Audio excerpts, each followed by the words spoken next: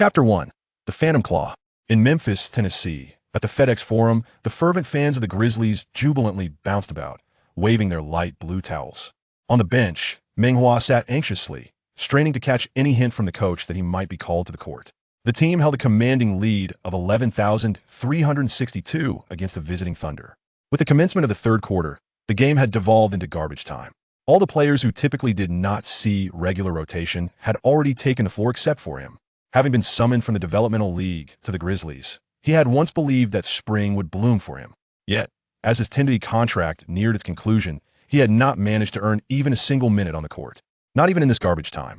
Could it be that he was such a negligible player that he couldn't even step onto the court during the least significant moments?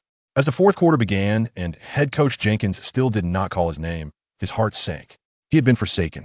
Perhaps choosing to join the developmental league had been a grave mistake. With his talents, had he played in the CBA, he could have at least earned a far more respectable salary. He had hoped to take a chance, believing that a bicycle could transform into a motorcycle. He yearned to play in the NBA, which was why he willingly accepted the role of a water boy. The pain of rejection was sharper than he had imagined. Had he known, he would have spared those golden-haired beauties their anguish. On the court, his teammate, Pons, exuberantly overexerted himself and inadvertently twisted his ankle. Jenkins glanced towards the bench, his gaze landing on the very end where Meng Hua sat. That guy, he scratched his head, struggling to recall his name. Meng Hua's heart raced. Was he calling me? The Asian fellow, you're up. Yes, Meng Hua exclaimed, his body springing from his seat as if pricked by a needle, dashing onto the court. He had awaited this moment for far too long. Today was the final day of his contract. If he could showcase his talents on the court, he would accept his fate, even if it meant being cut. At that moment, a cold, mechanical voice resonated within him, detecting host's entry onto the court, activating the superstar system. He glanced around, then looked up at the arena's ceiling, instinctively responding in his mind. Activate. The voice chimed again. Superstar system activated. Automatic sign-in successful. Sign-in reward. 1 Phantom Claw experience card. Immediately enabled for 10 minutes. After 7 games of system activation, an experience card will be automatically gifted. A 7-day protection period for beginners, enhancing all host capabilities by 20. Phantom Claw, enhancements of 20? His vertical leap would transform from 1 meter to 1.2. How astonishing. His heart raced with excitement as he anticipated the forthcoming garbage time. If it truly worked this way, he had no reason to fear being without a contract. As the Grizzlies launched an offensive, Meng Hua advanced to set a screen for his teammates. Conchar sidestepped, launching a three-pointer that swished through the net as if the hoop were an ocean. In the Thunder's front court, Watson glanced at Meng Hua, who stood half a head shorter than him. After passing to a teammate, he slipped to the baseline, positioning himself outside the key, hand outstretched for the ball. With both height and weight advantages over Meng Hua, Watson believed that a post-up would be the best choice. As Watson received the ball, he executed a deft crossover dribble, turning sharply to his left, his strong physique effectively shielding Meng Hua as he raised his arm to bank the shot. But Meng Hua, like a specter, deftly reached around Watson's robust back, swiping at the ball. Slap! A clean and decisive steal. Incredibly, he managed to maintain control of the ball. Scanning the court, he noticed his teammates breaking down the floor, but the Thunder were quick to retreat as well. To play it safe, he passed the ball to the nearest Culver and joined the fast break. A 3-on-2 situation quickly developed in their favor. Culver sprinted forward, driving at high speed toward the three-point line at a 45-degree angle, faking a shot before delivering a bounce pass to Conchar. Conchar returned the pass to Meng Hua, without looking at his defender, bounced it back to the cutting Culver. Culver reciprocated, passing back to Meng Hua. Meng Hua soared beneath the basket, executing a thunderous dunk. This play was a textbook example of a fast break with fluid and creative passing. The DJ on-site recognized the brilliance, fervently amplifying the atmosphere. The fans erupted into a frenzy, their towels dancing in the air, transforming the arena into a sea of blue. Such an electrifying home atmosphere was typically reserved for the intense competition of the playoffs. All of this was sparked by Meng Hua's spectacular steal. On the Thunder's ensuing possession, Watson lobbed the ball to Muscala beneath the rim. With Adams absent from a court, the task of defending Muscala fell to sophomore rookie Tilly. Muscala, elated, prepared to feast upon the opportunity like a sumptuous dumpling. He readied himself, turning to bump against the ball, poised to overpower his defender. But a figure darted in, swift as the wind, reaching out to flick the ball across the key. In the ensuing chaos, Conchar retrieved the ball, accelerating beyond the three-point line for a pull-up shot. Swish! An audacious three-pointer. Conchar turned to see that the one who had made the play was Meng Hua. He clapped in gratitude, giving a thumbs up. What a clever move. Across the vast ocean, in the Tencent studio, commentators Su Kun and Wang Meng were analyzing the rosters of the two teams. Their discussion had little to do with the game at hand. With garbage time already upon them and the Thunder's coach having thrown in the towel, what was there left to analyze? After Wang Meng finished discussing the Thunder's aspirations as the league's bottom dwellers, he glanced up at the score, exclaiming in astonishment, "Wow, the lead has widened to 60 points." Su Kun chuckled. "I just checked. The largest margin in history is 68 points. If the Thunder continue this way, they might just become the backdrop." What a pity that Meng Hua didn't play earlier otherwise. He could have snagged a record. Wang Meng laughed heartily, glancing at the screen with surprise. Oh, Meng Hua is finally on the court.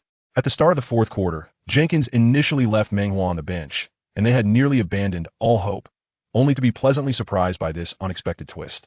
Su Kun glanced at the stats. Not bad, 2 points and 2 steals. Wang Meng remarked, "I hope Meng Hua puts on a dazzling performance and secures his next contract, even if it's just for 10 days. The sight of a domestic player on the court invigorated both commentators, prompting them to engage in more spirited conversation. On the court, Watson of the Thunder prepared to attack after being stripped by Meng Hua during an earlier post-up. He was determined to reclaim his dignity from the perimeter. In every profession, there exists a hierarchy of respect. Though Watson was not a starter, he was a regular in the Thunder's rotation.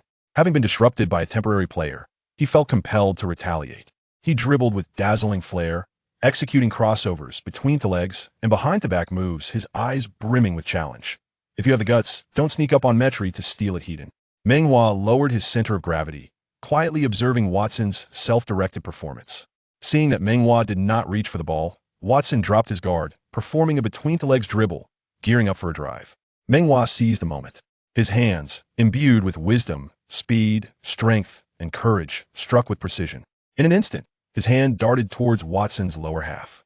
Watson felt an ominous chill as phantoms of the ball surged toward him, leaving him bewildered as to which one to protect. Meanwhile, Ball, who was engaged in an onion with Jordan, suddenly felt an itch in his ear. The ball was forcefully dislodged by Meng Hua, rolling swiftly towards the sideline. Meng Hua, gliding like the wind, scooped the ball back in bounds before passing it to Conchar.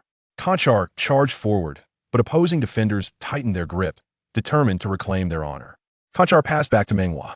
As Meng Hua reached the three-point line, he lifted his hand to shoot, only to be met by a defender lunging at him. After faking a shot, Meng Hua dribbled to the right. Bending his knees, raising his hand, flicking the ball, he resolutely launched a three-pointer. The ball arced beautifully through the air. Swish! A perfectly executed three-pointer. Chapter 2. Defense Wins Championships. Beautiful! Exclaimed Teacher Su, overwhelmed with emotion. My goodness! Wang Meng marveled aloud. My goodness! He reiterated, emphasizing his astonishment. With the Grizzlies enjoying a substantial lead, many fans who had previously paid little attention to the game flocked into the live stream. The chat exploded with excitement. Meng Hua had merely signed a 10-day contract and had yet to take the court. So many fans still did not recognize him.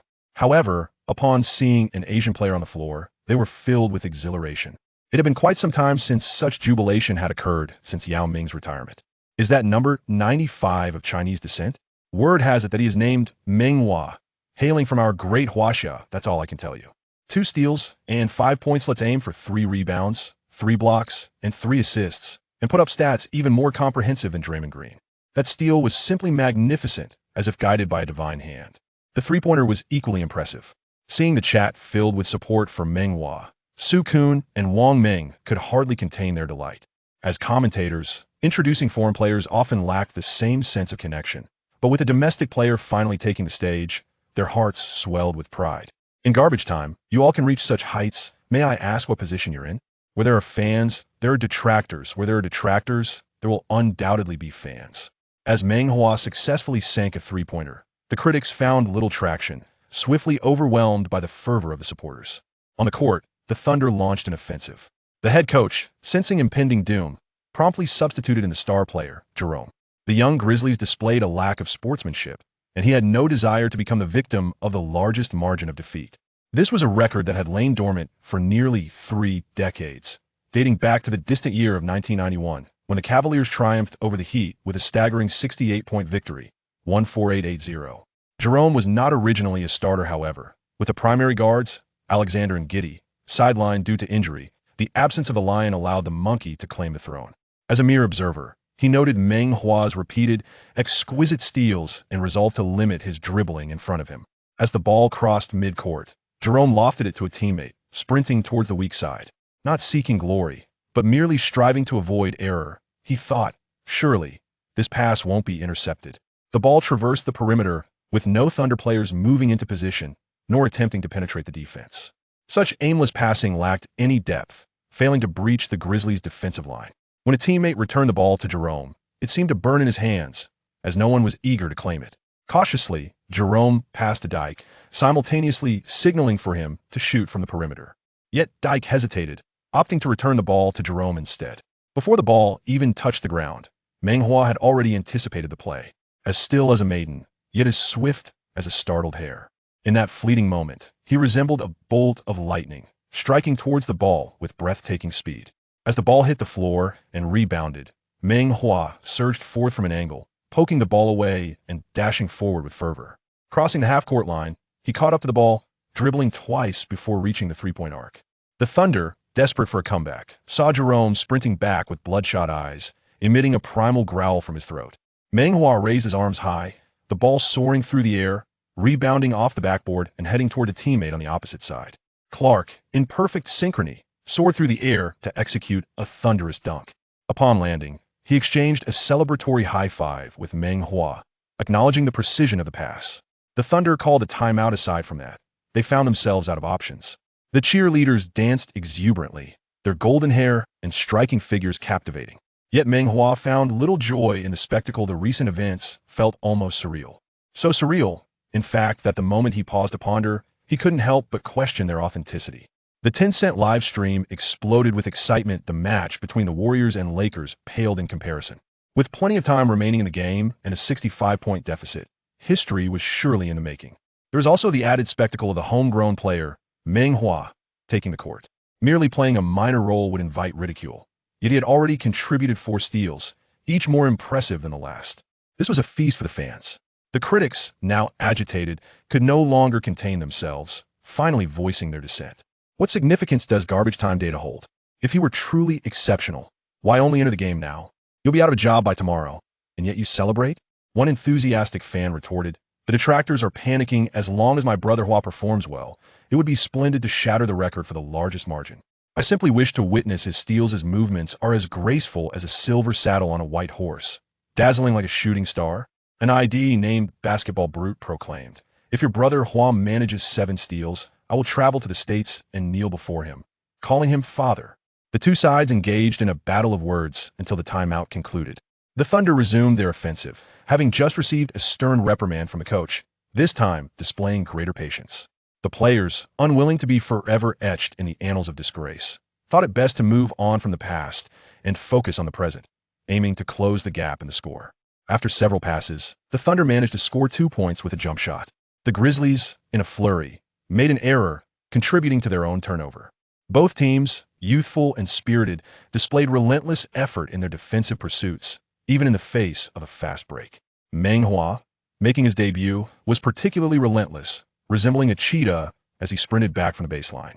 In a 20-meter dash, there was perhaps only one individual in the world who could match his speed, the electrifying Su Shun. And even that was merely a possibility. The Thunder players took 3 steps, yet still could not shake off Concar's defense. However, it was a 2-on-1 situation, and the offensive players swiftly passed the ball to a teammate racing down the court. This play unfolded as if in practice, with the receiving player leaping to deliver a thunderous dunk. As he soared into the air, he sensed something was amiss. The ball felt lighter than expected. Just as he was poised to slam it through the hoop, he found himself bewildered. Where was the ball? The crowd erupted in a deafening chorus of gasps. At the very moment the ball was passed, Meng Hua was still 5 meters away.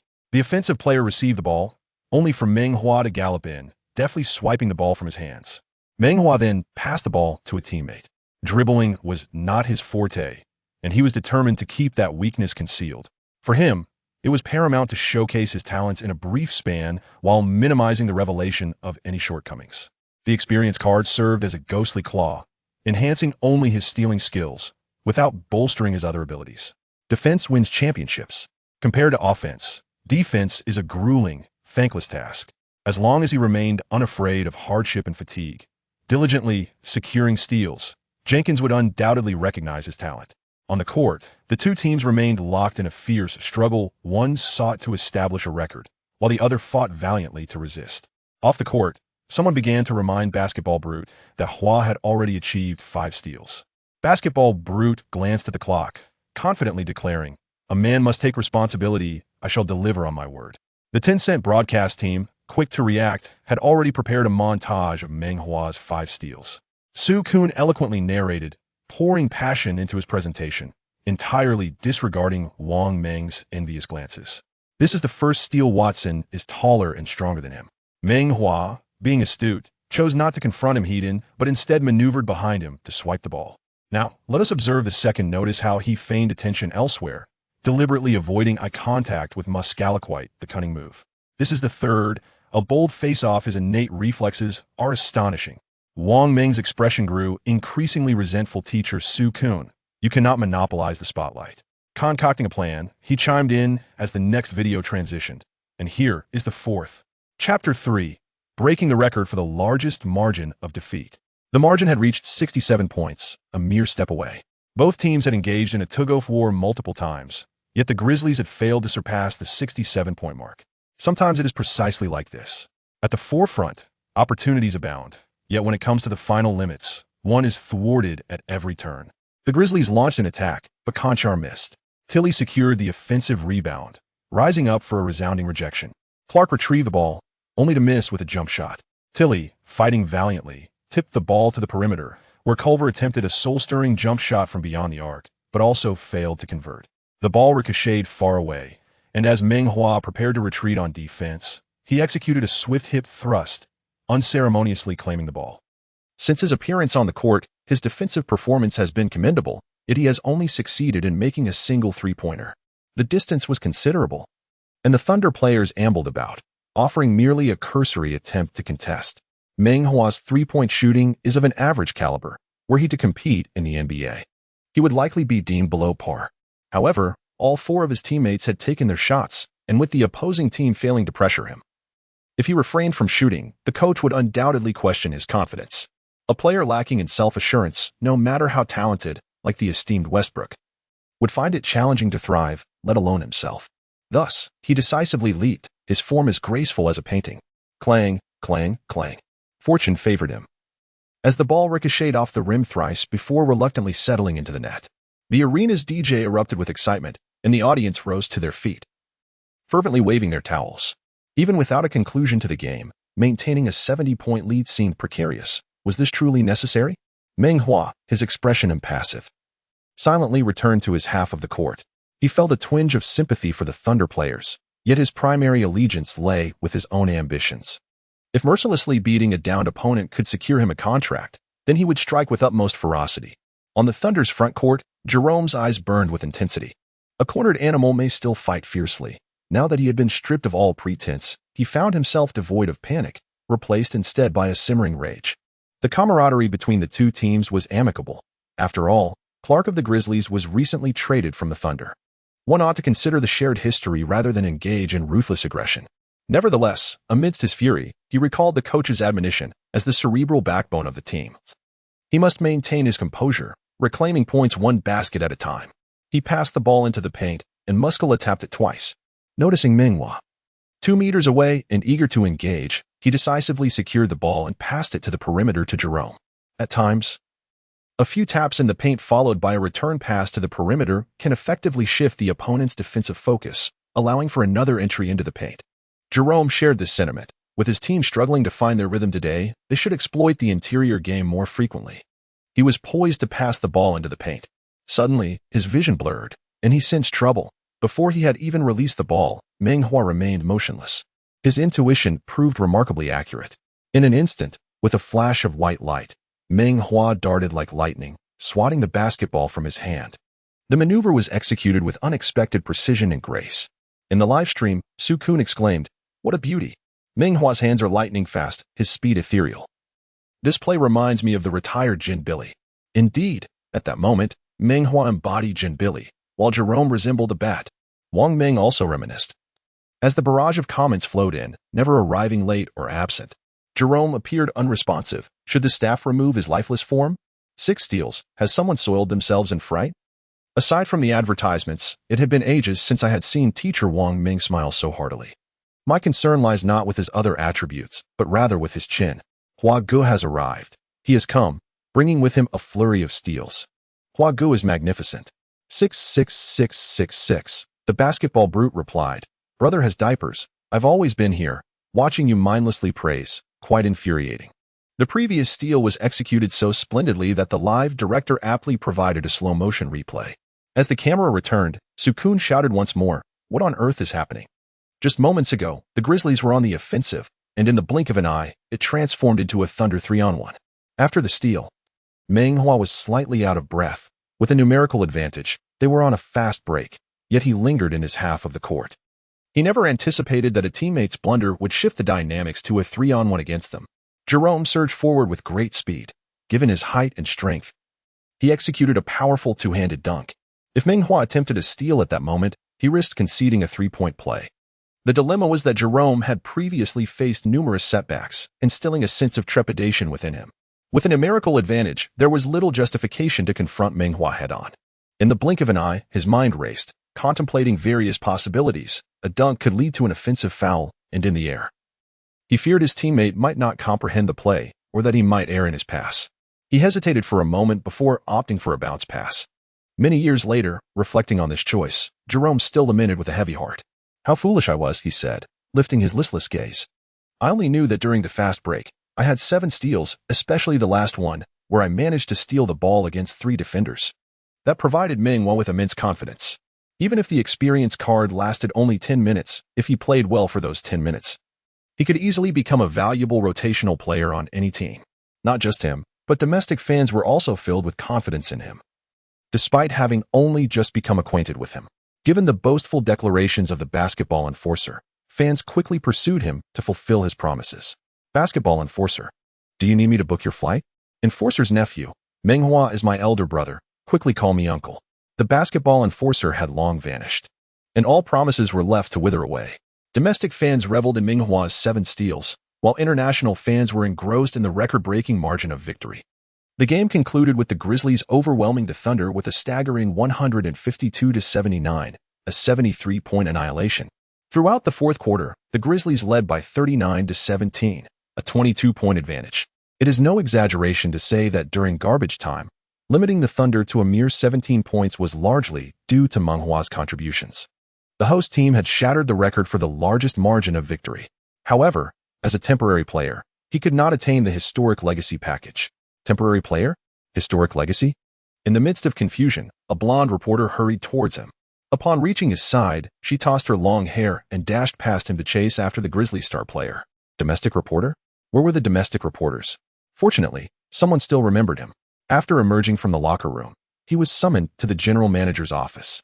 Good days were coming, and he knocked cheerfully on the door. Zach Kleiman sat in the large chair, focused on the documents before him. Upon his entrance, he glanced up briefly before returning his gaze to the papers, uttering, "The team wishes to sign a contract with you."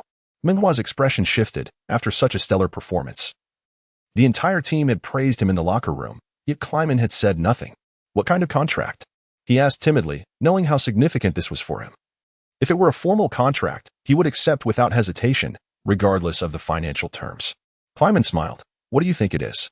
He remained engrossed in the documents, seemingly deeming them far more significant than the contract with Meng Hua. Since his appointment, he had performed remarkably well, greatly enhancing the Grizzlies' capabilities. Last season, they reached the playoffs, and this season they were exhibiting an impressive performance, even breaking the record for the largest point differential today. In addressing the relatively unknown Meng Hua, calling him to the office alone was a gesture of considerable respect.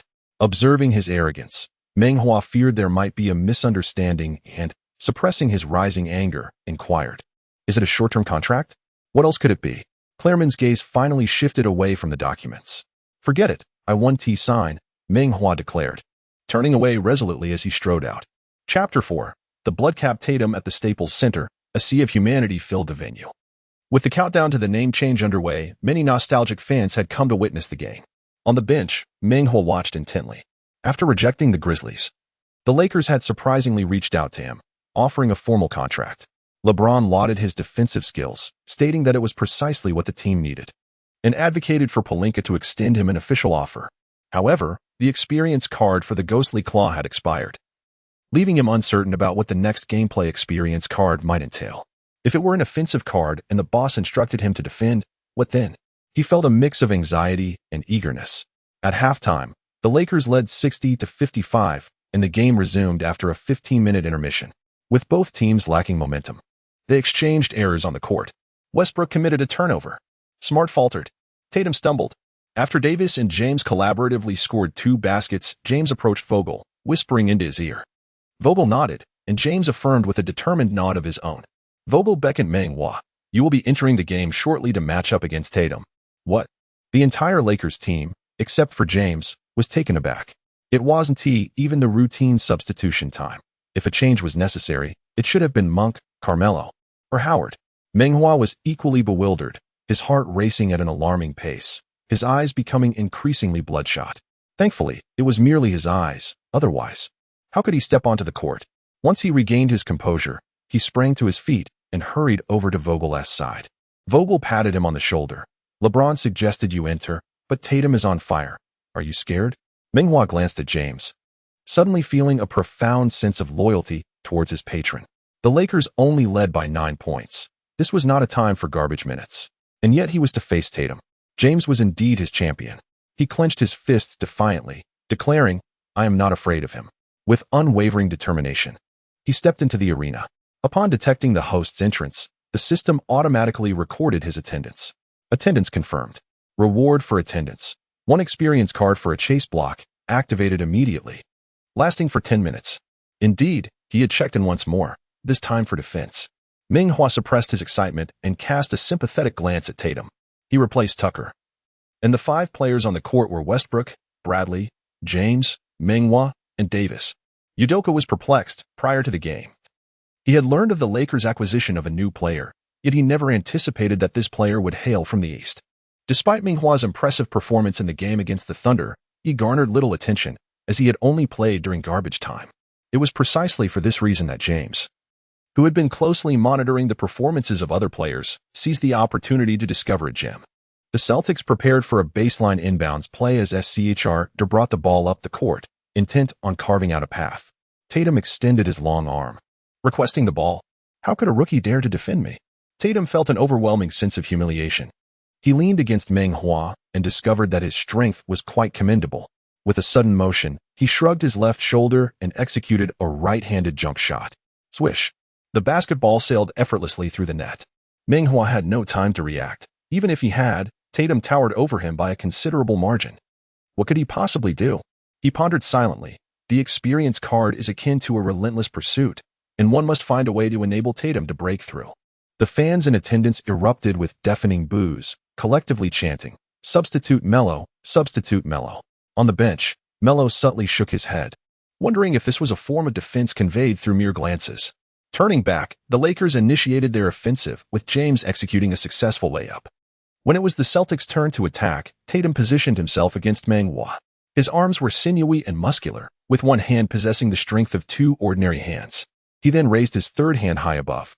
Given the disparity in their heights and wingspans, such an action was unnecessary, yet he proceeded nonetheless. Not only did he aim to score, but he also sought to do so with flair. SC Charter understood his intent, delivering the ball to Tatum's right hand. The pass was slow, but Tatum, with his wealth of experience, firmly established his position against Meng Hua, who was unable to push past him, and thus could not intercept the ball. With the ball in his possession, Tatum pressed his back against his opponent, swiftly pivoting to face the hoop. With his right hand poised to shoot, Meng Hua made every effort to interfere. Tatum executed a smooth spin, releasing the ball. After a dribble, he sidestepped Meng Hua, elegantly ascending for a layup in 3 swift steps. The fluidity of his movements brought him a sense of satisfaction. As he surged towards the basket, Davis found himself firmly obstructed by Williams, rendering him unable to provide timely assistance. Tatum, poised to bank the shot, was assured of 2 points from this position. One could score with eyes closed. A fleeting yellow shadow swept past his head. The ball indeed struck the backboard.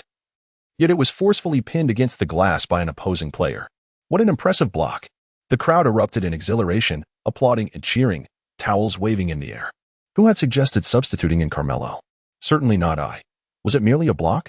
Meng Hua, suspended in midair, arched his body like a bow, seemingly possessing eyes in the back of his head, promptly relaying the ball to Westbrook. Westbrook dribbled twice, preparing to soar for a thunderous dunk. When he caught sight of James racing down the court like a celestial being, he lofted the ball into the air. James received it mid-flight, executing a powerful dunk that sent the arena into a frenzy. The momentum swung decisively in favor of the Lakers, and it all began with Meng Hua's spectacular rejection of Tatum. Meng Hua, having not participated in this fast break, stood on the opponent's half of the court, breathless. The Celtics swiftly called a timeout, disrupted by Meng Hua's play. Udoka appeared at a loss and opted for a timeout to stabilize the situation while also safeguarding Tatum. Despite having lost his position, Meng Hua pursued relentlessly, arriving ahead of the play to deliver a resounding rejection. From a basketball perspective, that previous sequence was nothing short of spectacular. Yet for Tatum, it was a moment of humiliation. Udoka patted Tatum reassuringly, encouraging him not to dwell on it. As the team's leading player, Tatum had weathered numerous storms and quickly adjusted his mindset. After all, how many times had Paul George been relegated to the background without faltering? Upon the resumption of play, the Celtics regained possession, executing a pick-and-roll with Smart and Horford. Horford rolled towards the free-throw line, and Smart, with unspoken understanding, delivered a beautiful behind-the-back pass. The Lakers employed a small ball strategy, reminiscent of the Warriors' death lineup, yet often to their own detriment. Standing at 2 meters and 8 centimeters, Horford's mid-range shot from the free-throw line was uncontestable by anyone but Davis. Davis remained vigilant regarding Horford, both on and off the court. On the court, Horford's fundamental skills were impeccable, particularly his mastery of the mid-range jumper. Off the court, Horford's solid standing was further complemented by his wife, a former Miss Universe and a prominent figure within the league's wives circle, which occasionally stirred Davis's envy. Horford aimed to draw Davis into defense. His large hands were not only adept at playing cards, but also at delivering precise passes. Tatum, executing a backdoor cut, accelerated upon receiving the ball, akin to a high-speed car racing towards the paint. James's defensive effort was anticipated by Tatum long before it arrived. His ability to swiftly ascend as the leader of the Celtics is attributed to his capacity to take one step while contemplating three. He executed a toss shot, not necessarily for aesthetics, but simply to score, as it ultimately counted for 2 points. LeBron, unable to focus on the upper court, could only watch as the ball soared over his head. At that moment, a mountain rose from the ground. With a resounding smack, the ball was forcefully swatted out of bounds. It was him, it was him, it was him. The crowd erupted. The commentators exploded with excitement. The 10-cent studio was in a frenzy. The TNT studio was in pandemonium. Chapter 5. Please treat Smart and Schroeder to hot pot. This emphatic block ignited Meng Hua's confidence. Upon landing, he was elated, fists clenched, and he swung his arms down with fervor. That exhilarating feeling returned, an echo of glory. The domestic fans were equally ecstatic. This celebration mirrored that of Yao Ming's iconic dunk over Duncan years ago. Indeed, excellence often shares common threads. Although it was a block, the ball had gone out of bounds, leaving possession with the Celtics. Humiliated by a rookie, Tatum glared fiercely at Meng Hua. Meng Hua returned the stare, having never lost in such a contest since childhood. In the past, when he sat quietly at the end of the bench. Why didn't you dare to glare at me? At the end of the day, it is your insecurity that speaks volumes. Realizing this, his mindset relaxed even further. Schroeder inbound the ball to Tatum. Meng Hua focused intently, guarding his right side, while allowing a breakthrough on the left. Tatum seemed intimidated by the block, opting not to dribble but instead executing a step-back jumper. It fell short.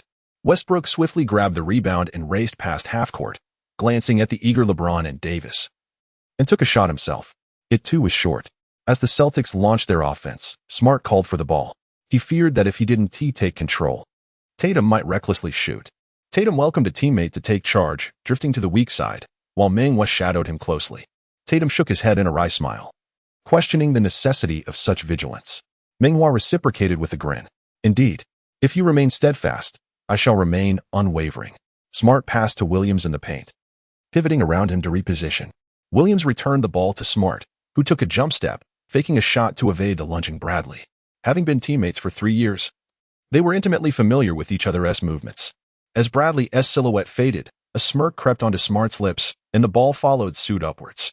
Years ago, during a training session, he had used this very maneuver to best Bradley, Yet it seemed he had forgotten the lesson.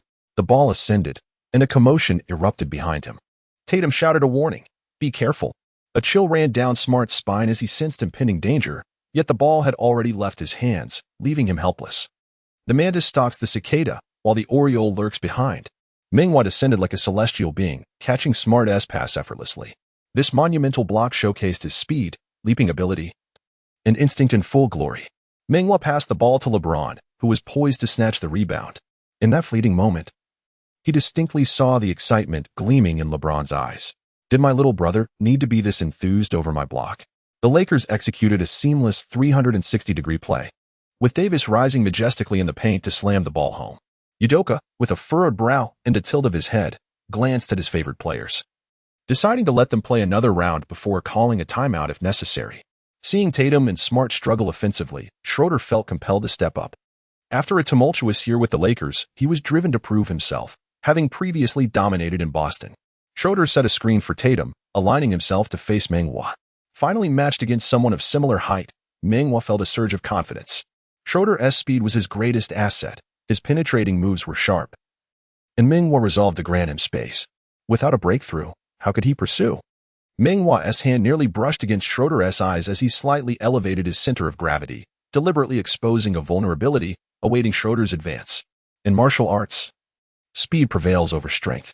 When Kung Fu premiered in Germany, Schroeder was just 12 years old, and he had clearly absorbed its wisdom.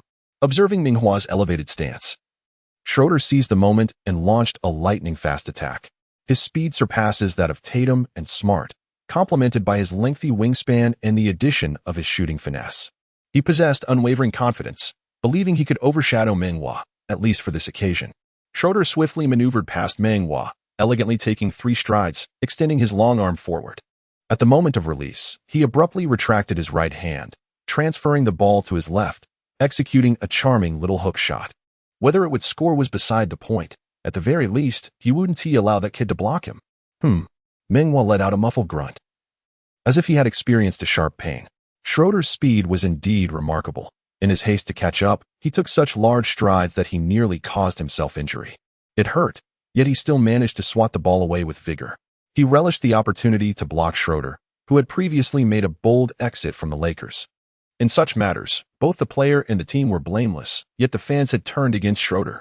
A block would undoubtedly benefit the team, and blocking him would also endear him to the fans. What could be better? Davis retrieved the ball, oblivious to the consequences, striding even larger than Meng Hua as he charged towards the opponent's backcourt. As Meng Hua landed, grimacing in pain, he instinctively reached for the sore spot, but halfway through, fearing a fine, he opted instead to pat his thigh. The subtle tremor in his inner thigh only heightened the discomfort. On the other half of the court, his teammates effortlessly secured another 2 points. Udoka could no longer remain seated and rose to call a timeout. Although Jaylen Brown was unable to play, the same lineup had previously decimated them just days prior. What on earth was happening? Noticing Meng Hua's awkward gait as he exited, the observant James inquired, "Hua, are you all right? You're our MVP today, don't get injured."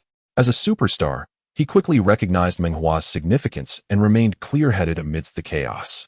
I'm fine, Meng Hua replied nonchalantly, anxious that the coach might discover his fragility and refrain from putting him on the court again.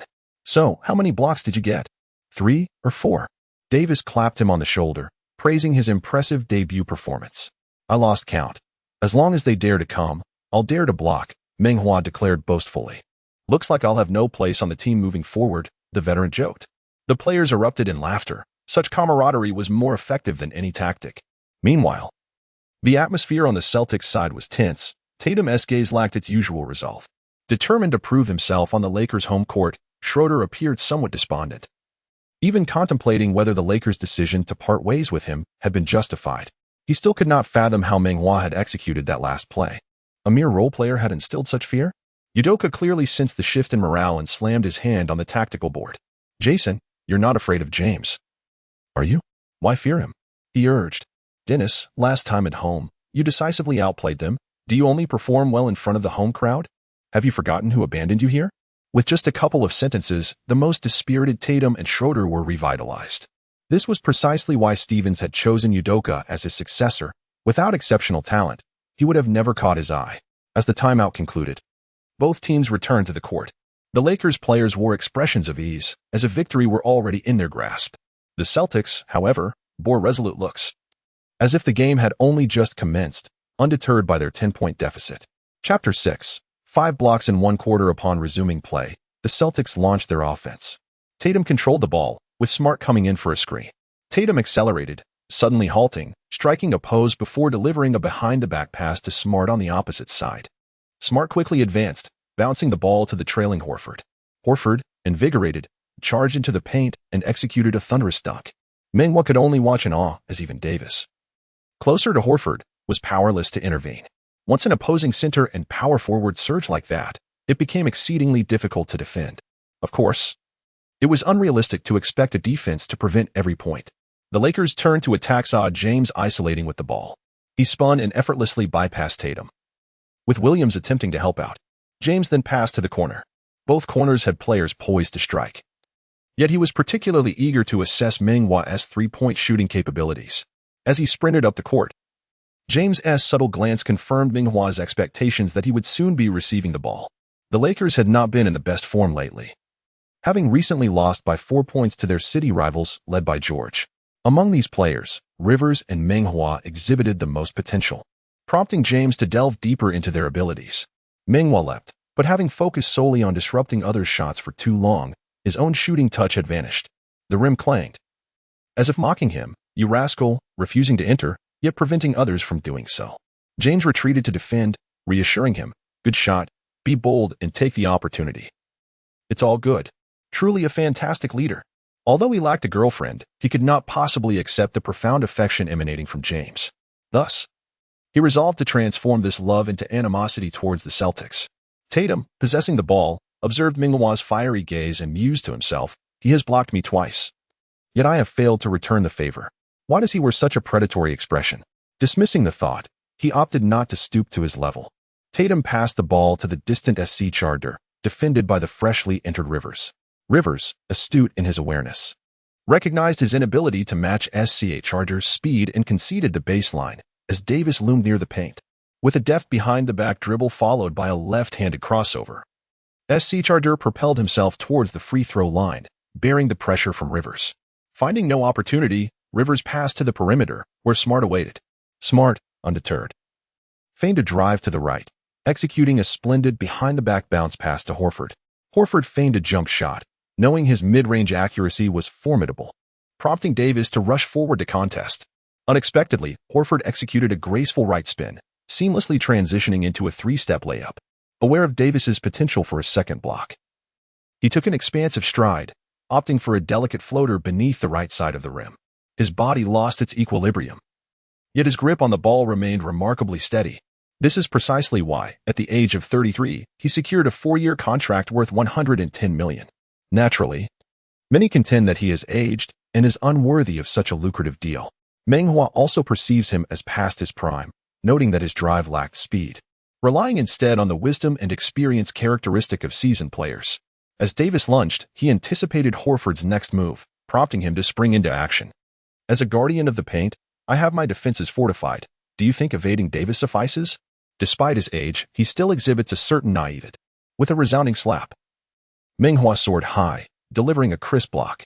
Horford's expression remained unfazed. This was not his first encounter with rejection on his drives. At his level of speed, it is nearly impossible to distinguish between the velocities of Tatum, Schroeder, and Meng Hua. In a grade with 450 students for those in the 400 range, the difference between ranking 30 and ranking 1 is virtually negligible. This notion is merely a reflection of Horford's perspective. The fans in attendance certainly do not share this sentiment. The Staples Center is vast, and the exuberance of the fans resonates even louder. It resembles a boundless ocean, with the fervor of the crowd transforming it into a boiling sea. Among the spectators, an elderly gentleman, adorned in a Kobe Bryant jersey bearing the number 24, dances gracefully to the rhythm of the music. The director astutely captures this moment, reigniting the energy of the entire arena. In the Tencent studio, a montage of Meng Hua's 5 remarkable blocks is currently being aired. Today's commentators are once again Wang Ming and Su Kun. Having learned from their previous experiences, Wang Ming takes the lead. He wore a radiant smile, maintaining the charming demeanor from the advertisement shoot. This was the first block. Tatum believed he had evaded Meng Hua, only to be met with a formidable rejection. This moment reminded me of a spectacular block by Michael Jordan during his time with the Wizards. This one was even more exquisite, with Tatum on the receiving end. Meng Hua's speed and awareness undoubtedly grant him the potential to establish himself in the NBA. Let us now observe the third block, as Sukun interjected. "Wang Ming, you are still too young," he remarked. Throughout Sukun's introduction, Wang Ming squinted with a mournful expression, casting a provocative gaze in his direction. Unfazed, Sukun replied, "Who told you to steal my thunder last time?" Time of joy always seems to pass too swiftly, and the montage soon concluded. The two began to analyze Meng Hua's prospects. Compared to his predecessors, Meng Hua possesses a unique quality. Ming was drafted first overall due to his lower body strength and height. His ascension to the all-star level stemmed from his continual improvement, greatly aided by his exceptionally high emotional intelligence. Wang Zhizhi made it to the NBA because of his awareness and footwork in the paint, ensuring he remains above average even in the league. Yi Jianlian was selected as the sixth pick largely due to his explosive physical attributes, with the sky as his only limit. Then there's Jeremy Lin, a testament to the underdog narrative, notable for his high basketball IQ, strength, and awareness. However, none of these four players were recognized primarily for their defensive skills. Regardless of their defensive capabilities, they were not scouted for that reason. In contrast, Meng Hua caught the Lakers' attention for his defensive prowess. During a rout against the Thunder, he recorded 7 steals. Today, while matched against Tatum, he delivered 5 remarkable blocks in a single quarter. Such a defensive foundation will enable him to adapt to the NBA more swiftly. Scottie Pippen, the Bulls' second-in-command, once stated, "Our jump shots may falter, but our defense will never betray us." This sentiment resonated with the iron triangle of Jordan and Rodman. It is likely that coaches across the league share a similar philosophy. Even teams as offensively potent as the Warriors maintain a top-tier defense. After their analysis, Meng Hua's fans flooded the comment section with exuberance, transforming this space into a joyous sea, akin to the Lakers' home crowd. Yet, the atmosphere felt slightly different. In reality, moments like these rarely see dissenters, but online, they abound. Meng Hua's son, the basketball rascal, chimed in, "I said it that day, it was garbage time. Why didn't my dad steal the ball today?" Another detractor echoed, "No matter the strategy, ultimately, you must score. May I ask how many points your brother scored today?" The dissenting voices, though faint, resembled the buzz of a fly. However, the collective joy of the audience diminished somewhat. It must be said that the criticisms from these naysayers held some merit. Without scoring, even the finest defense falters in the eyes of the coach. The ensuing game proceeded without incident, and Meng Hua no longer contributed any blocks. Apart from Williams, the other 4 Celtics took turns dominating the paint, having learned their lesson. Concerned about his stamina, Vogel opted to substitute him out. After 3 quarters, the Lakers led by 16 points, with a score of 91-75. Chapter 7. The true test. As the final quarter commenced, the Celtics went all in, with Tatum and several key players remaining on the court. They are, after all, youthful. Had it not been for concerns over injury, playing the full 48 minutes would pose no challenge. Among the Lakers' triumvirate, LeBron James is on the court with the substitutes, while Anthony Davis and Russell Westbrook rest on the sidelines. The pseudo-superstar Meng Hua sits beside Westbrook, attentively absorbing his teachings. Despite Westbrook's fiery and exuberant demeanor during the game, charging forth with apparent recklessness, his strategic explanations off the court are astute and articulate. Comprehending the theory and applying it seamlessly in practice are entirely different matters.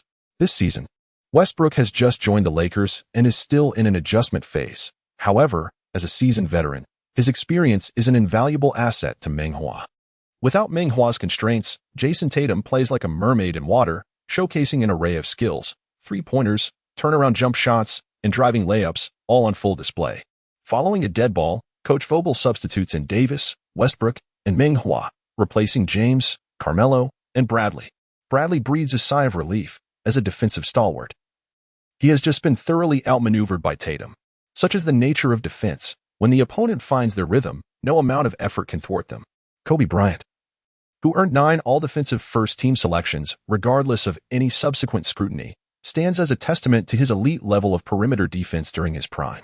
Even a man of his caliber was once eclipsed by Tracy McGrady. If resistance is futile, one might as well recline and savor the moment. The word give up was absent from Kobe's lexicon, thus he opted to engage in a titanic exchange with McGrady.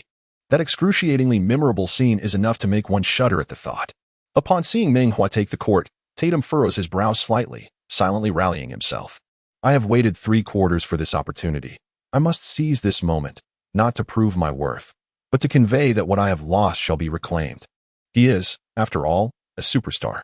During a pause, he calmly analyzes the situation and has gradually discerned Meng Hua's defensive tactics. This fellow is quick to provide help defense and excels at blocking from behind. As for his other skills, they have yet to reveal themselves as particularly formidable. Unbeknownst to Meng Hua, who remains focused on guarding his right side, he thinks, "You attempt to penetrate from the left, and I shall surely block you." Tatum dribbles with his left hand, his movements devoid of excess, his shoulder dips as he powers toward the paint, with Davis looming behind. He realizes he cannot pass through that way. Meng Hua extends his large hand, maintaining a distance sufficient to disrupt Tatum's shot. Tatum suddenly halts, then executes a left spin. Aware that Tatum can also shoot with his left hand, Meng Hua finds himself distanced and has no choice but to sprint forward with all his might. However, Tatum feints, swiftly pivoting to the right without jumping, balancing on one leg, and sinking a 2-point shot. Caught off guard, Meng Hua feels disheartened. Westbrook leans in close and whispers, "Let him shoot with his left hand.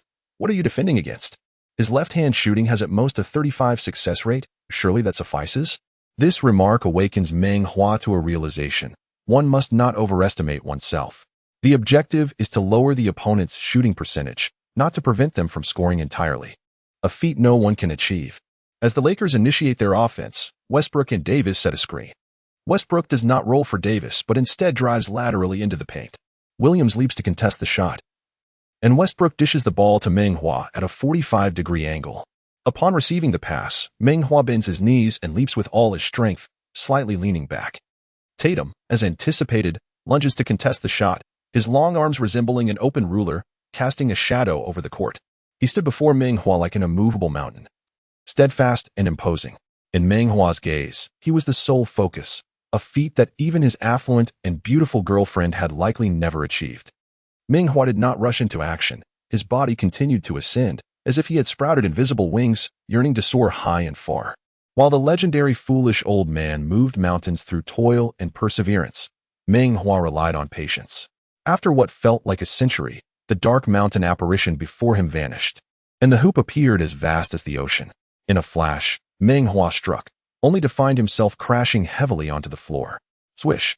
The ball sailed through the net. The commentators erupted in excitement, their voices trailing off dramatically to heighten the atmosphere. Meng Hua swiftly rose from the ground, retreating to half-court to defend. This was not the time for celebration. That honor belonged to James, Davis, Westbrook, and Anthony. He is incapable and lacks desire. A novice like him must possess some distinctive qualities to be remembered by the coach. Vogel, on the sidelines, nodded to himself. In this match, Meng Hua had far exceeded his expectations. James, too, gazed at Meng Hua with satisfaction. Who wouldn't appreciate a junior who contributes silently and does not overshadow the leader? Upon returning to the backcourt, Meng Hua received a notification that his trial card was expiring. Yet, he was already aware of this due to the countdown. This timer calculated his playing time, pausing when the game stopped. Without the trial card, Tatum resumed his superstar prowess, and the true test was just beginning. Tatum would analyze him, and he, in turn, began to dissect Tatum's offensive patterns. As Tatum attacked, he switched to dribbling with his right hand, subtly nudging Meng Hua with his left, crouching low, poised to carve out a path. Beep! The referee's whistle pierced the air. The two teams harbored a long-standing rivalry, albeit confined to the realm of basketball, with both sides maintaining decorum and having avoided fouls for some time. Tatum turned to look at the referee's signals, dropped the ball, and clasped his head with both hands, all the while glancing at the big screen. He indeed committed a foul. The subtle act of pushing was rather conspicuous, though he himself remained oblivious to it. Today, the Lakers are playing on their home court. Even a rookie defending against him would not escape the scrutiny of the officials. Turning back, Westbrook penetrated the defense, lofting a high pass to Davis, who executed a powerful one-handed dunk. Witnessing his teammates' growing synergy, LeBron, seated on the sidelines, broke into a wide, unabashed grin. Fortunately for him, he is not Duncan. Otherwise, he might have faced immediate ejection from the game. As the Celtics initiated their offense, Meng Hua closely shadowed Tatum, his defense aggressive and relentless. Such a defensive approach could easily be bypassed in a single step. Yet he understood that his previous chase-down block had left an impression of intimidation, making it unlikely for the opponent to opt for that route again. Tatum, indeed, was hesitant to drive. Instead, He dribbled slowly, gradually advancing into the paint.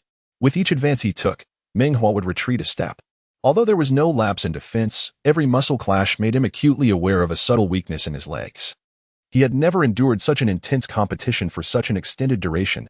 His muscles had yet to develop memory, and his stamina had reached a critical threshold. According to the law of energy conservation, although the experience card aided him in executing a remarkable block, it also drained a considerable amount of his energy, compounded by the 20% enhancement of his physical capabilities.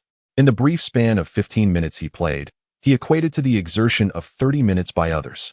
Yet, Meng Hua's countenance remained as tranquil as a still pond. A man must never reveal his inadequacies. Tatum continued to bulldoze his way through, while his teammates lingered either on the weak side or beyond the three-point line, leaving the paint utterly vacant. In contrast to Meng Hua, he resembled a relentless bulldozer. As he penetrated deep into the paint, Tatum secured the ball, lifting his arm high. Suddenly, Meng Hua recalled Battier's renowned eye-blocking defensive technique and instinctively executed a maneuver akin to two dragons playing with pearls. Tatum feigned a move, spinning like a top to the left. Meng Hua leapt, lunging towards Tatum's shooting hand. Tatum pivoted right, maintaining a slightly backward stance reminiscent of a golden rooster standing on one leg. At this juncture, he was poised to release the ball at any moment. Yet he desired to let Meng Hua experience the sensation of being outsmarted. Some forwards relish the opportunity to circumvent the goalkeeper before taking a shot. It is this very mentality. Of course, there are times when such bravado backfires. Meng Hua leapt once more. He had not exerted himself in his previous jump. Westbrook was correct. It was impossible to defend against everything. Thus, he gambled that Tatum would not shoot, anticipating further tricks. This time, he propelled himself with all his might. No matter what subsequent moves he had, he accepted the challenge. With a resounding clap, the crisp sound of a block echoed. Tatum had indeed faltered. The Los Angeles hot pot continued to thrive. Chapter 8. Ironclad defense. The block ricocheted off Tatum and landed directly in Meng Hua's possession. Seizing the opportunity, Meng Hua dribbled behind his back before passing to Westbrook. After such an extended period on the court, he had hardly dribbled the ball. But now he had made a significant contribution and dared to indulge himself a little. It turned out that he could block Tatum without needing an experience card. He felt a surge of joy, as if he were a star himself. Bro, is this really acceptable? Does the sea otter not value its pride? With 6 blocks to his name, one might question how Meng Hua, who stood under 190 centimeters, achieved such feats. The basketball ruffians might assert that Tatum had intentionally thrown himself into his path. Originally, the basketball ruffian had intended to exit the fray. But upon encountering someone challenging his remarks, he felt compelled to remain and continue his critique. Once aboard the ship of mischief, disembarking is an arduous task. The internet possesses a memory of its own. At times, even when one no longer wishes to engage in disparagement, fervent fans insist on lingering, leaving one with an uneasy conscience. He harbored no particular grievances against Meng Hua, introspectively contemplating his own feelings, and acknowledged that Meng Hua performed admirably, elevating the prestige of their nation.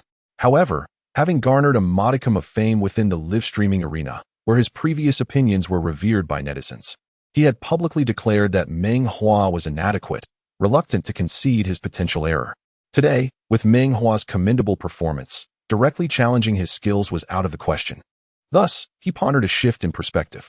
When Lin Shihao first emerged, was he not even more astonishing? And what about Yi Jianlian, who upon joining the NBA was named Eastern Conference Rookie of the Month? Do you know who the Western counterpart was? It was the formidable Kevin Durant. And now? A fan retorted, "Are you measuring Meng Hua against Durant's standards?" This incited a flurry of comments. Are you measuring Meng Hua against Durant's standards? Be reasonable. If you dislike it, then leave. No one forced you to watch Brother Hua. Fans exchanged barbs, and the beleaguered basketball antagonist reluctantly exited the live stream. His heart heavy with dissatisfaction, yet he recognized that all he could do was await the next match. In a favorable wind, even a pig can soar. No one can alter the prevailing conditions.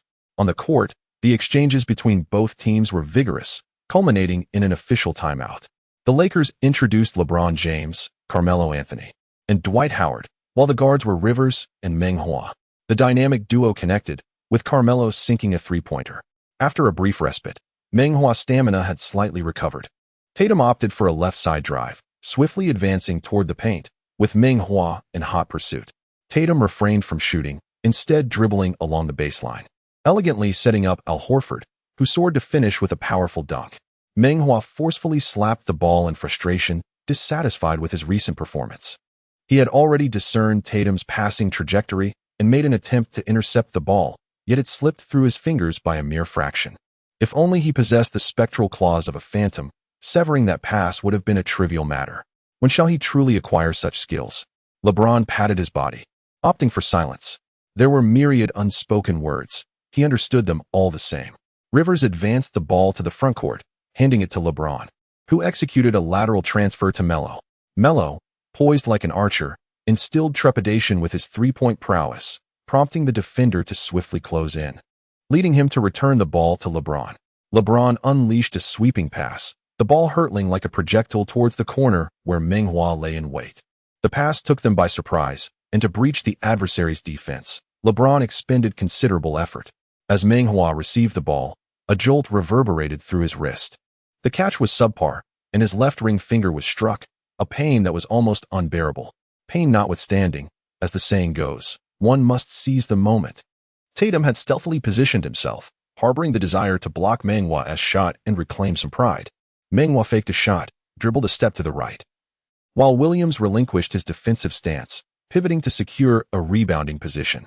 With 5 meters of open space before him, Meng Hua gradually lifted his arm, fingers poised to flick the ball. The instant he released it, an indescribable sensation coursed through him, maintaining a wrist-flicking posture. Whoosh! It was indeed a flawless swish. Both of his three-pointers were swishes. However, the moment he released the ball, he was aware it would find the net, an instinct akin to that of a seasoned hunter. He began to comprehend why figures like Big Bird, elementary school students, and the likes of Blowing Young exhibited such arrogance. Just moments ago, he had yearned to celebrate in advance, but reflecting on his understated persona, he chose to restrain himself and awaited his moment in the limelight. The competition within the NBA is exceedingly ruthless. Only recently, following a thunderous dunk by Horford, the Beast was benched by Vogel. The Beast's contributions on the court were far from negligible, and his dedication to training was commendable. Once, he was a man capable of matching James point for point. Yet what does that matter now? As age catches up and injuries accumulate, the desire to continue playing necessitates acceptance of such circumstances. The Celtics, adapting to the evolving trends of the league, deployed a smaller lineup. In the fourth quarter, when trailing, most teams resort to a 5-small strategy to close the gap. The interior was once again vacated, as Tatum received the ball at the baseline, continuing to position himself for a shot. Snap! He dribbled the ball and advanced a step forward. Bang! He pushed again and again, forcing Meng Hua to retreat repeatedly. James signaled to his teammates not to provide help defense. His mind was clear, time was running short, and the pace of scoring was sluggish. Tatum, take your time to wear Meng Hua down, as long as our team wins. It matters not. Perhaps having heard the silent call from James, Tatum intensified his efforts. 1 step, 2 steps. Approaching the edge of the paint, he bent his knees and lunged, attempting a lateral breakthrough. Thud. Meng Hua fell to the ground. There was no whistle. Tatum seized the opportunity and scored effortlessly. Boos erupted from the crowd. In truth, the fans hadn't quite grasped what had transpired. It didn't matter. Whatever favored their team was all that counted. Who cares about objectivity and fairness?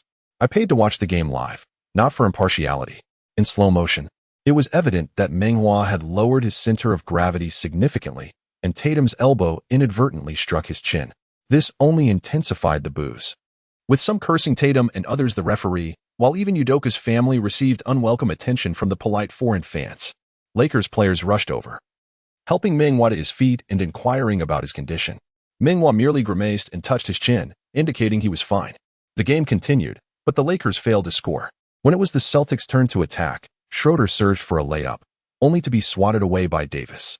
Smart retrieved the ball and passed it to Tatum, who then fed Richardson. Richardson smoothly turned and delivered a silky pass to Horford. Horford soared high in the paint, slamming the ball into the basket, colliding with the Lakers' defenders in an explosive moment. Simultaneously, the referee's whistle blew, calling a blocking foul on the Lakers. On the floor, Meng Hua felt a surge of pain, his ribs threatening to crack. He had intended to draw a charge on Horford, but ended up worse off. Vogel leapt from the sidelines, opting to challenge the referee's call. In the Tencent studio, Su Kun passionately analyzed Meng Hua's spirit. He may not have been the best player on the Lakers, Yet he brought an ironclad defense to the team. Horford charged in at high speed. He could have avoided the collision, as his team was leading by a significant margin, and the play was not his responsibility.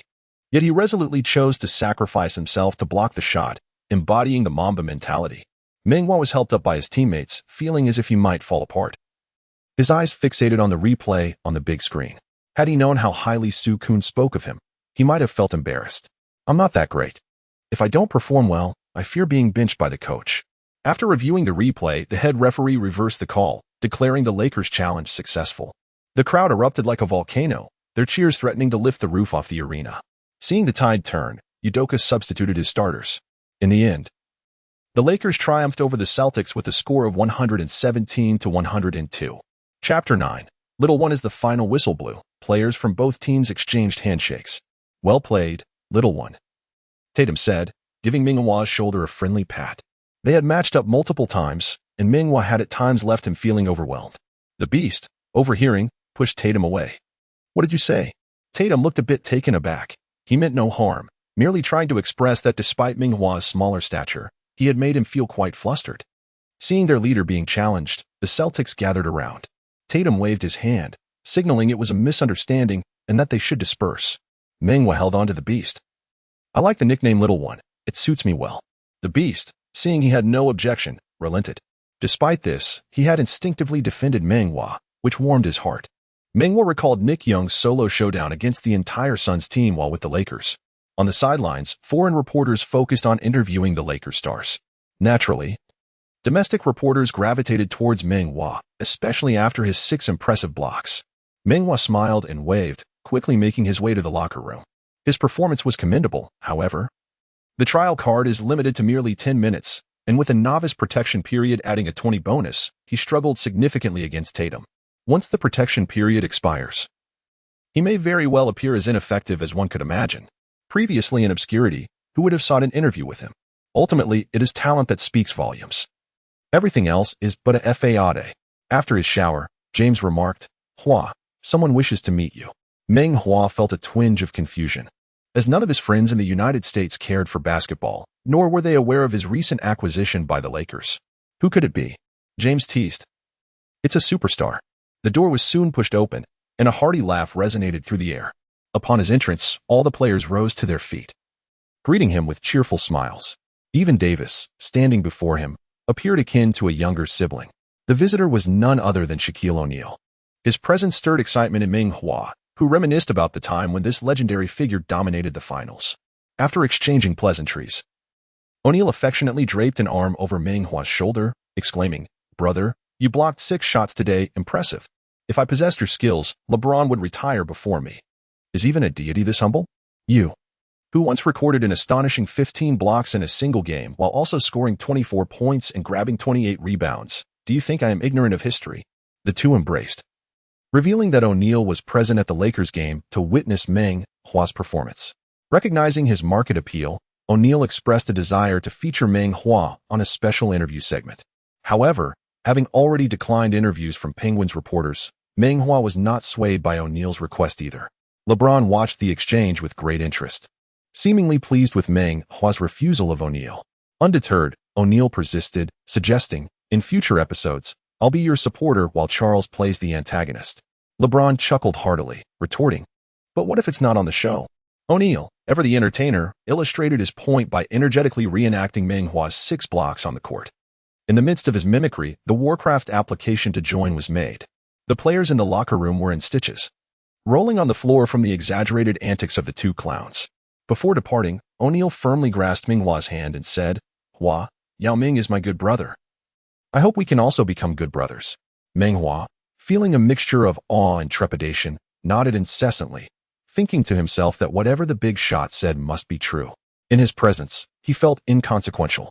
Upon noticing Meng Hua's somewhat awkward expression, LeBron glanced at his fingers and exclaimed, Hua, your finger is dislocated. Meng Hua, who had just showered, only then realized something was amiss with his finger. However, he dismissed it as a minor issue. After all, one's body is the foundation of revolution. LeBron, serious and relentless, insisted that he must see the team doctor for an examination. After the evaluation, it was confirmed to be a minor injury. However, after careful consideration, The team doctor recommended a 3-day rest. This meant he would miss the match in 2 days. The doctor ultimately advised him to meet with head coach Vogel. Vogel praised Meng Hua's performance in today's game, candidly noting that his resilience resembled that of Kobe Bryant. He specifically recalled a game against the Spurs where Kobe dislocated his finger, ordered the doctor to fix it, and continued to play. Then, he left the decision of participating in the upcoming match in Meng Hua's hands. As if there was any choice, how could he not participate? He was too foolish. Upon hearing Meng Hua's decision, Vogel was pleased and granted him a day off on the spot. That night, Meng Hua sank into a deep sleep, experiencing a tranquility he had not known in over 2 years in America. After hardship comes sweetness. Everything would eventually improve. In comparison to his predecessors, his struggles were not about basic needs, but rather mental fortitude. This was a path fraught with thorns, filled with bittersweet challenges that were too personal to share with outsiders. The next day, he received a call from Lu Feng, a close friend from back home, inviting him to lunch. Lu Feng still held on to the traditions from their homeland, frequently organizing gatherings for meals. His fingers were secured in a splint, wrapped in bandages, yet Lu Feng insisted on meeting. Considering the tightly packed schedule ahead and the limited opportunities for future encounters, he agreed when Vogel granted him a day off. Upon arriving at the designated location, Lu Feng found that he and another individual had already arrived. Spotting Meng Hua from a distance, Lu Feng waved and called out, "Little squirt, over here." During high school, due to his towering stature compared to his classmates, they affectionately dubbed him Little Squirt. This was also why he bore no ill will when Tatum referred to him by the same moniker. After Lu Feng introduced him, Meng Hua learned that the unfamiliar individual was Yang Kai, a senior and a prominent figure in their field. Noticing the bandage on Meng Hua's hand, Yang Kai inquired, "Injured?" Lu Feng replied, "He specializes in basketball. This minor injury is nothing to worry about." Yang Kai further asked, "Which team are you with?" Just as Meng Hua was about to respond, Lu Feng interjected, "He is currently navigating the development league. I've advised him to return to China and play in the CBA." Lu Feng, indifferent to the world of basketball, remained oblivious to Meng Hua's call-up by the Grizzlies, let alone his 2-year contract with the Lakers. Although only a portion of it was guaranteed, it was a dream come true for many. One could hardly blame Lu Feng. He had been concerned for 2 years, and when things seemed bleak, he had continuously urged Meng Hua to return home. Yang Kai remarked, "This path is fraught with challenges. My brother, stay determined." Meng Hua nodded in agreement, recognizing a kindred spirit. Yang Kai added, "Currently, the most formidable player among our compatriots is the one playing for the Lakers. He harbors no particular interest in basketball. However, friends of his attended the live event and passionately recounted their experiences to him last night, providing an opportune moment for him to boast a little." He turned to Meng Hua, saying, "I have the opportunity to introduce you to each other, allowing him to impart valuable lessons to you. Every master in their respective fields possesses numerous insights worth learning." Meng Hua, he felt a twinge of embarrassment, uncertain whether to be candid. That person was indeed himself. Over here, Lu Feng waved towards the entrance. Upon their first encounter, his senior began lecturing his close friend, which irked him slightly, prompting him to deliberately gaze outside, only to catch sight of the junior he had arranged to meet arriving. A young woman hurriedly approached, bowing to the three of them with great respect. Greetings, senior brothers." Her striking beauty and impressive figure could easily lead one to mistake her for the renowned Qiu Shuzhen. "I could never attend such an esteemed university." Meng Hua chuckled, aware of her misunderstanding. "Ah, it's you." The young woman's eyes lit up, her expression brightening as she took out her phone, exclaiming, "Let us take a photo." It was evident she had recognized him, a clear indication of her enthusiasm for basketball. After they snapped the picture, she turned to Lu Feng, saying, "Brother Feng, you didn't mention he was here. I was contemplating whether to come." Call him Brother Feng. Call him Brother Feng." Lu Feng coughed discreetly. It turned out this young woman was named Sophie, Lu Feng's junior who had just enrolled this year.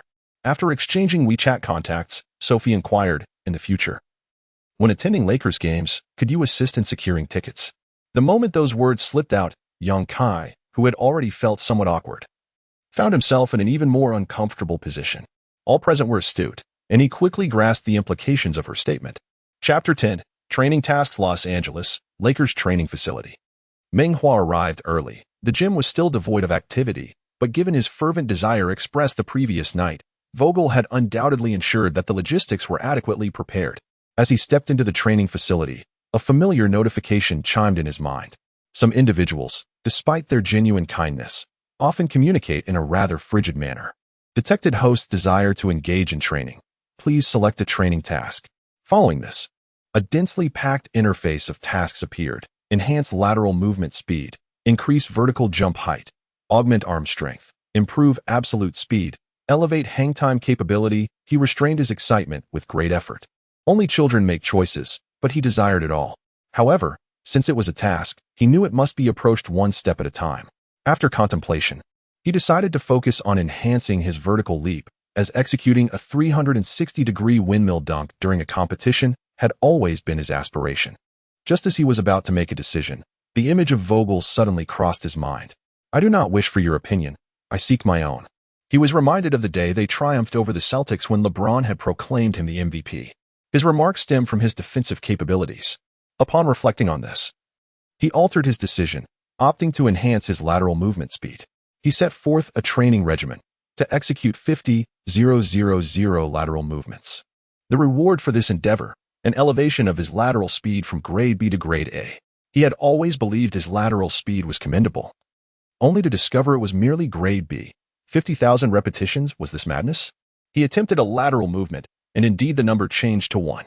Fortunately, 2 steps counted as a single lateral movement. He attempted to move laterally back and forth once more, and this time the number changed to 3. What was he waiting for? It was time to embrace the frantic dance of a crab. No, a crab oscillating back and forth. Subsequently, he incessantly traversed the field, while the progress bar of his task advanced ever so slowly to the right. The sound of his shoes scraping against the wooden floor resonated delightfully in the air. After more than an hour, his breathing grew labored, and beads of sweat continually dripped from his forehead, even when his vision became blurred. He hesitated to pause and wipe his brow with a towel, merely brushing it away with his hand. Yet, his feet felt increasingly fatigued, as if laden with lead, and he found himself unable to alleviate the discomfort. He still possesses stamina, yet his leg muscles cannot endure such an intense level of exertion. He bit down on the steel teeth, resolutely completing 1,000 repetitions, silently encouraging himself. 900, 800, 100. Upon finishing the 1,000, he contemplated whether to push himself further with an additional 500, 500, 300, 100. Ultimately, his legs gave way, and he collapsed to the ground. This time, he truly embodied the essence of a feeble crab. Exhausted, he decided to surrender to slumber. He reclined on the floor, gasping for breath, his entire body drenched, and his clothes felt at least 10 pounds heavier. He is undoubtedly a diligent individual, yet he has never exerted himself to this extent before. Past endeavors do not guarantee foresight into the outcomes. He pondered if it were a person rather than a system advising him to perform lateral movement training 50,000 times to elevate from a B grade to an A grade. Would he also strive with such fervor?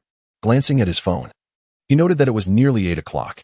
With the competition scheduled for tomorrow and today's training commencing at 9, he had barely completed 10,000 repetitions. It simply wasn't sufficient effort.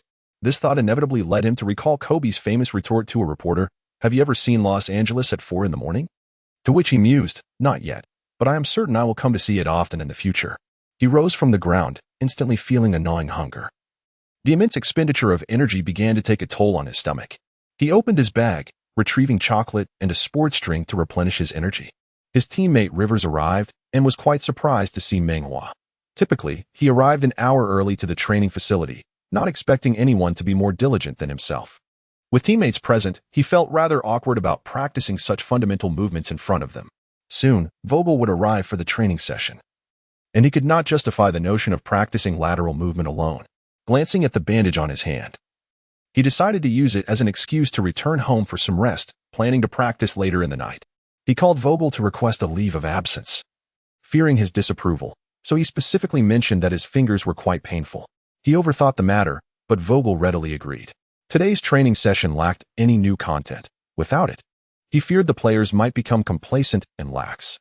As for Meng Hua, Vogel understood that he was in a critical period, desperately eager to enhance his skills, and would never allow himself to slack off.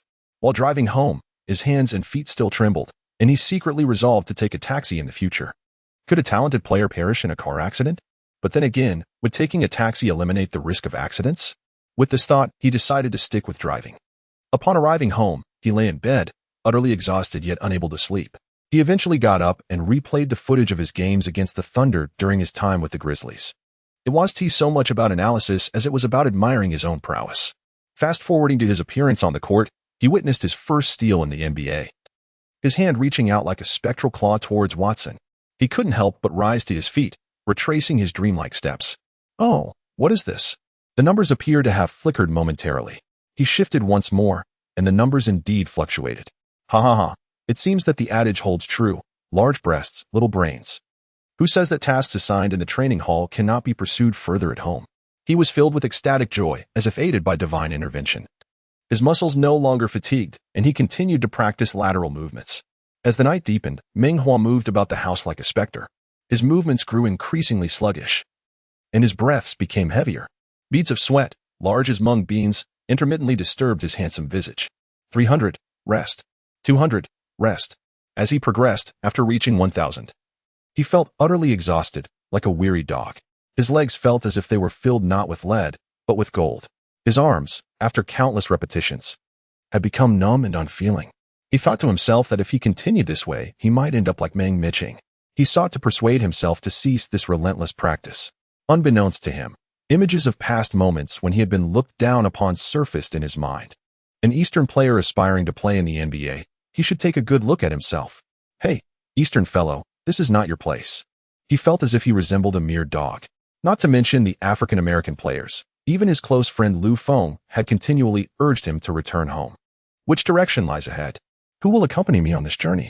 There are no signs to guide me, and if I venture forth, I may find myself in a narrow alley again. No, that is not the case. Yao Ming has already launched a satellite into the sky. He cannot simply resign himself to defeat. He must prove his worth and pave the way for those who follow. Then, he recalled James. A true warrior would lay down his life for a kindred spirit. Had it not been for James, he might still be languishing in the developmental league. He cannot disappoint his leader's expectations. He must hone his defensive skills. Progress, 450-005-0000. Progress, 460-005-0000. Progress, 490-005-0000. Progress, 499-995-0000. He paused, on the brink of a breakthrough, poised to enter a new realm. Yet, at that final moment, he found himself somewhat reluctant to proceed. He took out his phone and captured the historic moment with a selfie, then took that significant step forward. A small step for the individual, yet a monumental leap for mankind. Progress, 500-005-0000. Task accomplished. The host's lateral movement speed elevated to grade A. He succeeded, truly, he succeeded. He heavily flung himself onto the bed, succumbing to a deep slumber. Chapter 11. The matchup with Paul. Upon entering the home arena of the Suns, Meng Hua sensed that the night would undoubtedly be a fierce battle. The enthusiasm of the fans here was overwhelming. Last season, the Suns had surged ahead, triumphing over the Lakers to reach the finals. On the court, the players were warming up. Veteran Paul attempted a three-pointer, successfully sinking the shot. Glancing at the Lakers lineup, he remarked to Aiton Dunbow that number 95 gave Tatum a hard time in the last game. His shot-blocking ability far surpasses yours.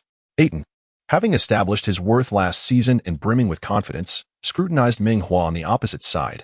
Oh, another player from the East. He spent the entire day engrossed in honing his skills, showing little regard for his fellow players. Without uttering a word, Booker executed a flawless jumper from the free-throw line, securing 2 points with ease. Bridges and Crowder gazed at James, their faces reflecting anticipation. In the TNT studio, O'Neal and Barkley were embroiled in a debate. O'Neal contended that Meng Hua was a pivotal player for the Lakers, while Barkley scoffed, asserting that at Meng Hua's level, he would hardly see the court if he were with the Suns, even in a struggling Lakers team. Rumor has it that the Lakers offered him a 2-year contract, leaving one perplexed by Pelinka's series of decisions. As the game commenced, both team starters quickly found their rhythm, battling fiercely. At the end of the first quarter, the Lakers led by a mere 1 point, 29-28, rendering the first quarter almost inconsequential. During the rotation, Meng Hua had anticipated his chance to play, only to remain firmly planted at the end of the bench. Shortly into the second quarter, the Lakers collectively faltered, committing a series of egregious errors. Paul chuckled to himself. While many players could deliver a stellar performance for 1 or 2 quarters, very few could maintain such clarity throughout the entire game. Vogel had deliberately benched Meng Hua, believing that utilizing either Meng Hua or Bradley to guard Paul would yield similar results. Yet, by keeping him on the bench, he aimed to allow Meng Hua to accumulate enough energy to erupt like magma. Booker received a pass from Paul and executed a beautiful jumper, widening the gap to double digits.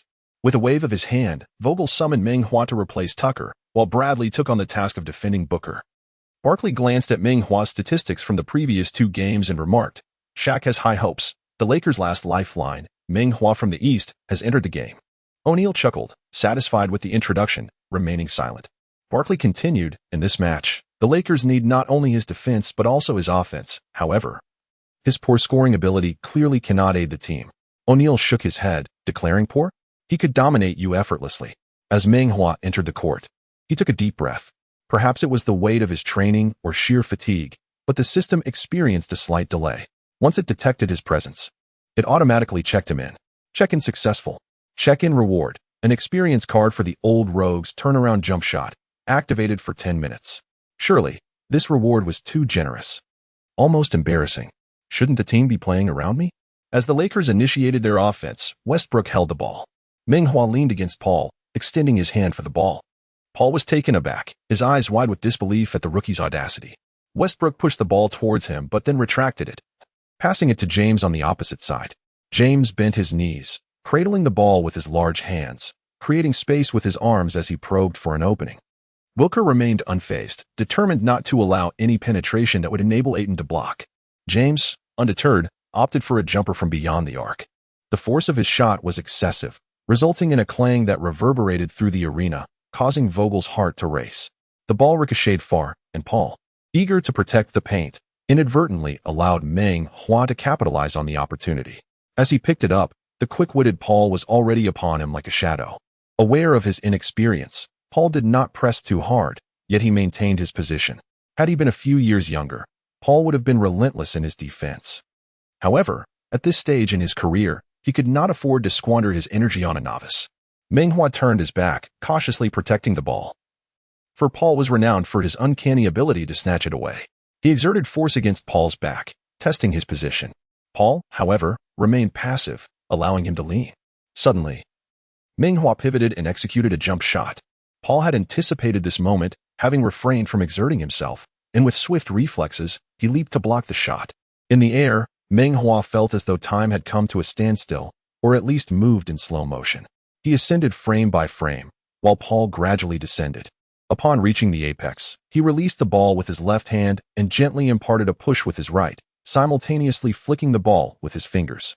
The ball, adorned with a graceful backspin, traced a rainbow-like arc, heading straight for the basket. Swish! It nestled into the net without touching the rim. Meng Hua did not witness the ball's entry. Instead, he observed Ayton retrieving the ball and heading towards the baseline, confirming his success. The seasoned rogue executed a backward jump shot. A remarkable feat, scoring 2 points over St. Paul, a thrilling moment indeed. In the TNT studio, O'Neal shot a glance at Barkley and remarked, "Charles, this exemplifies poor scoring ability, haha." Without lifting his head, Barkley, seemingly anticipating this remark, retorted, "Lucky shot." O'Neal erupted in laughter, delivering an irrefutable statement. Luck is also a part of basketball. The Lakers fell back in defense, while Rondo on the bench clenched his fists, silently cheering for Meng Hua. Paul, fiercely competitive, was determined to reclaim his dignity with this play. He skillfully dribbled, weaving like a butterfly amidst flowers. Meng Hua closely monitored him, constantly shifting his weight, ever prepared to contest his shot. Paul made a right step and drifted, waiting for Meng Hua to catch up. With a sudden feint to the left, he swayed his body, leading Meng Hua to accelerate in pursuit, anticipating his move. In a split second, Paul executed a right turn with a backward lean. Yet Meng Hua, not entirely out of position, swiftly sidestepped to contest the shot. Upon landing, he heard a whoosh behind him and, without looking back, sprinted to the other half of the court. Westbrook advanced past half court, passing the ball to James, towering and robust. James noticed Meng Hua just as he raised his hand, seeking the ball. He passed the ball back to Westbrook and pointed towards Meng Hua. Westbrook understood and delivered the ball to Meng Hua, who stood with his hands on his hips, watching the one-on-one showdown. Paul, now serious, unleashed all his defensive prowess. As one of the league's prominent figures, he had his pride to uphold. Meng Hua, with the ball in hand, attempted to probe with his back, but found only air. Paul grinned mischievously at him, having just employed a clever defensive maneuver. Meng Hua dribbled outward, reaching beyond the three-point line. Paul maintained a cautious distance, knowing he could not press too closely as Meng Hua advanced. Observing Paul's retreat, Meng Hua boldly executed a crossover dribble, stopping to feint a long-range shot. Paul took a step forward, reaching up defensively. Seizing the moment, Meng Hua spun and executed a fading jump shot. It was a three-pointer. Paul, disbelieving in his shooting range, relinquished his defense, twisting his waist to glance back. Another needle-threading shot. A splendid play. On the sidelines, Rondo was the first to applaud, vocally encouraging his teammates. Paul, slightly irritated, advanced past half-court, where Ayton stepped up for a screen. Paul dismantled the defense with remarkable finesse, allowing Ayton to easily dunk beneath the basket. Turning back, Westbrook charged forward with the ball, performing a fake before attempting a shot. Ayton, with a thunderous swat, sent the ball flying beyond the three-point line. LeBron picked up the ball and leaped from beyond the arc. Booker and Bridges rushed to the perimeter to defend, but LeBron, with a clear line of sight, had already devised his next move. With a flick of his wrist, he passed to Meng Hua. As Meng Hua received the ball, he found himself unguarded and raised his hand to shoot. Ayton, leaping from 3 meters away to block, created a whirlwind on the court, changing the atmosphere dramatically. Meng Hua feigned a shot, the basket now unguarded. If not now, then when? He made a swift move, leaping 3 steps into the air. With a resounding crash, he executed a powerful dunk, causing the rim to tremble incessantly. He had previously attempted to dunk, but never quite like this. His wrist throbbed with pain. Exhilarating. The agony intertwined with joy. Chapter 12. Booker takes the initiative. The Suns launched their offense, with Paul orchestrating the play and instructing Booker to set a screen. Booker executed a seamless pick-and-roll, his movements precise and fluid, leaving no trace behind. Paul, a master of passing, deftly sent the ball gliding past Bradley's fingertips. As Booker received the pass, the Lakers had already switched defenders. Standing before him was Meng Hua. Booker was silently astonished. The man was remarkably swift, defying expectations for a 2-meter player. He had witnessed grand spectacles and, with the most judicious offensive approach, effortlessly scored 2 points before Meng Hua. Meng Hua inwardly lamented, realizing the stark disparity between him and elite players, especially without the protective advantage of a rookie bonus. Since he could not defend effectively, he decided to engage in a shootout. Returning to the half-court, Meng Hua positioned himself near the baseline, calling for the ball, while Paul hovered behind him, incessantly disrupting his attempts to receive it comfortably. To err on the side of caution, Bradley's pass was slightly off target. As Meng Hua received the ball, Paul lunged forward, grabbing and clawing at him. He had not yet engaged with Meng Hua, yet it felt as though he had truly grasped him, causing Meng Hua considerable discomfort. Having just successfully defeated 2 opponents, Meng Hua began to feel a sense of elation. At this moment, he gradually quelled his feelings of disdain. Even if an experienced rogue were to personally enter the fray, he would exert every effort. The competition is akin to warfare. Any act of underestimating one's adversary will exact a heavy toll. Meng Hua turned, crouched low, and waved his arms before him. Paul's hands were exceedingly swift. His wingspan impressive. He dared not allow the ball to come to a halt. With a swift left turn, Paul resolutely anchored his steps. As he turned to the right, Paul remained steadfastly in his path. Paul pressed closer, and he found himself losing the advantageous position for an attack. He hesitated to dribble before Paul, but a spark of inspiration struck him. He tossed the ball to his right side and swiftly maneuvered to a 45-degree angle. His lateral speed was exceptional. Retrieving the ball, he executed a right turn and leaned back, preparing to shoot. Paul also shifted his position. Their speeds were comparable, yet Paul was a fraction slower to react. At this moment, he had no choice but to leap and contest the shot. Although he was a point guard and his vertical leap might not rival that of Westbrook, it was certainly impressive. Typically, a normal player would have shed their defender and been ready to catch and shoot. However, Meng Hua was anything but ordinary. He chose instead to attempt a lean-back shot. Paul anticipated that he aimed for maximum shooting space and thus assumed he would release the ball. He leapt high into the air, claws bared, already aware that he had been deceived. Meng Hua paused momentarily, pivoting on his left foot to execute a backward shot. Booker rushed in to defend, and the two ascended almost simultaneously. Meng Hua soared backward while Booker propelled himself forward, a contest of vertical prowess. Fortunately, Booker's vertical leap was rather ordinary, slightly hindered by Giannis' interference. However, he possessed greater height and a longer wingspan. Booker strained to extend his arm, resolutely obstructing Meng Hua's release point. He successfully anticipated that the prey would turn and lean back, and he would not miss this opportunity for a block. Meng Hua's body ascended to its zenith, while Booker's hand remained firmly poised in front. As their bodies gradually descended, just before they were about to touch the ground, Meng Hua finally found a narrow window to release his shot. Such a diminutive space was scarcely adequate. He desperately lifted his calves, striving to prolong his time in the air. The dark hand before him finally vanished entirely. He extended his waist and abdomen, attempting to stabilize his body and release the ball. At the instant the ball left his hand, he crashed heavily onto the floor. It was an extreme lean back, an unorthodox step-back jump shot. With a resounding thud, the ball struck the backboard and swished through the net. The once boisterous crowd fell silent. A flicker of unease crossed the faces of the Suns fans. In the studio, O'Neal, with a mischievous glint, inquired, "Charles, as a premier perimeter player, how do you assess my brother's lackluster scoring ability on that shot?" "I am also a top interior player," Barkley replied earnestly. "It went in, but it was not a good shot." He executed the release well, yet after receiving the pass, he should have taken the jump shot directly. There was no need for all those unnecessary movements. O'Neal chuckled, but that lean back was quite beautiful, especially that moment of suspension. "I could almost envision the person who used to dominate you relentlessly." Barkley shook his head. He cannot adapt to the NBA. That's why Vogel waited so long to put him in. O'Neal countered, "No, I disagree. You have a bias because he is of Eastern descent." Barkley, smiling and revealing 8 gleaming teeth, playfully covered his face. "I was once humiliated by Yao Ming. I wouldn't be biased. I speak plainly." O'Neal then asked, "How long do you think Vogel will keep him on the court?" Barkley pondered for a moment before confidently stating, "No more than 10 minutes. If it were me, I would prefer to use Rivers more. His three-point shooting is commendable, and playing alongside LeBron, one cannot afford to be weak in that area." On the court, Meng Hua rose from the floor, his lower back aching. The old rogue-esque technique was commendable, but the repercussions were too severe. The Suns duo, positioned one in front and the other behind, could not thwart Meng Hua's scoring, their expressions resembling that of individuals owed millions. Paul dribbled leisurely, his eyes darting, constantly assessing the dynamics of the game. Without the aid of the ghostly claws, Meng Hua was acutely aware of his limitations and refrained from attempting to steal the ball. Paul directed Ayton to set a screen and accelerated past Meng Hua.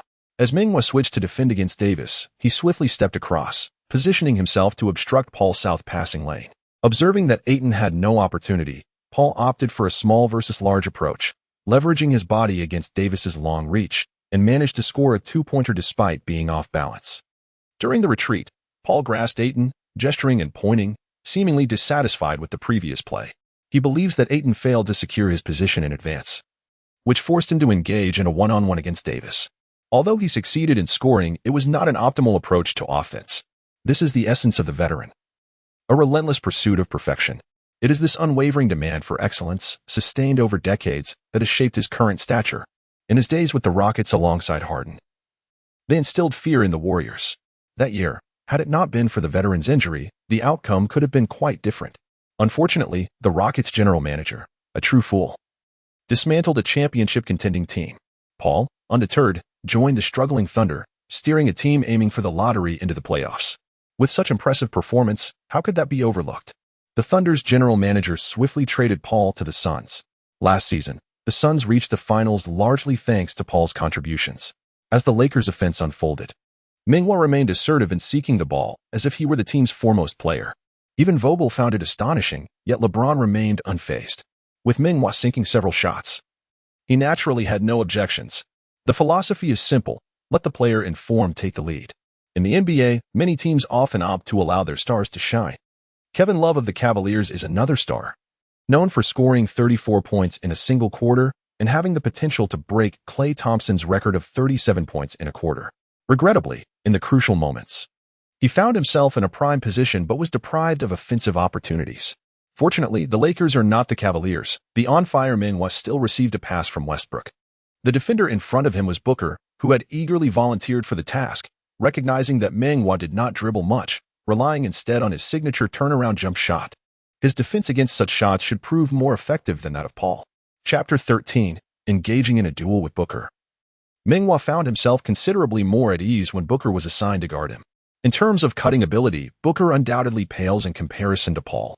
With the seasoned veteran's turnaround fadeaway jump shot as his arsenal, Meng Hua had previously invested most of his focus on evading Paul's attempts to steal the ball. As for the turnaround fadeaway jump shot, bolstered by his experience, he had mastered it to perfection. He executed a quintessential back-probing maneuver, leaning against Booker while daringly placing the ball down and commencing his dribble at his feet. As anticipated, Booker gradually retreated, biding his time for that final shot. Let it be so. Perceiving his intentions, Meng Hua opted for a direct confrontation. He executed a crossover dribble with his left hand, simultaneously changing direction to the right while gathering the ball, then pivoting left for a jump shot. Booker hesitated, taken aback by his dribbling. And as Meng Hua shifted to the right, his center of gravity followed suit.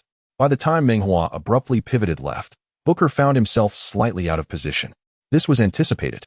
He believed he could compensate with his height and wingspan. The two leaped in succession, with Booker attempting a lateral dive, quickly vanishing from view.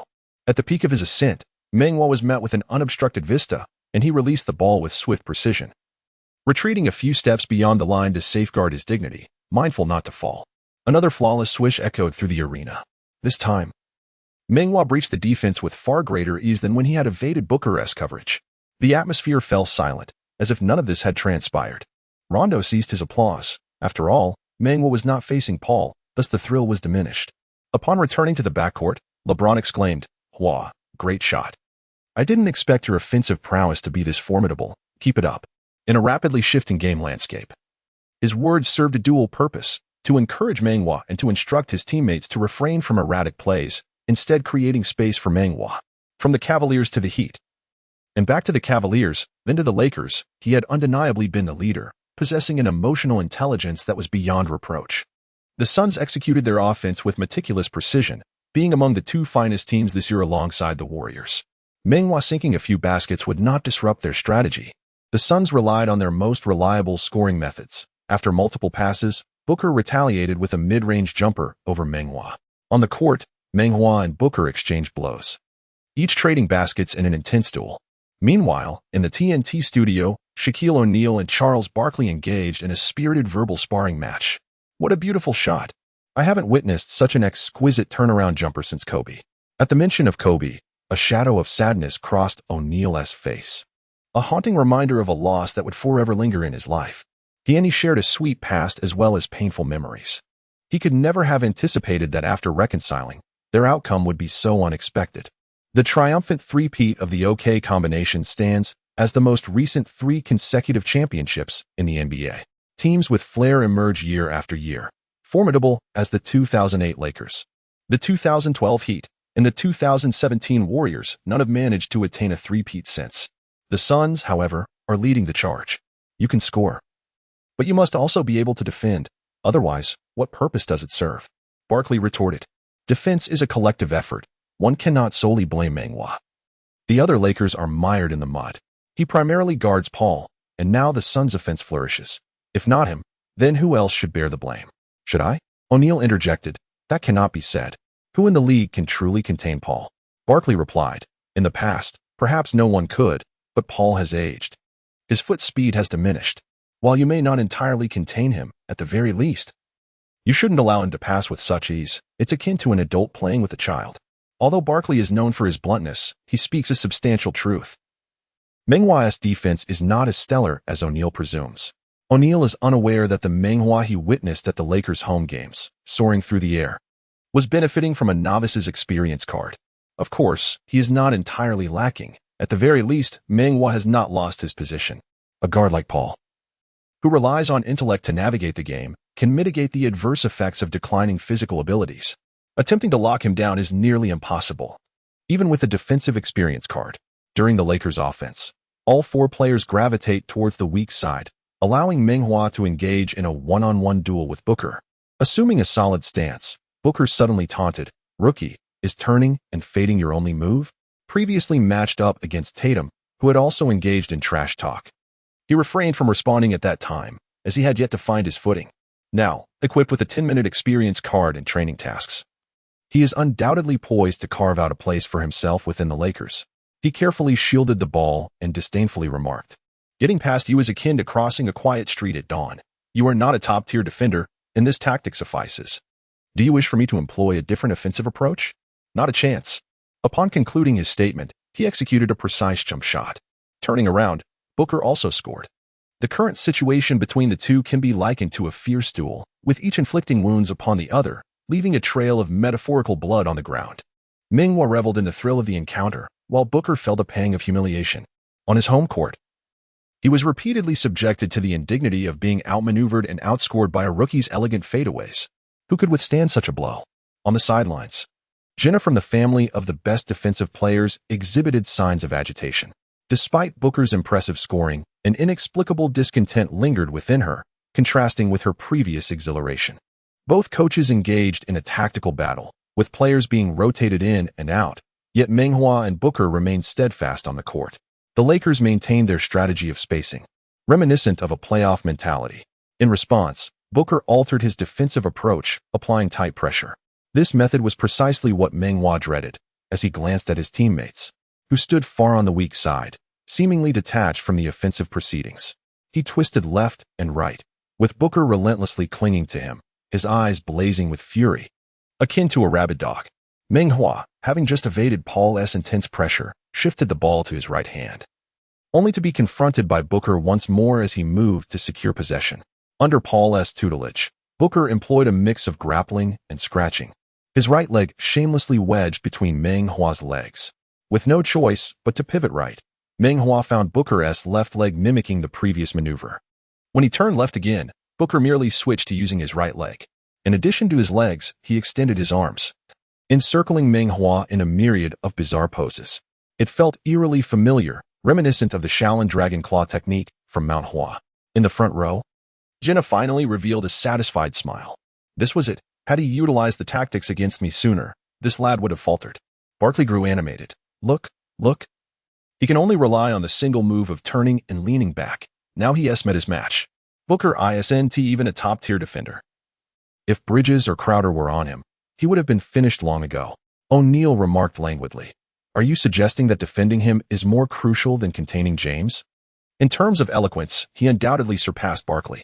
Meng Hua truly found himself in a precarious situation, perhaps caught off guard or perhaps overly confident in his abilities.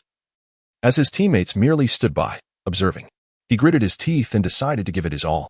Just because he couldn't turn around and lean back didn't mean he was incapable of leaning back. He had no choice but to resort to techniques that did not require the experience card. He executed a direct backward jump shot, suspended in midair. Fully aware that this was far from the finesse of a mere practice session, there was no delightful, silky sensation accompanying it. Booker hurriedly positioned himself, deftly maneuvering left and right, maintaining an impeccable rhythm and force, utterly unprepared for the fact that his opponent had not turned around. Standing there dumbfounded as the ball soared over his head. Thud, thud, thud, swish. The ball struck the rim thrice before finally sinking in. Chapter 14. Bridges, as the background player of the game, entered an official timeout. Suns head coach Monty Williams glanced at Booker, contemplating imparting some words of wisdom, yet ultimately remained silent. Booker was in his element, so why discuss defense? Offense was indeed the finest form of defense. On the Lakers' side, Vogel remarked that he had nothing to offer, suggesting they simply enjoy the cheerleader's performance in the absence of tactical discussions. Upon resuming, both teams reintroduced their starters. With the exception of Meng Hua, Paul turned to Booker, stating, Devin, let Mikal handle that rookie. You should take on LeBron. Meng Hua felt a wave of fatigue wash over him, but he pressed on, still demanding the ball. Thus far, his shooting percentage in one-on-one situations stood at a perfect 100, leaving no reason to relent. The practice session lasted only 10 minutes. He had to seize this opportunity to contribute significantly to the team. The Lakers starters, akin to their bench counterparts, stood idly on the weak side, silently observing Meng Hua's solo efforts. Holding the ball, Meng Hua faced off against Bridges. The Suns' ascension to the top of the Western Conference was largely attributed to their formidable defense. Within their defensive framework, the two forwards, Bridges and Crowder, played crucial roles. The Suns' starting five boasted high contributions across the board. Paul, Booker, and Ayton were deemed the three core players, while the twin forwards were not far behind in their impact. This was a team where the contributions of the starters were remarkably balanced. The bench was also packed with talent, the sharpshooting Shamet with his limitless range, the cerebral, graceful Payne, the defensively focused Johnson, whom the team was keen on developing, and even the infamous McGee, who, under the sun's brilliance, shone brightly. In NBA games, it is common to rotate players to defend against those on fire. However, substituting 3 defenders to guard a rookie within a single quarter is quite rare. To replace 3 players to defend 1 rookie and a half is virtually unheard of. Giannis' friend, observing that Booker had not taken on Meng Hua, murmured, "Is Devin struggling?" Giannis retorted, "Would you like to give it a try?" On the court, Bridges assumed his stance, poised for Meng Hua's advance. He eagerly anticipates the challenge. This is not his first encounter, as he is tasked with defending against the opponent's sharpest weapon. In his perspective, attackers can be categorized into 2 types, those he can thwart and those he cannot. Whether they're Jordan, Bryant, Curry, Durant, or an unknown rookie, it makes no difference to him. Meng Hua skillfully dribbles between his legs, executes crossovers, and performs behind-the-back dribbles with an impressive finesse. At his level, there is no one pressing him, and he executes these flashy maneuvers with remarkable ease, seemingly without even needing to look at the ball. However, once he faces a tight defense, his dribbling prowess proves inadequate. Achieving a seamless connection between himself and the ball is still a distant goal. The earliest player he matched against, Paul, had already accomplished this. Paul's gaze was consistently fixed on the defender, seeking out vulnerabilities before lunging in to exploit them. Bridges, unlike Paul, was somewhat deceived, believing in Meng Hua's dribbling finesse, thus hesitating to close the distance too much. He had been fixated on monitoring James, paying little attention to Meng Hua's situation. As Meng Hua dribbled, he suddenly lowered his waist and executed a swift sidestep to the right. Bridges swiftly pivoted to the left. Showcasing his prowess as a defensive stalwart, Meng Hua's lateral movement did not grant him much space. Observing Bridges' long reach preventing him from taking a shot, Meng Hua confidently continued his dribble. Crossing over to the left, Bridges promptly shifted his weight onto his right foot. Undeterred by this, Meng Hua persisted with his own rhythm. Making another wide change of direction to the right, Bridges continued to adjust his balance. As Meng Hua gathered the ball, he prepared for a left turn and a fading jump shot. He turned around, preparing to leap. "Where's everyone?" Splash. Bridges adjusted his center of gravity repeatedly, only to find himself tumbling. Given Meng Hua's prowess, had he observed Bridges' reactions and adjusted his dribbling rhythm accordingly, it would have been impossible to deceive Bridges. However, he was entirely oblivious to his opponent's response, lost in his own enjoyment of the game, and was eager to attempt a leaning jump shot after just a few dribbles. Little did he anticipate that Bridges, equally tense, regarded him as a formidable adversary. This overestimation led him to the floor. Young man, one must not underestimate an opponent. Yet one must not overestimate them either. Faced with 3 meters of empty space, Meng Hua hesitated, his mesmerizing spin and lean abruptly halted. By the time he came to his senses, the fluidity of his movements had dissipated. What to do now? He had no choice but to turn right again, then lean back for a jump shot. Swish. The ball continued to find nothing but net. Bridges fell to the ground, and the Suns players believed he was about to take the shot, only to realize he was merely prolonging the play. At this moment, veteran Paul was incensed. How could one be so insulting as to turn and shoot right in front of someone who had been so thoroughly deceived? Paul stepped forward and forcefully pushed Meng Hua. Witnessing his teammate being bullied, Westbrook rushed in to confront Paul, shoving him back. LeBron caught hold of Paul, continually urging him to calm down. On the sidelines, Rondo shifted slightly, then settled back down, muttering to himself, "Go on, hit him.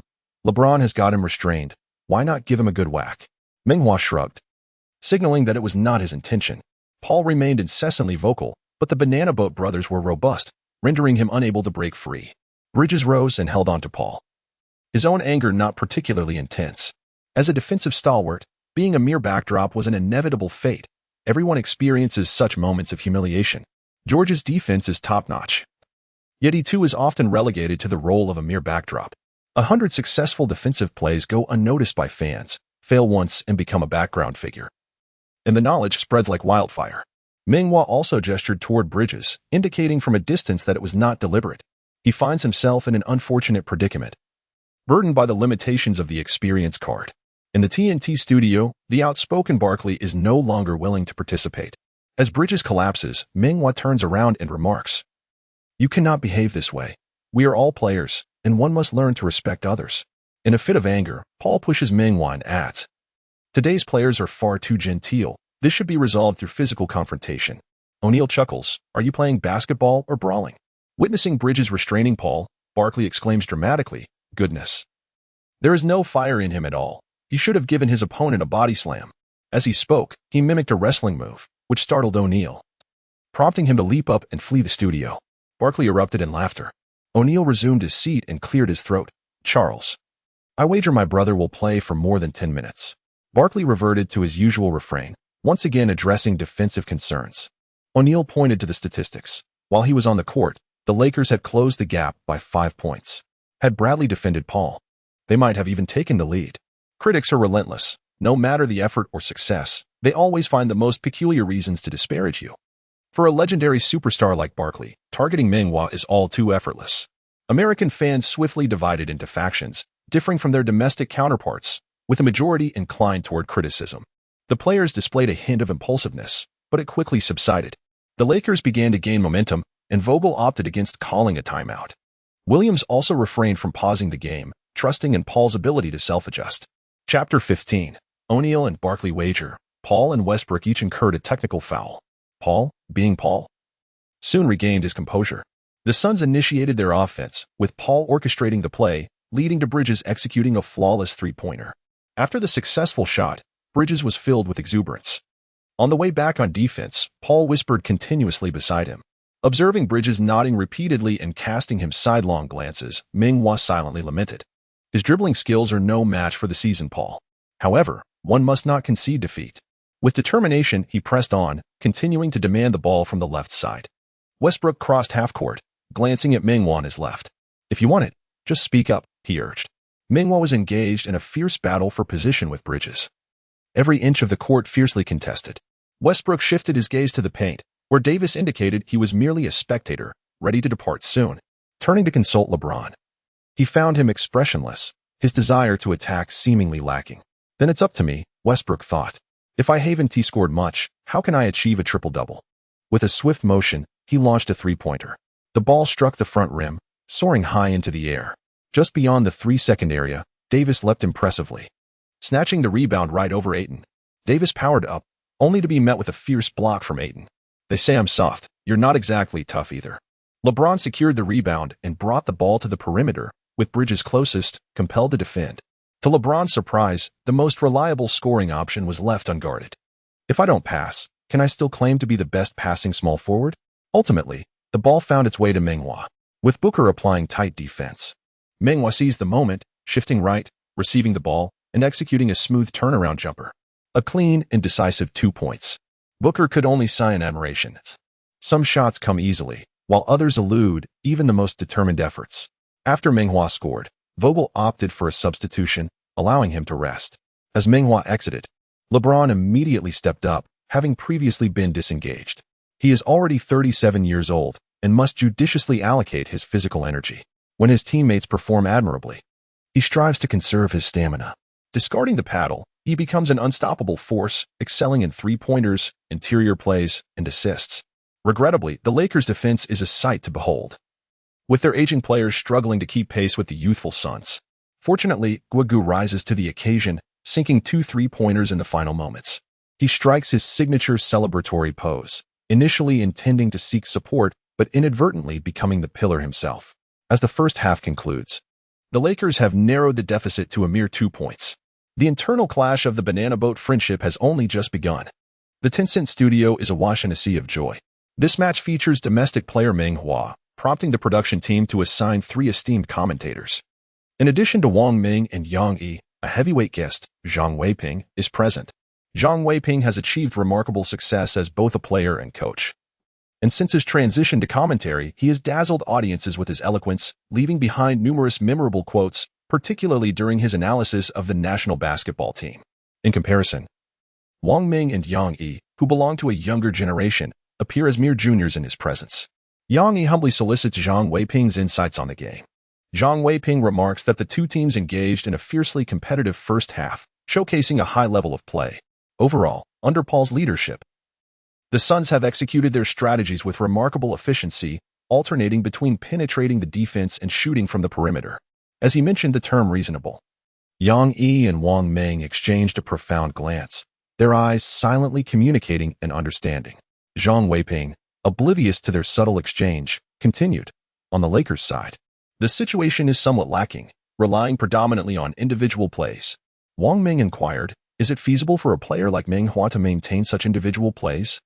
Zhang Weiping gestured with his fingers, forming the number 8, and laughed in response. He has successfully executed 8 consecutive plays.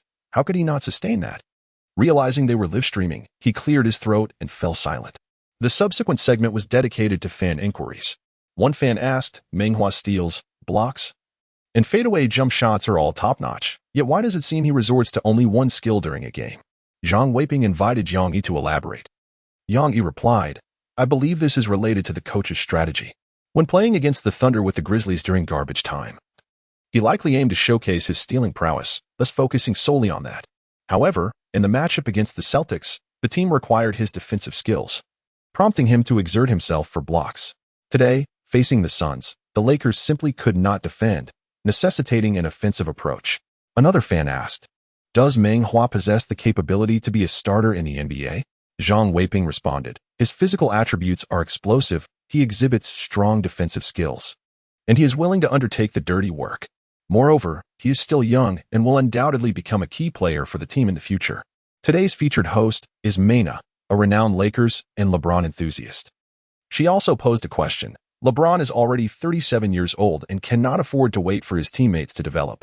How can the Lakers expedite Meng Hua's integration into the team, rather than having him play solo while others watch?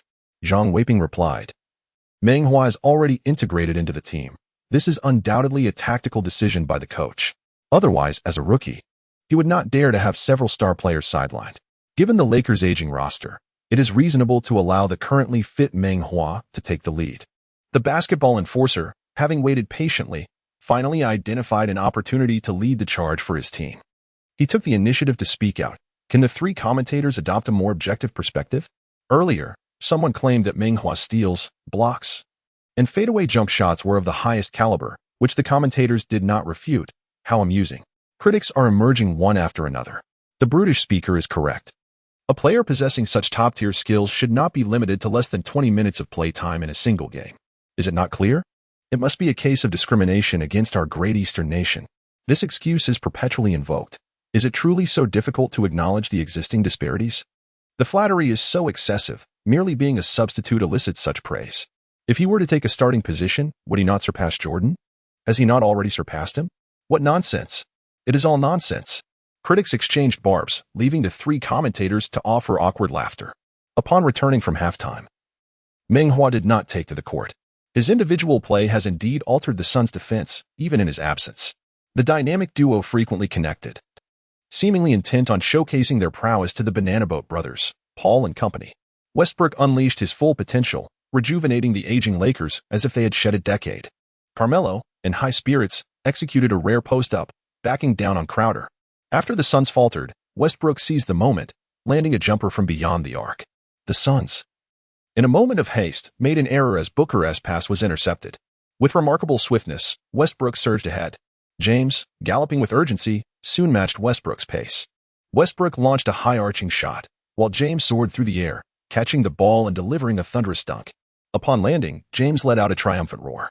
One might ponder, among the world's heroes, aside from Jordan and Xiao Feng, who else stands tall? With the Suns trailing by 3 points, Coach Williams promptly called for a timeout. Barkley, elated, turned to O'Neal and remarked, Shaq, I told you, without your brother on the court, the score might have tipped in our favor. See? Are you joking? My brother went 8 for 8 in that quarter. Would that be detrimental? The Lakers needed to swiftly integrate Westbrook without drawing the ire of other mediocre players. Simon, let us wager on how long my brother will be on the court, Barkley proposed. Glancing at the stats, he asserted, no more than 20 minutes. Meng Hua had only played 7 minutes thus far. Expecting another 13 would indeed be a challenge. Didn't you just say 10 minutes? O'Neal was taken aback by his audacity. That was a jest. Now I'm serious. What is the wager? You still owe me. Barkley shook his head vigorously. If he exceeds 20 minutes of play, I'll kneel before him on the live stream. If not, I'll kneel before you, O'Neal declared resolutely. The two sealed their bet with a handshake. Chapter 16. Laughter fades, silence falls. As the timeout concluded, neither team adjusted their lineups. Paul orchestrated the play, his eyes darting shrewdly as he surveyed the court. Ayton positioned himself on the perimeter, executing a screen play, while Booker darted into the paint like a bolt of lightning. Paul's pass, akin to a candy-coated projectile, sliced through the arms of two defenders. Booker received the ball, and with Davis unable to recover in time, the basket was unguarded, allowing him an easy bank shot. This was a classic example of a center setting a screen for a shooting guard, who then cut to the basket for a catch-and-shoot opportunity. While the execution seemed straightforward, without the point guard's razor-sharp precision, such a tactic is difficult to succeed. This exemplifies the significance of a skilled point guard to a team. It is also the reason for the veteran's $40 million annual salary.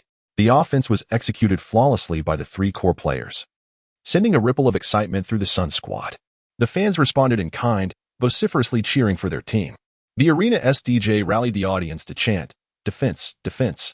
The roar of the crowd surged, creating an electrifying atmosphere. The Suns players, invigorated, saw their energy levels soar. This is the essence of home court advantage. As the Lakers launched their offense, the tide shifted, showcasing the synergy of their trio. James and Davis executed a pick-and-roll at the baseline, with Davis driving toward the hoop and dishing the ball to the swiftly cutting Westbrook. Westbrook received the pass and unleashed a powerful, axe-like dunk. The sound echoed throughout the arena. He was overly anxious, lacking sufficient elevation, and the ball struck the front of the rim, failing to dunk. Paul secured the ball, observing the Lakers' swift retreat as he gradually brought it across half-court, meandering beyond the three-point line. Ayton and Crowder positioned themselves on either side of the free-throw line. Booker dashed toward the paint, feigning a move to receive the ball for a one-on-one play. The Lakers, wary and vigilant, stood ready. Paul dribbled towards the 45-degree angle, at which point Ayton and Crowder unexpectedly converged towards the center. Booker deftly navigated around their lateral screens, receiving a pass from Paul, and effortlessly executed a mid-range jumper for 2 points. In the blink of an eye, the Suns reclaimed the lead. As the Lakers commenced their offensive, James called for the ball, with the tenacious Crowder adhering to him like a shadow. Irritated, James shot him a glance, swatting away Crowder's hand that rested upon his hip.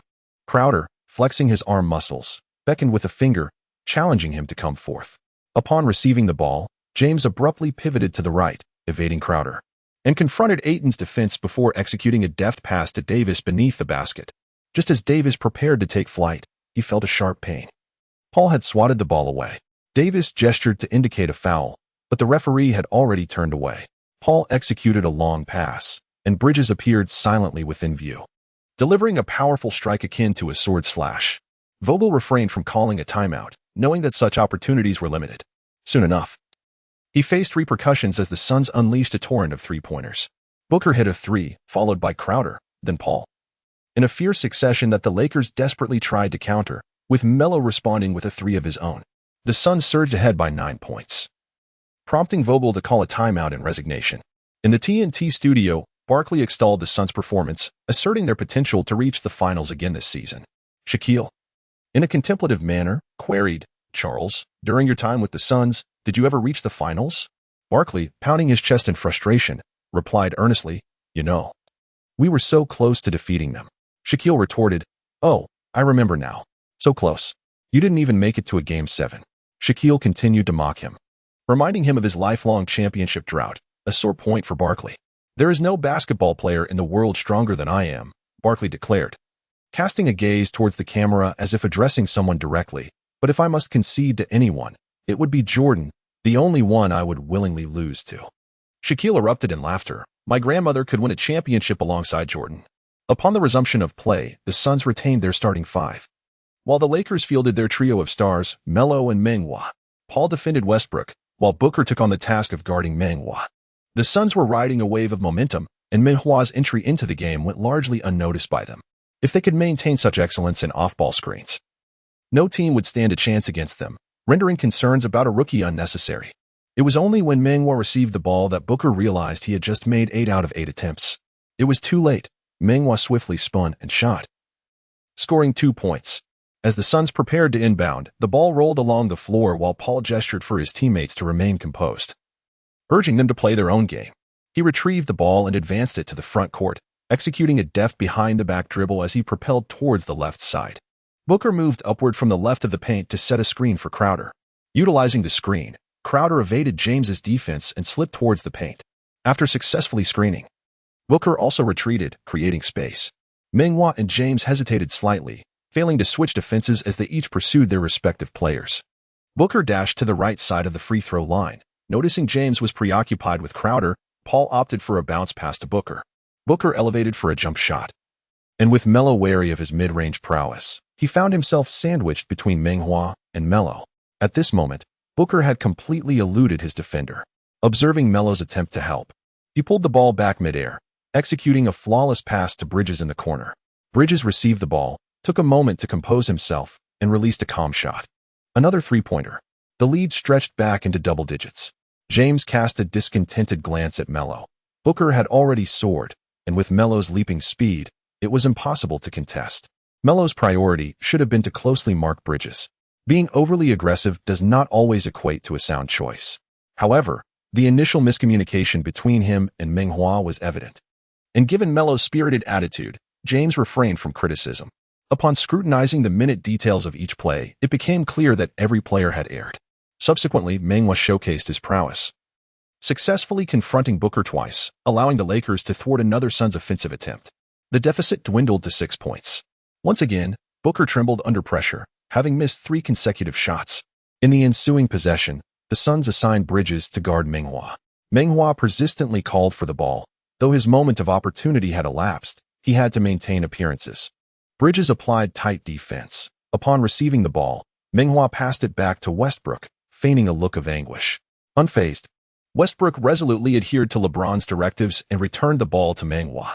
"Brother, endure this moment. It shall soon pass," Meng Hua thought, frustration boiling within him. Afraid of being exposed, he took a few tentative steps before passing the ball back to Westbrook. "Come on, let us do this." Westbrook assumed he desired a more comfortable position and continued to feed him the ball. With an impeccable shooting record of 11 for 11, the seldom-focused Turtle, surprisingly, began to show restraint. Meng Hua squinted, adamant about returning the pass. What were these two up to? Paul and Bridges, tasked with defending them, wore perplexed expressions. Meanwhile, the distant trio of James, Davis, and Melo watched in utter bewilderment, nearly cursing. As the 24-second shot clock dwindled, the Turtle, left with no choice, launched a contested three-pointer. Swish. Fortune favored him this time as the ball found the net cleanly. "Good shot." The three from afar exclaimed in unison, quickly retreating on defense, momentarily forgetting their earlier frustrations.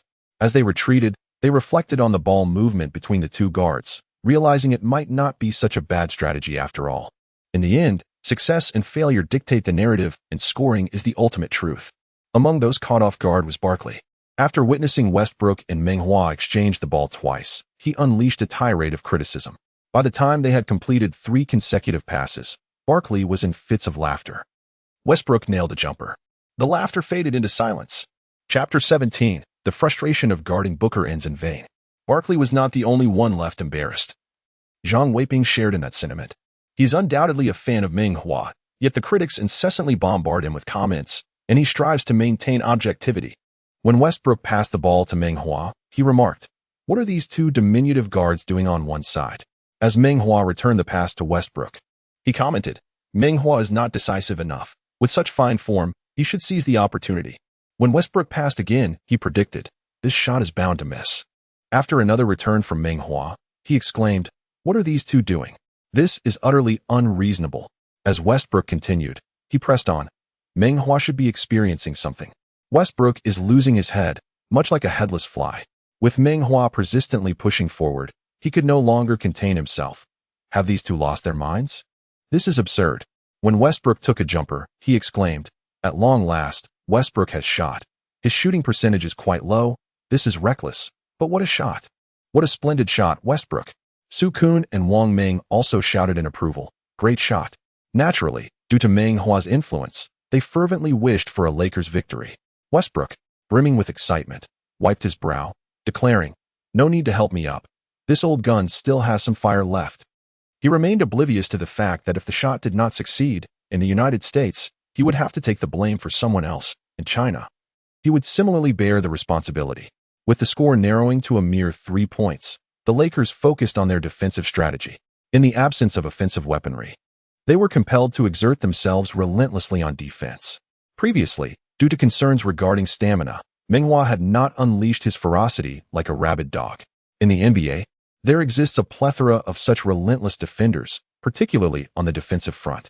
For these tenacious players, the game is akin to a battleground. They defended tirelessly, fiercely clawing at their opponents. They fear no one, save for the madness within themselves. Take, for instance, the retired Madsen of the Timberwolves and the current Beverly. Now, Meng Hua aspires to embody a rabid dog of the Lakers. He took the initiative to communicate with James, expressing his discomfort with Bridges' defense and his desire to vent his frustrations on Booker. James chuckled at this unconventional outlet for his emotions, patting him on the shoulder and encouraging him to focus on defense and recapture his previous momentum. As Booker approached the left side of the paint, Meng Hua swiftly maneuvered in front of him, closely marking him. Booker was left speechless. After all, Paul hadn't even crossed half-court yet. What on earth was wrong with him? He shook his head and crossed the 3-second zone, moving to the right.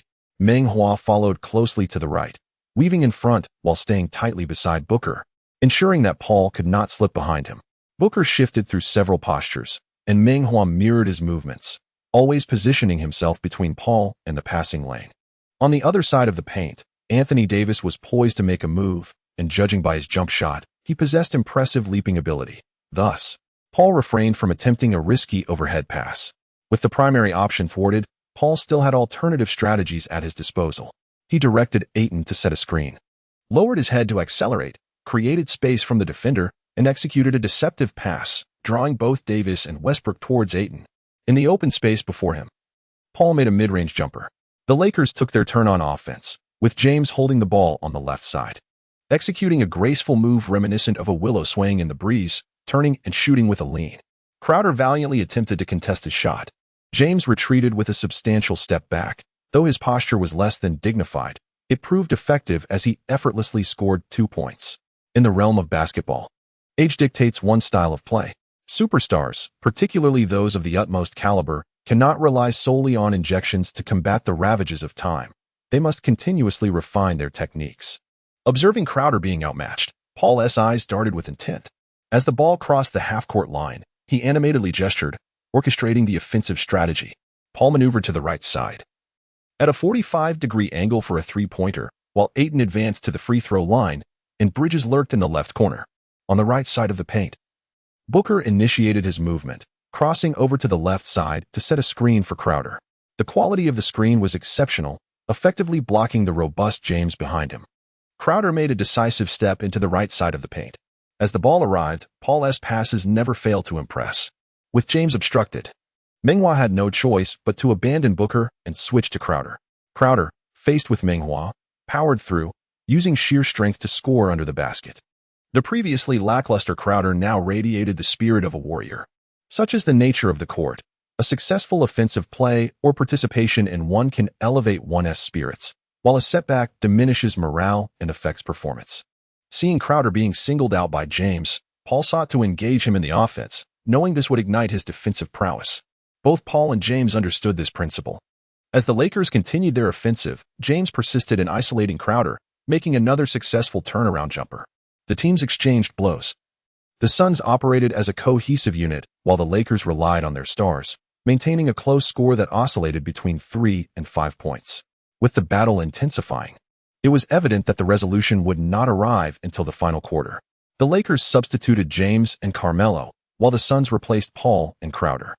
Booker advanced with the ball, with Meng Hua pressing fiercely. Prior to the game, he had meticulously studied each member of the Suns, aware of their strengths while remaining concealed in his own strategies. Booker's lethal weapon is his shooting, compared to his nearly unguardable mid-range shots.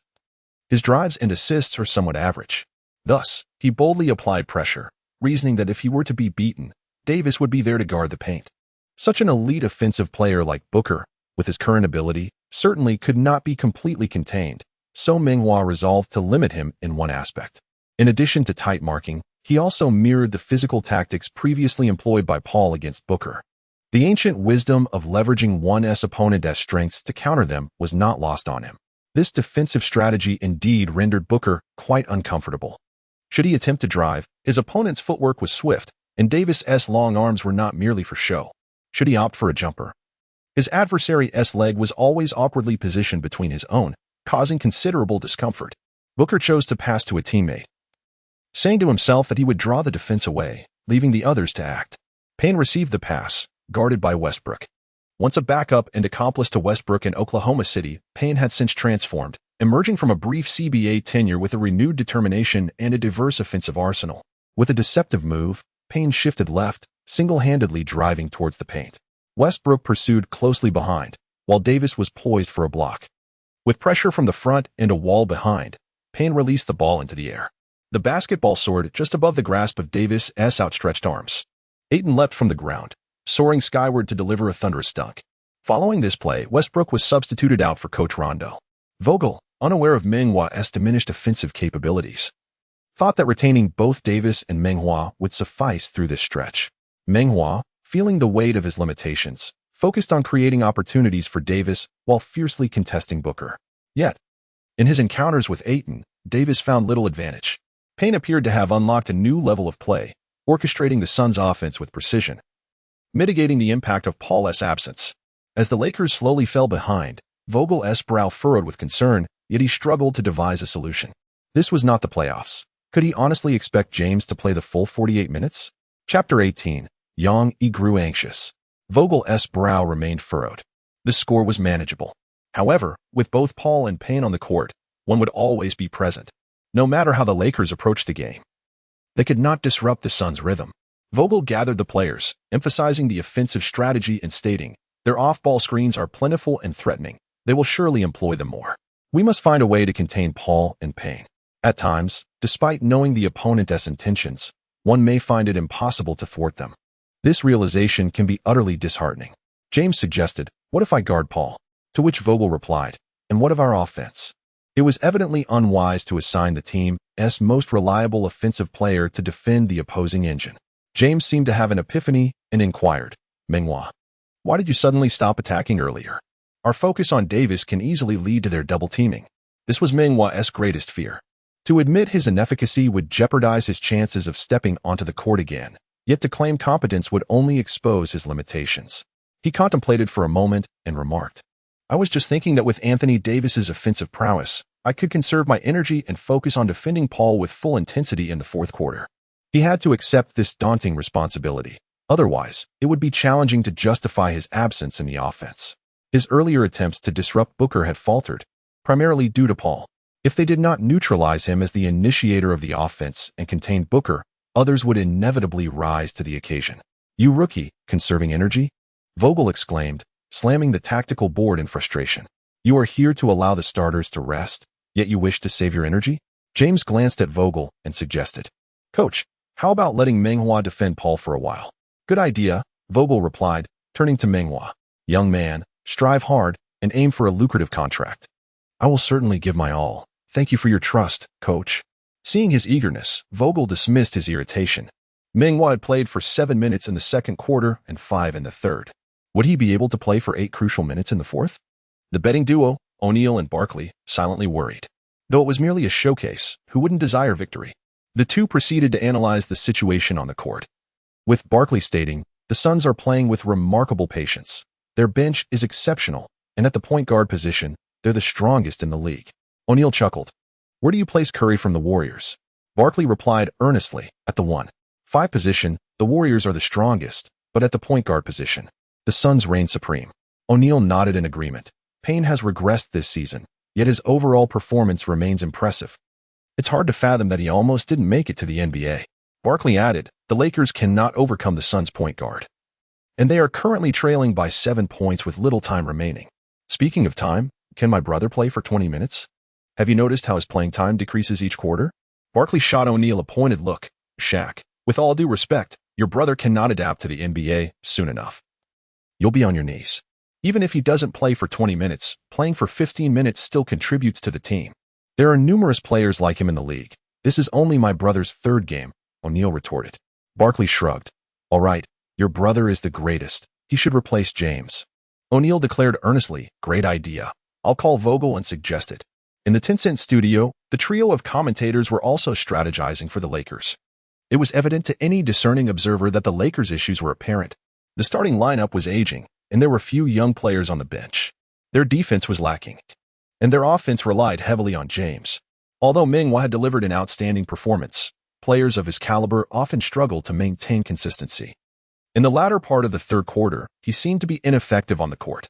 The commentators unanimously agreed that Vogel should find ways to keep Meng Hua on the court longer and involve him more in the offense. Giannis stated, With a top-tier point guard like Paul and an elite wing like Booker, relying solely on defense will not suffice. Offense is essential. Wang Meng added, the Lakers, with their aging roster, certainly cannot hold their ground. I fail to understand why Meng Hua has played so little.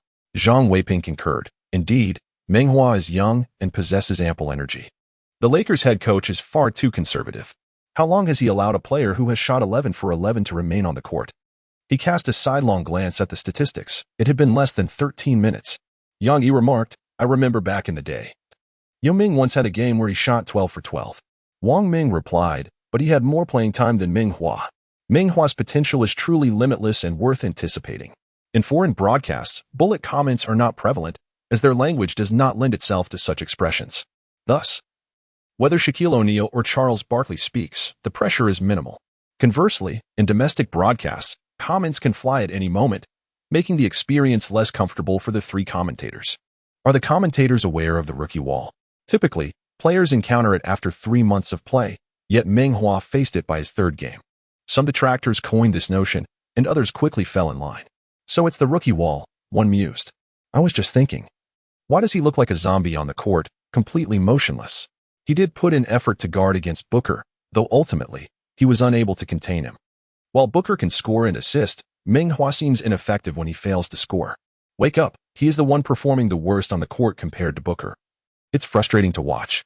One hopes that Vogel will refrain from using him. It would be embarrassing to showcase such performance on an international stage. The three commentators exchanged glances, sharing a bittersweet smile.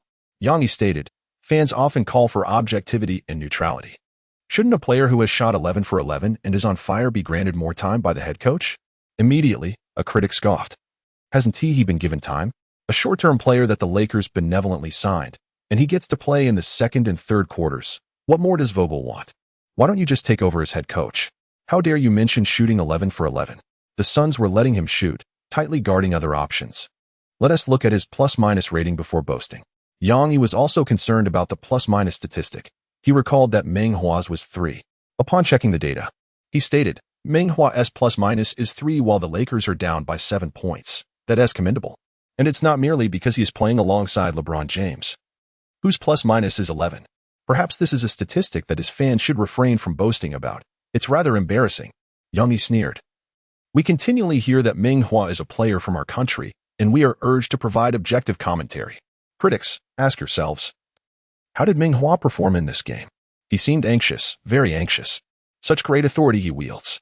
Did I pay to listen to your preaching? I fear they might not allow me to watch the live broadcast.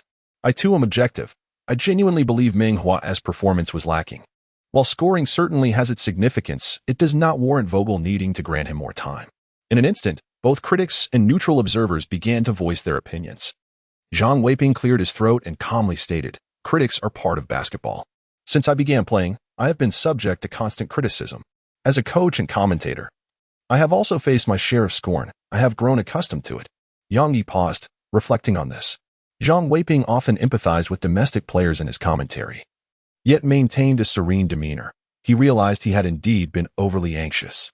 At that moment, Mena announced, now, we enter the lottery segment. Chapter 19. Once again matched against Paul on the bench, Meng Hua closed his eyes tightly, silently recalling the splendid highlights of Paul's gameplay. Each remarkable moment encapsulates decades of dedication from the player off the court. It seems Paul possesses no discernible flaws, at least none that Meng Hua can identify. He let out a soft sigh, realizing he had to revert to the most rudimentary method, leveraging his age to defend the left flank while staunchly guarding the right, employing close-quarters pressure in the hope of triumphing through sheer stamina. As the fourth quarter commenced, LeBron took to the court with the substitutes, while Davis and Westbrook rested. Meng Hua also entered the game. Vogel chose to place his trust in LeBron, knowing that if his judgment proved erroneous, the responsibility would solely rest on his shoulders. Paul joined the fray, and Payne showcased an impressive performance after a prolonged respite in the third quarter. Upon seeing Meng Hua take the court, O'Neal's eyes lit up, and he remarked to Barkley, my brother is playing alongside LeBron. Barkley retorted with irritation, do you think my eyesight is inferior to yours? O'Neal shot him a glare, indeed. In every aspect, you are smaller than I am. As Paul dribbled past half-court, the players dispersed to their respective positions, everything unfolding as it had in the previous 3 quarters.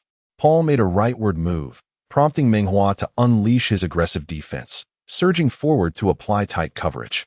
He was acutely aware of the difficulty in intercepting the ball, thus his hands refrained from lunging at it erratically. However, his footsteps remained steadfastly aligned with Paul, focusing primarily on obstructing his right flank. Paul, accustomed to intense pressure, remained unfazed and shifted towards the left. Meng Hua executed a measured step, maintaining a calm pursuit. Suddenly, Paul exerted force, crouching low to change direction, switching the ball back to the right. This maneuver was quite abrupt, as his gaze had been fixed on the left side. And with ample time remaining for the attack, Meng Hua was caught off guard by Paul's unexpected surge. Paul gained a half-step advantage, his body pressing against Meng Hua as he accelerated towards the baseline. Meng Hua turned, his body nearly fully obscured behind him. His best option was to pivot towards the baseline and continue pursuing Paul, for the ball posed no immediate threat. Yet, he did the opposite. Meng Hua swiftly sidestepped, positioning himself directly in front of Paul. Thud. The two collided, tumbling to the ground in disarray. The referee's whistle pierced the air, signaling a blocking foul on Meng Hua. There was no dissent regarding this call, as Meng Hua had abruptly inserted himself into Paul's path. Rising to his feet, Paul wore an expression of intense anger. Meng Hua's earlier maneuver had been perilous. In truth, as Meng Hua fell, he extended his hand in a protective gesture. But his mind was consumed with the thought of Meng Hua's abrupt intrusion. Barkley, agitated, remarked that this play could potentially injure Paul, insisting that the referee should have called a flagrant foul. O'Neal countered, stating it was merely a blocking foul, as both players had nearly moved to that position simultaneously. And Meng Hua had indeed made a protective gesture as they fell. As the Suns inbound the ball, Paul took control, with Meng Hua closely shadowing him, grappling and clawing. Paul shook his head with a wry smile, casting a disdainful glance at Meng Hua, and accelerated his dribbling. His ball danced erratically, swerving left and right, advancing and retreating. While his center of gravity fluctuated unpredictably, Meng Hua had but one strategy: to stay as close as possible, engaging in physical confrontation, never allowing himself to be drawn into a feint. Paul, dribbling to his left, abruptly gathered the ball and delivered a hook pass to the weak side Bridges. All eyes were fixed on the interplay between him and Meng Hua, and with the ball moving at such velocity, Bridges secured the catch effortlessly. LeBron swiftly pivoted to defend Bridges. In a flash, Bridges returned the ball to Paul, who was making a move to receive it. Paul caught the ball, with Meng Hua steadfastly trailing, remaining resolutely in his path. Often, once the ball is passed, it presents the best opportunity for scoring, as defenders are preoccupied with the receiver. If one can position themselves adeptly to receive the ball, it becomes quite simple to create an open shot. Paul was contemplating this, yet regrettably. Meng Hua paid no heed to the ball's trajectory. His focus was solely on Paul. I declare that my gaze is fixed upon you alone, for you are the one I cannot forget. Paul glanced towards the paint, noting that Howard's positioning was impeccable, rendering a lob pass unfeasible. He stepped right, forcing a jump shot over Meng Hua, the ball swishing through the net. Following a heated exchange between Heisey and Yang Yi, the atmosphere noticeably intensified as they witnessed Paul's scoring spree, prompting an onslaught of shots. Did Paul break a sweat? It seemed all too effortless. One moment they guarded Paul, the next it was Booker. Whoever they defended would inevitably find success. Vogel truly ought to be dismissed. His in-game adjustments are utterly lacking. James and Meng Hua were engaged in hushed conversation. Perhaps a lip-reading expert could decipher their dialogue. James remarked that playing requires intellect. As the Lakers launched their offense, James drove and passed to Melo, who sank a three-pointer from the corner. The Suns initiated a baseline play, and this time, Meng Hua began to aggressively challenge Paul from the backcourt. I know I can't steal the ball from you, but I possess the stamina to wear you down. With Bridges providing a screen, Meng Hua was momentarily delayed but quickly closed the gap on Paul. To be precise, it was Paul who awaited him. As one of the league's premier point guards, Paul was no stranger to being closely guarded. He felt it pertinent to impart a lesson to this rookie. As he ascended the mountain, he was oblivious to the countless novice corpses he had tread upon. How could he possibly fear Meng Hua's relentless pursuit? Since Meng Hua allowed him to take the left path, he would charge down the left route. He dribbled the ball with his left hand, accelerating towards the left front. Many have remarked on his inadequate left-hand technique, a sentiment this young man likely shares, as he merely chuckled. Meng Hua pursued closely, his lateral movement remarkably swift, his feet almost appearing to blur. Recalling the earlier chaos, Paul executed a sudden stop and raised his hand for another mid-range shot, anticipating his intent to shoot. Meng Hua extended his arm as far forward as possible to disrupt the attempt. He paid no mind to Paul's pass. After all, if it led to an assist, it would be a defensive oversight by his teammates, leaving Vogel with no grounds for reproach. However, Paul's shooting opportunity was thwarted. The ball struck the rim twice before bouncing out. The Beast firmly boxed out Ayton, opting not to leap, and secured the rebound. While his leaping ability has waned with age, he remains no less formidable in strength and positioning than the younger players. Meng Hua proved to be a challenging defender. LeBron was particularly attentive to him, having just been outmaneuvered by Paul, and advised him not to overthink the situation. The Lakers continued with LeBron driving and distributing the ball, this time resulting in a successful play by Rivers. He was equally exhilarated. The arrival of Meng Hua instilled in him a profound sense of urgency. As Rivers scored, Meng Hua immediately positioned himself at the baseline, exhibiting even greater enthusiasm than Paul. Paul received the ball, pivoted to the left, then to the right, dribbling behind his back. His dribbling is utterly mesmerizing, leaving one in a daze. Meng Hua closely shadows him, yet refrains from attempting to steal the ball. Upon crossing half-court, Meng Hua tightens his defense even further. Shamet sets a screen, and Paul maneuvers towards the left side of the court. Meng Hua threads his way past Shamet, relentlessly applying pressure. Paul is rarely prone to mistakes, exhibiting a calm and steady style of play, both in offense and defense. Despite his numerous steals, he rarely loses his position.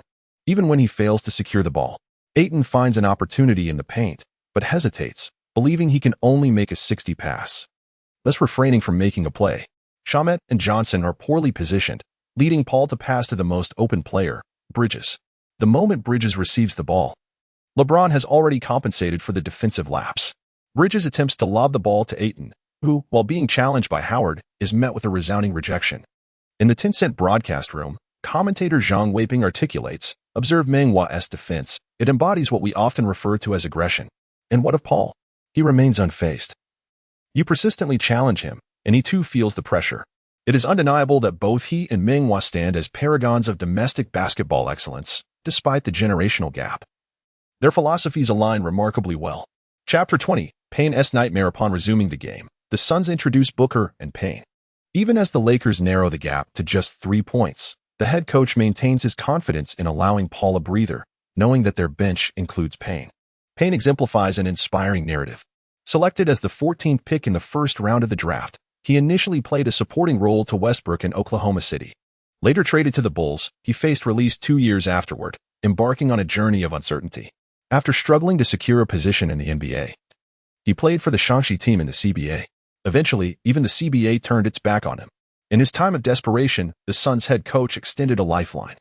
There is no affection without reason. Monty Williams recognized him, having been a beleaguered assistant coach during Payne's tenure with the Thunder. Payne did not betray Williams' trust, swiftly adapting to the Suns' style of play, contributing significantly when they eliminated the Los Angeles duo last season. Payne's journey illustrates the fierce competition within the NBA. Now, having just established himself within the team, he faces the challenge of competing against the youth of other franchises. With the ball in hand, Payne finds himself confronted by a defender who appears both taller and more robust than he. He immediately signaled his teammates to set a screen, demonstrating his consistently high basketball IQ. The Lakers did not switch on defense, allowing Meng Hua to navigate past the screen and closely shadow Payne. With his rapid lateral movement, Meng Hua outpaced Payne, whose dribbling skills paled in comparison to those of Paul, rendering him unable to escape this predicament. He sought to maneuver to the left, only to find Meng Hua positioned at his right. Clearly, this novice was aware of his left-handedness. Payne gradually advanced to the right, aiming to penetrate the enemy's interior defense. However, he found Meng Hua's formidable physical presence quite challenging. Fearing a misstep, he opted to pass the ball to Booker and then descended into the paint, weaving around Ayton and the Beast before returning to the perimeter. Upon glancing up, he noticed Meng Hua still standing before him, with no opportunity presented for his teammate. Booker was compelled to initiate a solo offensive. As a premier shooting guard, his scoring efficiency was commendably high, rendering team synergy unnecessary. If one's shooting percentage stood at 100, what need is there for teamwork? Alas, Booker's accuracy was not so pristine, as he missed a pull-up shot over Rivers. As the Lakers launched their offensive, Carmelo set a screen, and a recently successful defensive Rivers charged into the paint with fervor. Spotting the robust Crowder lunging toward him, Rivers bellowed in determination, rallying his team's powerhouse for a resounding dunk. Meanwhile, Meng Hua sprinted swiftly to the Suns' baseline beyond the three-point line, nearly colliding with the retreating LeBron James. James signaled for him to proceed as he fell back. Meng Hua and Payne engaged in a relentless contest, ultimately reaching the Lakers' backcourt. Williams had not anticipated that Payne would find himself in such a precarious position. However, calling a timeout for this circumstance seemed unwarranted. Substituting in Paul. That was out of the question, for during critical moments, Paul proved most reliable, and deploying such a trump card at this juncture was inadvisable. After a moment of contemplation, Williams resolved to observe further, hoping that Payne could endure. Payne's head felt heavy, while Meng Hua's footwork was exceptionally swift. He was impervious to feints and refrained from reaching for steals, resembling an unshakable shadow. Even in the finals, he had not encountered such a tenacious adversary. He recalled the rabid dog from the Western Conference Finals. The two dogs bore a striking resemblance. No, this one was younger and swifter. Payne continued to pass to Booker, who found it challenging to break through. It was the responsibility of the leader to resolve the situation. Booker charged from the left to the right, while Payne executed a crossover run, intending to draw the Mad Dog away. Under the impression that he was to receive the ball, Booker executed a handoff pass, a technique that was remarkably reliable. For but a fleeting moment, Payne hesitated, and in that instant, Meng Hua transformed into a master thief, swatting the ball away from Booker with deft precision. He constantly admonished himself not to reach out. Yet the ball lay there, large and round. He was unable to suppress the primal impulses surging within him. Meng Hua seized the ball, skillfully maneuvering backward to evade Payne's attempted interception before passing it to James. James surged forward, resembling a high-speed tank in motion. Booker sprinted back desperately, yet attempting to defend against James would only result in a 2-1 scenario. He was merely going through the motions, fully aware of the futility. With a flourish, James soared like a celestial being, executing a thunderous dunk before landing and unleashing a triumphant roar, leaving the teams separated by a mere point. Paul glanced at Williams, noticing his unyielding stance regarding substitutions, and resigned himself to remain on the bench. Meng Hua also advanced toward the front court, not to initiate an attack, but to await the Suns' baseline inbound. If he were to embrace madness, it must be absolute. He could not relent when success seemed within reach. Booker, poised to execute the baseline pass, shot him a fierce glare before launching the ball high to Payne. "Let's see you intercept this one," he seemed to challenge. As the ball ascended, Meng Hua hurriedly pursued, acutely aware that he could not outpace it. Yet, as Payne received the pass, Meng Hua arrived in time to apply pressure once more. Payne, increasingly flustered, felt the weight of his predicament. Passing would be embarrassing, so he cautiously switched to dribbling with his left hand. Forget about creating opportunities. The priority was to avoid a turnover. Once past half-court, Payne exhaled in relief, passing to Bridges, thus salvaging some dignity. After the pass, Meng Hua clung to him like a piece of chewing gum, maintaining an intimidating presence despite the considerable distance between them. Witnessing Payne's escalating frustration, reminiscent of his own struggles in the CBA, only heightened his own agitation. Bridges launched a three-pointer, and both Payne and Williams breathed easier. Although the team's offensive rhythm was faltering, such occurrences were not uncommon. Tactical coordination sometimes failed, leading to individual star plays. A score was a score, regardless of the means. As the Lakers initiated their offense, James held the ball at the arc, tightly guarded by Crowder. James feigned a move, extending his left foot, prompting Crowder to retreat slightly with his right. As James withdrew his foot, Crowder advanced again.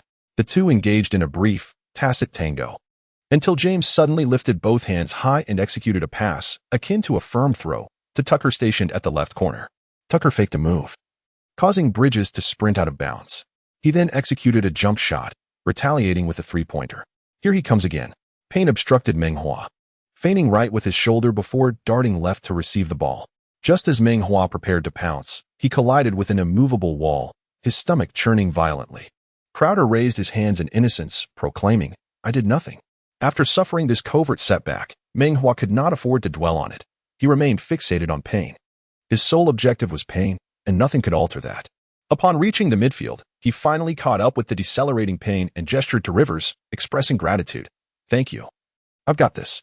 The Suns deployed Crowder to impede him, and with 4 players on each side in the front court, Rivers naturally stepped in to provide support. Payne maneuvered with deftness, circling left and right, while Meng Hua matched him step for step. Payne's fury was ignited, his eyes ablaze with the spirit of battle. He had merely chosen not to engage with you earlier. Did you truly believe he feared you? With a deft right crossover, he executed a left behind-the-back dribble, His right hand forged a path as he lowered his head and bent his waist, striking the ball with his left hand. With a powerful push from his right foot, he barreled towards the paint, bearing down on Meng Hua. The referee's whistle pierced the air, signaling a foul for charging. The two players rose, and Payne fervently engaged the referee, insisting that the call should have been a blocking foul. Before he could finish his protest, James assisted Carmelo, who effortlessly sank a three-pointer, allowing the Lakers to take a 2-point lead. Payne received the ball, his fury palpable as his movements and rhythm quickened significantly. To his surprise, Meng Hua did not apply tight defense this time. As Payne drove, Meng Hua assumed the primary defense on his left flank, but there was no way for him to get through. Payne shifted to the right, and just as the ball touched the ground, Meng Hua launched a shot. From the moment he released it, he sensed its success, reminiscent of the thrill he felt when acquiring the Phantom Claw experience card. Meng Hua then passed the ball to Rivers and slowly waited at the sidelines. He knew that the Suns would soon pause, without needing to rush to the baseline like a madman. Chapter 21, Paul's Subtle Moves. In the TNT studio, O'Neal remarked, "Charles, the fans have a great affection for you." "I know, especially the female fans." "No, there are plenty of male fans as well." "Is it because I speak the truth?" "Indeed. Although your mouth is large, you speak nothing but stark truths." "Yes, my friend, there are not many who possess my level of clarity." "Additionally, you love fiercely and speak with conviction, embodying a man of responsibility." As O'Neal spoke, Barkley sensed impending trouble. This hefty fellow was quite mischievous. Upon the resumption, the Suns intensified their pick for Payne, but due to Meng Hua's tight defense, it became difficult for the other players to receive passes from Payne, even when they found their positions. Eventually, the play devolved into individual improvisation, yielding low efficiency. Once the offense stagnated, maintaining a strong defense became equally challenging. The Lakers quickly surged ahead by 5 points, but Paul had rested sufficiently and returned to the court. The Lakers also brought in Westbrook and Davis, substituting for James and Melo. The moment Paul stepped onto the court, the entire Suns team felt a surge of confidence. The presence of a leader is undeniably impactful. Ayton moved up to set a screen for Paul, his imposing physique creating an effective barrier. Meng Hua attempted to penetrate but collided with the wall, his body rebounding and his steps faltering. Paul swiftly adjusted, accelerating with determination. Ayton rolled down and set another screen for Booker. Davis, concerned that Paul might pass to Ayton, shadowed him closely. Tucker was thoroughly blocked by Ayton, leaving Booker completely open. Paul executed a long, arching pass, and Booker soared in the paint, catching the ball with one hand for a thunderous dunk. The deficit was reduced to 3 points within a single possession. The Suns suddenly gained momentum, and the home crowd erupted in a wave of excitement. On the Lakers' offense, Davis shot a flirtatious glance at Westbrook, who moved up to set a screen on the right side of the paint. Westbrook feigned left, then quickly shifted to the right. The weak side was entirely open for Tucker, and Westbrook, with his keen vision, executed a wide aerial pass. However, the pass was thwarted, as Bridges anticipated Westbrook's intentions. Meng Hua and Westbrook sprinted back, preventing the Suns from capitalizing on a fast break, leading to a half-court battle. The Suns reverted to their previous screening strategy, this time with Paul passing to Ayton. Ayton performed a mini-spin, evading Davis's long reach, and successfully finished at the rim. On the sidelines, the young Emperor savored chicken feet, lost in thought.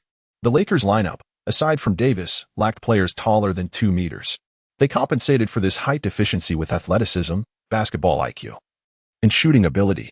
Westbrook, Tucker, Ellington, and Meng Hua possessed athleticism, yet their shooting remained exceedingly inconsistent. In defense, the Suns needed only to neutralize Davis and cut off Westbrook's passing lanes to effectively dim the Lakers' flames. Offensively, the Suns frequently found open shots through their screens. Vogel adjusted the strategy, substituting Ellington and Tucker for Rivers and Howard to bolster the defense. As for the offense, they would take it step by step. Would the Lakers still face the same predicament today? As the Lakers initiated their offense, Westbrook attempted a jump shot that clanged off the rim. Davis fought for the offensive rebound, muscling through McGee to score. The teams were now tied. With heightened intensity, Meng Hua dashed to the opponent's baseline, beginning to apply tight defense on Paul. He is not lacking in physical strength, but if he continues to play defensively, allowing his opponent to adapt, it could lead to complications. Offense requires a change of rhythm, and defense is no different. In many aspects, particularly in sports, frequently adjusting one's pace can lead to a more comfortable execution. Although Paul is adept at dribbling, he remains cautious when confronted by a relentless opponent. Not out of fear of losing the ball, but primarily due to the risk of injury. Should an errant elbow strike his nose, it could very well result in a fracture. The two players were entangled as they advanced to the front court. When McGee set up a screen, they executed that tactic for the third time. With a skilled passer, one can afford to be audacious. McGee descended, this time opting not to set a screen for Johnson. Paul delivered a beautiful bounce pass before dashing towards the paint. Meng Hua also surged towards the basket, completely oblivious to the whereabouts of the ball, following Paul's lead. As McGee aimed for a dunk, the formidable Howard signaled that he was still capable of intimidation, soaring through the air with outstretched, superhuman arms. A moment of panic seized McGee, nearly causing him to lose control of the ball. He suspended in midair to evade Howard's block, awkwardly tossing the ball just before landing. On the opposite side of the paint, Paul leaped high, with Meng Hua following suit. Paul's instinct for rebounding surpassed that of his opponent, allowing him to snatch the ball. Just as Meng Hua attempted to pivot for defense, he suddenly felt a sharp jab in his lower back. Turning around, he discovered it was Paul's elbow. This rascal must have intended it, he thought, wanting to complain to the referee, who seemed oblivious to the unfolding drama. Given Paul's esteemed status as a former union president, voicing complaints might even result in a technical foul against himself. Why jeopardize his finances? Paul, however, wore a smile, as if to say, I played dirty.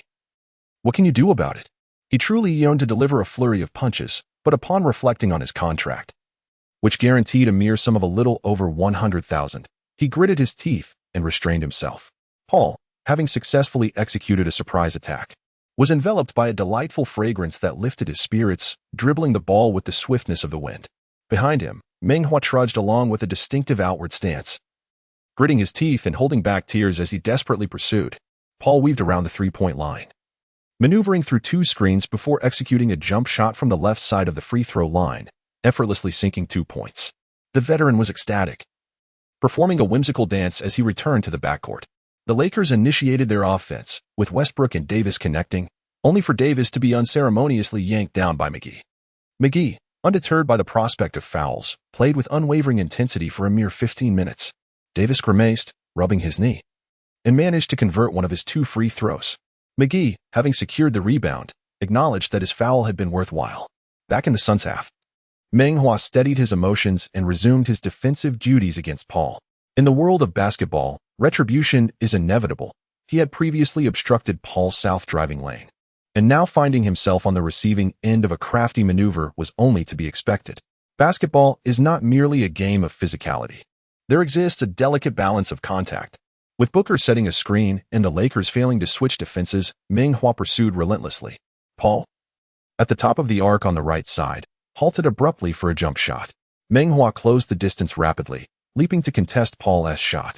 As Paul released the ball, McGee and Howard pivoted to secure the rebound. With keen awareness, Paul noticed Meng Hua's side contest and deftly altered his trajectory midair, slamming the ball against McGee's ample posterior. Upon landing, Paul quickly surged past the hastily descending Meng Hua, delivering a subtle elbow as he maneuvered for a quick pass off McGee, resulting in a flawless jump shot. What a play! Observing Paul's cunning display, Suns fans erupted, fervently waving their towels. Meng Hua's teeth ground together, the pain from his already dislocated fingers intensifying. Blood must be repaid with blood. He was determined to exact retribution. Chapter 22, An Eye for an Eye. The Suns held a 3-point lead, their fans vociferously urging for defense, believing that their shouts might bolster the home team. With just over 5 minutes remaining, the Lakers deployed their most formidable offensive lineup: Westbrook, Meng Hua, Carmelo, LeBron, and Davis. The Suns countered with their starting 5. Spotting Meng Hua still on the court, O'Neal beamed with delight, rising from his seat and playfully maneuvering past the other hosts to join Barkley. Barkley, resembling a bashful bride, shyly covered his face before finally lowering his hands and declaring to the camera, I am a man of my word. On the court, the two teams engaged in a fierce battle. LeBron drew defenders, executing a wide-ranging pass to Meng Hua. His height, combined with his basketball acumen, renders seemingly illogical passes astonishingly effective. Meng Hua finds himself unmarked by Paul. Yet, he refrains from shooting and instead returns the ball to Westbrook. Each possession bears immense significance. Westbrook curbs his desire to drive, taking a few steps before passing it back to James. The Suns' defense is tenacious, with Crowder positioned firmly in front of James, providing staunch resistance, while Ayton lurks behind, his long arms occasionally swaying. James asserts his commitment to playing the intelligent game, delivering another long pass. this time aimed towards the paint. Ayton, preoccupied with tracking the ball, fails to notice that Davis has already sprinted to the opposite side of the key, effortlessly scoring with a one-handed dunk. Meng Hua continues to race past Paul towards the baseline, this time unabashedly extending his hand for the ball. He understood that he could not intercept the ball, nor would it significantly exhaust Paul, for his dribbling skills were exceptional. Yet, through this relentless pressing, he would invigorate his teammates' defensive zeal. Even if his companions remained indifferent, Vogel would surely not be unresponsive.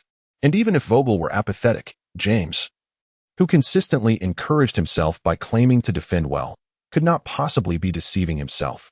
He remained inseparable from Paul, entangled all the way to the front court. The home crowd erupted in jeers, seemingly disdainful of his actions. The cacophony of sound nearly led him to question his own sanity. Alas, it is no easy task to be a mad dog, laboring in vain. The two were entwined on the left side, and Meng Hua decided this time to adopt a straightforward defensive stance, allowing no room on either flank. Ayton sought to step up for a screen, but Paul gestured for him to retreat. With a flourish, Paul dribbled, while Meng Hua closely monitored his footwork and right hand. As Paul transferred the ball to his left hand and extended his right, intending to subtly push Meng Hua, they found themselves in close proximity. Such minor actions were difficult for the referee to detect. In that fleeting moment when Paul reached out, Meng Hua, realizing his true intent, swiftly sidestepped, and Paul advanced. The two vertical lines were destined to intersect. At the point of convergence, they collided violently, falling to the ground, one landing on his back, the other face down in the dirt. The referee's whistle pierced the air, signaling a blocking foul. Paul's fury surged as he remained atop Meng Hua, unwilling to rise. Feeling as though he was the one pinned beneath, Meng Hua felt deeply wronged. He quickly reassured himself that being on the bottom could also be advantageous, and his spirits lifted considerably. Before him, Paul seemed to transform into a golden-haired beauty. The hormones surged within him, coursing through every capillary in his body. He turned his head and, unable to restrain himself, blew softly into Paul's ear, then casually drew back his legs, preparing to rise. Paul, enraged, found himself restrained by teammates who rushed to intervene, forcing him to swallow his indignation. The referee cast a disapproving glance at Paul. Having already called him for a blocking foul, what grounds did he have to complain? Just because of your seniority, do not presume you can intimidate others. As Paul executed a sideline throw-in, Meng Hua discreetly tapped him on the backside. Do not provoke the tiger. Paul's gaze could have pierced through steel. The tiger does not roar, and you think I'm a sickly cat? Booker navigated around a screen, seeking the ball. Paul waved him away. Keep moving. Time is running out. With a step back, Paul launched a three-pointer. It fell short. Meng Hua strode forward with a complete disregard for his surroundings, patting his own backside as he went. Paul, seething with fury, closely followed him, hurling insults. Meng Hua remained silent. I'll choke you. In a moment of offensive miscalculation by the Lakers, Paul seized the ball, demonstrating quick reflexes with a long pass to Booker, who, upon receiving it at the baseline, executed a powerful windmill dunk. Meng Hua felt the urge to curse. He had defended relentlessly, feeling the pain of each blow, yet they squandered opportunities so carelessly. He thought to himself that if he refrained from participating in the offense, he could avoid mistakes, though he could not expect the same from his teammates. The Lakers pressed on with their attack. If 1 point was insufficient, then 2 would suffice. This time, the Suns launched a fast break. And despite it being a guaranteed 2 points, Booker audaciously attempted a three-pointer and succeeded. In mere minutes, the gap widened to 6 points.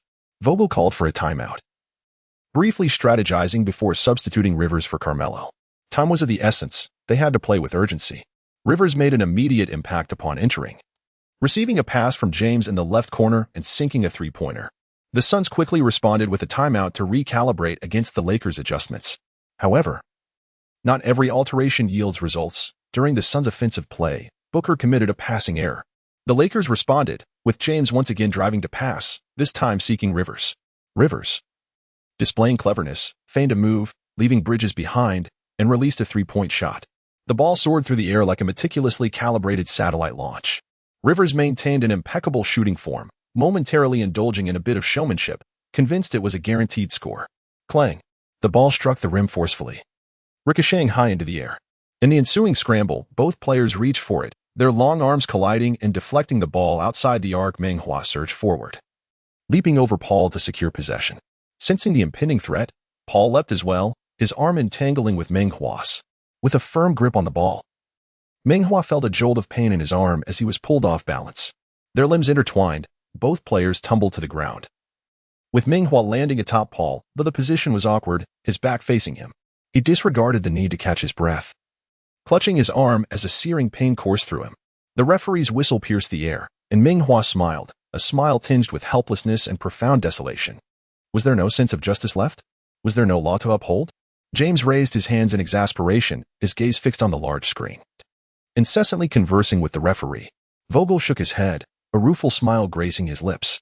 Paul converted one of his 2 free throws, inflicting 1,000 wounds upon the enemy while sustaining 800 upon himself. His arm throbbed in agony as well.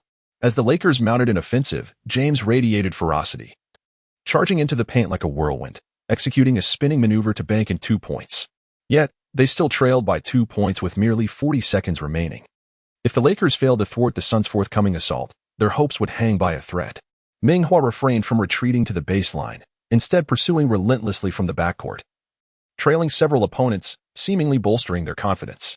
It was imperative to adjust and alter the tempo. This play was pivotal. Paul, noticing Meng Hua's lack of defensive pressure, wore an expression of mild surprise. Standing at the 3-point line, Meng Hua gingerly touched his arm, then his injured ring finger. Paul cast a fleeting glance toward him before quickly directing his teammates' tactics in the paint. Paul shifted left, causing Meng Hua to adjust his weight. Then, he veered right, and Meng Hua executed a quick step to maintain his position. With a left-handed dribble behind his back, Paul lowered his stance and dropped his shoulder. This time, Meng Hua struggled to keep pace. Paul, using his left hand to create space, proceeded to dribble right, aiming for a breakthrough. This was his ultimate objective. In this crucial moment, his subtle maneuvers emerged. Regardless of whether Meng Hua fell for the feint, Paul was determined to clear a path. With divine ferocity, he would vanquish all who stood in his way. Meng Hua had anticipated Paul's rightward drive. As a master of his craft, how could Paul not exploit the pain Meng Hua bore in his injured finger? He was not merely lagging behind. Rather, he deliberately feigned a weakness to counter Paul in that moment. This time, he and Paul initiated their movements almost simultaneously, an elite lateral shift. Thud. Both players tumbled to the ground. Beep. Chapter 23. The final shot. The referee's whistle was timely, and his gestures followed suit. Paul collided with the defender. Meng Hua clenched his fists, his legs nearly cramping, yet he managed to succeed at this most critical juncture. Referee, I adore you. Paul, furious, leaped in frustration, glaring at the large screen as he trudged back to the half-court. The Lakers called a timeout to strategize their final offensive play. In the TNT studio, a bald man dressed in a suit and tie knelt before the camera. Throughout the fourth quarter, Meng Hua remained on the court, contributing significantly to his team, causing Barkley to lose a bet. Lakers rookie Meng Hua, I am Barkley, and I bet against your brother O'Neal. I lost, and I kneel before you. O'Neal also addressed the camera, saying, Hey, Meng Hua, I'm O'Neal. After rising, Barkley faced the camera again, declaring, Meng Hua, I concede. But I still believe you cannot adapt to the NBA. Meng Hua paid no attention to TNT. Even if he were inclined, it was not the time. He was intently listening to Vogel's plans for the final offensive play. In truth, there was no complex strategy, just a plan for the players to set off-ball screens, allowing James to receive the ball near midcourt. Meanwhile, shooters positioned themselves at each corner, leaving James to assess the situation and make a decision. Strategies may be rigid, but the adaptability of the players is of paramount importance. In the Tencent studio, the atmosphere had slightly cooled. Throughout the fourth quarter, Meng Hua had not scored. Although he did draw a foul on Paul, it paled in comparison to his flawless shooting record of 11 attempts. Offense is what leaves an impression. Defense? Who was defending just now? Returning to the game, as the final shot would determine the victor, the commentators eagerly strategized for both teams. Executing the last shot is a significant test of a player's skills and psychological fortitude. Under the intense scrutiny of the crowd, many players find their technical movements faltering, even committing errors. If the shot goes in, it is paradise. If it misses, it is hell. The legendary Michael Jordan's ascension to greatness is undeniably linked to that final shot in '98. Under the watchful eyes of the audience, Jordan withstood the pressure, first stealing the ball from Malone, then faking out Russell, and executing a jump shot that even a scriptwriter could not have envisioned. Barkley, after kneeling, remained cheerful, unaffected by his earlier actions, and continued discussing the final shot strategy with O'Neal. In the Tencent studio, 3 commentators were also deliberating the last offensive play. Wang Ming asked with a smile, Will the Lakers go for 2 points or 3? A 2-point shot has a higher success rate, and if successful, it would tie the game. A 3-pointer is somewhat risky, but if made, it could decisively overwhelm the opponent. Giannis opined, I believe they will opt for 2 points. Let us not forget, the Lakers have been the kings of overtime this season. Zhang Weiping remarked, the closer to the basket, the higher the shooting percentage. 2 points is the best choice, though a 3-pointer could also be reasonable, as everyone expects a 2-pointer, and a 3-pointer could catch them off guard. Mena inquired. So who will take the final shot? In her heart, she already knew the answer, but formalities must be observed. Wang Ming and Zhang Weiping replied in unison. It will be James.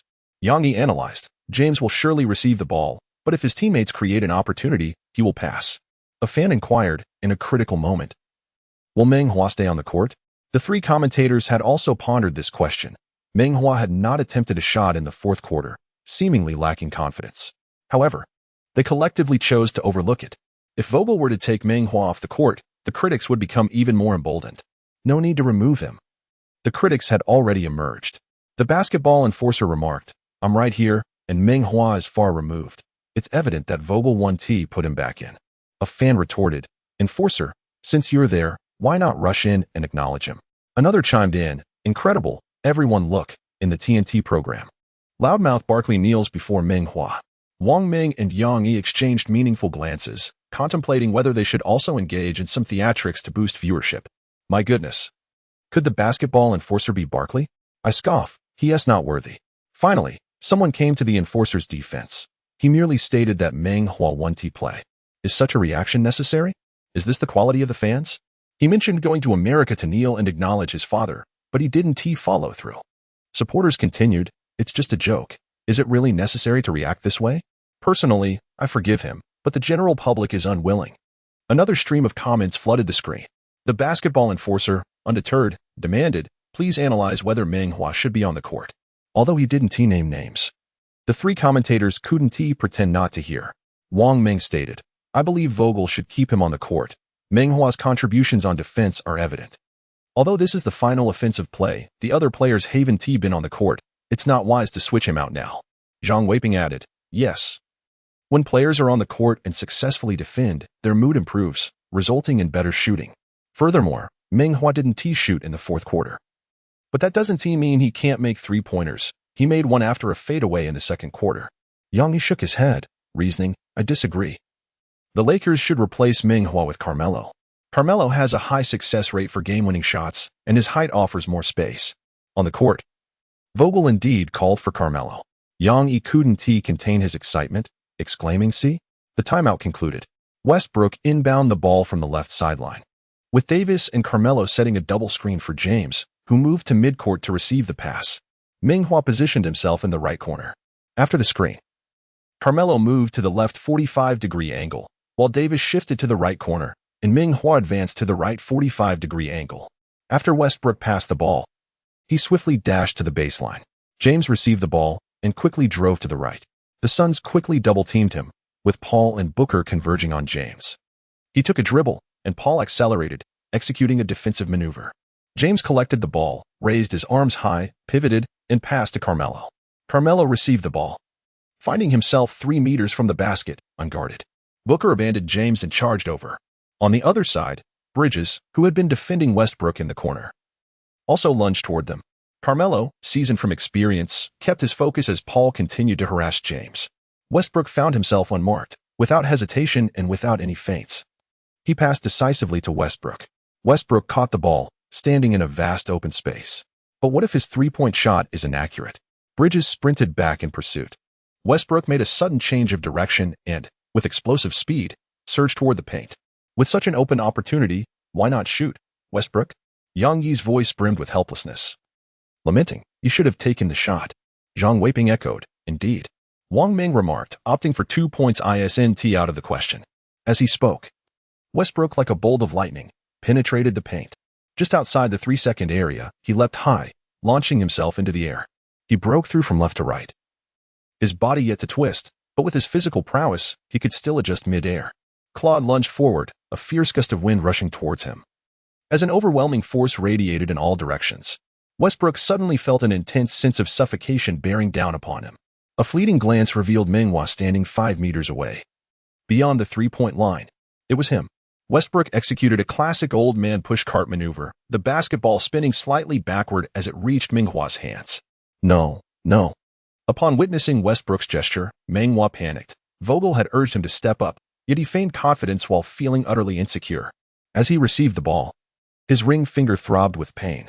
His mind was a blank, oblivious to the remaining time, with no opportunity to assess his teammates. He was all in.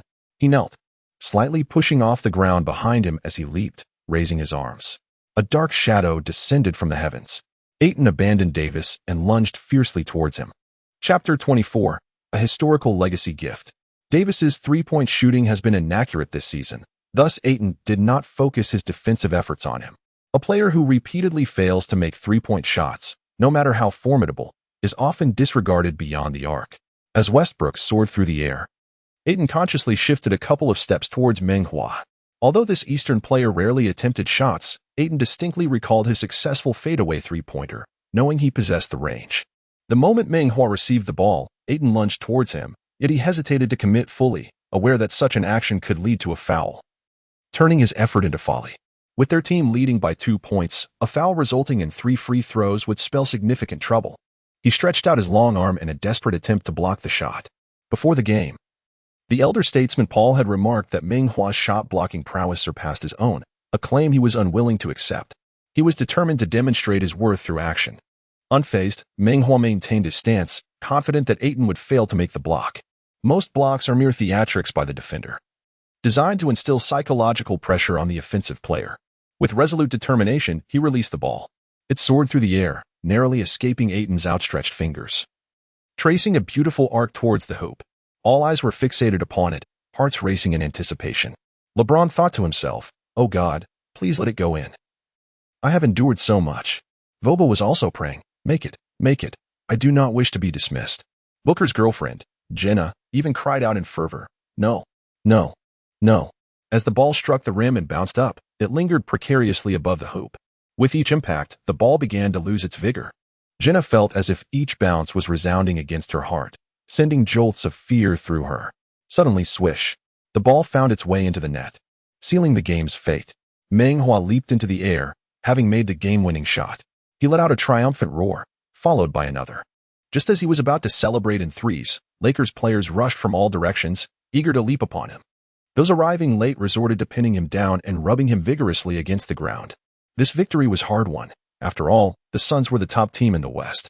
The Suns cheerleaders watched the Lakers with a mixture of envy and disdain. Is this it? They barely seemed to stand a chance. Jenna gasped in disbelief, unable to trust her own eyes, uttering, "Don't stop." In the TNT studio, Shaquille O'Neal kept exclaiming, "Oh my God," in perfect synchrony with Jenna. Though one expressed joy while the other felt dismay. Barkley remained silent, aware that he would soon be subjected to ridicule, especially after his earlier assertion that Meng Hua could not adapt to the NBA. Indeed, what a swift rebuke that turned out to be. He often faces setbacks, but never quite so swiftly. In the 10-cent livestream, the trio of commentators was invigorated, repeatedly extolling the greatness of the Lakers' victory. Wang Ming was at a loss for words. The illustrious guards of the Lakers. He embodies the glorious tradition of the Lakers. Magic, Goodrich, Bryant, at this moment, their spirits seem to have possessed him, and the ball goes in. "The game is over," Yang Yi remarked, "Absolutely splendid." This match was akin to the finals, with both teams showcasing an exceptionally high level of play, truly captivating.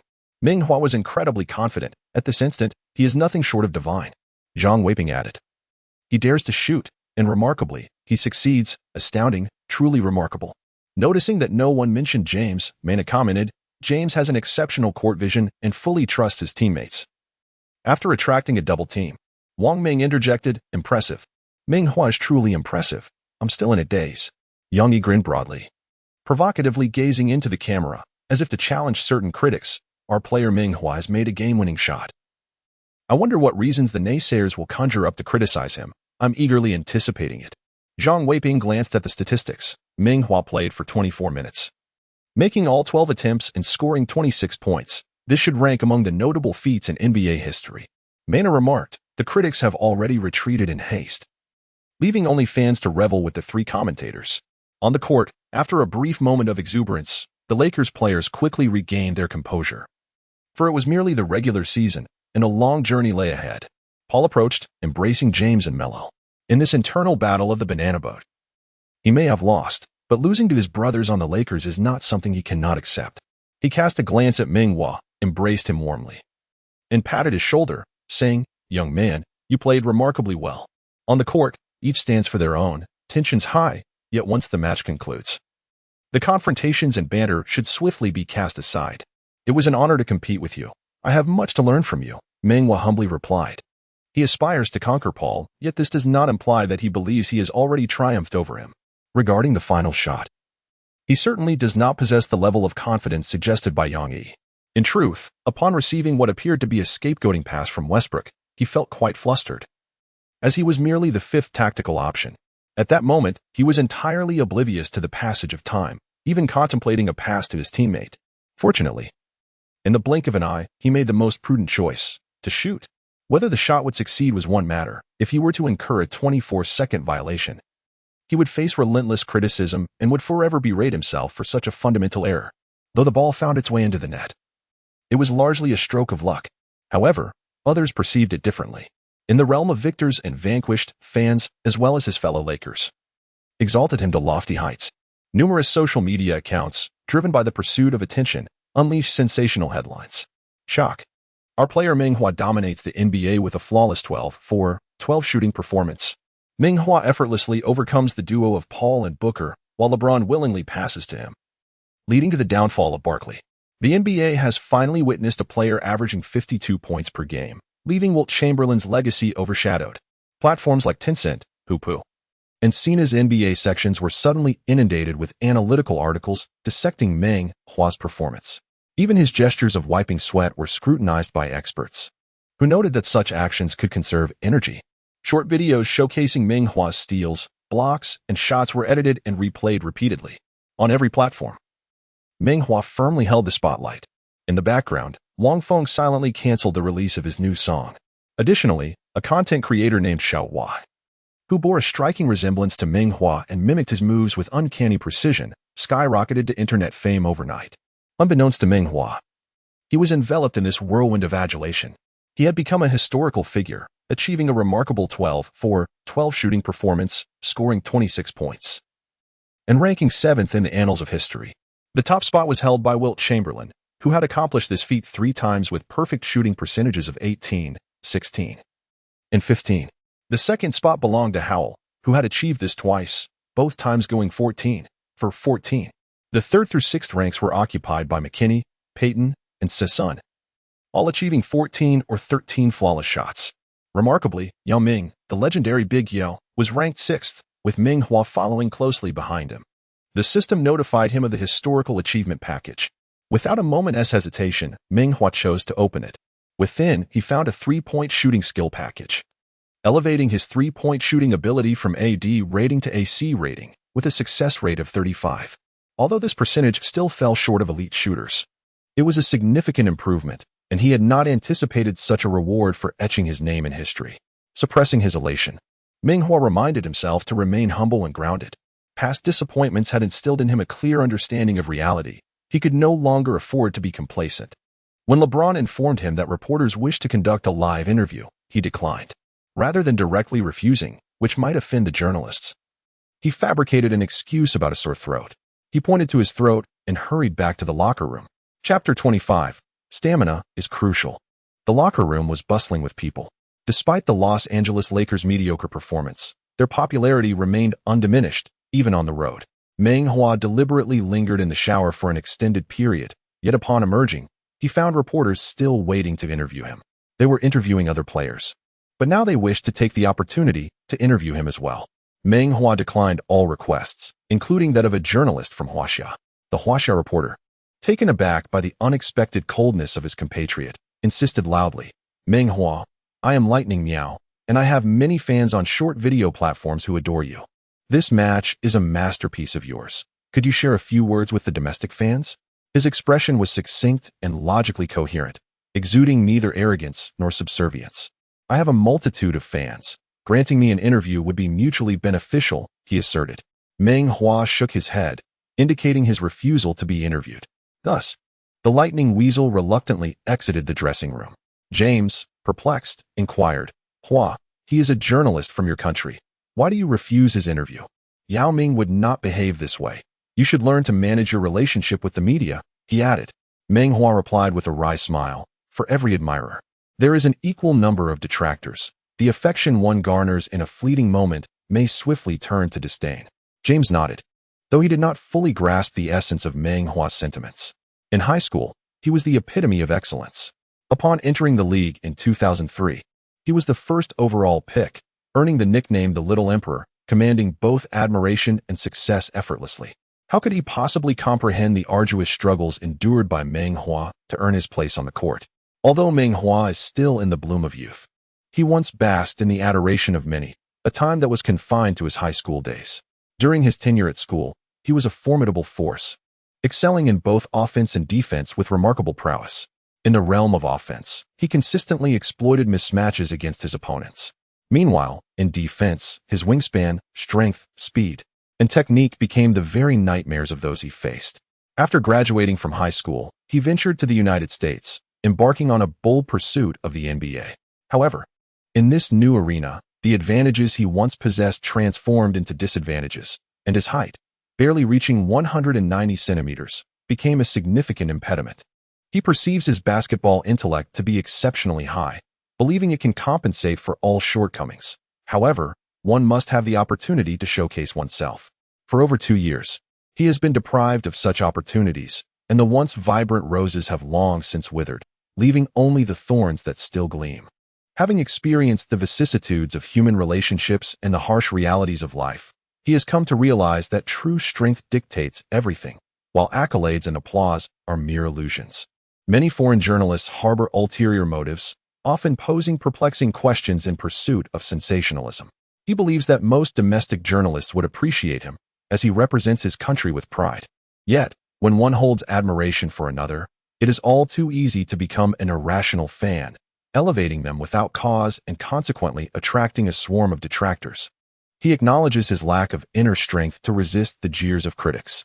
Thus, when the Lakers offered him a contract, he resolutely decided to focus on playing well and refrain from perusing others' opinions online. "What do I care? My coach and teammates know me best." Just as Meng Hua finished tidying up, his phone rang. It was his close friend, Lu Feng. "Meng Hua, congratulations. You've done something remarkable by hitting the game-winning shot. Did you watch the game?" Meng Hua asked, slightly astonished, as Lu Feng had never shown any interest in basketball. "No, I heard about it," Lu Feng admitted, a hint of embarrassment in his voice. "Then why are you contacting me?" Meng Hua inquired. "Well, someone wants to interview you, but you turned them down rather harshly. So they reached out to me instead.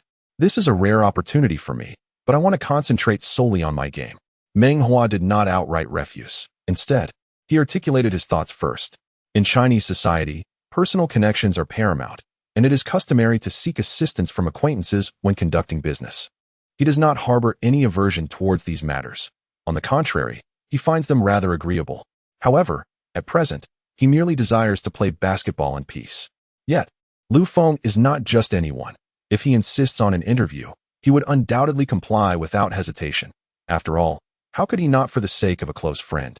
A person as astute as Lu Feng can certainly discern the underlying meaning in his words. If their relationship were merely cordial, Lu Feng would not press the issue further. Lu Feng indeed refrained from bringing it up again, encouraging him to work diligently, both for himself and for the glory of the nation, before ending the call. On the other end of the line, his tone was consistently cheerful, revealing his genuine happiness for his friend. During their high school years, Lu Feng was also a prominent figure, much like him.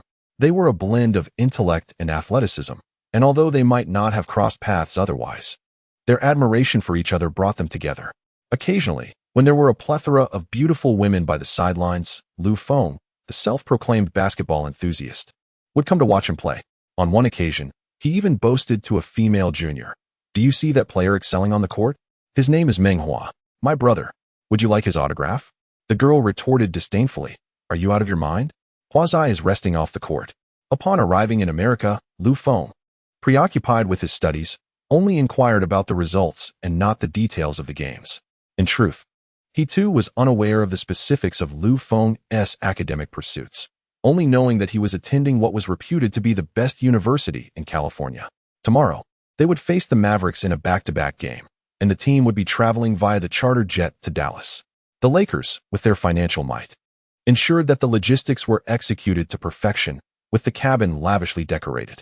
Despite the players' towering heights, each seat was remarkably spacious, almost completely reclining. Meng Hua occupied a seat in the second-to-last row of the cabin, alongside Rivers, who had begun as an undrafted rookie. Initially signed to a two-way contract, he later transitioned to a full contract. Although he had received ample playing time at the start of the season, his performance had since declined significantly. In the past, being a benchwarmer like Rivers had been Meng Hua's aspiration. However, now he found himself on the cusp of surpassing Rivers, becoming a favored player within the team. Up front, LeBron was jovially bantering with his teammates. Having narrowly triumphed over the league leaders, everyone was in high spirits. This served as a potent psychological affirmation. Their previous struggles were attributed to a lack of cohesion, and now that they had navigated that phase, they felt invincible. The NBA schedule is both demanding and unforgiving. As the team leader, it is imperative to adeptly manage time and cultivate a relaxed atmosphere among teammates to ensure they perform effortlessly. Meng Hua initially wished to recline and rest, yet he played the entire final quarter, fiercely contending against the opposition, exhausting his energy reserves. However, upon noticing the captain preparing to sing, he, despite his low emotional intelligence, dared not recline, leaning forward instead, feigning rapt attention. As the song concluded, he naturally applauded vigorously. Even though LeBron's vocal abilities were rather mediocre, this successfully caught LeBron's attention. "Hua, you should sing a song too." "Yes, we would love to hear a song in Chinese," Davis chimed in.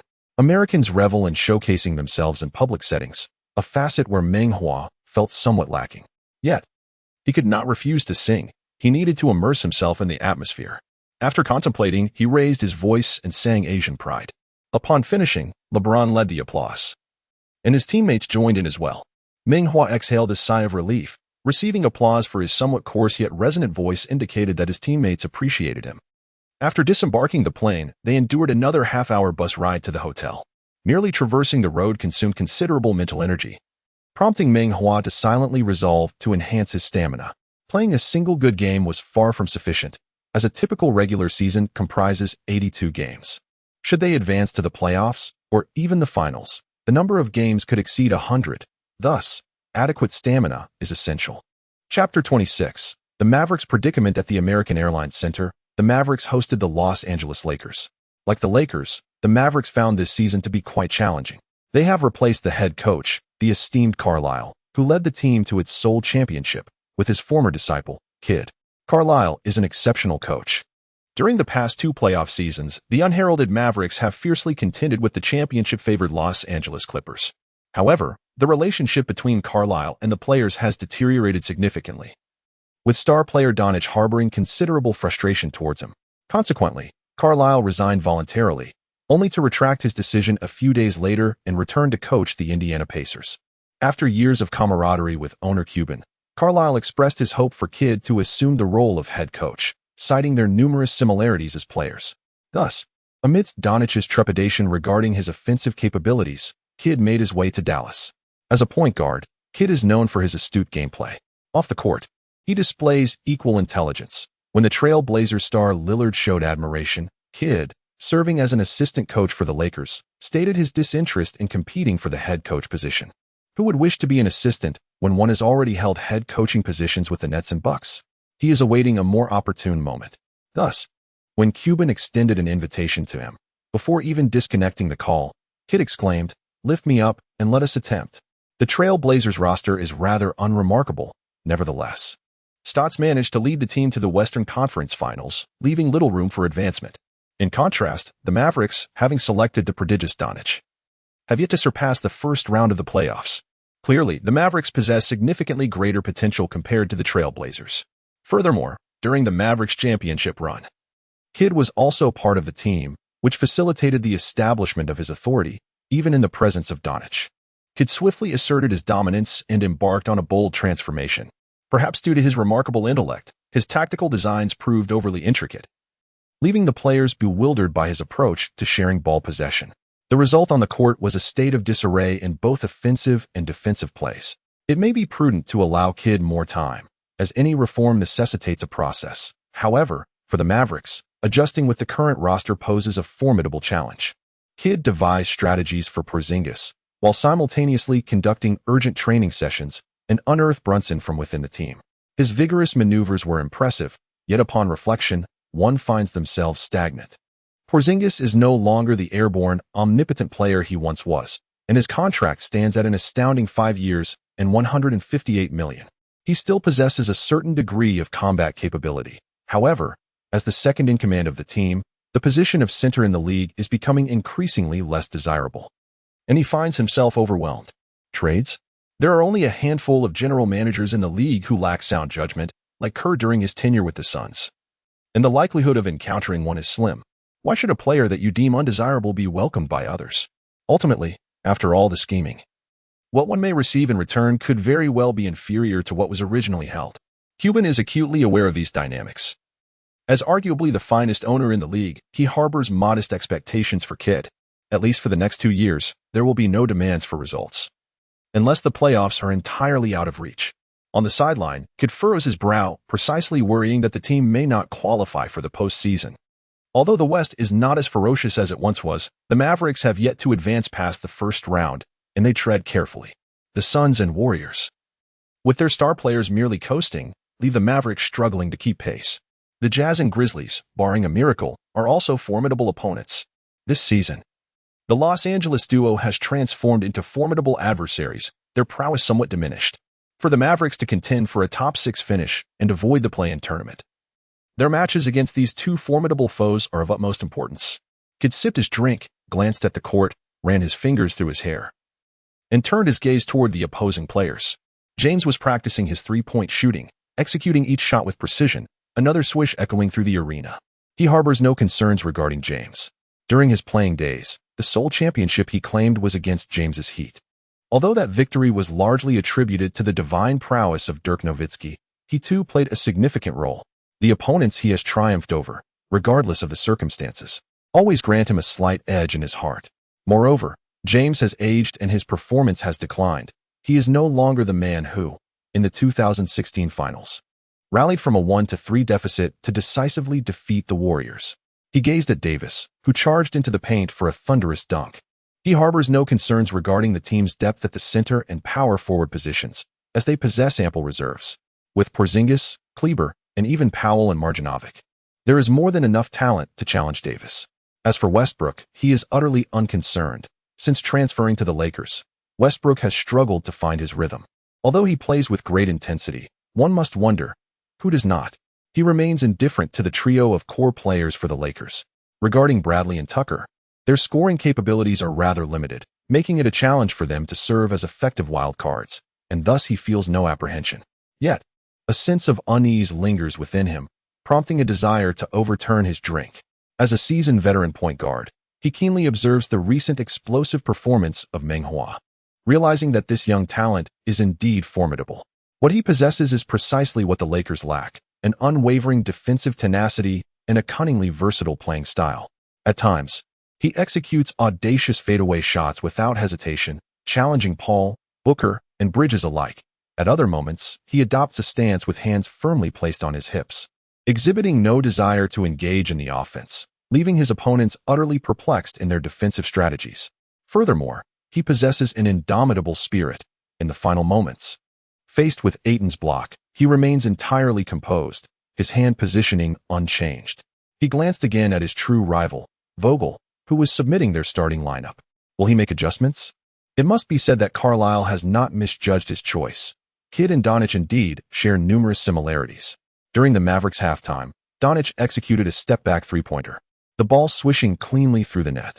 In contrast to the tempestuous performances of 2 years ago, his displays this season can only be described as lukewarm.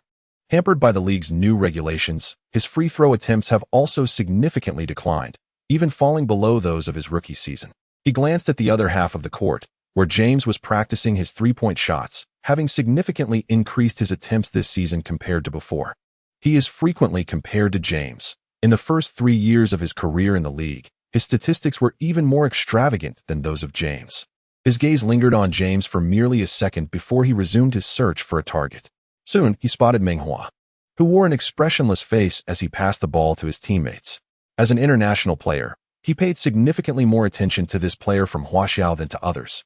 The youth, naturally curious about novel experiences, found himself intrigued by Meng Hua, who had astonishingly scored 12 consecutive shots in the previous game, an achievement he himself had never attained. Unlike the head coach, he felt no sense of unease. Instead, he was prepared to impart some valuable lessons to Meng Hua, for some knowledge cannot be acquired at Lanxiang. As the match commenced and the players took to the court, Donich was met with disappointment, for Meng Hua was nowhere to be seen. He cast a glance at Vogel, somewhat perplexed. How could such a player be relegated to the bench? This game is indeed played with great abundance. He cast another glance at Meng Hua, whose eyes sparkled with intensity, as if to convey, "If I do not make my appearance, how will you teach me a lesson?" Chapter 27. The Lakers lead by a wide margin. The referee tossed the ball into play, and Porzingis, with his long arms gracefully extended, deftly nudged it into the hands of Donich. Donich swiftly crossed half court, with Hardaway providing a lateral screen. In a display of agility, Donich twisted his torso and, with a decisive flick of his wrist, sank a three-pointer. The excitement among the fans was palpable, igniting instantaneously. James received the ball from the baseline and, amidst a barrage of fierce competition, surged forward. With Westbrook's screen, James retaliated with a three-pointer of his own, matching the energy of the moment. Both teams had strategically positioned their stars, engaging in a fierce showdown, while the crowd's roars ebbed and flowed, growing ever more fervent. As the league's latest sensation, Donich had every reason to respond. He executed a breakthrough, pulling back for another three-pointer, continuing his offensive display. Throughout the defensive play, he kept a watchful eye on James. As contemporaries of unparalleled talent, Donich's performance and statistics in his first 3 years in the league even surpassed those of James. Although he admonished himself to remain calm and not to care, James had maintained his peak performance for 18 years, far beyond what he could compare to. Yet, on the court, he still provocatively engaged. James, with an expressionless face, chose to execute a pick-and-roll with Westbrook, soaring from the free-throw line to wreak havoc upon the basket. Both teams, seemingly in unison, unleashed a whirlwind of fast-paced play, paying homage to D'Antoni. Offense was indeed the best defense. As for defense, where was it? Vogel was quite dissatisfied, yet with James thriving in his rhythm, he refrained from making adjustments. Kidd, equally displeased, called a timeout, instructing Donich to share the ball. After the timeout, the Mavericks began to play team basketball, with focal points shifting unpredictably. Soon, however, their shots began to miss. As the regular rotation commenced, Vogel did not send Meng Hua onto the court. Meng Hua grew anxious, frantically waving his towel in hopes of catching Vogel's attention, but to no avail. At the end of the first quarter, the Lakers led by 12 points, 40-28. In the Tencent studio, Su Kun lethargically narrated the game. Having the opportunity to commentate on this match, he was secretly pleased and had exerted considerable effort to gather information on Meng Hua. However, with Meng Hua still not having played, Su felt his talents were wasted. Another commentator, the esteemed Wang Shipong, the MVP of the CBA Finals, was also present.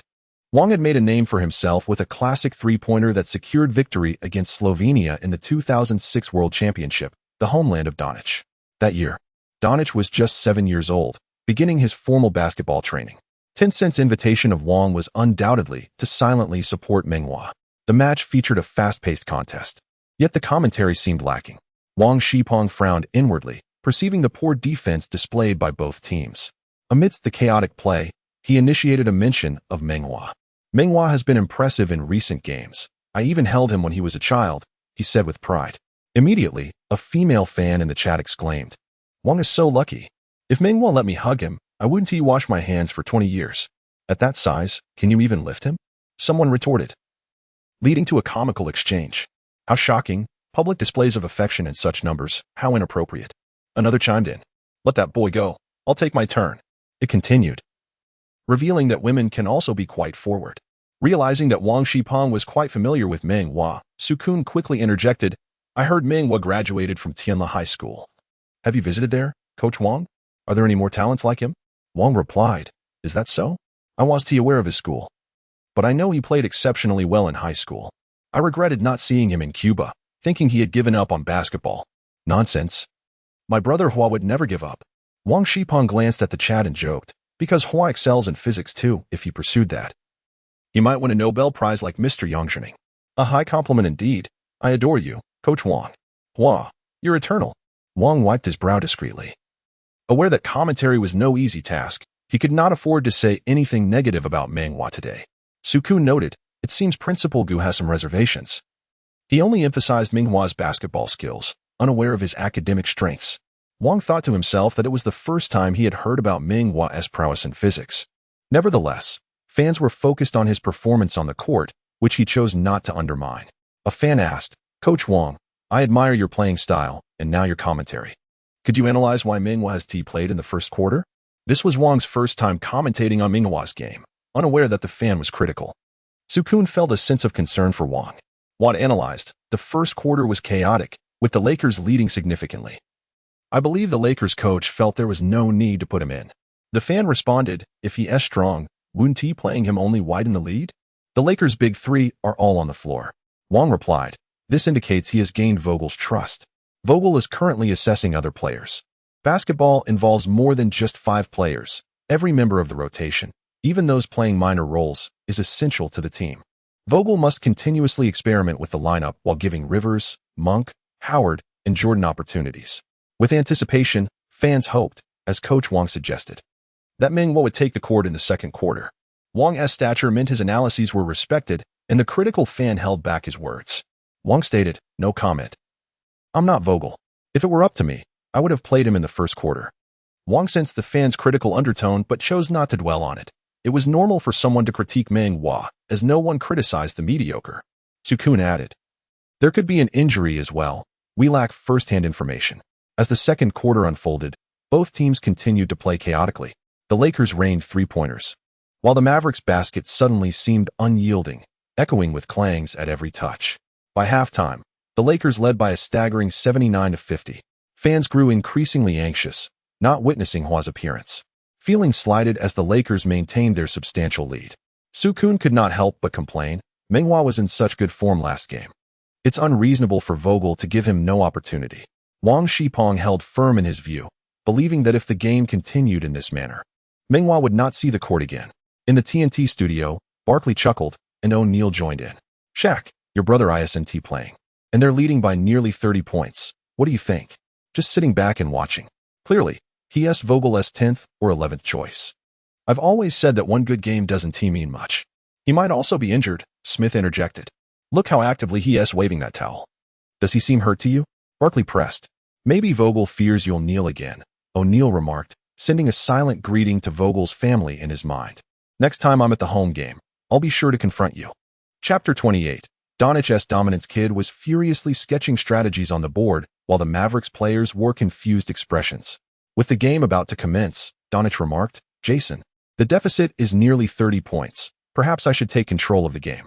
In the first half, he had shot 9 out of 14. While his teammates collectively managed only 9 out of 33, he could no longer bear it. Kidd glanced at the stats and insisted, Luka, if we want to go further, we must learn to share the ball. Doncic replied, I have no issue with sharing, but at this rate, we might not even make the playoffs.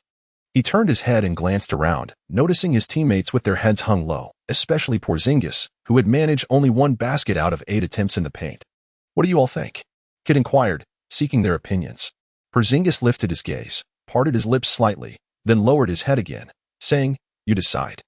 It was best to refrain from this power struggle. Self-preservation took precedence. In the past, when the coach and teammates fought over women, refusing to pass the ball, it created quite a stir, ultimately leading to the disintegration of the Mavericks trio. Now, the ball was in Luka's hands. If he chose not to pass to me, what could I do?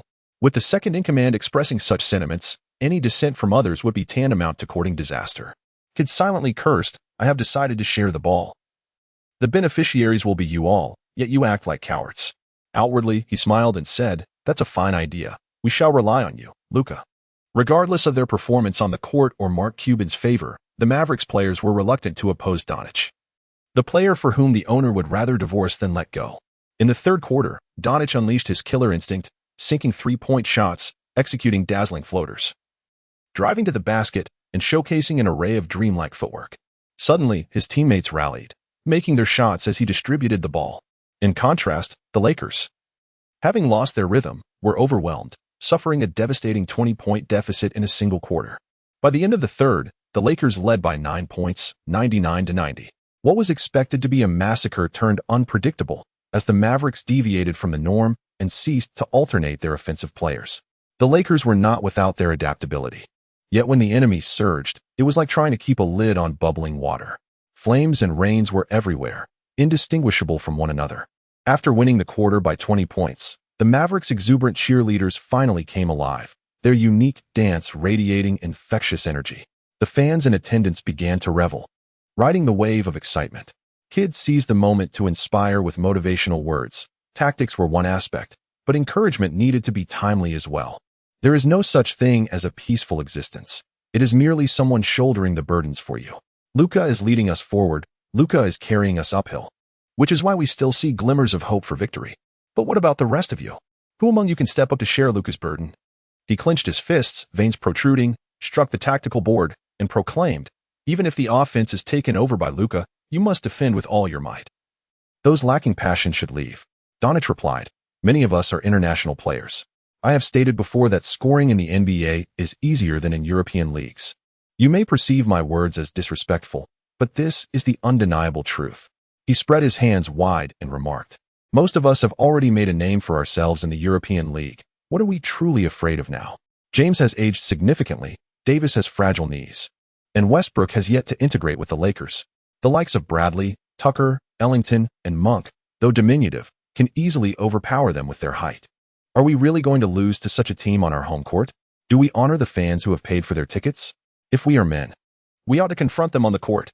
After Luka Doncic finished speaking, he turned and strode onto the court, indifferent to the opinions of others. This team was indeed difficult to lead. As the teams clashed once more, perhaps out of a natural penchant for masochism, the Mavericks players, after enduring humiliation from Kidd and Doncic, suddenly awakened, displaying remarkable prowess on both offense and defense. Finney-Smith sank a three-pointer, Porzingis followed suit, and Kleber also scored. With his teammates finding their rhythm, Doncic thrived, seamlessly sharing ball control. He had no issue with the dual playmaker setup. After all, he had excelled in collective basketball while at Real Madrid. The crux of the matter was that his teammates needed to convert open shots. The league undoubtedly encourages perimeter shooting. Yet they insisted on having Porzingis back down in the post. When he could be protecting the rim and shooting threes, wouldn't that be more advantageous? This was Doncic's perspective. Though he had not communicated it with Kidd, he is an astute player, acutely aware that the team must evolve. Otherwise, they shall not surpass the first round of the playoffs. He has been patiently awaiting the efficacy of Kidd's strategies. However, following a disastrous performance in the first half, he could no longer endure the situation and boldly protested, taking action that contradicted the head coach. While Doncic found a sense of ease, others began to feel the discomfort. Certain matters invariably make it challenging for both parties to experience mutual satisfaction. As the score gap narrowed, James grew increasingly anxious, subconsciously comparing himself to Doncic. Despite their shared intent to distribute the ball, he wondered why Doncic's teammates could consistently convert their shots. He passed several times, all to wide-open spaces. Yet the ball clanged against the rim repeatedly. He had no choice but to take matters into his own hands, fortunate that the Mavericks faced no restrictions. The formidable struggle of one against many, the nightmare that had befallen Doncic in the first half, was seamlessly transferred to James. At last, the opening shot re-emerged. Hardaway executed a high-quality screen, allowing Doncic to glide effortlessly, unleashing a three-point shot that found its mark. Within merely 2 minutes of play, the Mavericks had closed the gap to a mere 2 points, prompting Vogel to call a timeout in exasperation. "Wake up, gentlemen. Have you forgotten being up by 26 points against the Thunder only to be overturned?" Vogel's voice echoed with urgency. The Lakers players, burdened by fatigue, appeared listless. Had they not once held a 29-point lead, perhaps they would have exhibited more tenacity.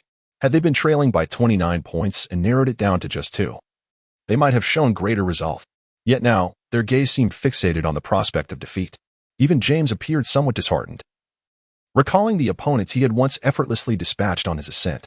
Were those former adversaries not reflections of his present self? He has exerted himself to the utmost. Had it not been for him, the Mavericks would have already overtaken the score. Let us forget the past. We are currently ahead by 2 points. Let us rally our spirits, shall we? Vogel has ceased to discuss tactics. The most pressing matter now is to uplift morale. The Lakers nodded in agreement. Yet no one uttered a word. Returning to the match, James attempted a layup that rimmed out. Doncic advanced to 2 meters beyond the three-point line and unleashed an audacious shot. Swish.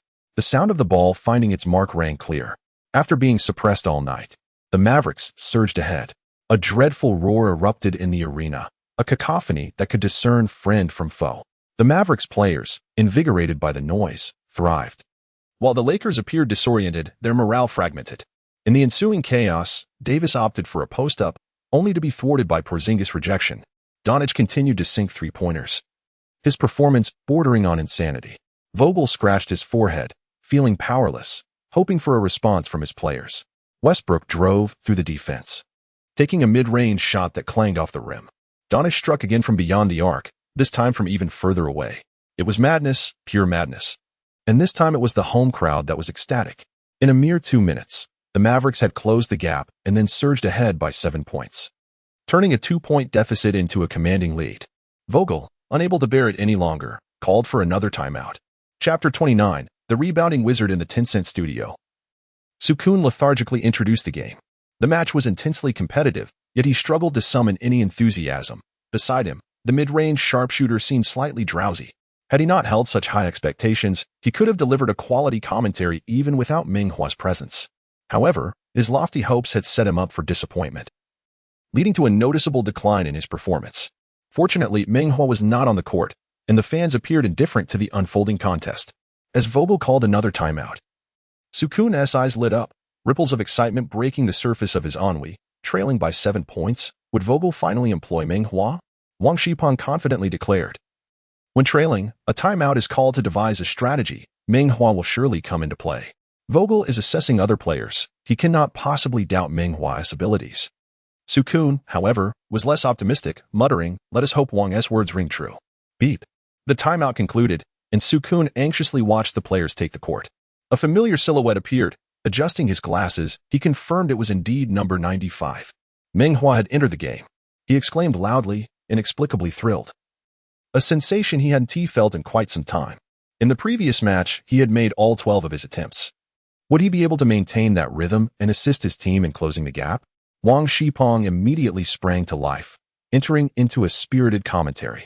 As Meng Hua took to the court, Vogel finally remembered him, eliciting a mix of excitement and disappointment. The thrill came from the coach recalling him at such a critical juncture. The disappointment stemmed from the realization that it had taken this long for him to be acknowledged. Was he merely the team's second or third choice? Despite his stellar performance in the last game, had he failed to elevate his standing within the team? Vogel, too, was left with little recourse, for the season was long and arduous. He has placed his unwavering trust in Meng Hua, demonstrating decisiveness when the moment calls for an offense, while fiercely contending against the opposing team's key players during defense. What coach would not cherish such a player? However, should the team find themselves with a commanding lead, he may hesitate to grant Meng Hua playing time. Westbrook has yet to fully integrate into the team, and players like Ellington and Rivers also require thorough evaluation. With a substantial lead at halftime and still ahead at the conclusion of the third quarter, anxiety begins to creep in during the fourth as the gap narrows, momentarily causing him to overlook Meng Hua's presence. As Meng Hua strides onto the court, a familiar system notification resonates in his mind. Host detected on the court, automatic check-in. Check-in successful.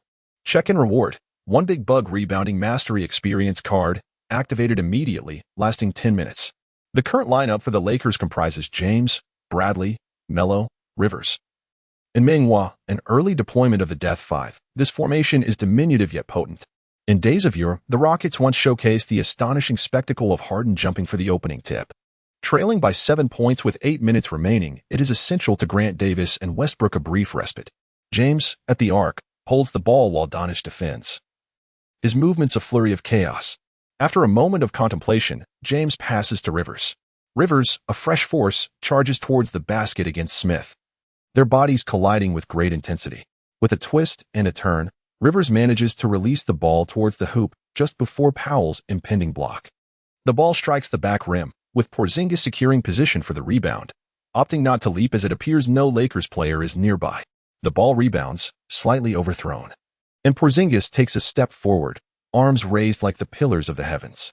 A shadow draped in purple and gold ascends high.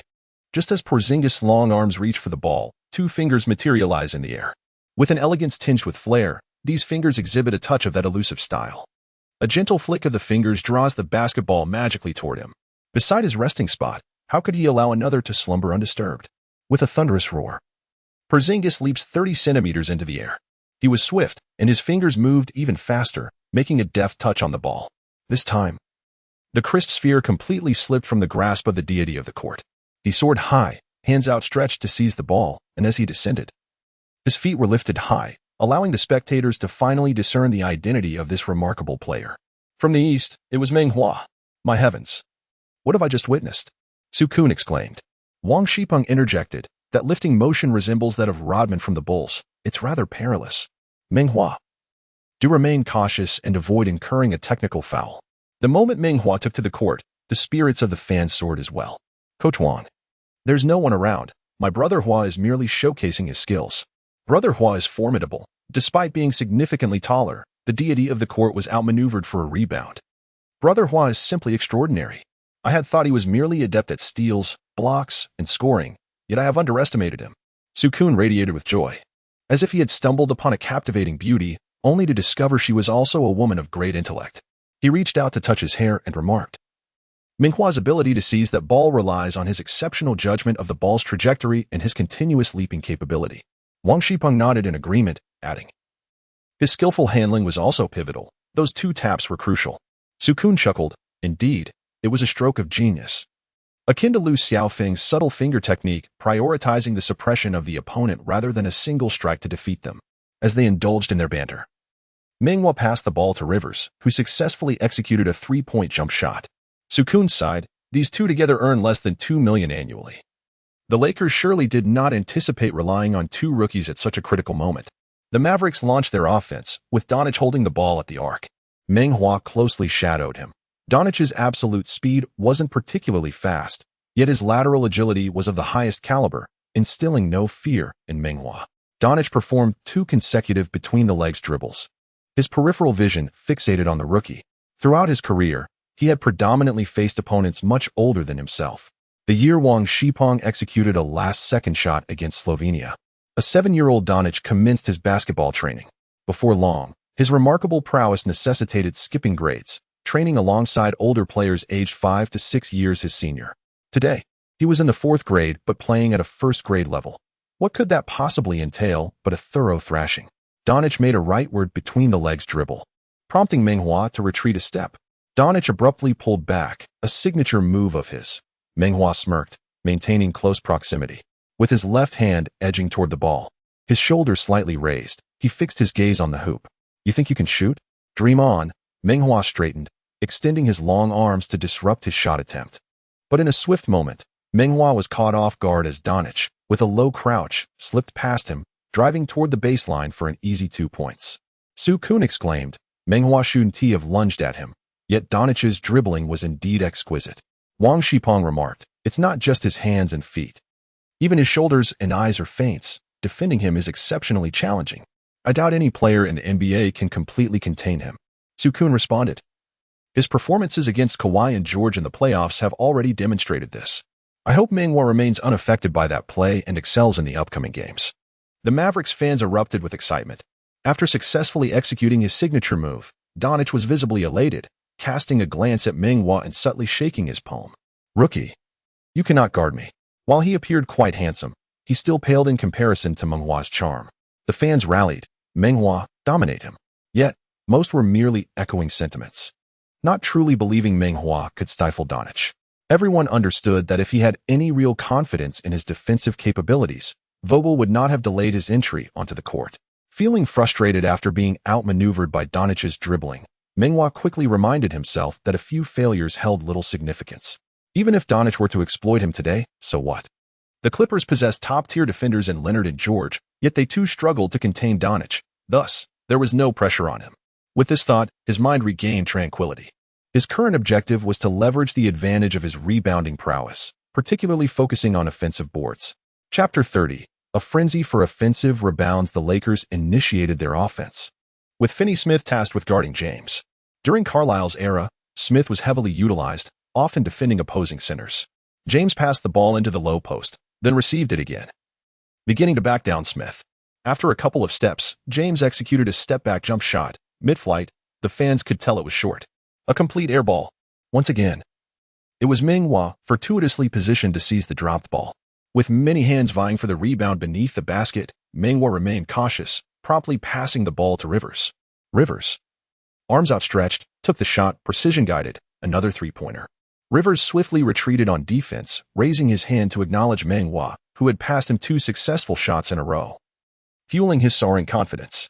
He and Meng Hua are still vying for playing time, yet his selflessness comes as a surprise. It has long been said that Easterners are deeply concerned with the collective, disregarding personal gains and losses. In this moment, Meng Hua's image in Rivers' mind appears so grand. As the Mavericks embark on their offensive, Doncic signals his teammates to spread out, intending to take on Meng Hua one-on-one.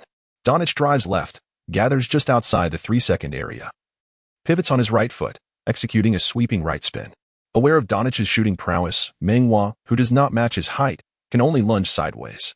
In an instant, Doncic retracts his steps, spins back, and raises his arm. Anticipating the maneuver, James leaps in to provide help defense. Yet, Doncic feints, slipping past James' imposing frame. Steps forward with his left foot and jumps, skillfully banking in a two-pointer. What a remarkable play. Doncic's execution is truly cunning. Sukun in the live broadcast cannot help but applaud him, despite his reluctance, as Meng Hua serves as the backdrop for this moment. Wang Shipong analyzes that Meng Hua has much to learn, noting that currently, he struggles to defend against Doncic's rhythm-based style of play. Sukun concurs, remarking that Meng Hua has only played a few games and will gradually adapt to the NBA. In the barrage of comments, the user ID Basketball Sweat expresses dissent. No, no, no. My brother Hua is invincible. To which Evil Man's nephew retorts, your mom is calling you home for dinner. The user ID Meng Hua's little fairy responds, nonsense. I didn't call him. My favorite Hua's eye interjects, sister, that is my son. You have mistaken him. Stop arguing, I will call brother Hua. It's all settled. My favorite Hua's eye continues, there is no disagreement. My sister truly mistook him. This is Sweat, and also Hua's son. But he is the product of my and his union. Are they twin sisters? Brother Hua, you are amazing. Though I may not attain such skills, I can only aspire to emulate brother Hua in certain aspects. As the Lakers launch their offense, Rivers controls the ball, with James stationed at the right side. His back turned, subtly pointing towards the left corner. Rivers exclaims in triumph and delivers a long pass to Carmelo. Carmelo repeatedly fends off Doncic, who retreats further. Carmelo spins for a jump shot. Once the ball is released, as a former top scorer and defensive virtuoso, Carmelo senses trouble and swiftly rushes to grab the rebound. Porzingis positions himself, extending his long arms towards the basketball. Having witnessed Meng Hua's deft finger-pointing move, he imitates it. Suddenly, Meng Hua also charges in. 3 figures entwine in the air, all striving to direct the ball toward themselves. As the ball descends, Meng Hua's finger reappears in a flash of brilliance. While Porzingis cannot elevate any further, he keeps his arm extended towards the ball.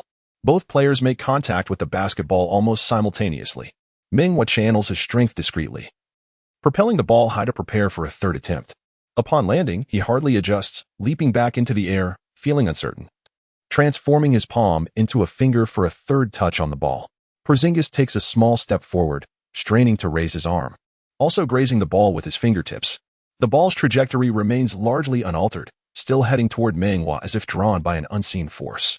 Meng Hua sends, securing the hard-earned rebound with one hand. Fortunately, Carmelo reacts promptly, sandwiching Porzingis between them. As Carmelo releases the ball, Meng Hua anticipates its landing, transforming the improbable into the possible, once again snatching the offensive rebound from Porzingis. Were it not for the unique rebounding instincts of the big worm, this ball would have been lost. Amid the tussle, Rivers, having tasted success, has already positioned himself directly beneath Meng Hua's descent. In midair, Meng Hua, clutching the ball with one hand, observes Rivers salivating in anticipation. Here you go, he says, flipping the ball directly toward Rivers. Rivers swallows hard, instantly shooting, and scores another three-pointer. A portion of the home crowd erupts in jeers. Such is the depth of love that it breeds sharp critique. For the young prodigy Doncic, Mavericks fans can no longer find fault. He is a divine gift. A superstar for whom the owner would rather risk divorce than forego a contract. However, they exhibit far less patience for Porzingis, who has allowed the opposing diminutive guard to snatch 3 offensive rebounds, converting them into assists, while another small guard has hit 3 consecutive three-pointers. How can they endure this? As Donich dribbles past half-court, he gestures to the crowd to quell their noise. The entire arena falls silent, then begins to chant in unison, "Luka, MVP." Meng Hua, wholly focused, appears oblivious to the crowd's uproar, bending his knees and extending his arms toward Donich's ball, waving occasionally. Donich signals for Porzingis to set a pick, his hands moving like a magician's, delivering the ball precisely into Porzingis' grasp. Comfortable receiving the pass, Porzingis raises his arms and smoothly sinks a mid-range jumper. Vogel substitutes in Davis and Westbrook, while the other three on the court are James, Meng Hua, and Rivers, who is on fire. James and Davis execute a pick-and-roll, nearly committing a turnover, before dribbling the ball to the perimeter, where they hold it for about 10 seconds before James suddenly pulls up. Though he remained rooted in place, he secretly observed his teammates' movements. When none ventured to make a play, he decided to take a step back and launch a three-pointer. Meng Hua moved with an ethereal grace, gliding through the restricted area like a wraith.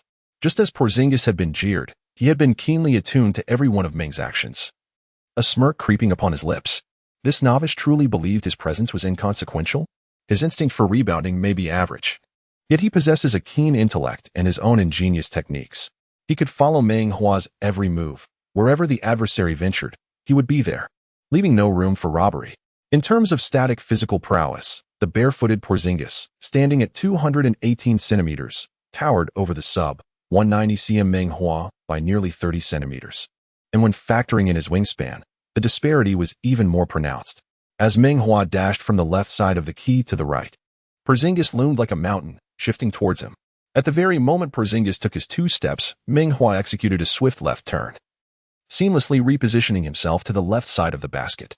By the time Porzingis reached the center, he realized too late that he faced no opposition behind him. Meng Hua effortlessly secured the rebound as if he were standing still. The Mavericks fans, now swayed, could only lament, had Porzingis refrained from moving to the center. The ball would have conveniently fallen into his grasp. Seizing the moment of Porzingis' distraction, Meng Hua struck without hesitation, executing a left-handed bank shot that found its mark. His left hand was not in optimal condition, yet with such depth in his shots, his accuracy soared to an astonishing 99. The lone miss was merely a result of the cheerleading squad's distraction. A chorus of boos erupted from the crowd, with an irate Mavericks fan exclaiming, "Substitute the Big Oaf." Noticing the dwindling morale, Kid had no choice but to call for a timeout. Chapter 31. A margin of 1 point rebounds, and still more rebounds. Kid bellowed, urging everyone to box out and secure the boards. After emphasizing the importance of rebounds, he refrained from further elaboration. The team faced numerous issues, yet he worried that overwhelming them with too much information might be counterproductive. Some strategies were undeniably straightforward. Why, then, could they not comprehend them? This perplexity weighed heavily on him. Upon returning from the timeout, the Mavericks initiated their offense. Donich positioned himself at a 45-degree angle on the left, facing off against James. In comparison to James, his physical attributes could only be deemed average. However, with his mature demeanor, he dribbled with finesse and possessed an inherent quickness that made even James wary. Smith set a screen, allowing Donich to drive towards the baseline. As he noticed Davis closing in, he deftly dribbled back to the perimeter, preparing to launch a three-point shot. James stepped forward, extending his long arm to continue the blockade. Donich delivered a behind-the-back pass to Porzingis, who took a jump shot, resulting in a foul by Davis. After sinking one of 2 free throws, the Mavericks surged ahead by 3 points. On the court, with time dwindling, the psychological state of leading by 4, 3, or 2 points varied significantly. Holding a 4-point lead felt as secure as a seasoned veteran. Even if the opponent made a three-pointer, the Mavericks would still maintain the advantage. A 3-point lead instigated a sense of unease, as a single three-pointer from the opponent could level the score. Meanwhile, a 2-point lead brought forth anxiety, for a mere three-pointer would result in falling behind. Thus, amidst the jeers, Porzingis felt the strain, Powell was tense, Smith was anxious, and Hardaway shared their apprehension. In stark contrast, the team's star, Donich, became increasingly exhilarated. He relished these moments, reminiscent of the splendid time spent with his girlfriend, Gorgeous. Westbrook held the ball, passing it to James at the top of the arc. James hesitated, opting not to shoot from the arc, instead dribbling to the left side at a 45-degree angle, the very spot where he had just faced off against Donich. The two colossal stars shared an unspoken understanding, silently contending with one another. Meng Hua moved up from the corner to set a screen, while James made a decisive drive towards the baseline. Powell stepped up to defend, but James, displaying a fierce demeanor, ignored the challenge and leaned in to bank the shot off the glass. Powell made a desperate swipe, his fingers brushing against the ball, his expression mirroring James' frustration. The ball slightly altered its trajectory, failing to find the net. Beneath the basket, Davis and Porzingis jostled, each attempting to gain an advantage, yet neither could leap. Doncic abandoned his pursuit of James, recalling Kidd's advice to protect the boards, and sprinted into the paint to secure the rebound. With the finesse of an experienced player, Meng Hua also surged towards the basket. Both players appeared quite composed, their eyes fixated on the ball above, awaiting its descent to seize the first opportunity. James had driven deep into the paint, the force of his shot not particularly strong. The ball drifted downwards at an awkward angle, making its landing point difficult to discern. Doncic and Meng Hua leapt almost simultaneously. In midair, they engaged in a subtle battle of intuition, with Meng Hua positioning himself closer to the ball. Yet, Doncic's height and reach allowed him to make contact, directing the ball towards his own direction. A surge of excitement filled Doncic's heart. He believed Meng Hua was no match for his versatility. With a spring-like agility, Meng Hua rebounded quickly, launching himself once more. Doncic felt a gust of wind as Meng Hua's fingers grazed the ball. Meng Hua leapt again, his fingers now completely displacing the ball from Doncic's control. With another jump, Meng Hua's body was nearly beyond the three-point line. While he could not match Doncic's height, his quickness and finger strength far surpassed that of the young prodigy. With a decisive push, Meng Hua sent the ball soaring into Rivers' arms. Rivers, ready to shoot, was interrupted by Smith's loud call, "Not so fast." As he rushed over to defend, Rivers, with a flick of his wrist, passed to Westbrook. James returned to the perimeter, signaling for the ball as Smith guarded him closely. Meanwhile, Meng Hua and Doncic battled for position near the key, while Davis and Porzingis grappled near the baseline.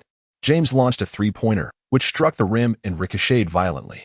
Smith, already pivoting, bent low to seize the ball. Unbeknownst to him, Meng Hua had abandoned his position, anticipating the rebound and snatching the ball first.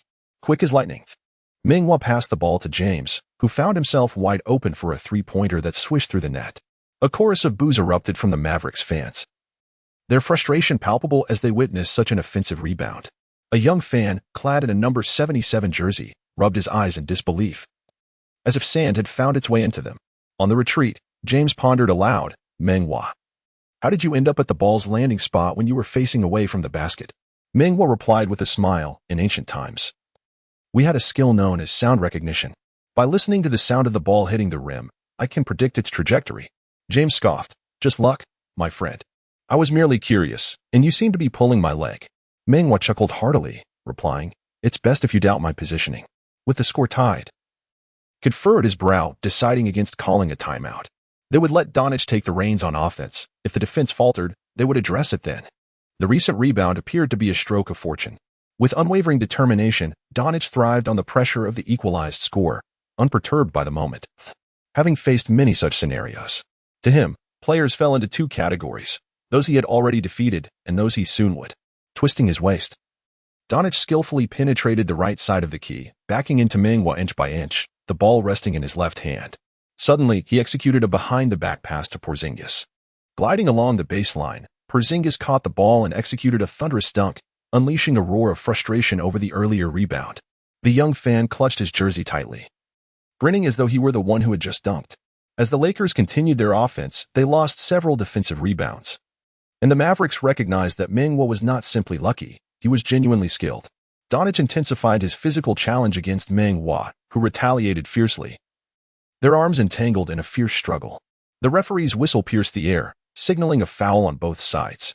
The home crowd initially believed it was a favorable call for the Stars, but upon seeing the referee's signal, their expression shifted to one of indignation, as if to demand fairness. Even Meng Hua himself thought the call was against him, considering he was up against Doncic and playing in the home arena. Respect is not a matter of charity but is earned through sheer skill and determination.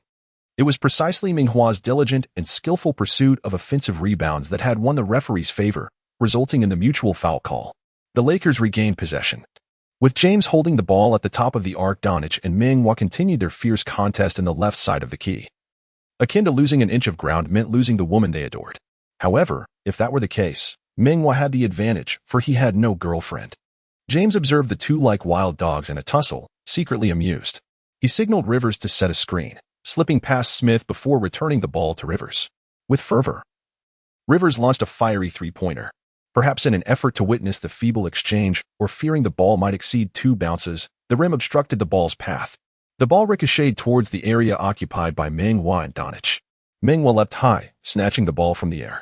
Donich, turning around, spread his arms wide, incessantly complaining to the referee, and was soon issued a technical foul. Rivers converted the free throw, reducing the deficit to a single point. With only 1 minute remaining. Chapter 32 must face military discipline. In the TNT studio, as they watched Meng Hua snag several rebounds, Shaquille O'Neal cheerfully asked Charles, as a fellow shorter player adept at rebounding, "How does my brother stack up?" Barkley scoffed, "These tricks are nothing but imitation of the big guys." O'Neal countered, "How well does he imitate?" Barkley retorted, "It's all show. If I were on the court, he wouldn't grab a single one." O'Neal replied, "He's still a rookie. This is only his 3rd game with the Lakers. Should he be expected to match your prowess?" Barkley conceded, "Fine, I admit his rebounding has merit. The Mavericks should put Donich on him to lessen Donich's defensive burden while ensuring he grabs 0 rebounds." Indeed, the Mavericks switched Donich to defend Meng Hua. With newfound vigor, Meng Hua snatched 3 offensive rebounds in quick succession, even drawing a technical foul from Donich. Barkley felt the sting of humiliation, as his commentary often left him with a bruised ego. Yet, Meng Hua's performance repeatedly caught him off guard. Speechless, he noticed Donich remaining grounded, and his eyes lit up as he exclaimed, "Oh my, that's just too devious." "What is going on?" O'Neal inquired, puzzled. He threw an elbow, pushing Donich in the waist. In truth, he did not see clearly, but rather inferred based on the situation. Having faced Rodman 36 times in his career, he is well acquainted with those subtle maneuvers. It is inconsequential, isn't it? Just days ago, you remarked that today's players are too genteel. That may apply to brutish players. But Donich certainly possesses a refined demeanor. O'Neal nodded in agreement, asserting that his brother must first endure an infringement before he can adopt a more tenacious stance. Barkley interjected, "On the court, possession belongs to the Lakers, who opt for a swift offensive play."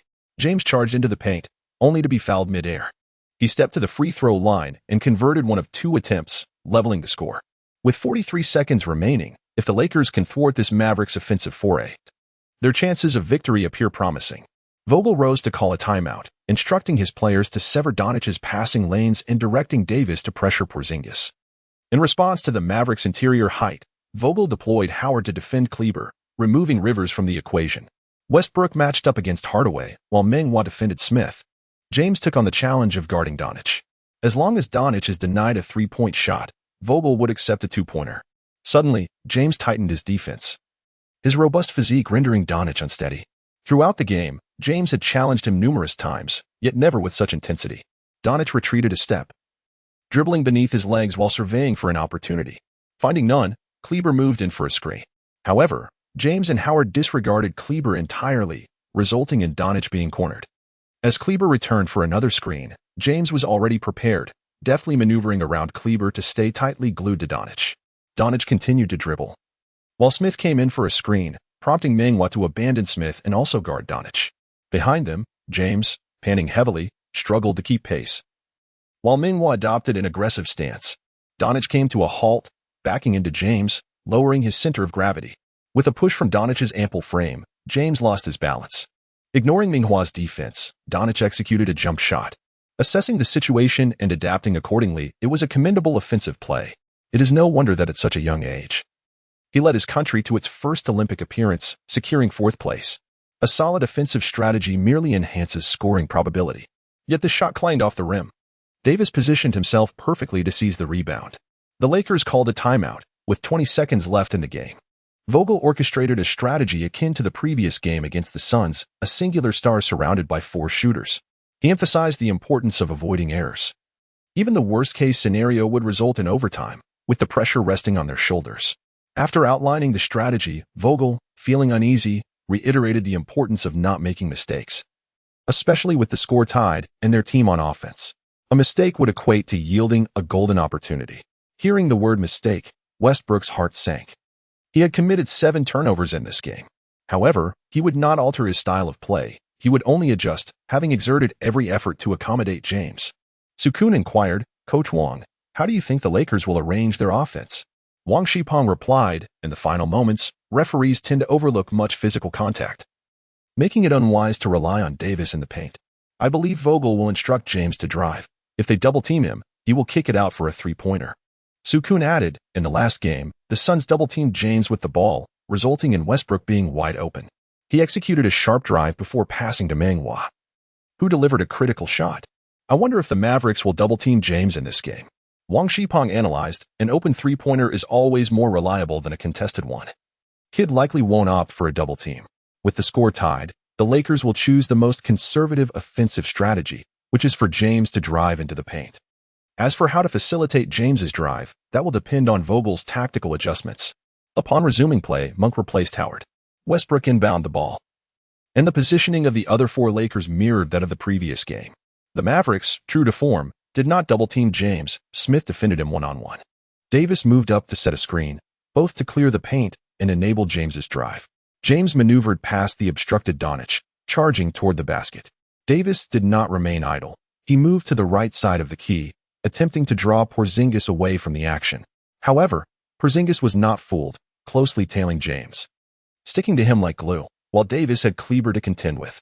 James elevated, soaring high, gliding through the air reminiscent of his younger days. He hung in the air for what felt like an eternity, only to look up and see Porzingis' towering hand, akin to the five-fingered mountain from the tale of the Monkey King.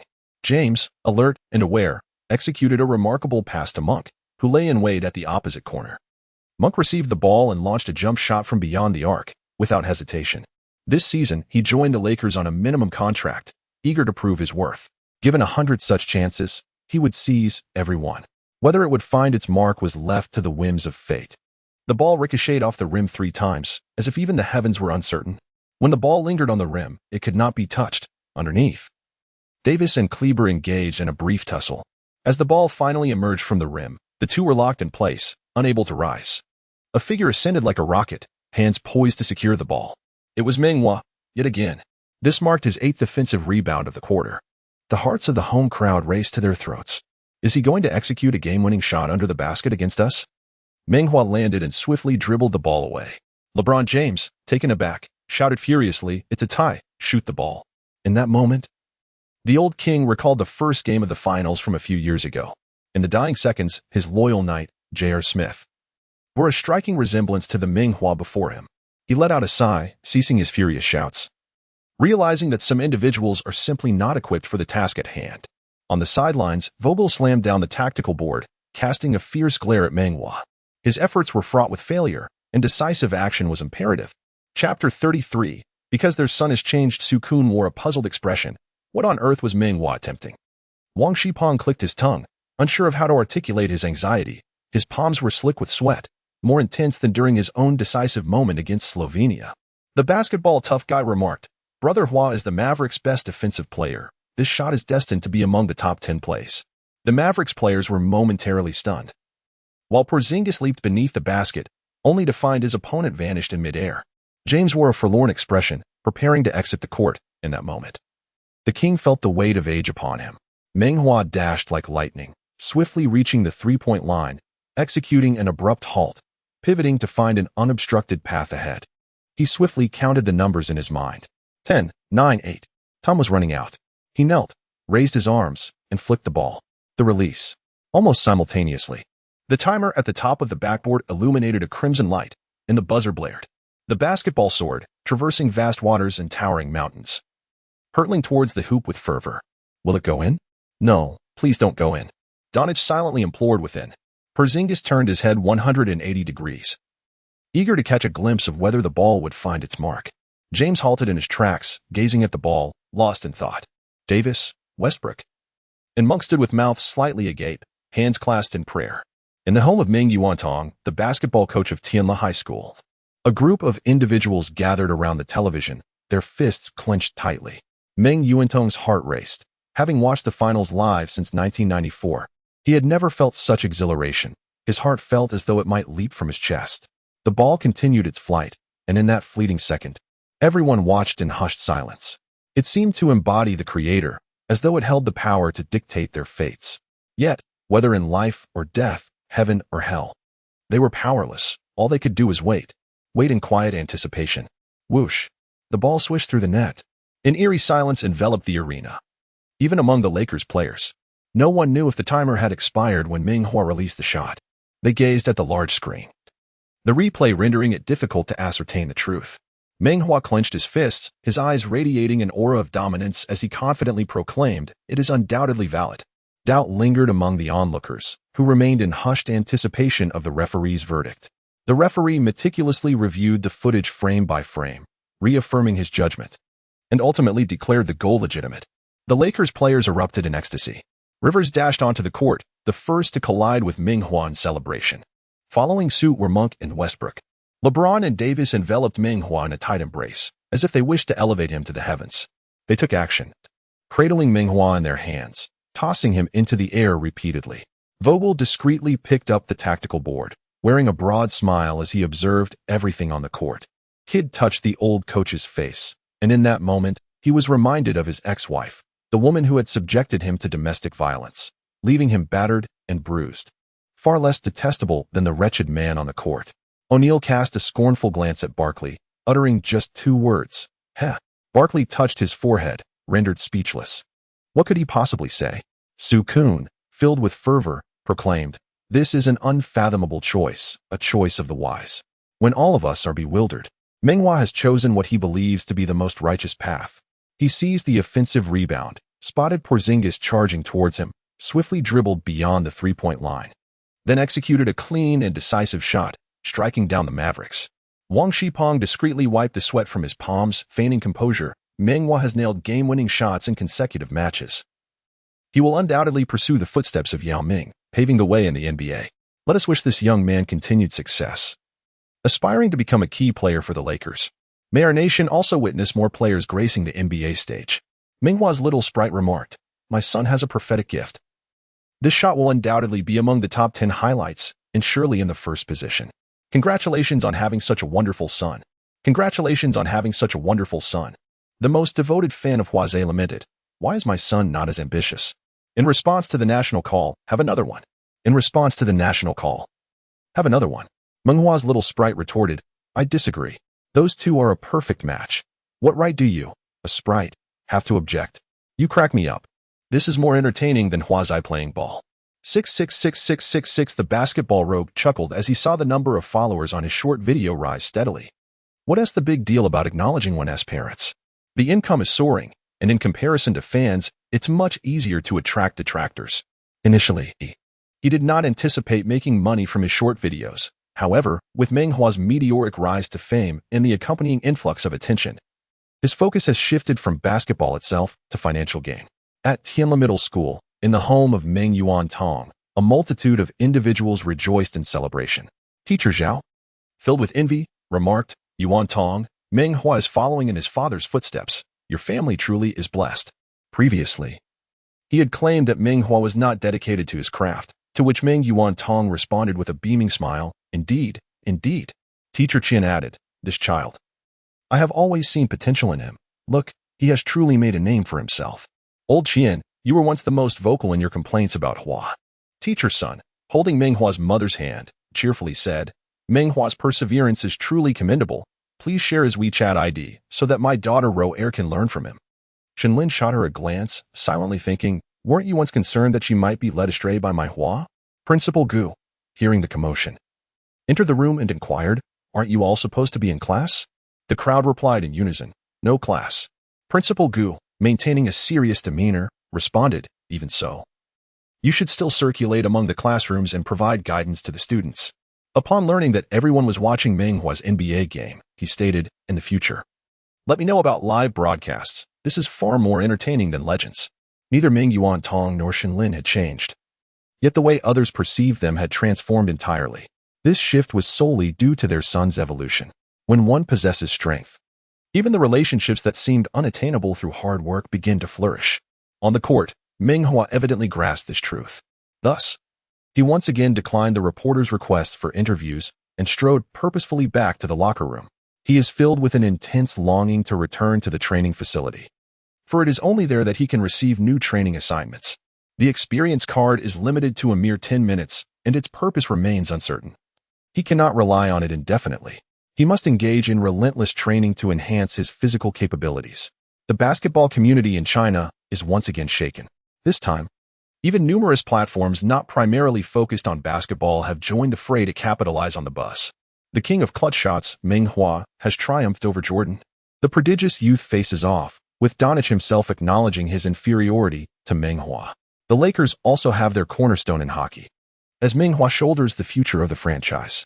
What kind of man is this, whose wives share a sisterly bond? Meng Hua bellows at LeBron James, "If you don't understand, spare me the chatter. That last shot should have been executed this way." Platforms such as Tencent, Hupu, and Sina have produced a plethora of analytical articles. 40 of these dissect the nuances of Meng Hua's final moment on the court. 30 delve into his unparalleled rebounding techniques, while another 30 examine the coordination of his limbs as he is propelled into the air. The imitation king, Xiao Hua, gathered several classmates, sacrificing their lunchtime to recreate Meng Hua's rebounding maneuvers on video. Where there are heroes, there must also be beauty. Ingeniously, Xiao Hua enlisted 2 exceptionally attractive female classmates to portray Meng Hua's enchanting fairy and his beloved Huazai, igniting another wave of online fervor. Chapter 34, Willpower. In Los Angeles, at the UCLA Health Training Center, the clock strikes 4 in the morning. This training facility, a collaboration between the Lakers and the University of California, Los Angeles, now belongs solely to one individual. Upon detecting the host's desire to train, a familiar voice prompts, "Please select a training task." Meng Hua hesitates slightly. Among the various physical attributes required in basketball, his most distinguished quality is his lateral movement speed, which is rated at a mere B level. Following his last training session, it has improved to an A level. Yet, A is evidently not the pinnacle, as there remains a task to further enhance lateral movement speed. Should he continue to refine this aspect, or should he focus on other areas? He closed his eyes, reflecting on the recent matches. When defending against Doncic, his A-level lateral speed seemed sufficient. However, apart from his height, his main shortcomings were strength and experience. In guarding Booker and Paul, a swifter lateral movement could render them quite uncomfortable. Some say that mastering a single skill is enough to excel. Others invoke the theory of the wooden barrel, emphasizing the need to address weaknesses. Both perspectives hold merit. After contemplation, he resolved to enhance his lateral movement speed. He set a training goal to execute 100,000 lateral movements. The reward for this endeavor, to elevate his lateral movement speed from A level to S level. Is S level the pinnacle? Regardless of its status, conquering it remains the priority. He retrieved his newly purchased running shoes from his bag. In stark contrast to his basketball shoes, they were significantly lighter. Previously, he had made the foolish mistake of training in basketball shoes, which had resulted in a considerable waste of effort. An hour later, he was panting heavily, feeling even more fatigued than before. The primary reason for this exhaustion was the relentless schedule of competitions. After facing the Suns, he was to confront the Mavericks.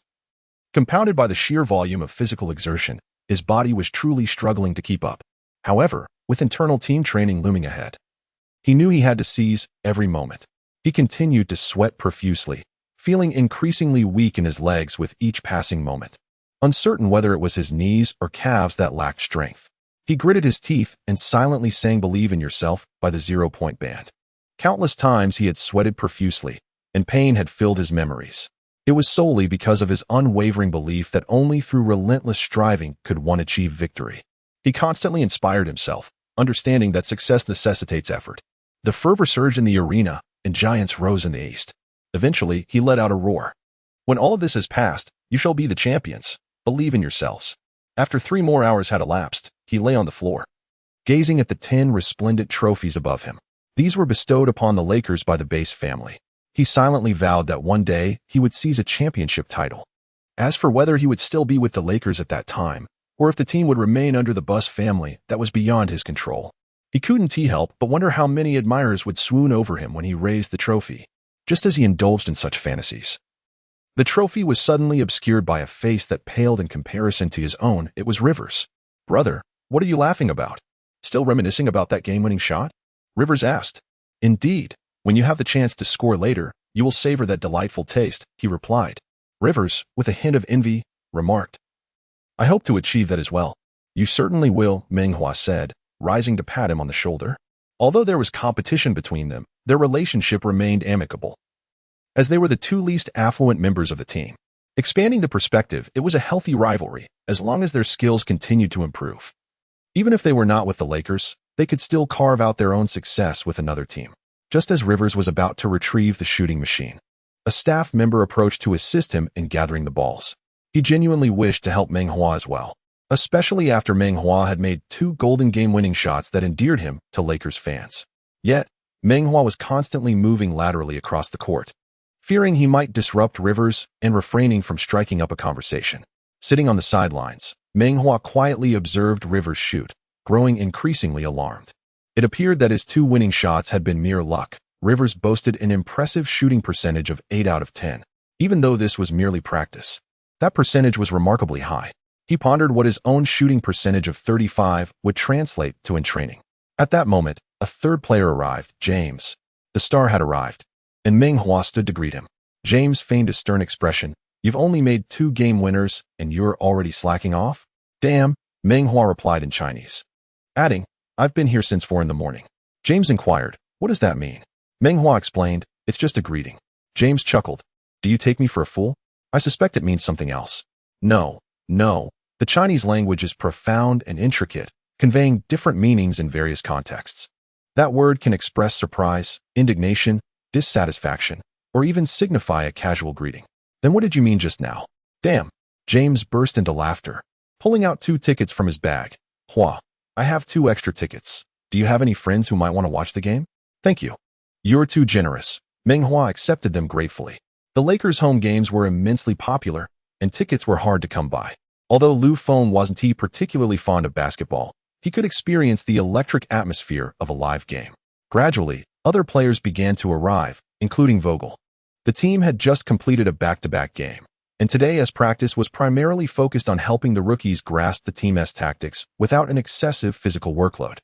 Despite this, Meng Hua was drenched in sweat. He felt utterly exhausted. James glanced at him and said, "Hua, do you want to take a break? Your lips are turning purple." "No need. I can manage," he insisted. "If I rest once, there will be a second time. Regardless of the circumstances, I must persevere." Even if he practiced until he fainted, there was a team doctor on hand.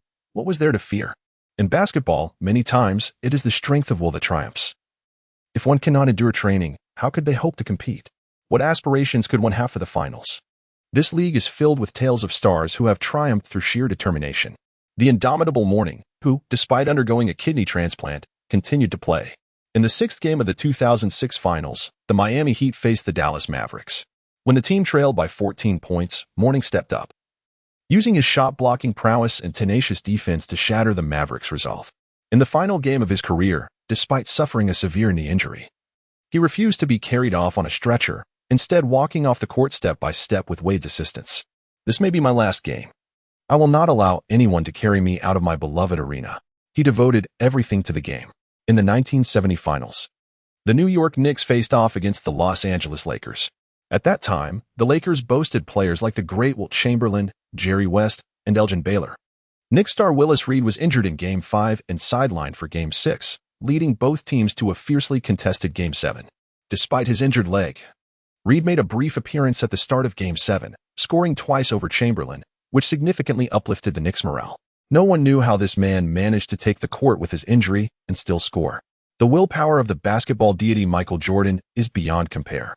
During Game 5 of the 1997 finals, suffering from food poisoning and appearing dazed, he still sank the winning three-pointer. As the final buzzer sounded, he collapsed into Scottie Pippen's embrace, a moment that became an eternal classic. In the 2016 finals, the Cavaliers found themselves down 1-3 against the 73-win Warriors. Everyone believed the game was over, yet LeBron James, like a celestial being, rallied to win 3 consecutive games, achieving the first-ever comeback from a 1-3 deficit in NBA Finals history. Not to mention, in the final game of Kobe Bryant's illustrious career, facing the notoriously tough defensive Jazz, he still scored 60 points. This epitomizes the Mamba mentality. Reflecting on these classics and gazing up at these towering peaks, Meng felt invigorated. His will was as firm as iron, his spirit as resilient as steel. Stronger than iron, tougher than steel. One day, he too would scale those heights, standing proudly atop the world. Chapter 35. Women only influenced the speed of my sword draw after team training. There was also personal training. Most players focused on their weaknesses, honing their skills in solitude. If they weren't strong enough, they would strive to become stronger.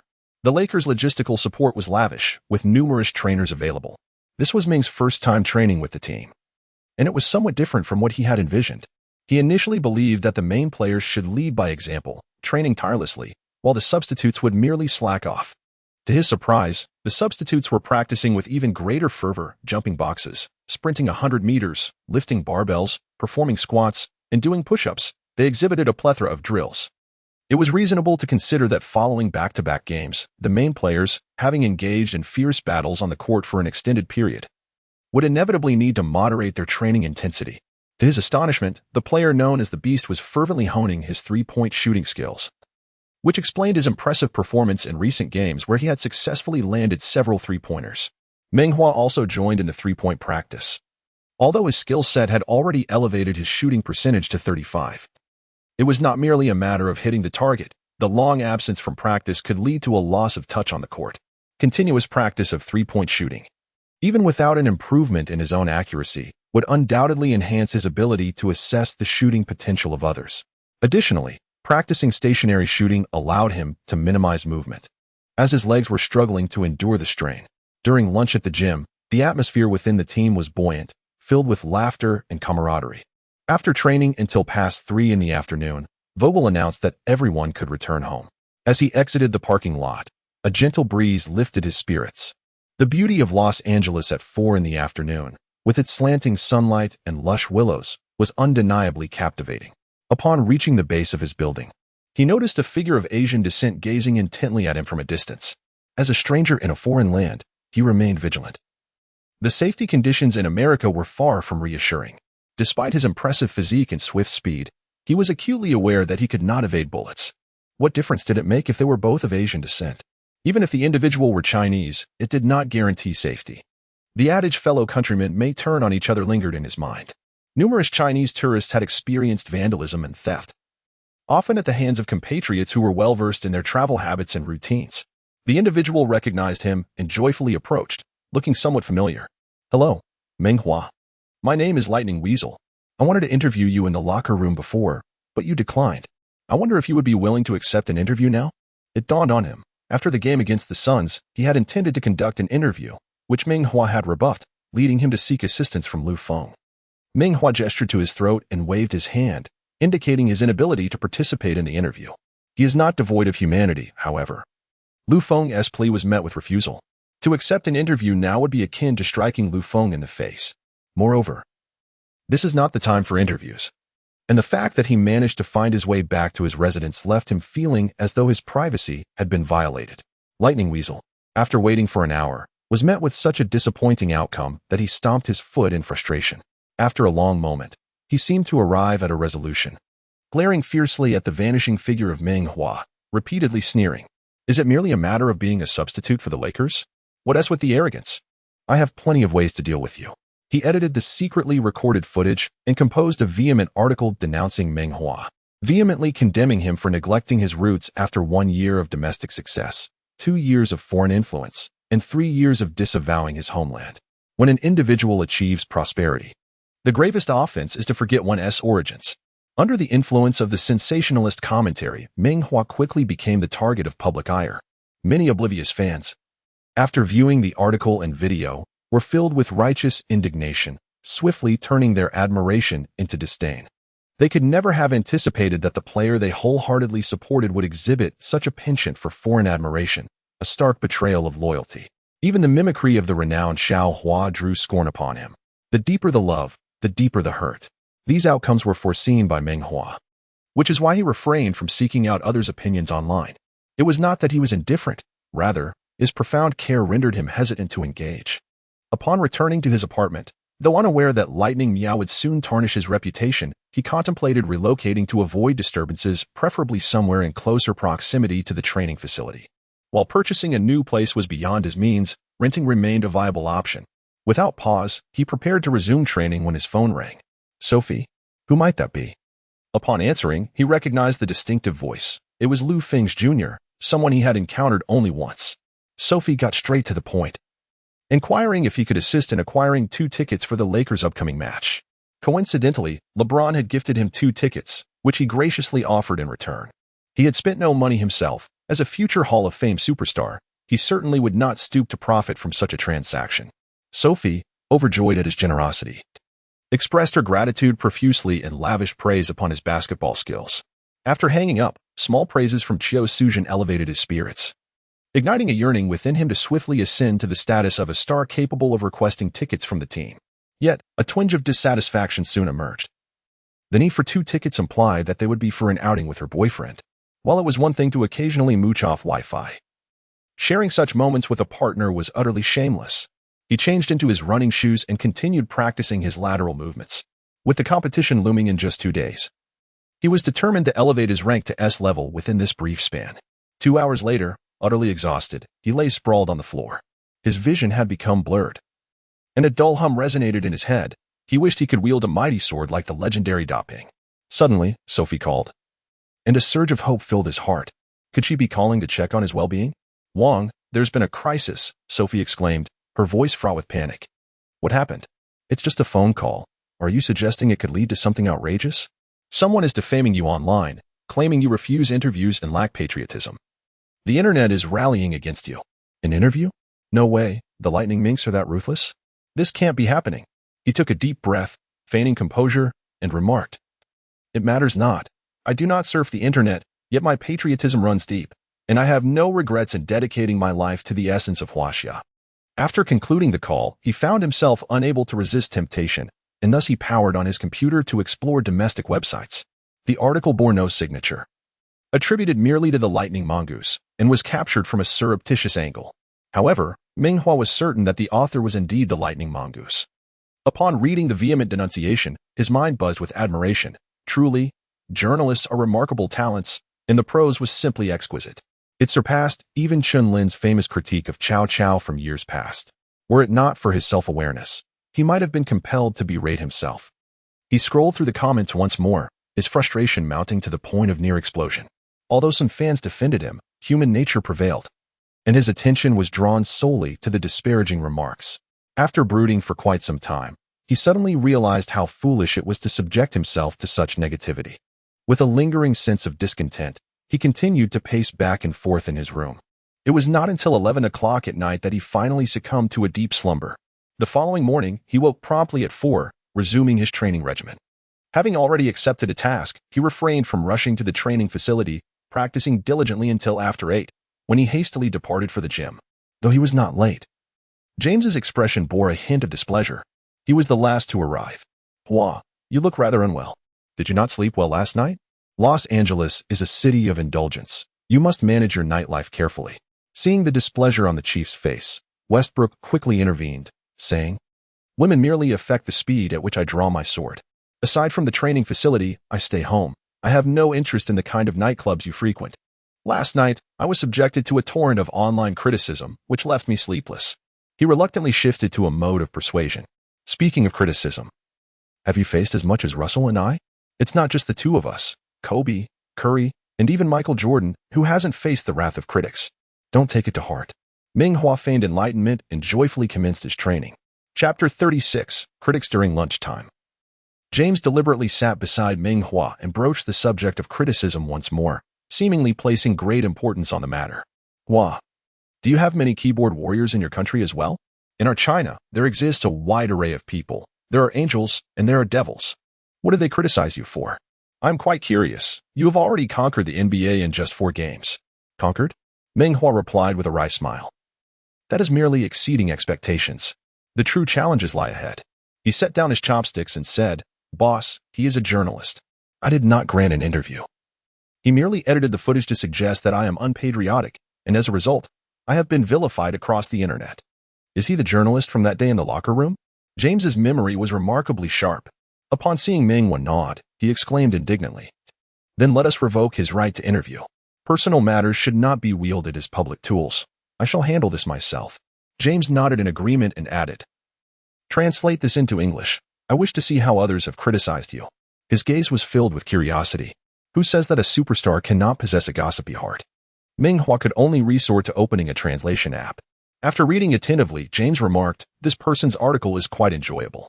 Did you truly say such things? Who would not love their own country? Moreover, I do not know him, so how could I possibly make such statements? Are there any other trolls around? Just having filled their bellies, they are now seeking leisure. Boss, you are building your joy upon my suffering. Meng Hua exclaimed. Before turning to an analysis of the notorious basketball villain, Meng Hua's wingspan is excessively long, and he is naturally slow to react, making him unsuitable for the NBA. The lengthy article examined from various angles why Meng Hua could not make it to the NBA, one section stating, while height and wingspan are static attributes of significance, the most crucial factor is absolute reaction speed. Meng Hua's wingspan is notably lengthy, approximately 20 centimeters more than his height, resulting in a longer reflex arc, which we commonly refer to as clumsiness. Among us Huaxiao people, it is rare to find someone with a wingspan so disproportionately long. Today, when someone claims he is unpatriotic, from the perspective of his wingspan, it indeed suggests he is not of our kind, and his heart must be different. James read every word without missing a beat, laughing heartily. How amusing. This is the first time I've encountered an article that posits a long wingspan as a disadvantage in basketball. Meng Hua shook his head in wry amusement. He had been quite angered by this article last night, not solely due to the antics of the so-called lightning weasel. In essence, even if he maintained a low profile and refrained from interviews, and even in the absence of the baseless claims from lightning weasel, there would still be numerous individuals maligning him. Is there more? James inquired, still intrigued. None at all. Suddenly feeling a sense of unease, Meng Hua realized he had indulged in too much of this ridicule and was likely to become the subject of his own jokes. Impossible. Let me search again. James, with an innate understanding, quickly selected yet another piece. This one was penned by a well-known critic of Meng, under the pseudonym Meng Hua. His article follows the line of thought of the lightning minx, attacking Meng Hua on various fronts for his lack of patriotism, boldly stating that he should participate in the Olympic qualifiers. Otherwise, the Chinese men's basketball team would be unable to attend the Tokyo Olympics. He spoke with great delight, completely oblivious to how he had disparaged Meng Hua in his previous articles, unworthy of being called a basketball player. Although his logic was contradictory, and some commenters vehemently denounced his shamelessness, what did it matter? He craved attention, and for the sake of that attention, even if people cursed his ancestors in the comments daily, he remained pleased. In addition to Meng Hua, there is a notorious critic in the United States, known as Los Angeles Blossoms, who is a woman. Her articles, though LeBron James need not employ a translation tool, increasingly left him furrowing his brow. He has finally begun to comprehend why Meng Hua appeared so haggard when he saw him in the morning. It was not due to his own late-night altercations, but rather because he himself had been the target of criticism. The detractors unleashed their vitriol upon Meng Hua with a fervor that surpassed their attacks on him. The primary criticisms directed at him revolved around his choice to pass the ball in crucial moments and his association with the formidable trio of the Miami Heat. When it comes to his skills, however, such nonsensical critiques are rare. He has never encountered anyone claiming that LeBron James is too muscular to excel in basketball. As for his passing in critical situations and his collaboration with the Heat's trio, he boldly stands by his decisions, unwavering in his commitment to his own path. Basketball is a collective endeavor, and he has always played with a sense of rationality. If a teammate is in a better position, why not pass the ball? The NBA places a significant emphasis on individual superstars, which is why fans often scrutinize him. In reality, such plays would be applauded as commendable in Europe. Regarding the final shot, he frequently takes such opportunities, boasting a commendable shooting percentage. Yet, keyboard warriors seldom engage in such nuanced analysis. Concerning the trio, during his 7 years with the Cavaliers, despite a lackluster roster, he successfully led the team to the finals in 2007. However, following that year, Garnett and Ray Allen joined the Celtics to form their own trio alongside Pierce. Midway through the season, the Grizzlies' Pau Gasol was traded to the Lakers, a move that incited outrage from Popovich, who vehemently condemned it as a robbery. After enduring several seasons of disappointment, the Celtics remained an insurmountable obstacle for him, prompting his decision to join the Heat, seizing the opportunity of his youth to pursue multiple championships.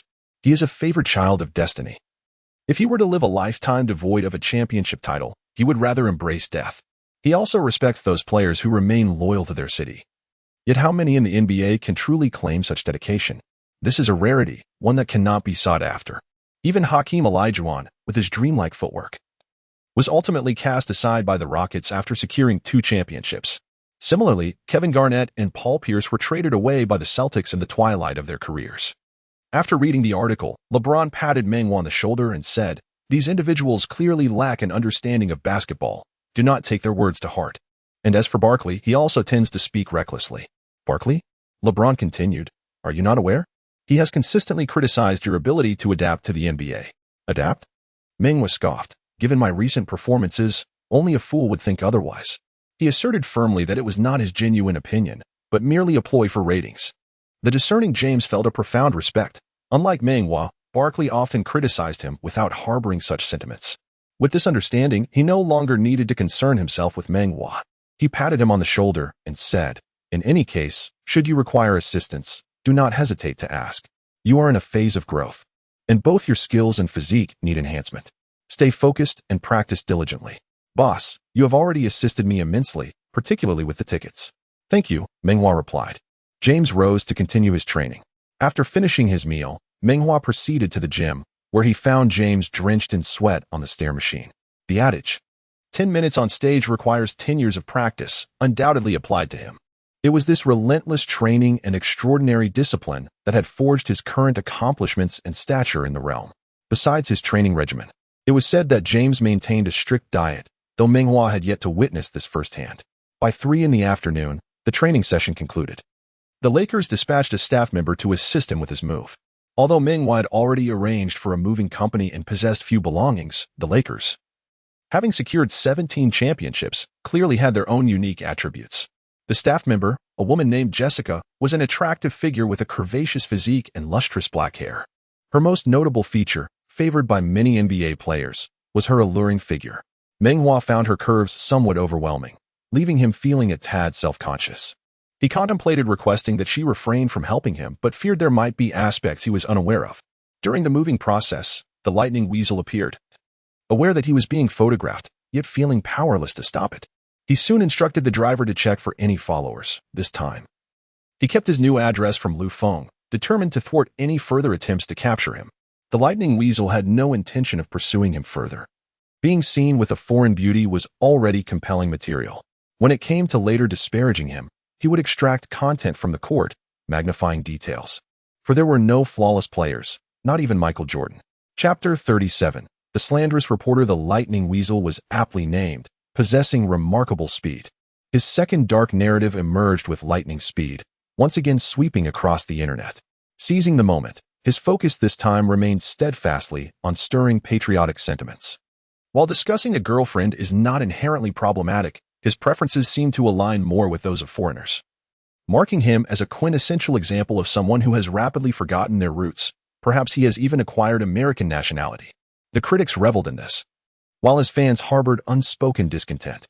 Male admirers believed that one should not let desirable prospects slip into foreign hands. Although Jessica is indeed striking, they felt he ought to seek a Chinese beauty. The female fans were even more resentful, regardless of the nationality of his girlfriend. Meng Hua had refrained from logging onto the internet, thus remaining unaffected this time. He dedicated himself tirelessly to practice in his new home, day and night. Progress 10000100000. Task completed. The host's lateral movement speed has ascended to S rank.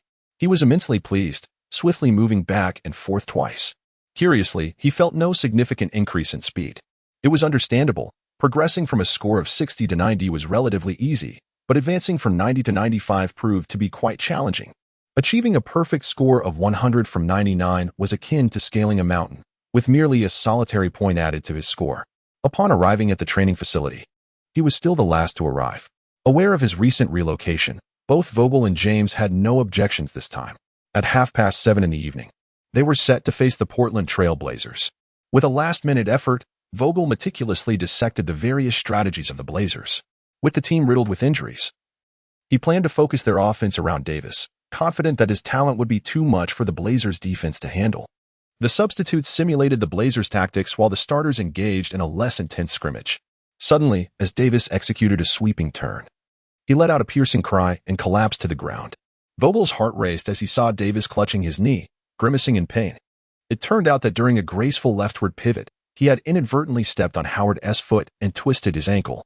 The team physician rushed onto the court, assessed the situation, and with a grave expression, assisted the limping Davis off the floor for further examination. A sense of foreboding enveloped everyone. Davis was the Lakers' defensive cornerstone, whose presence significantly eased their offensive efforts. The Blazers had a weak interior defense, and his prowess was essential both defensively and offensively. The physician quickly reported to Vogel that Davis's injury was not severe, yet he still recommended that he refrain from playing. Upon hearing that Davis merely needed to rest for one game, Vogel breathed a sigh of relief and announced that Davis would not participate that evening. The Lakers players, who had previously exhibited a relaxed demeanor, were immediately replaced by a palpable sense of concern. Just that day, Rondo had been traded to the Cavaliers, and the team was in dire need of a victory to mitigate the loss caused by his departure. Although the Blazers were in poor form, which boded well for the Lakers, failing to secure a win on home turf could shatter the confidence of the younger players. With unwavering determination, James stepped forward, ready to shoulder the responsibility, and requested, "Coach, allow me to play center for this game." Throughout his career, he had rarely occupied the 5 position, and starting at center was truly unprecedented. Seeing his star players so eager, Vogel was overjoyed. He surveyed the room and remarked, "If LeBron is playing center, then we shall adopt a small ball strategy." He pointed at Meng Hua and asked, "Are you confident to start today?" Meng Hua replied loudly, "Even if I'm asked to play center, I'm confident." The Lakers players erupted in laughter, questioning, where does that confidence come from, standing at less than 190 centimeters? In fact, during his time on the school team, he occasionally filled in as a center. Little One was the nickname given to him by his classmates, while he was also known as Versatile Hua on the team. Vogel then remarked, "Whether starting or coming off the bench, we adjust according to our opponent's situation, deploying our most suitable lineup to vanquish the enemy." He turned to Tuck and added, "Your starting position has temporarily been claimed by Meng Hua. Do you have confidence in reclaiming it?" Tuck grimaced in response, "Even if he starts this game, I will strive to log more playing time than him, making him merely a pseudo-starter." This provoked another round of laughter. Such healthy competition and harmonious atmosphere serve as catalysts for the team's success. Meng Hua laughed as well, but the pressure weighed heavily on him. Whenever faced with such pressure, he often managed to transform it into motivation, hoping to do so once more this time. Where there is laughter, there is also sorrow. Some find joy while others face despair. At the pregame press conference, Blazers head coach Billups sat at the podium, his mind seemingly elsewhere. After all, it was merely a regular season game, and such pregame conferences often felt like mere formalities. His mind was consumed with thoughts of the team's strategies. In 2004, the underdog Pistons triumphed over the star-studded Lakers, securing the championship, and he was awarded the Finals MVP. That year, their team faced immense skepticism, not only from fans but even from the Lakers head coach, Phil Jackson, who admitted he had never even watched a tape of the Pistons games. Ultimately, against all odds, they defeated the seemingly invincible Lakers, relying solely on their defense and teamwork. After taking over from Stotts, Billups first sought to re-establish the team's defensive prowess, while also placing greater emphasis on offensive collaboration, reducing the role of setting screens for Lillard.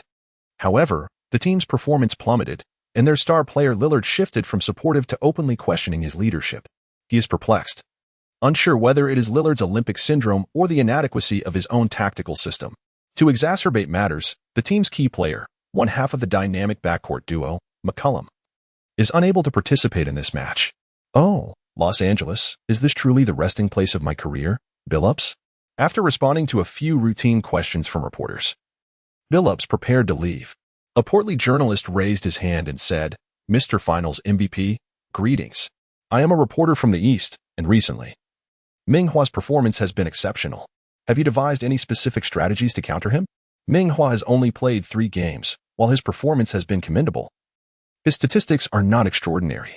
Billups had heard of him, yet he was too engrossed in transforming his team to delve into another player's nuances. The crux lies in the adjustments a coach makes during a game based on the unfolding circumstances. Out of courtesy, Billups offered some flattering remarks. "In this league, one often encounters the same faces. It would be unwise to foster animosity without cause." The portly journalist, unabashed, proclaimed, "Our player Meng Hua claims he intends to outshine Lillard. What is your assessment of that?" Billups lifted his gaze, locking eyes with the journalist, his expression frosty, as a palpable tension filled the air. "Are you serious?" The journalist effusively extolled, "Lillard's form has significantly declined this season, while Meng Hua is on fire. It is commendable for a rookie to dare to challenge a seasoned player. I believe this audacity is precisely why he has established his footing with the Lakers, despite his strained relationship with Lillard." How could Billups tolerate such disrespect towards his star player from a rookie? This journalist, known as the Lightning Ferret, had presented himself as an admirer of Meng Hua. Yet Billups was taken aback by his unexpected betrayal. He, with a flash of confidence, declared, "Listen closely, I can speak on behalf of Damian. Even in less than optimal condition, he could still incapacitate Meng Hua with a single hand. The lightning ferret delighted in his words, exclaiming, "Then let us await the outcome with eager anticipation." The other journalists present erupted in indignation, criticizing the arrogance of the Huaxia people, all hoping that Lillard would teach him a lesson in humility. Chapter 38. A special audience at the Staples Center. Meng Hua sat in the locker room, deep in meditation. Ever since Vogel instructed him and Bradley to alternate in guarding Lillard, he began meticulously analyzing Lillard's game footage. Lillard is an aggressive point guard, possessing exceptional speed and remarkable athleticism. Throughout the game, he adeptly handles the ball with both hands, demonstrating a skill set that appears impervious to flaws. His S-class lateral movement raises the question of what it will be like to face Lillard in a matchup. He felt a tinge of excitement as he rummaged through the bag in the cabinet to retrieve his music player, preparing to unwind with some melodies. Just as he was about to zip it up, his eyes caught sight of the 2 tickets. Wait, Sophie hasn't come to collect the tickets yet. Women merely impede the swiftness of my sword draw, he recalled Westbrook's jest. Though it was a jest, there was indeed a kernel of truth within it. He called Jessica, asking her to come assist with the tickets, and subsequently sent a text to Sophie. The 2 teams were warming up, and the majority of the fans had already arrived. Due to the provocative remarks made during the press conference, Meng Hua and Lillard found themselves in a tense standoff. Sensing the charged atmosphere, TNT urgently requested to extend their broadcast for an impromptu interview with Lillard. The stunning reporter, Christina, personally approached the warming-up Lillard near the baseline. Having not seen her in quite some time, Lillard found it somewhat peculiar as he walked over to engage in the interview. "Damian, hello. We would like to conduct a brief interview with you, if you have a moment," Christina politely inquired, since he was already there and they shared a cordial relationship. Lillard nodded in agreement. "Here's the situation. We just received word that the Lakers' Chinese player, Meng Hua, boldly claimed he intends to dominate you. What do you have to say about that?" Lillard shook his head dismissively, gesturing towards the court as if to imply that actions speak louder than words. Although he was the star of the Trailblazers, he had always maintained a low profile, often dismissing such boasts as mere bravado. This response, however, did little to incite a confrontation. Undeterred, Christina pressed on, "Damian, your performance this season has not been stellar. Are you often bullied by rookie players?" Lillard's demeanor shifted dramatically, his gaze sharpening with intensity. While he had indeed struggled this season, it did not imply that anyone could take liberties with him. The NBA is fiercely competitive, and even the most unassuming players possess an innate fervor for competition. As the leader of his team, he had to navigate numerous challenges. Every competitor he faced was a warrior in their own right. He gazed into the camera and coldly declared, "Huaxia Meng Hua. Today I intend to score 40 points over you, so beware." Successfully igniting a rivalry, Christina beamed with delight and hastened to the Lakers' half-court, eager to delve deeper into this narrative. In the Tencent studio, the basketball enforcer had arrived early. His article discussing the unsuitability of long wingspans for basketball garnered over 100,000 reads, leading to a surge in followers for his public account. Having savored the sweet taste of success, he no longer remained silent, continuing to attract attention in the live broadcast. Upon witnessing Lillard's challenge to Meng Hua from thousands of kilometers away, the basketball enforcer was moved to tears. A kindred spirit. Among the fans, there were numerous critics, notably Meng Hua and Los Angeles Blossoms, yet no professional had yet dared to disparage Meng Hua. The basketball enforcer, feeling as though he had struck gold, remarked, "Someone isn't playing well and still dares to provoke the opposing star. I wonder what they are thinking." He answered on his trumpet, "Vogel has announced the lineup, and he's a starter, finally achieving that status. He can't help but flaunt it." A small man reveling in his newfound success. Immediately, there are critics ready to follow suit. Let me see how Lillard teaches him a lesson. Are the youth of Huaxia so arrogant now? Older fans can't help but sigh. Perhaps he has even acquired American citizenship. Isn't that the way of American stars? Once they showcase a bit of talent, they consider themselves the best in the league. Meng Hua's fans fell silent. If he truly has taken on another nationality, what is there left to support? Yet the commentators refrained from criticizing Meng Hua, hoping it is not true. LeBron and Christina chatted merrily before entering the court, where LeBron addressed Meng Hua. "A reporter wishes to interview you. It's a spontaneous request. Do you agree?" He shares a good rapport with Christina and has always felt at ease with interviews. Naturally, he hoped Meng Hua would grant him this favor. Unbeknownst to Meng Hua, who was taking on the role of a starter for the first time, he wished to remain undisturbed by any distractions and politely declined. He certainly fears offending James, as he acts in the interest of the team. Such a refusal benefits both himself and the team. and someone as astute as James would undoubtedly not hold it against him.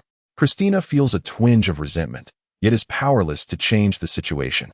Meng Hua continues to shoot, not casting even a glance in her direction, primarily because her striking physique captivates attention, and in his youthful fervor, he refrains from indiscreet glances.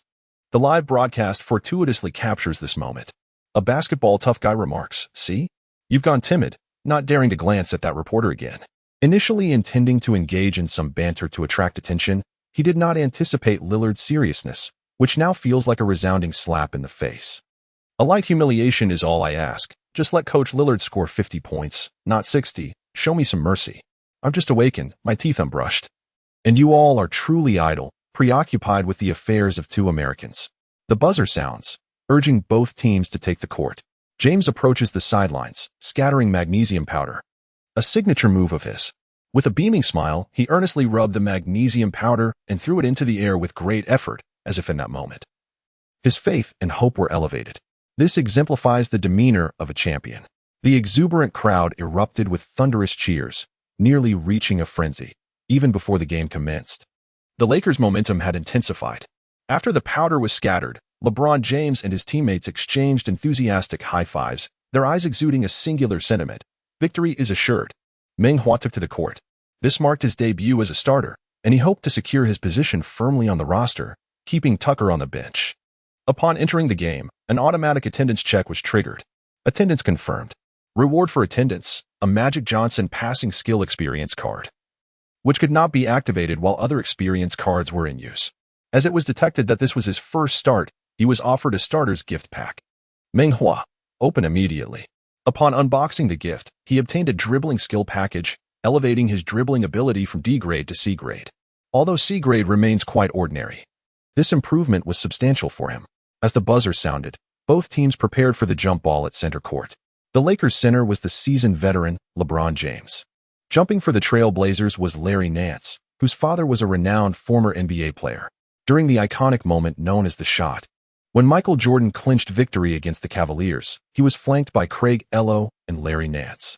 Ello leaped for a block, landing first and perfectly becoming a backdrop for Jordan's game-winning moment.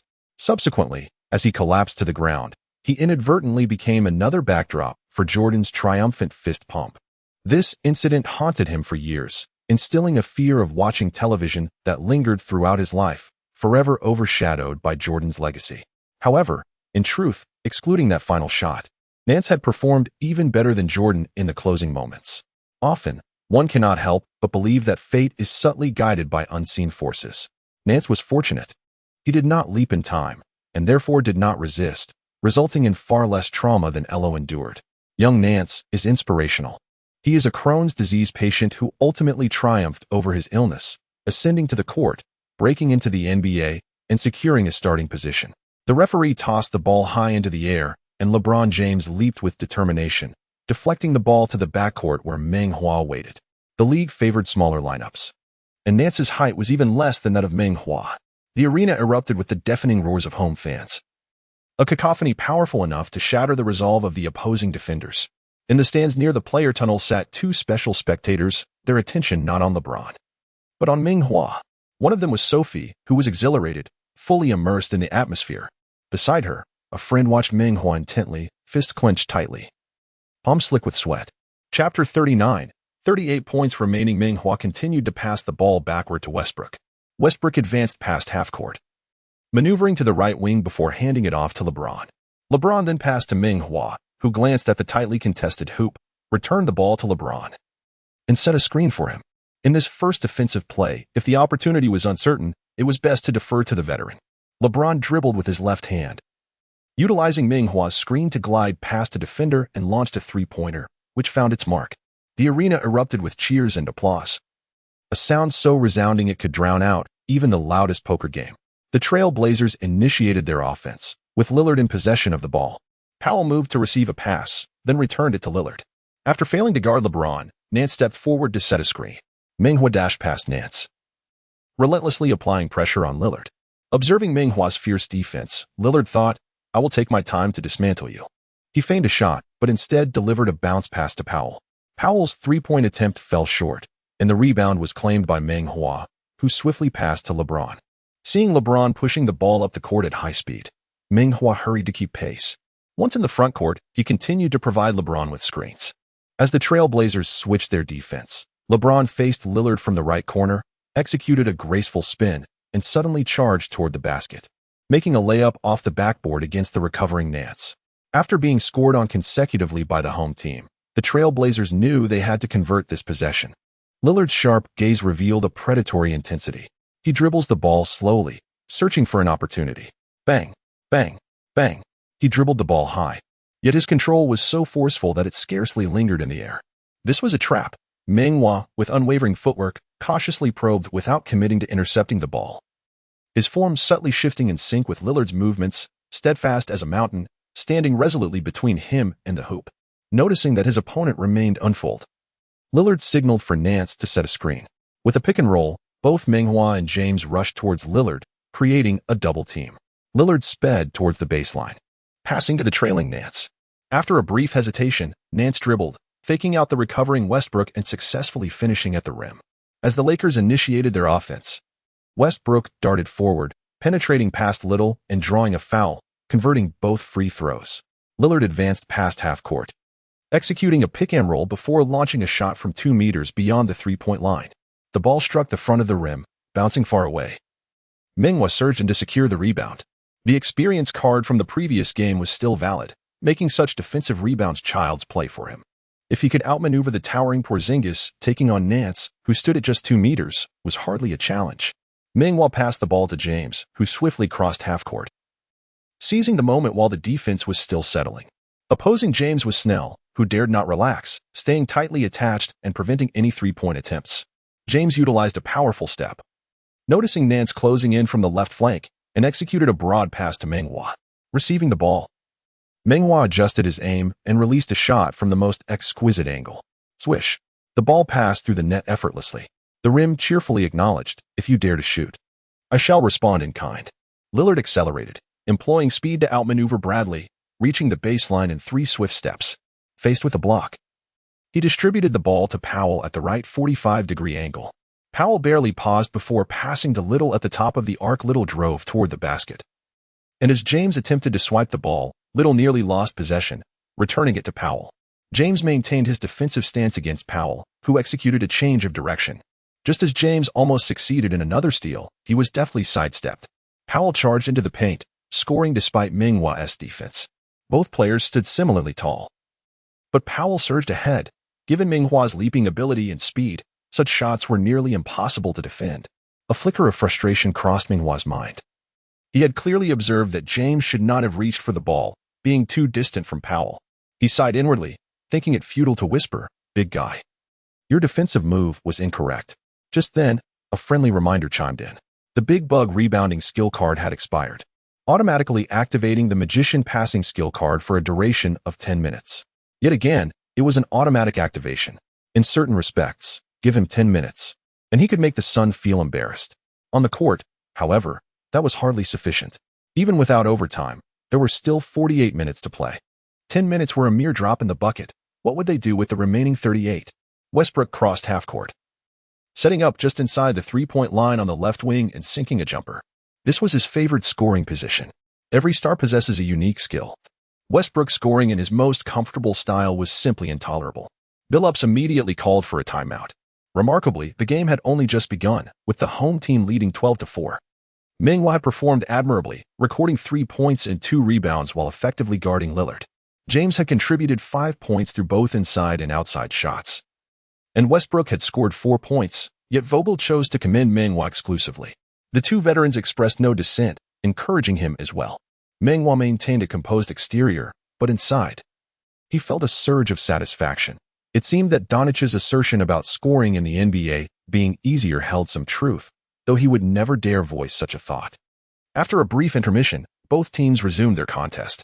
Lillard once again opted to drive towards the baseline, passing to Nance stationed beyond the three-point line. The era of center-oriented offense was nearly extinct. Many teams designed strategies for their centers to position themselves beyond the arc, serving as high artillery. In the 20th century, the league favored centers, with many teams choosing them as their star players. However, the emergence of Jordan, with his dazzling maneuvers, shattered this norm. demonstrating that shooting guards could also lead a team to a championship. From that point forth, the league's dynamics shifted towards players with fluidity and grace, embodying the artistry of swingmen. As the 21st century unfolded, the rules continued to favor ball handlers and accelerated gameplay, gradually diminishing the influence of centers in the NBA. First, stars like Iverson, Carter, McGrady, and Kobe dazzled audiences, followed by Wade, Anthony, and James, who inherited the legacy of their predecessors. The Suns ignited the 7 seconds or less revolution, and then Curry's three-point prowess intensified the trend towards small ball. In today's game, centers who cannot shoot threes find themselves at a considerable disadvantage. Even DeRozan, often likened to Jordan and Kobe for his traditional style, executed back-to-back game winners using three-point shots he was not known for. While Nance possessed three-point shooting capabilities that did not necessitate his attempt, he faked a shot and passed to Powell. Observing that no one else was shooting, Powell seized the opportunity, only to clang another three off the rim. Meng Hua soared, snatching the rebound and quickly delivering a long pass to a sprinting Westbrook, who then fed Bradley. Bradley's layup failed to find the mark, raising his hands to signal the referee about a foul. The referee, however, remained resolute, asserting, "This is my domain." Meanwhile, Lillard, quick as a hare, dashed towards the right wing. He executed a dribble beneath his left arm, transitioning the ball to his right hand. With a surge of power, he leaned his left shoulder against Meng Hua, seeking physical contact. With a single hand, he maneuvered the ball to break through, reaching the baseline and effortlessly scoring with a bank shot for 2 points. In this instance, Meng Hua misjudged the situation. By the time he considered pursuing, it was already too late. His advantage lies in his S-tier lateral movement and vertical speed, particularly his ability to retreat rapidly. Yet he remains a considerable distance from the elite level. Lillard broke through, clenched his fist, glanced at Meng Hua, and silently thought, "Rookie, you still have 38 points to go." Chapter 40.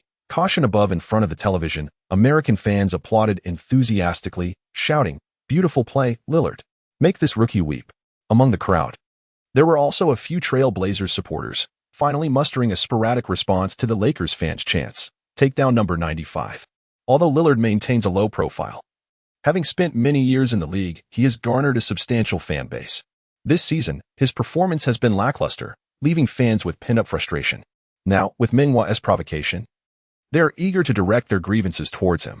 They hope this will be the battle in which Lillard transcends to divinity. Meng Hua is unaware of having unwittingly offended Lillard. As he perceives no kindness in his gaze, he does not dwell on it further. On the court, who would exhibit particular gentleness towards another? He and Paul were engaged in a competitive spirit on the court, yet once off it, Paul remained exceedingly courteous. As the ball reached mid-court, Westbrook passed it to Monk before retreating to the baseline. Monk, scanning the situation, noticed Meng Hua signaling for the ball, indicating he should pass it to him. With his back to the basket, Meng Hua received the ball, feigned a right turn with a shrug of his right shoulder, and abruptly pivoted left, launching into action. Observing Lillard closely in pursuit, a sly smile crept onto his face. This was precisely what he had hoped for. He executed a behind-the-back pass without glancing at his teammate, allowing Monk to drive into the paint and score, while the pursuing Little incurred a foul in the process. The crowd erupted in cheers, rallying to support Meng Hua against the opposing fans, chanting, "Number 95, go! Meng Hua, go!" It was the first time Meng Hua distinctly heard the crowd's applause for him, and he clenched his fist in exhilaration. With the experience card in hand, he felt like a magician. This was his moment to shine. Monk converted the free throw. This season, after being released by the Hornets, he opted for a minimum salary with the Lakers, a stark contrast to his true capabilities. He possesses his own ideas, however. Relinquishing a year's worth of lucrative salary allows him to glean invaluable insights from elite athletes. Thus, he ardently endeavors to prove himself, striving for a substantial contract next year. As the Trail Blazers mount their offense, Lillard maneuvers, yet he remains ensnared by Meng Hua's grasp. After being momentarily thwarted, Meng Hua retreats slightly. It is impossible for him to completely neutralize Lillard. Should you wish to take a three-pointer, you may, but penetrating past me is out of the question. Having just tasted success, Lillard is unlikely to relent. He once again drives forward, his ostensibly unsteady slow 3 steps imbued with lethal intent. Upon reaching the baseline, he realizes that Meng Hua has not lost his positioning. With a deft twist of his hips, he passes the ball to the left corner. Snell, with arms outstretched, attempts a shot, yet the three-pointer remains elusive. Meng Hua secures another rebound. Although he lacks rebounding finesse, fortune favors him, and the ball falls effortlessly into his grasp. The ball finds its way into James's hands, and upon observing that he is being defended by the newly entered Ben McLemore, he seizes the opportunity to exploit this mismatch. The two had briefly shared the court as teammates. James, endowed with an exceptional intellect, recalls the strengths and weaknesses of his former companion with precision. He returned the ball to Meng Hua, repositioned himself, and signaled for Meng Hua to try once more. "You're a center on the verge of retirement, and you're directing me." "A premier point guard?" Meng Hua scoffed, his eyes indicating he intended to pass behind him. James widened his eyes in disbelief. "Are you serious? Passing the ball is highly challenging." "I rarely witness Meng Hua exhibit his point guard prowess during practice." Meng Hua glanced at Westbrook, as if to threaten, "If you don't move, I might just pass it to him." With a resigned expression, James feigned a screen and executed a backdoor cut to the basket, arriving just as the ball did. He received an impeccably timed feed and executed a thunderous dunk, scoring effortlessly. He caught up with Meng Hua and gave him a thumbs up, exclaiming, "Hua, that was an excellent pass." Meng Hua replied half-jokingly, "If you position yourself properly, there will be even better opportunities." James chuckled. He was not averse to sharing the ball. If his teammates could deliver passes like that consistently, he would happily play off the ball. As the Trail Blazers launched their offense, Lillard continued to drive along the baseline, intending to pass back to a teammate. However, this time he miscalculated, and the ball struck Meng Hua a few inches above his thigh. With a body of steel, Meng Hua felt no pain. He swiftly fell to the ground to retrieve the ball, sitting on the floor with his back to his own front court. As if he had eyes in the back of his head, forcefully whipping the ball behind him, James descended from the heavens, catching the ball and executing a thunderous dunk over the retreating Trailblazers player. The crowd erupted in a fervor, celebrating their hero, shaking the very foundation of the arena. A trembling Billups called for a timeout, even though only 4 minutes had elapsed in the game. After humming a little tune, O'Neal turned to Barkley and said, 3 points. 4 rebounds, 3 assists. Draymond Green could not achieve such stats in just 4 minutes. Barkley retorted, "You acknowledged it was only 4 minutes. Lillard will surely adjust." Smith chimed in, "Lillard will emerge stronger." O'Neal laughed, "I admire Lillard. I mean no disrespect to him, but in this game, his spirit has been diminished. Firstly, James's dominant performance has made him increasingly anxious on offense. Secondly, my brother is glued to him defensively. Akin to watching his beloved partner, he simply cannot find a comfortable shooting space. Forget 40 points. I doubt he can even manage 20. Smith remarked, "Shaq, you and Yao Ming are like brothers." Yao has repeatedly mentioned your anecdotes in his Hall of Fame speech, which I found hilarious. "Why are you and the Chinese so close?" O'Neal replied, "Because their prowess captivates me. Do you think I'm just a good Samaritan? While I may not have berated as many as Charles, I have certainly voiced my opinions." Barkley interjected, "I critique only those deserving it, like Meng Hua. That said, I still believe Lillard has the potential to score 40 points. O'Neal scoffed, "Indeed, you were correct. Who could forget your encounter with the donkey?" Barkley spread his arms in exasperation, shaking his head. O'Neal always brought up that embarrassing moment to gain the upper hand in their debates. Understanding the principle of striking at the heart of the matter, O'Neal and Lillard were both well aware. Upon re-entering the game, Lillard's eyes blazed with intensity, resembling a powder keg ready to explode. The other 4 Trailblazers spread out, for whenever their leader displayed such a fierce gaze, they knew calamity awaited their opponents. Lillard bent his knees, hunched forward, dribbling the ball behind him with his hands positioned low, nearly level with his knees. He veered to the left, accelerated, and after a sudden break, pulled the ball back, executing a behind-the-back move to the right, while using his left hand to protect the ball and clear his path. Dribbling with his right hand, James made his way over, but Lillard deftly tipped the ball, passing it to McLemore. McLemore successfully made a jump shot from beyond the 3-point line. He hadn't lost his position. James's timing for the double team was far from optimal. The Lakers initiated a baseline play, and Monk hesitated for a moment as James, Westbrook, and Meng Hua all clamored for the ball. Meng Hua exclaimed loudly, "Give me the ball." With the support of an experienced guard, he felt he was outperforming James. His recent defense had been utterly lackluster. James and Westbrook exchanged a glance, then turned in unison, silently advancing to the front court, their expressions reminiscent of reprimanded younger brothers. Both were pondering, "Our little brother is usually so docile. Has he taken something today? The dosage should be sufficient." "In Tencent Studio," Yang exclaimed, "Oh my, what am I witnessing?" James and Westbrook both want the ball, yet Monk passes it to Meng Hua. Wang Ming remarked, "Such status is impressive." Their banter was lighthearted. Everyone knew the Lakers were a team of 360 degrees.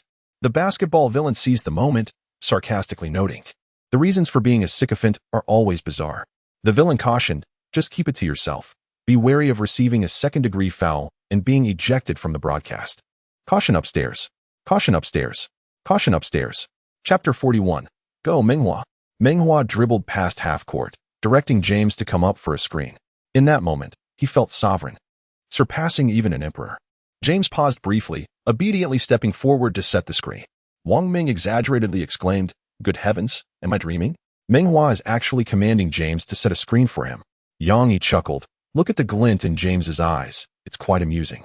The basketball villain retorted, "How delightful. Lin Shihao once directed Kobe. Isn't that normal for a point guard?" Meng Hua's little sprite shot back. "Westbrook is the one playing the point. Are you blind?" The basketball villain responded, "Blindness is something you inherited. Forming a mother-son CP could be quite beneficial for traffic, after all." On the court, Meng Hua, using the screen, maneuvered past Lillard, charging toward the paint. Nance stepped in to provide help defense, but since Nance was positioned far away, Meng Hua had the option to either take a jump shot or pass to the right wing or the left corner. If one's vision is merely limited to such options, how can one claim to be a magician? With a graceful flick of his right hand, he delivered a perfectly executed behind-the-back pass, the ball landing squarely in LeBron's grasp. All eyes were fixed on him. The Lakers awaited LeBron's shot, while the Trailblazers, having collapsed their defense, left him completely unguarded, standing 3 meters away from the basket. LeBron felt a surge of frustration. "What a splendid pass! What an open opportunity! If I fail to score, I will surely be the subject of ridicule." He adjusted his stance, his heart racing, yet his fingers remained steady as he released the ball. After countless repetitions, his fingers had developed muscle memory. No amount of tension could disrupt his shooting form. Swish. Another three-pointer. LeBron exhaled in relief, instantly transforming into a fierce competitor. Arms raised in triumph as he retreated to the half-court. It wasn't mere bravado. Such displays were essential for bolstering team morale. In stark contrast, his assist provider, Meng Hua, turned back to defend with a sense of numbness. The cheers for the basket were as loud as when he scored himself, yet the feeling lacked any sense of conquest. Many tasks, after all, must be undertaken alone. As Magic Johnson once remarked, scoring in isolation may bring personal satisfaction, but assisting in a basket brings joy to both players involved. He clearly failed to grasp the essence of the situation. The fervent fans erupted, their excitement building in waves throughout the event. With James performing so magnificently, how could they not revel in the moment? Aunt Jeannie, seated courtside, wore a radiant smile. She encouraged the young talent, envisioning that under such momentum, ticket prices could indeed rise further. She cast a glance at Meng Hua, eager to summon him to her office for a discussion regarding a potential contract.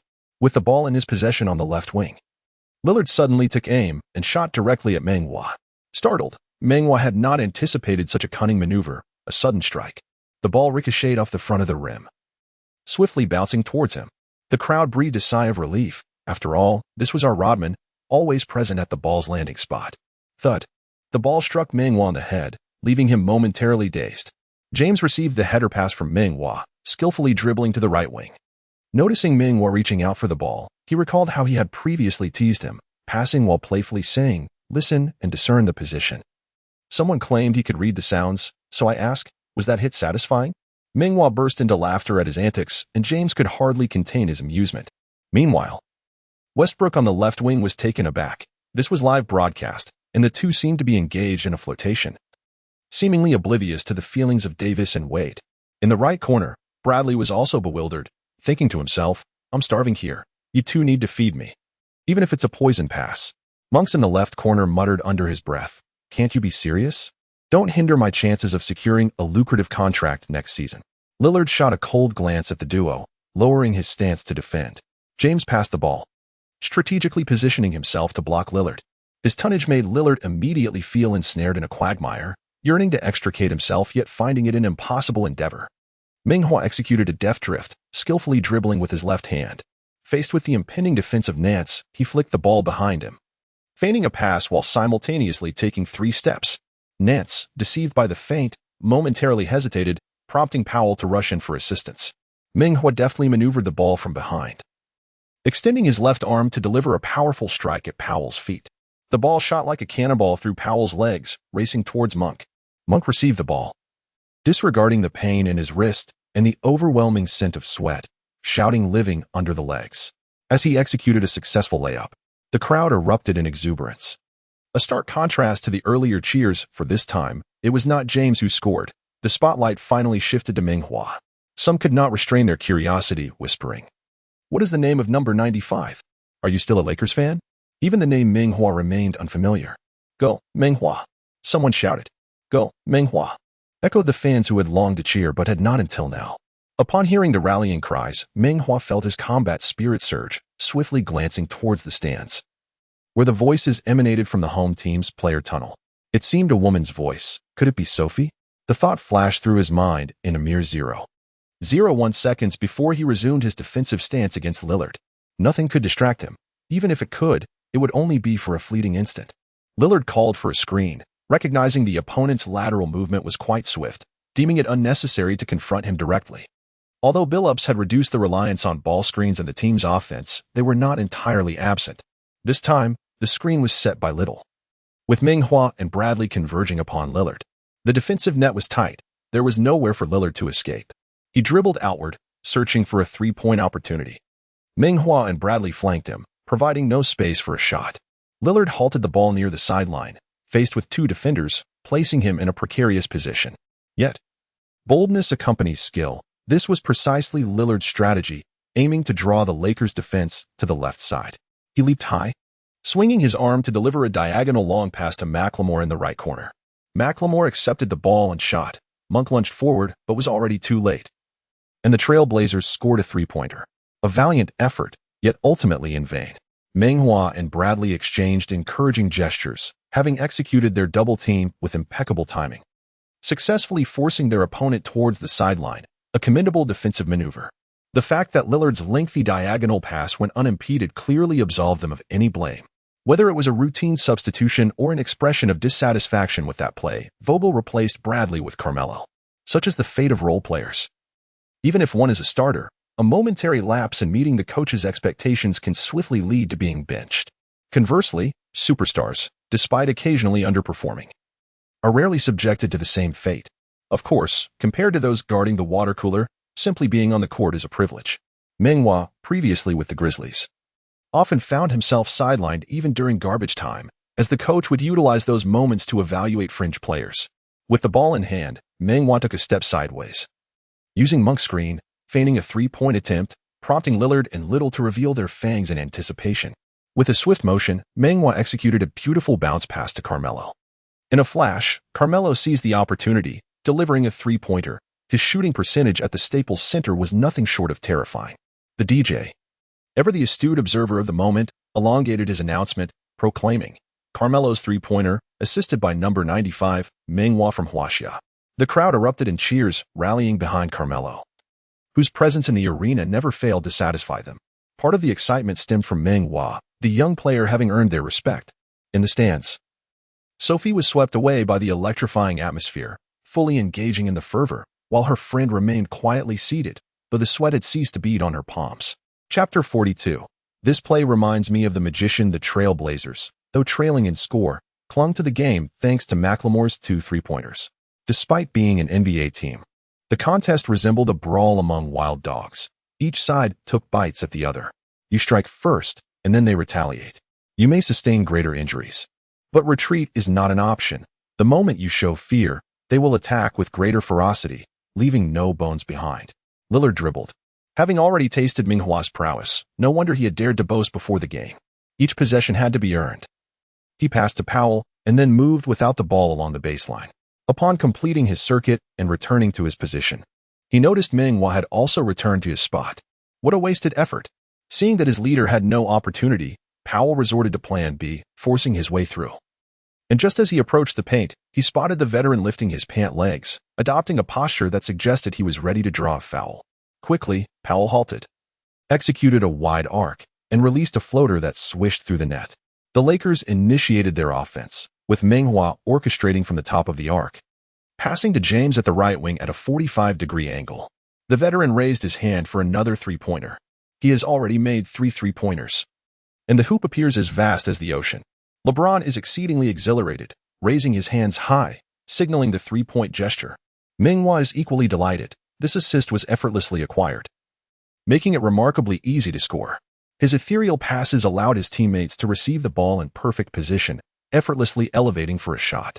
The more they scored, the better their spirits soared. The better their spirits, the higher their shooting percentage, a virtuous cycle. For the Trailblazers, however, this seemed like an abyss into which they were gradually descending. After LeBron scored 15 points in a single quarter, he took a breather. The smaller lineup was performing admirably.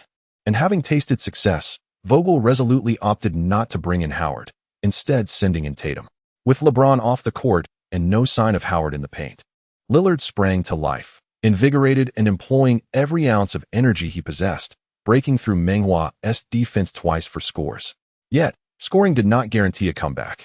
In 2 consecutive possessions, Meng Hua responded, assisting Carmelo for a three-pointer, further widening the gap. Lillard, feeling a tinge of frustration, attempted another 3 but struck iron again. Fortunately, the Lakers' interior defense was feeble, allowing Snell to capitalize with a follow-up dunk. As Meng Hua showcased his prowess, commanding the point guard position with a vision rivaling that of LeBron and Westbrook, Vogel waved his banner, substituting Rivers for Westbrook. Just past midcourt, Meng Hua found himself suddenly double-teamed by Lillard and Powell. Giannis exclaimed, "What treatment is this?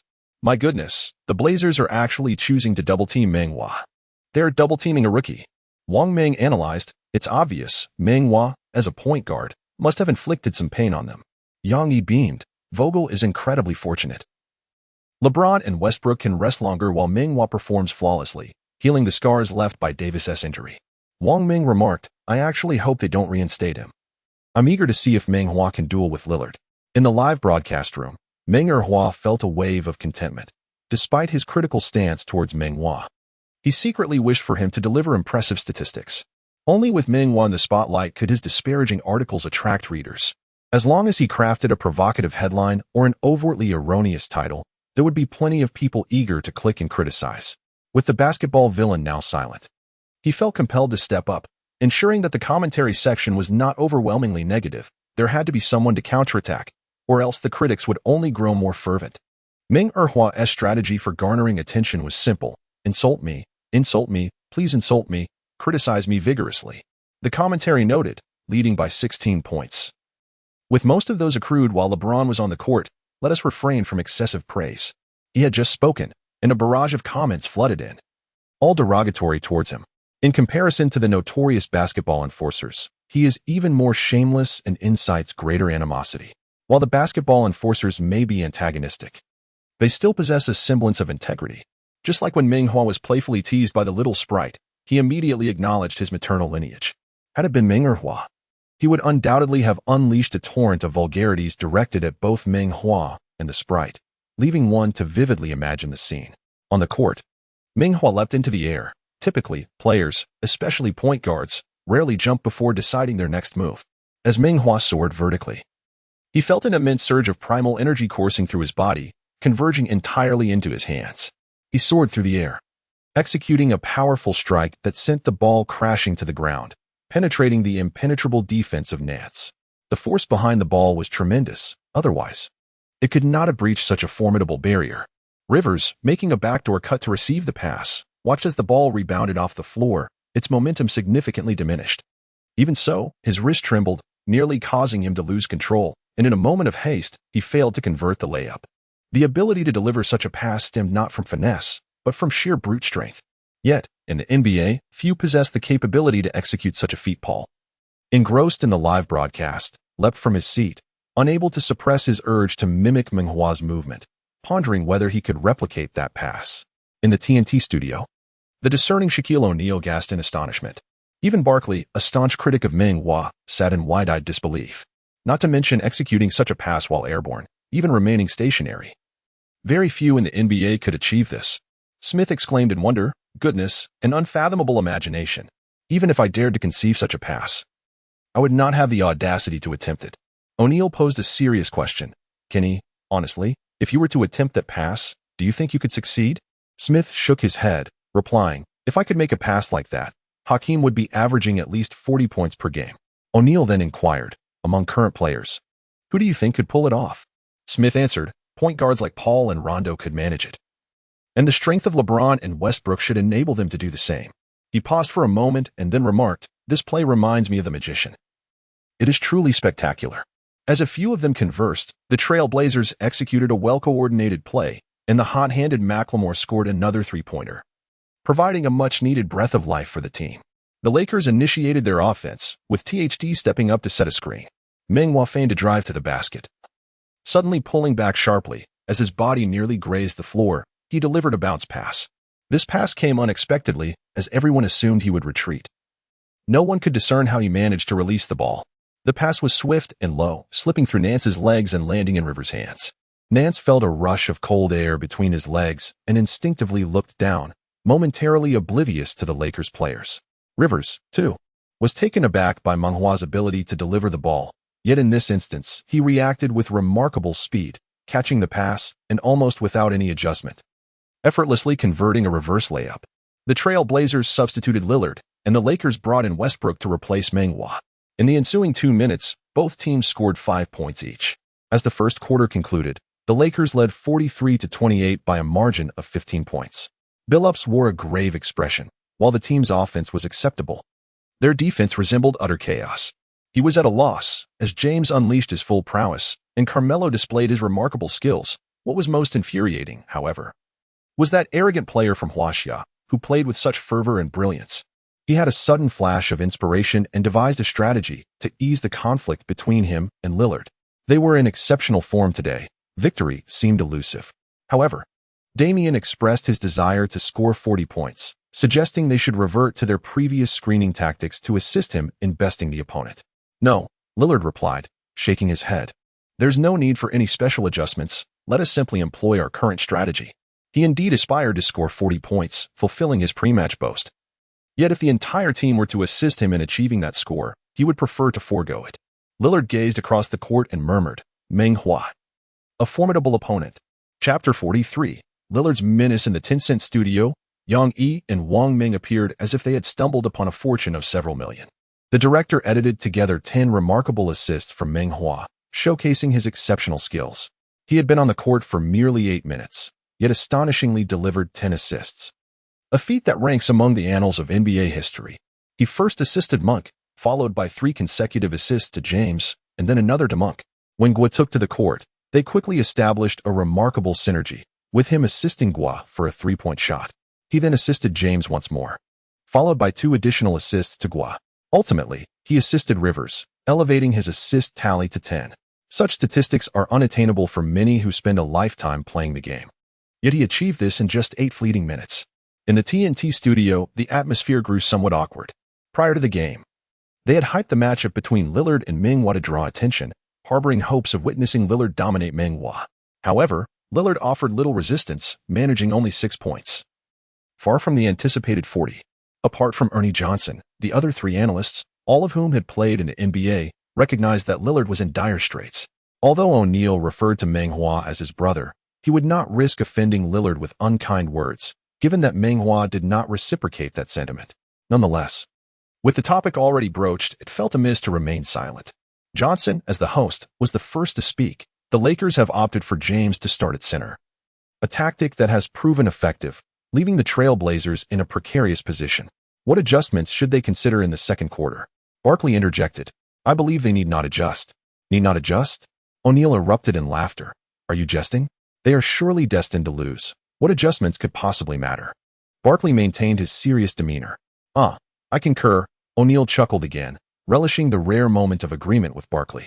Another query arose. Would Lillard score 40 points? Smith remarked that matters of controversy should be left to the 2 hefty analysts. Barkley was quick to respond. I doubt he can, but this is not due to Meng Hua. It primarily stems from the Lakers' defensive scheme.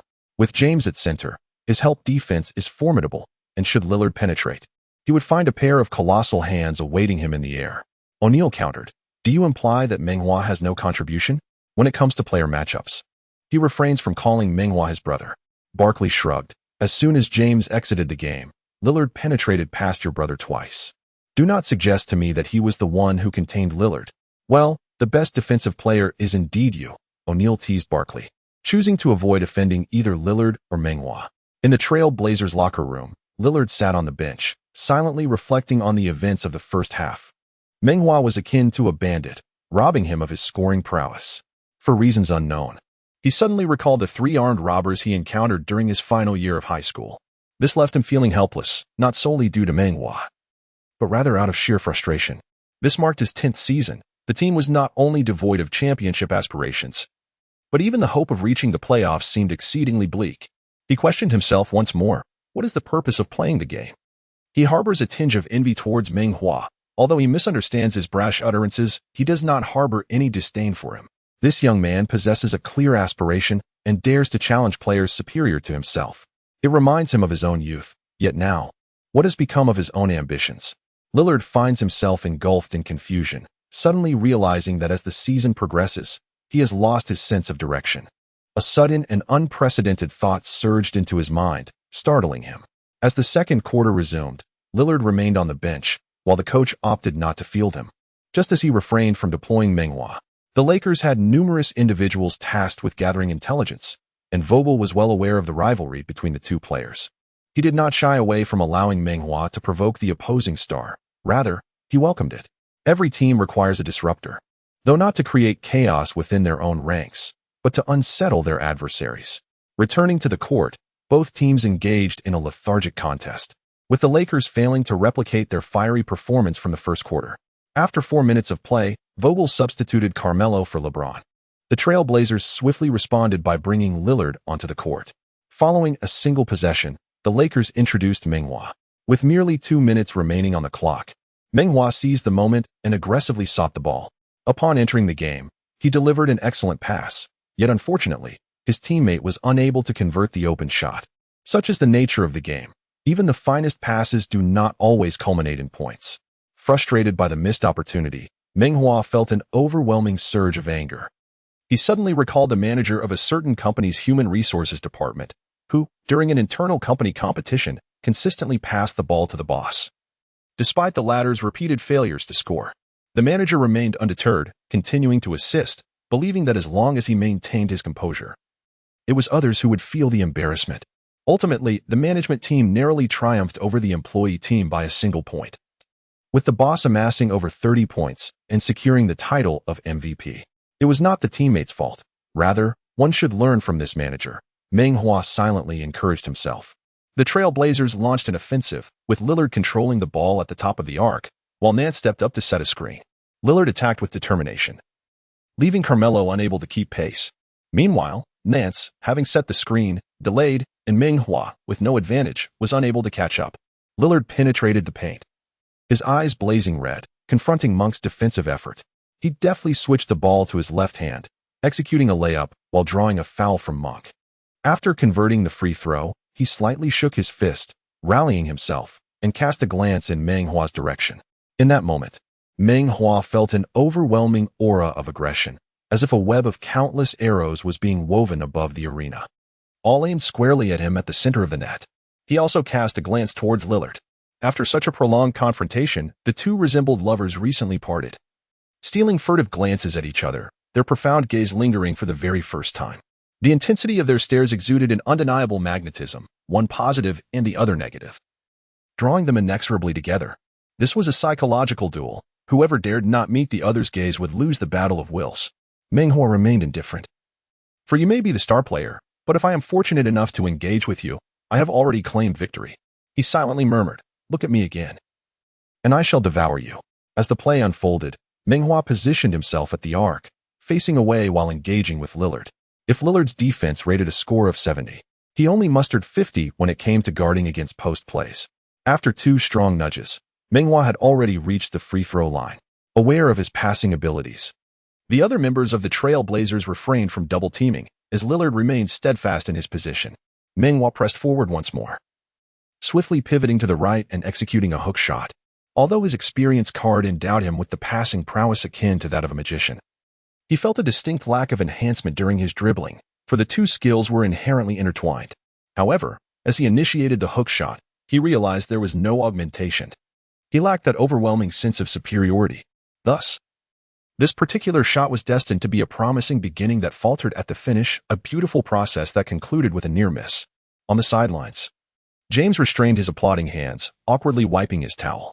The fans collectively sighed, acknowledging that he ultimately fell short of Lillard's prowess. In truth, his performance was commendable. Yet the most captivating moments would forever be defined by successful baskets.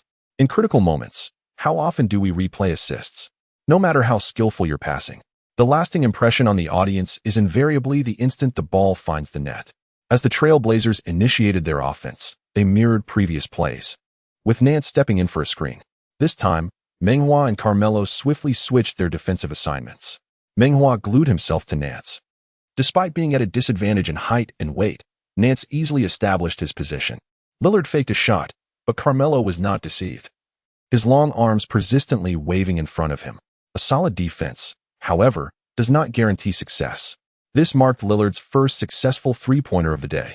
When a shooter finds their rhythm, even the greatest defenders are rendered ineffective. Vogel immediately called a timeout. As Meng Hua sat on the bench, he pondered.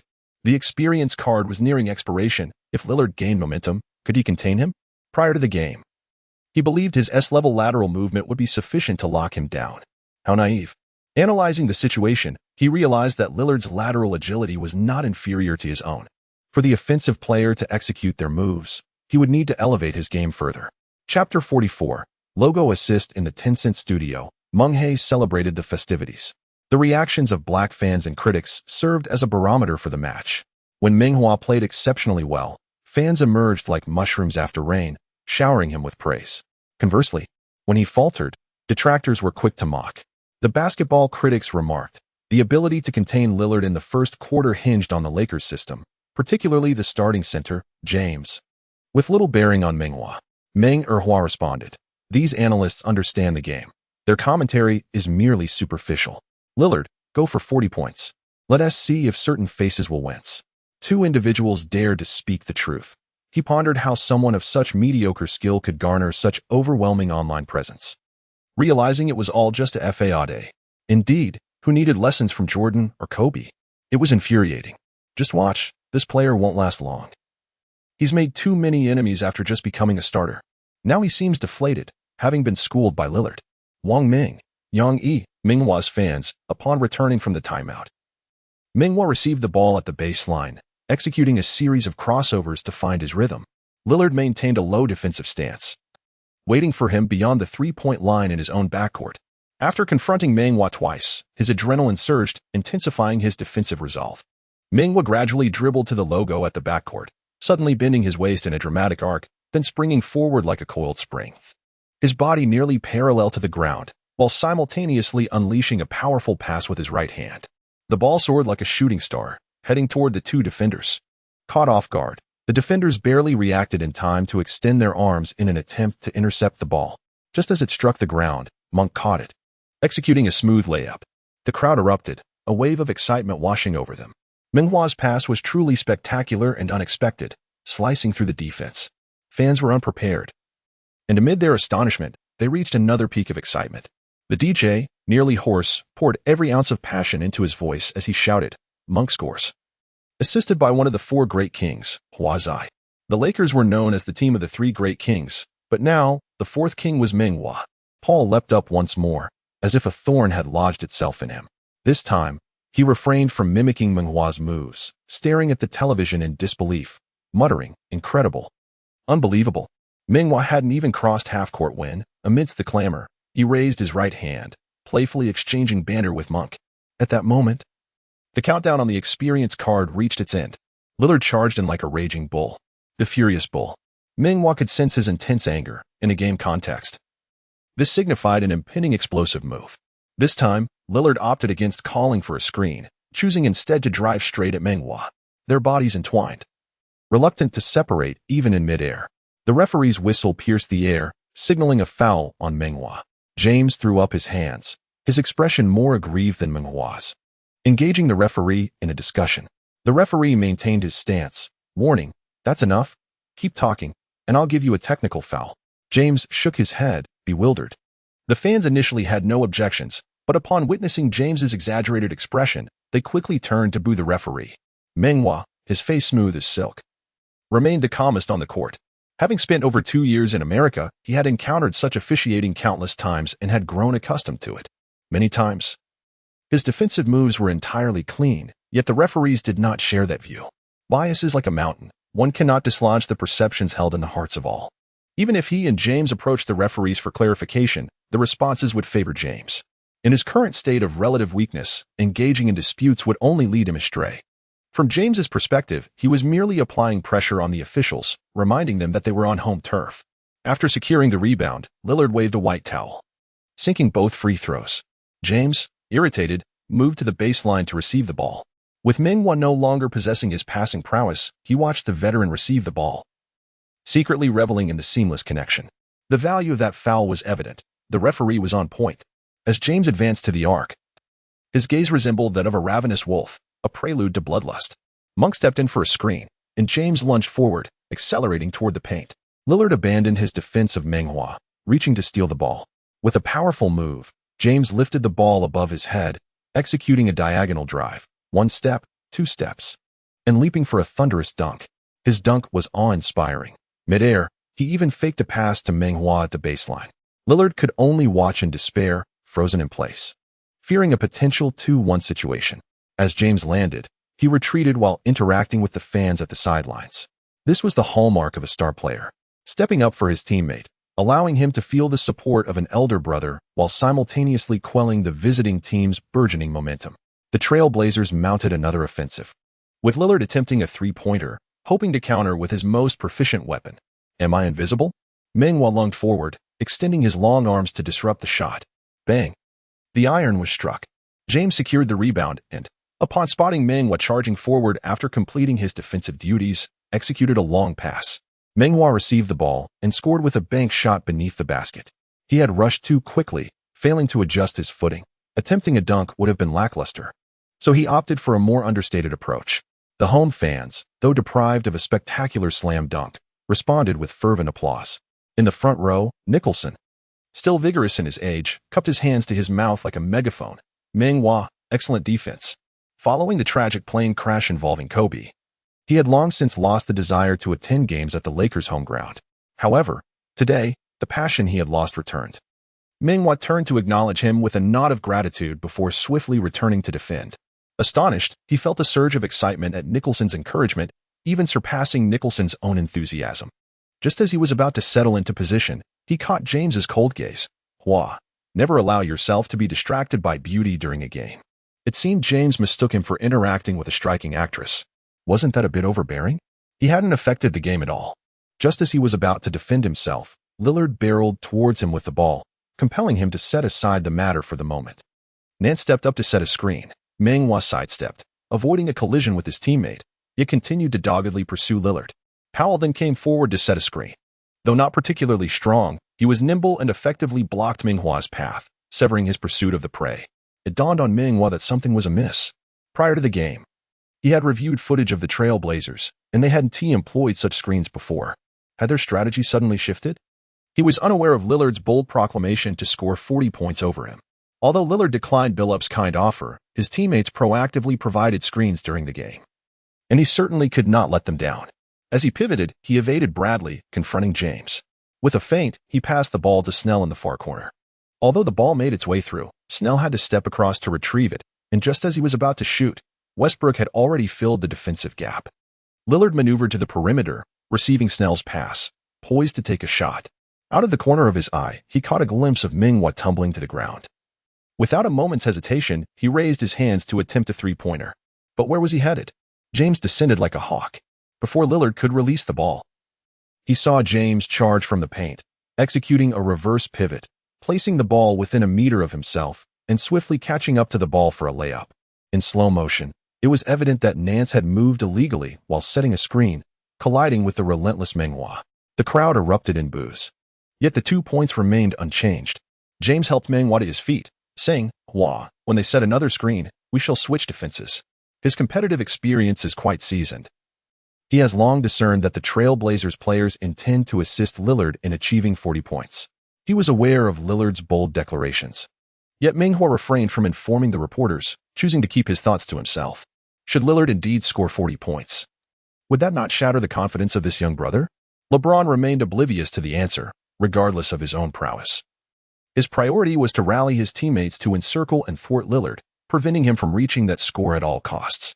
Chapter 45, The Return of the Mad Dog subsequently.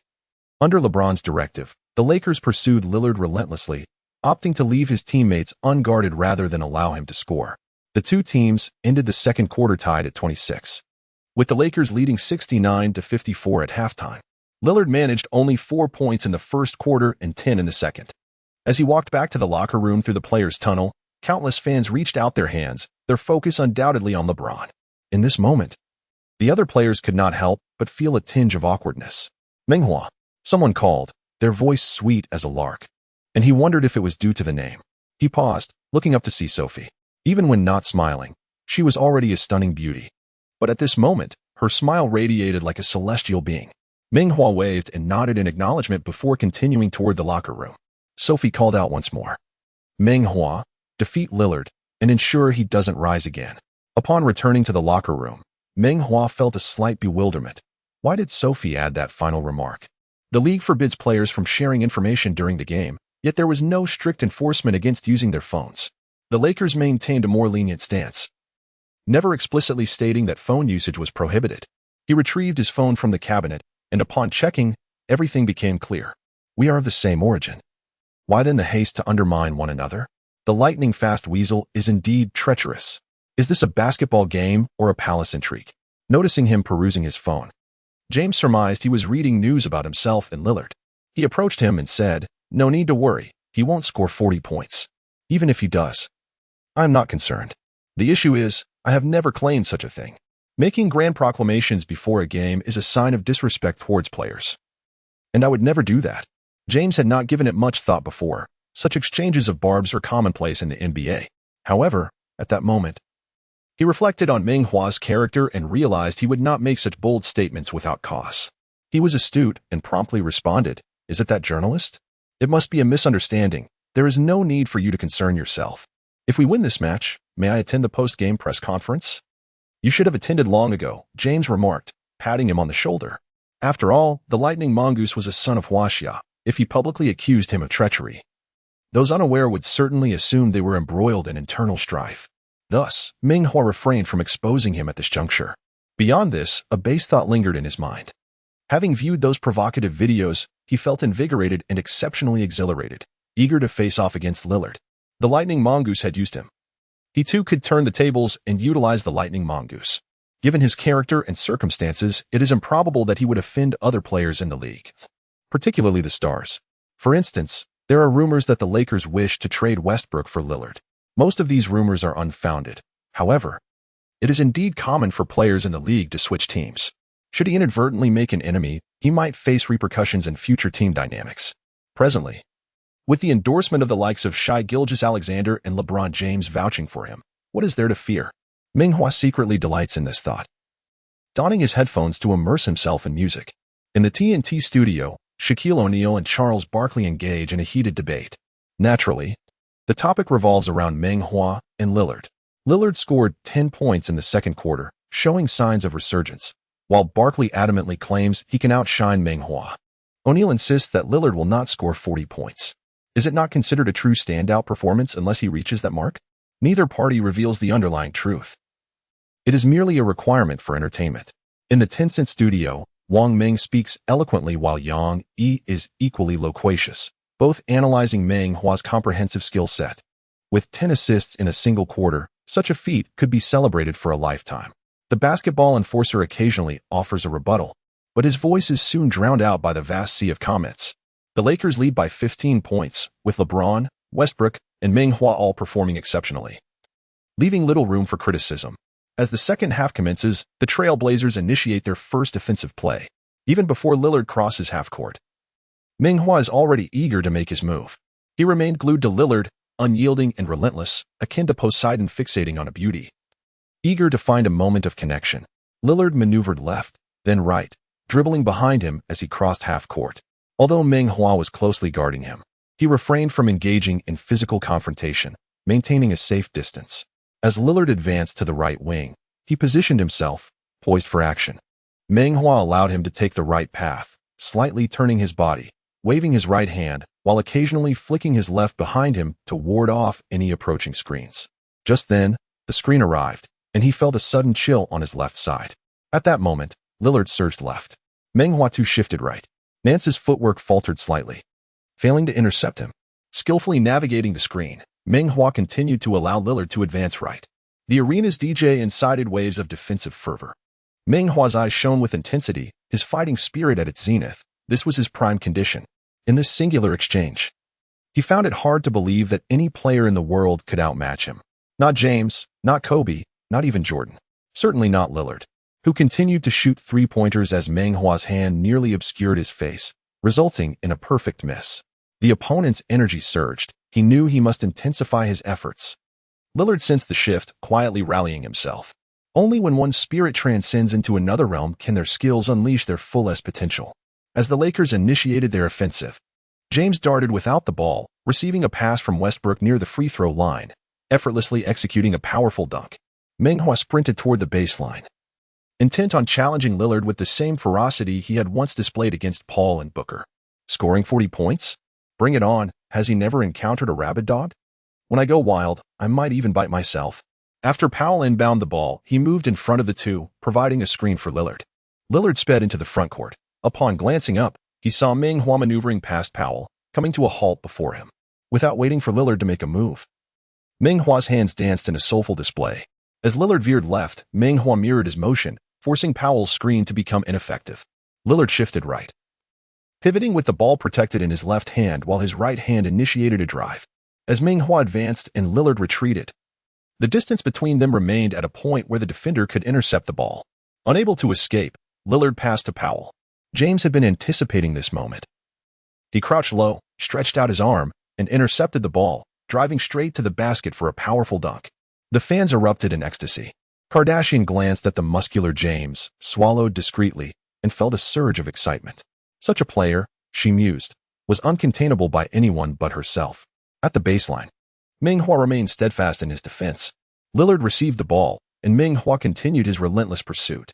Their exchanges were intense, Meng Hua likening himself to a wild dog hunting, while Lillard countered with a sense of urgency. Their tussle progressed to the front court. Yang Yi remarked on how Meng Hua infused the Lakers with a passionate defensive spirit, igniting a glimmer of hope for the finals. Wang Meng suggested that Lillard might be unable to fulfill his promise of 40 points. Yang Yi, humorously defensive of Meng Hua, insisted on the spirit embodied by a mad dog, urging not to belittle his comrade. In the ensuing action, Lillard faced an uphill battle, maneuvering past a formidable defense reminiscent of playoff intensity. Meng Hua mirrored his every move, making it difficult for Lillard to gain any rhythm. Akin to a driver thwarted by a car in front, frustration mounted as Lillard missed several attempts, prompting him to call for a screen. Nance momentarily impeded Meng Hua's progress, allowing Lillard to press on, yet Bradley's timely intervention forced Lillard towards the sideline. With strategic finesse, Lillard passed to Nance, who successfully landed a three-pointer, providing Lillard with a brief respite.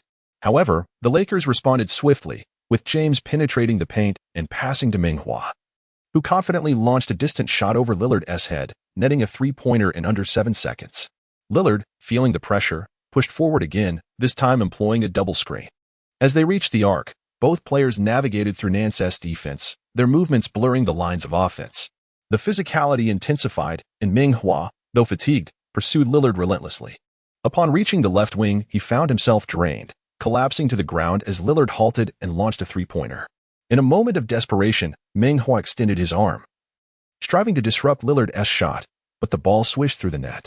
The basketball world erupted in laughter at Meng Hua's relentless spirit, even as he lay in defeat. Barkley praised his indomitable will, while O'Neal noted the quality of the play. Smith acknowledged the Lakers had struck gold with Meng Hua. Johnson remarked that despite the defensive lapse, it was a commendable effort. Lillard, moved by Meng Hua's spirit, approached and helped him up, marking a rare moment of camaraderie on the court. The applause resonated throughout the arena, transcending the game itself. O'Neal expressed astonishment at Lillard's gesture, while Barkley recognized that Lillard had earned Meng Hua's respect.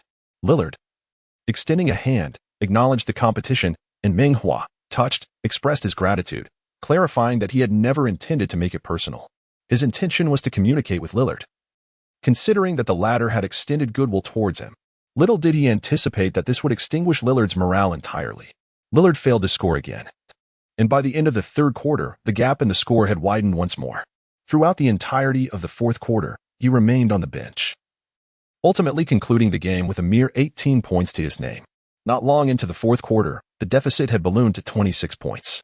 The Trail Blazers replaced their other starters, while the Lakers fielded an entirely substitute lineup. At this juncture, the players from both teams were merely going through the motions. LeBron, however, remained focused on the game, occasionally issuing commands to his teammates on the court. Being a leader is no easy feat. Should he leave for the locker room while his teammates are still engaged in play? Meng Hua had long since drifted away in thought. In the past, such moments would have filled him with anxiety, fearing he might miss the coach calling his name. Times had changed. With the game in disarray, what was there to behold? Neither coach opted to call a timeout, and the match proceeded into an official break. After Vogel concluded his strategic discourse, LeBron turned to Meng Hua and remarked, "Meng Hua, have you noticed? You are just 2 rebounds shy of a triple-double." A triple-double? Meng Hua's heart skipped a beat. Missing 2 rebounds was certainly an opportunity he could not let slip away. He turned his head to glance at Vogel, yearning to request to enter the game. Yet he restrained himself. There was still time. Perhaps he would be summoned to play shortly. The ensuing moments were a torment for him, as he hoped the Trail Blazers would narrow the score, yet the gap continued to widen. He approached James and said, "LeBron, I wish to take the court. Could you kindly speak to the coach on my behalf?" Westbrook, puzzled, inquired, "Why?" Meng Hua replied bashfully, "I am merely 2 rebounds shy of a triple-double." James nodded thoughtfully. Many individuals go their entire lives without achieving a triple-double. I believe Vogel will acquiesce. However, you must convey this to him yourself, rather than relying on me. With a sigh, Meng Hua turned and walked towards Vogel. "Coach, I am just 2 rebounds away from a triple-double. I do not seek to inflate my statistics, rather. Securing this milestone would silence many of my critics and bolster my confidence." Vogel responded, "You are nearing a triple-double? I hadn't noticed." "Very well. You may take the court." With the game in garbage time, it was a gesture of goodwill. After all, this young man possessed considerable potential, and fostering relationships was paramount. Meng Hua re-entered the game. At times, one yearns for something yet finds it elusive. The ball seemed tantalizingly close, yet repeatedly slipped away. As time dwindled to just over 2 minutes remaining, he finally secured his first rebound. After several exchanges on the court, impatience began to gnaw at him, and he signaled to his teammates, urging them to allow him to seize another rebound. Unfortunately, in the frenzy of play, his teammates remained oblivious, focused solely on showcasing their skills for Vogel. The Lakers bench grew anxious, eyes wide with anticipation, wondering if he would manage to claim another rebound. The Trail Blazers dribbled along the perimeter, the seconds dragging on, yet they could not afford a 24-second violation. As the Blazers took their shot, it appeared to be the final attempt of the match. Regardless of the outcome, out of respect for their opponents, the Lakers could not launch another offensive. "Do not go in, do not go in," Meng Hua silently prayed from the right side beneath the basket. The ball hit the rim, ricocheted to the right, and then gently bounced back to the left, ultimately descending. Standing under the left basket was Bazemore, who was about to reach for the rebound. Meng Hua shouted, "Mine!" Launching himself, he snatched that precious rebound from Bazemore's grasp. Chapter 47. Post-game press conference. This rebound was undeniably Bazemore's, and Meng Hua's action was somewhat excessive. On the bench, both James and Westbrook could hardly contain their discomfort, feeling embarrassed for him. Westbrook mused, "Everyone accuses me of padding my stats. If only I could do it like him. Achieving a triple-double in my rookie season." James contemplated, "If I am to snatch my teammates' rebounds, I must do so in a manner akin to him. I too could average a triple-double." As the final whistle blew, the Lakers triumphed over their opponents, 139-106, a resounding victory by 33 points. And the players erupted in jubilant celebration. Fans reveled in the euphoria, and no one seemed to mind Meng Hua's last grab. In fact, they appeared utterly indifferent. Their attention fixated solely on James. He scored an impressive 43 points, dominating the game. Christina conducted a post-game interview with him, conveniently overlooking the pre-game hype surrounding the rivalry between Lillard and Meng Hua, as she had a cordial relationship with Lillard. James, with his formidable performance, was visibly elated. He quickly regained his composure, uttering some polite remarks, affirming Vogel's strategy of positioning him as center, and expressing gratitude towards his teammates, particularly highlighting Meng Hua's assists. In the first quarter, Meng Hua propelled us forward with an astonishing 10 assists in a single period. Meng Hua, filled with excitement, realized his dreams were coming true. As the system confirmed it, it detected that the host would be immortalized in history, achieving a triple-double on December 13, 2021. At the age of 19 years and 105 days, he secured the top rank in historical standings. The leaderboard proclaimed, Meng Hua, 19 years and 105 days. After that, there were no further accolades. The system only acknowledged those superior to him, truncating the rankings thereafter. This explains Meng Hua's determination to seize rebounds from his teammates. While he was not particularly concerned about the triple-double, he could not resist the allure of a gift package. The host has obtained a historical legacy gift package. Would you like to open it? Meng Hua replied, yes. Upon unwrapping the package, he acquired a dribbling skill set, elevating his dribbling ability from AC level to AB level. In the span of a single game, his dribbling capability surged 2 tiers from D to B, filling him with elation. Moreover, he found himself leading the NBA in a particular statistic, which stirred his passion. Though this record for the youngest would soon be eclipsed by Giddey from the Thunder, it was enough to indulge in a moment of pride. As for the rebounding from teammates, he retorted, who says I am stealing rebounds? I am merely safeguarding against the Trailblazers' surge. Successful individuals remain unscathed by criticism. It was a slight disappointment that, although his 10 assists in a single quarter ranked historically, the system did not account for quarter statistics, thus denying him a gift package. Noticing LeBron still engaged in an interview, Meng Hua excused himself to the locker room, as he was due to attend the post-game press conference shortly. Meanwhile, Lillard was also being interviewed. Christina's silence did not preclude others from posing questions. Damian, you mentioned before the game that you aimed for 40 points. Yet you only managed 18. Do you think it was due to that player who was set to exploit you? He is a formidable opponent. Today he decisively bested us. Plain and simple.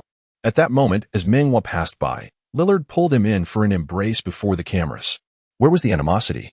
After bidding farewell to Lillard, Meng Hua traversed the Player S tunnel, where Sophie awaited in the stands. To express her gratitude, she wished to treat Meng Hua to a late-night snack. Initially, Meng Hua declined, but the persistence of the young lady ultimately compelled him to acquiesce. After a swift change, the locker room buzzed with activity, filled with teammates and reporters. Some sought to interview him, yet he maintained that he had little to convey. He also spotted the Lightning Martin, but pretended not to, dressed in formal attire. James and Westbrook called him to attend the press conference together. As the trio entered the venue, the reporters, who had been waiting for some time, raised their cameras, clicking away in a frenzy. This is the essence of a prestigious team. Despite the team's recent lackluster performance, having lost several games, the media's enthusiasm surged again following a significant home victory. A reporter began to inquire, LeBron, today you seem like a deity descended from the heavens. You appear ageless. What is your secret? James pointed to Meng Hua and chuckled. My brother hails from Huaxia. He possesses martial arts skills, and I learned from him for a few days to reach my optimal state. As the star of the team, adored by many, he did not mind sharing a bit of the limelight with his teammates. Another reporter asked, Russell, congratulations on an impressive game. However, you still committed 4 turnovers. How do you plan to reduce these mistakes? Westbrook cleared his throat and responded, it seems I need to learn some martial arts from Meng Hua as well. But LeBron has been monopolizing him lately, so I fear I might not get the chance. Laughter erupted in the room. Subsequently, the reporters posed several more questions, primarily directed at James and Westbrook. After answering 2 questions, James turned to the back of the room and said, to our friends from Huaxia, Meng Hua achieved a triple-double today. Do you have any questions for him? The international reporters, seated at the back and less familiar with the players, typically waited for their American counterparts to finish asking questions before they could have their turn. The Huaxia reporter singled out by James was taken aback and asked, Meng Hua, hello. I am a reporter from Penguin.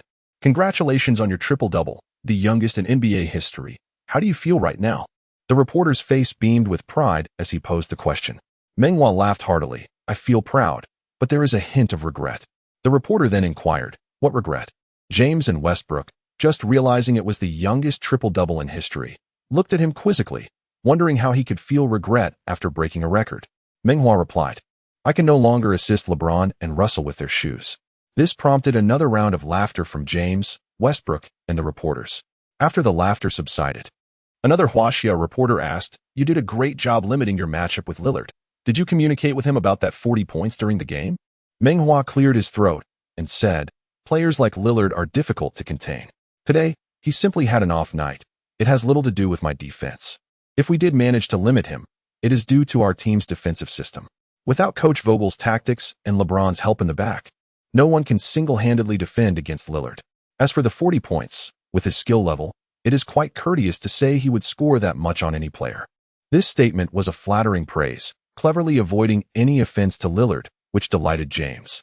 Another Huaxia reporter, speaking in Mandarin, asked, Meng Hua, congratulations. May I say something you might not want to hear? Meng Hua replied, anything you say, I would love to hear. The reporters erupted in laughter after the translation. Meng Hua was not lying. After spending so much time in the United States, hearing Mandarin in such a public setting was indeed music to his ears. The reporter continued, you were also faked out once on the court. I believe that must have been quite embarrassing for you. How do you plan to avoid such situations in the future? Not stepping on the court would be a good start, he quipped, leading to another round of laughter, leaving the reporter feeling quite embarrassed. After all, they were compatriots. And Meng Hua continued, initially, it was indeed awkward, but when Lillard managed to fake me out, I stopped thinking of it that way. It's just basketball. It was a good defensive play, and I earned his respect. Defense often goes unnoticed, yet I cherish it. I hope the essence of defense courses through my veins. Another Huaxia reporter asked, there are rumors that you have acquired American citizenship. Is that true? Meng Hua scratched his head and replied, if I have children and continue playing in the United States, they might acquire it. Otherwise, schooling would become an issue. As for myself, I will always be from Huaxia, and I take great pride in that. James and Westbrook led the applause, which resounded for a long time. Another Japanese reporter, unwilling to be left out, asked, Meng Hua, as an Eastern individual, have you ever felt discrimination? This question was tricky to address, but Meng Hua promptly replied, yes, I often face discrimination. Even Bird feels discriminated against. I will strive to become as strong as they are. The Japanese reporter followed up, who do you refer to as they? Meng Hua smiled and replied, who do you think? That is who. Chapter 48 Dining with Beauties outside the Staples Center, Meng Hua spotted Sophie and her friend from a distance, feeling somewhat puzzled. He had presumed she was attending the game with a boyfriend, only to discover she was accompanied by a female friend. As the car drew nearer, Meng Hua's heart raced. Sophie's beauty was already striking, but her friend seemed even more stunning. What divine beauty this was. The two entered the car, taking a seat in the back. Sophie jokingly remarked, you didn't even help us open the car door. You're not gentlemanly at all. Gentlemanly? That's merely for show, isn't it? Meng Hua chuckled. You both have hands and feet, and aren't carrying anything heavy. If I were to get out and open the door, it would only complicate matters. Sophie gestured to her friend beside her. This is my classmate, Song Seeing, and then pointed at Meng Hua, deliberately raising her voice. This is Lakers superstar Meng Hua. Meng Hua, focused on driving, did not turn around and humbly said, spare me. I am far from it. Song Seeing greeted him with a simple hello and fell silent. Fortunately, Sophie was chatty, ensuring there was no awkward silence. Where's your girlfriend? Why didn't you bring her along so we could vet her? Sophie seemed to recall something. She and Meng Hua had not interacted much, but some people are naturally outgoing. I don't have a girlfriend, he replied. Despite his handsome looks, he truly did not have one.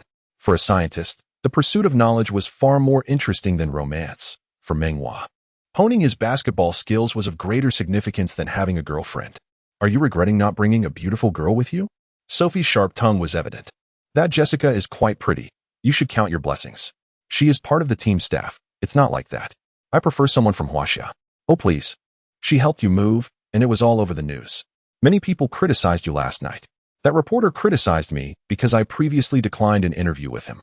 I was merely worried about being pestered, which is why I changed my rental place. The team insisted Jessica help me move, and I could hardly refuse. We're both from Huaxia, and he criticized you? Criticizing me poses no risk. If he were to criticize other players, would they let him off the hook? Meng, why don't you accept interviews? Song Seeing, who had been quiet, suddenly asked, her voice a bit agitated. I finally earned a chance to play. I just want to focus on the game. Sophie chimed in, but today you declared you would dominate Lillard. Song Seeing asserted, Meng is very low-key. I doubt he made that statement. How do you know he is low-key? Oh, I read it in the news, Song Seeing stammered. While dining in a Chinese restaurant. Sophie nudged Meng Hua and pointed to a table in the distance, exclaiming, Meng Hua, you're on fire. That kid is wearing your number 95 jersey. As Meng Hua glanced back, he noticed a foreign couple accompanied by their child, evidently here to enjoy a late-night meal after watching the game. The child, with keen eyes, scampered over, eager to take a photograph with Meng Hua. You play exceptionally well. The players from Huaxia are truly formidable, but I am determined to defeat you in the future. The child declared with unwavering confidence. With diligent effort, you shall indeed achieve that, Meng Hua encouraged him warmly. The enduring supremacy of American basketball on the global stage is significantly attributed to their open and inclusive strategies. Not only do they cultivate remarkable homegrown talent, but they also place great emphasis on integrating international players. Almost all of the finest athletes compete in the NBA, vying fiercely for playoff berths and ultimately the championship title. How could the NBA not be formidable? After capturing the photograph, the child returned to his seat, brimming with joy. His parents performed a very standard bow in greeting towards Meng Hua. He promptly returned the gesture, filled with pride, and resolved to celebrate his goals on the field with this very action. After dinner, although the young ladies insisted on being students, Meng Hua would not allow them to do so. He then insisted on escorting them back to school. They politely declined, but Meng Hua, concerned for their safety, remained steadfast in his decision. Perhaps Los Angeles is quite safe, and UCLA is adjacent to affluent neighborhoods, yet that is relative to the locals. For outsiders, caution is always advisable. Upon returning to his residence, it was already past 11 o'clock, and he commenced his practice of squats. Having achieved an S-level in lateral movement speed, he recognized the potential for further improvement, yet he chose to focus on enhancing his lower body strength training tasks. He is determined to elevate all his attributes to a score of 90 before gradually honing them to perfection at 100. The reason he prioritizes strengthening his lower body is due to the profound realization of its significance when experiencing the remarkable rebound technique of the giant worm. That night, he squatted until he could hardly bear it, eventually limping cautiously to bed, utterly exhausted. He was so fatigued that even the thought of his formidable sword seemed overwhelming. All he desired was a moment of tranquil repose. The following morning, refreshed and invigorated, he arrived early at the training facility. Having already been the last to arrive on 2 occasions, today he was eager to measure his prowess against Rivers. However, this time, neither Rivers nor himself claimed the top spot. It was James who had arrived well ahead of them. James was diligently practicing his shooting, eschewing the shooting machine, and the rare opportunity for the security guard to pass him the ball was not to be missed.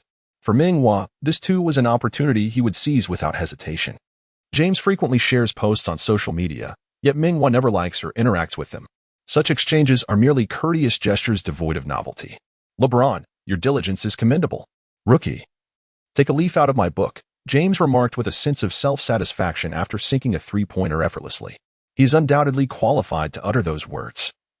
This marks his 19th season, and his prowess and statistics remain steadfast as ever. Your talent is truly lacking, Meng Hua scoffed. What did you say? James's eyes widened like lanterns, clearly displeased. My talent is lacking? What a ridiculous joke. A player who, at 17, averaged 28 points, 9 rebounds, and 6 assists. At 27, 1 points, 9 rebounds, and 2 assists. And at 37, 28 points, 2 rebounds, and 8 assists. What does that signify? He has shown no improvement.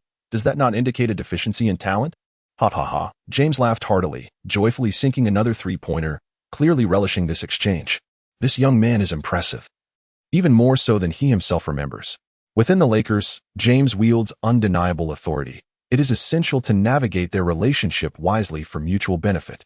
Meng Hua's emotional intelligence may not be particularly high, and he struggles to flatter someone insincerely, yet he can still pay tribute to James as he speaks the truth. He did not perceive much, for interpersonal relationships hold significance everywhere, and the relationship with one's superiors is of even greater importance. Of course, the most crucial element remains one's own capabilities. These aspects merely serve to embellish the foundation. He promptly joined the shooting practice. James's three-point shots were indeed a tad more accurate than his. They each attempted 100 shots, with James sinking 74, surpassing him by 4. James was overjoyed, playfully taunting him. Youngster, you can't keep up. I can shoot better with my left hand. Meng Hua refrained from retaliating, to provoke the veteran. One must do so with a finesse that is rather challenging. James, invigorated by the competition, initiated yet another challenge of 100 shots. He soon emerged victorious once again. Chuckling, how could it be so effortless? I didn't even break a sweat. Meng Hua responded, astounding. James, having triumphed over Meng Hua in the inter-team match, gleefully unleashed a torrent of playful banter. Chapter 49, Civil War. After completing the second round, their teammates gradually arrived. Upon seeing Meng Hua, they all extended their congratulations. Following last night's game, no one had noticed that he set the record for the youngest triple-double in NBA history. Even James and Westbrook only learned of it during the post-game press conference when a reporter mentioned it. Other teammates discovered the news upon returning home and promptly congratulated Meng Hua upon meeting him. With the NBA entering the era of small ball, the pace of offense has accelerated, making triple-doubles more attainable than in the past. However, for role players, it remains an elusive dream, reserved primarily for those with the ball in their hands. The next match is just 2 days away, and today's training session was quite rigorous, as Vogel opted for a serious and competitive atmosphere. The yellow team consisted of James, Westbrook, Bradley, Monk, and Meng Hua, while the blue team featured Rivers, Ellington, Tucker, Carmelo, and Howard. In many NBA teams, the gap between starters and substitutes is not significant. Despite James holding back, the score remained closely contested between the yellow and blue teams. Even in practice, players were reluctant to lose, each striving to outdo the other. Without experiencing storms, how can one witness the brilliance of a rainbow? Ultimately, James from the yellow team made a decisive move, executing a layup after a breakthrough, clinching the game with a 2-point lead. After the match, everyone was panting heavily. Meng Hua gained newfound confidence in his abilities, particularly in his ball handling skills. He recalled a time when, during a game against the Thunder while playing for the Grizzlies, he hesitated to dribble after a steal. At this moment, although his ball handling was still not on par with James and Westbrook, he found himself capable of holding his own against Tucker, who was unable to snatch the ball away from him. Vogel expressed his satisfaction, showering Meng Hua with praise in front of the entire team, commending his rapid improvement and urging others to learn from him. Thus, he firmly established his footing within the Lakers. Upon returning home after training, he continued to practice squats. Compared to before, he no longer pushed himself to the limits. This was not due to a desire for laziness, but rather a recognition that circumstances change over time. He used to be a substitute, training tirelessly, but now as a key player, he must judiciously allocate his stamina. With over 30 minutes on the court per game, practicing as he once did could easily lead to injury. Once injured, what is left to discuss?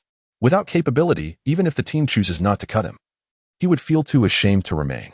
The following morning at 8 o'clock, having risen at 6, he ultimately fulfilled his training obligations. Progress, 500,005,0000. Task completed.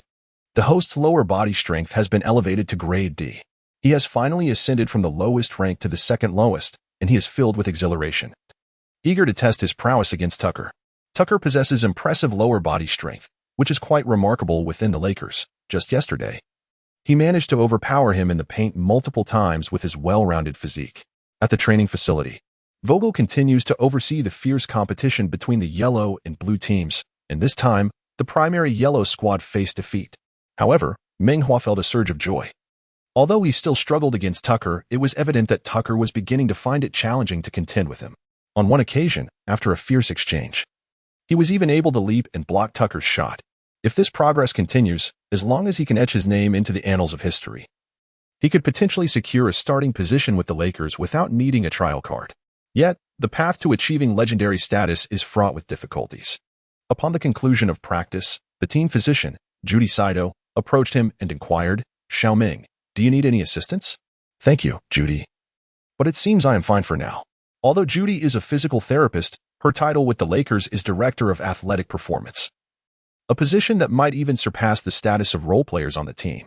Following Kobe's retirement, she briefly departed, but the Lakers later welcomed her back to aid in the rehabilitation of LeBron's groin injury. "Xiaoming, my surname is Situ, so you may call me Aunt Situ." "All right, Sister Situ." Those who are older often prefer to be addressed as sister, while the younger ones enjoy being called mother. Meng Hua, not lacking in wit, chose to adhere to her preference. Judy smiled and said, "Tomorrow, we have a match against the Raptors. Good luck." Meng Hua was certainly aware of Judy, yet they had not previously interacted, leaving him somewhat puzzled. It seemed that his exceptional basketball skills had won her admiration. After completing the joint practice with his teammates, he returned home to continue his squat exercises, as his training regimen focused on enhancing lower body strength. According to his calculations, he could elevate his rank to C level in 4 days, but for tomorrow's game, he would inevitably remain at D level. With so many physical attributes to improve, there was little he could do.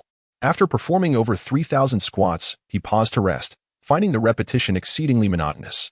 He suddenly recalled a moment from his childhood, when he watched a reporter interviewing a female long-distance running champion at the Olympics. The reporter inquired, "What thoughts accompany you on such a long journey?" The athlete, facing the camera, replied that she contemplated how to unlock various poker poses, thus alleviating boredom while maintaining her fervor and enhancing her speed. Although he held no particular fascination for poker, the championess' assertion about sustaining passion intrigued him, prompting him to experiment with the idea. Two figures materialized in his mind. And indeed, the ensuing squats proved far less tedious. As dawn broke anew, the Lakers were set to host the Toronto Raptors, following their championship triumph in 2019. Led by Finals MVP Leonard, the Raptors had been on a slow recovery under the guidance of coach Nick Nurse. In recent years, Toronto had struggled. But this season their performance had shown promise, potentially leading them back to the playoffs. Thus, even amidst the Lakers' home court, they were eager to challenge the Lakers. With Davis sidelined, the Lakers lacked a definitive edge. Even if Davis were to play, they could not confidently anticipate a victory against the Raptors, who had proven to be formidable adversaries, capable of toppling many so-called strong teams this season. Another focal point of the game was the clash between two Eastern players. Although they might not acknowledge it as a rivalry, the American audience certainly perceived it as such. To the untrained eye, they merely recognized them as individuals of Asian descent, unable to differentiate between the Chinese and Japanese. In an almost fateful manner, this confrontation seemed preordained. Just a few games prior, Meng Hua was relegated to overseeing the water cooler, while his counterpart, Yuta Watanabe, fared slightly better, yet still occupied the lowest rung of the rotation. As December approached, Meng Hua began to rise, and Watanabe also improved, experiencing a significant increase in playing time. In the last encounter between the Raptors and the Cavaliers, Watanabe started and delivered a stellar performance, amassing 26 points and 13 rebounds, igniting a fervor back home in Japan. TNT's attempts to hype up the matchup between Meng Hua and Lillard had fallen flat, but this time they focused on Meng Hua and Watanabe. Naturally, Meng Hua was the main attraction, while Watanabe served merely as a side dish. At home, Meng Hua was diligently studying the Raptors' Siakam and Van Vliet, though not widely recognized. Both players posed significant challenges. Siakam, with his height and reach, excelled in low-post isolation and ball-handling duels, while Van Vliet, despite being humorously dubbed Van Jordan, possessed refined skills and immense confidence, capable of wreaking havoc once he found his rhythm. As for Watanabe, Meng Hua did not delve deeply into his study. Vogel had tasked him with defending these two formidable opponents, leaving him quite overwhelmed. He holds a genuine respect for Yuta Watanabe, with his abilities. He undoubtedly commands significant influence in Japan, enjoying widespread acclaim alongside a lucrative salary. Yet, he willingly relinquishes these comforts. Starting from the bottom in the NBA with a modest annual income of $70,000. This alone is beyond the reach of many players. Within China, numerous promising young talents exist, aside from his steadfast perseverance, who among them would not prefer the ease of remaining domestically. Chapter 50. Her questions are quite constricted at the Staples Center. The Toronto Raptors pregame press conference unfolds. Due to Yuta Watanabe's exceptional performance in the previous match, Coach Nurse specifically invited him to attend. Although his natural gifts may be limited, Nurse holds a fondness for Watanabe, appreciating his willingness to defend and sacrifice himself, even in the face of being dunked on. Numerous Japanese journalists are present, and it is evident that each international player possesses a strong following in their home country.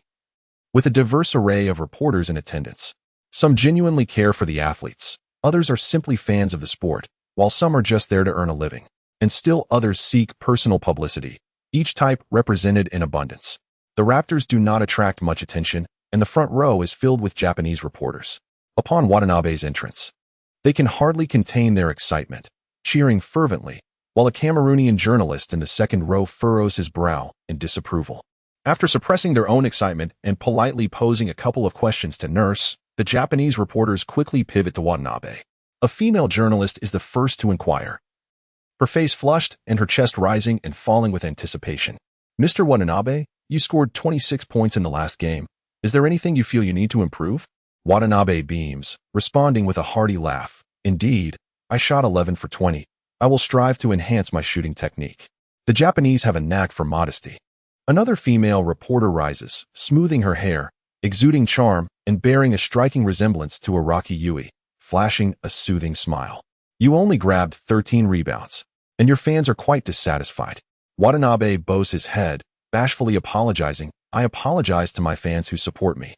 I will aim to secure 15 rebounds in the next game. The two female journalists set a warm tone, and soon, the questions from the male reporters come in rapid succession. In this match, do you have any specific strategies regarding the Lakers' Meng Hua? Watanabe glances at Nurse, politely inviting him to respond. What player or coach would divulge their team's strategy before a game? Nurse deftly praises both the Lakers and Meng Hua, evading the inquiry with a masterful display of tact. He intended to deliver a provocative statement, yet the journalists in the front row found his words rather grating. They had not come here to endure such remarks. After patiently listening to Coach Nurse's address, one reporter eagerly inquired, Watanabe-kun, if you were to face Meng Hua today, would you have confidence in overpowering him? Inwardly, Yuta Watanabe cursed, realizing he was stepping into a precarious situation. As a fellow Asian athlete, he closely followed Meng Hua's performance and knew him to be formidable. However, in the presence of Coach Nurse and the illustrious Aragaki Yui, could he truly admit to a lack of confidence? After all, he primarily played the small forward and power forward positions, which would likely prevent a direct matchup with Meng Hua. After a moment of contemplation, he replied, Meng Hua from Huaxia commands great respect. However, should we find ourselves in a face-off, I am confident I could surpass him. Having said this, he discreetly glanced at Nurse, and, upon seeing his apparent satisfaction, felt a wave of relief wash over him. In his previous match, he had just secured a position in the starting lineup, yet his position remained precarious. In pursuit of this coveted role, he was willing to do anything, not merely uttering empty words. The reporter, seizing the opportunity, inquired further, how exactly do you plan to dominate him, given that he does not match your height? Will you rely on back-to-the-basket plays, or will you utilize your unanswerable three-point shots? Watanabe Yuta cleared his throat, subtly indicating that the reporter should refrain from such indiscreet questions. That depends on the coach's tactical arrangements. I shall do whatever the team requires of me. Observing the awkwardness on Watanabe's face, the reporter realized the inappropriateness of his inquiries, especially considering that Watanabe had only just become a starter. As Watanabe sensed the reporter's newfound understanding, he discreetly wiped the sweat from his brow. In the back row, someone raised their hand. It was the Lightning Weasel. In truth, there were not many reporters present, and he need not have seated himself so far back. He has his own plans. Sitting a bit further back allows him to speak up more audibly. He held his head high, casting a proud gaze over the crowd. In the previous match, our Meng Hua from Huaxia boldly declared his intention to overpower Lillard, and indeed, he accomplished it, as Lillard managed only 18 points. In this game, he once again proclaimed his aim to dominate Yuta Watanabe. I would like to inquire, Mr. Watanabe, do you possess the confidence to score 10 points? The reporters in the front row turned around, vociferously berating him. Nurse remained as steadfast as a mountain, quietly observing the unfolding events, eager to see how Yuta Watanabe would respond to this question. Although Watanabe was filled with anger, he did not lose his composure, since Meng Hua had initiated the provocation. He was ready to engage. Among the Huaxiao players, Yao Ming commands great respect. As for the others, I am not well acquainted. By the way, has Huaxiao participated in the Olympics since Yao Ming's retirement? I cannot recall. Could someone enlighten me? He certainly recalls that Huaxiao participated in the Olympics in both 2012 and 2016. However, the issue lies in the fact that Huaxia did not qualify in 2020. At this moment, exposing their sore spot is quite exhilarating. The Japanese reporters below instantly grasped the situation, nodding in unison as they feigned forgetfulness. One journalist even mimicked Watanabe's tone to inquire, does Huaxia have a men's basketball team? I do not recall.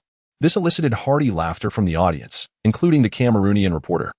Lightning Weasel indignantly departed, leaving behind a fierce remark, don't just talk. Watch how my great Meng Hua triumphs over you ignorant children. Whether his anger was genuine or feigned, this act of provocation was executed flawlessly. He swiftly crafted a report. Yuta Watanabe playfully inquired of Meng Hua, is there still a men's basketball team in Huaxia after Yao Ming's retirement? Regardless of whether Meng Hua attends the Lakers press conference or how he responds, he has already emerged victorious. This article significantly provoked the pride of Huaxia basketball fans, reopening wounds barely stitched from their Olympic exclusion. In alignment with Nash's philosophy, Vogel has also specifically chosen Meng Hua to accompany him at the press conference. Young players must be continually encouraged and imbued with confidence after showcasing a few commendable performances. Often, confidence is the decisive factor.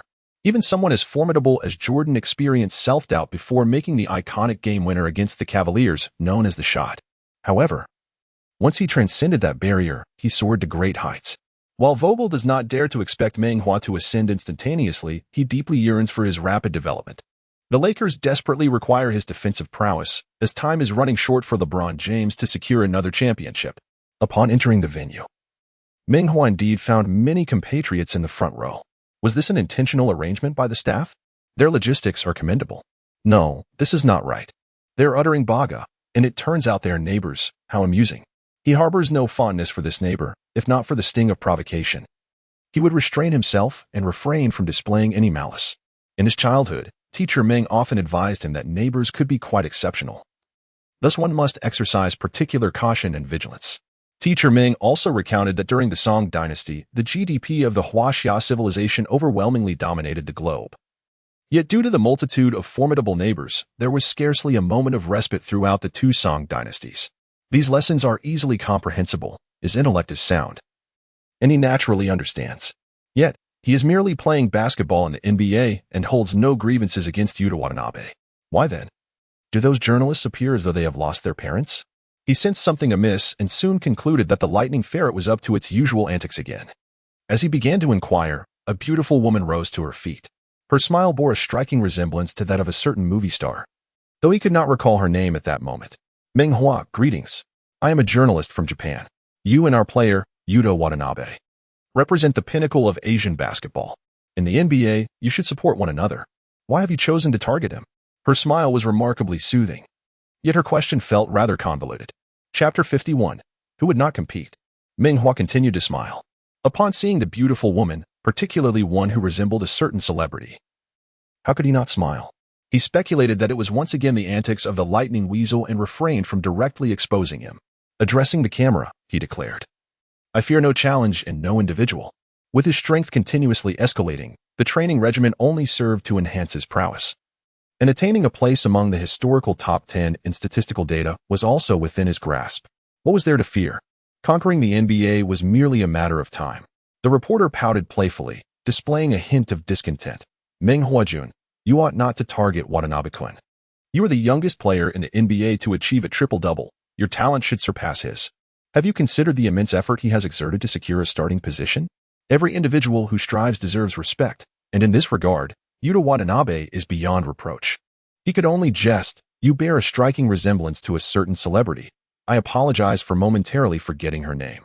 A Chinese male reporter interjected, It's Aragaki Yui. Meng Hua continued, With your looks, if you were to marry into China. He pointed at the male journalist and said, For instance, if one were to marry him. I can assure you he would undoubtedly agree. However, for others, without your striking appearance, one must exert considerable effort. Such is the nature of our world, rife with inequities. To you, others merely perceive your visage, oblivious to the immense toil you have invested to attain it. Would you not agree? The female journalist, seemingly contemplative, took a seat, uncertain if she felt fulfilled. The male journalist continued to inquire, Meng Hua, Yuta Watanabe has declared his intent to outshine you. How do you intend to surpass him? He directly asked Meng Hua how he intended to dominate him, evidently brimming with confidence.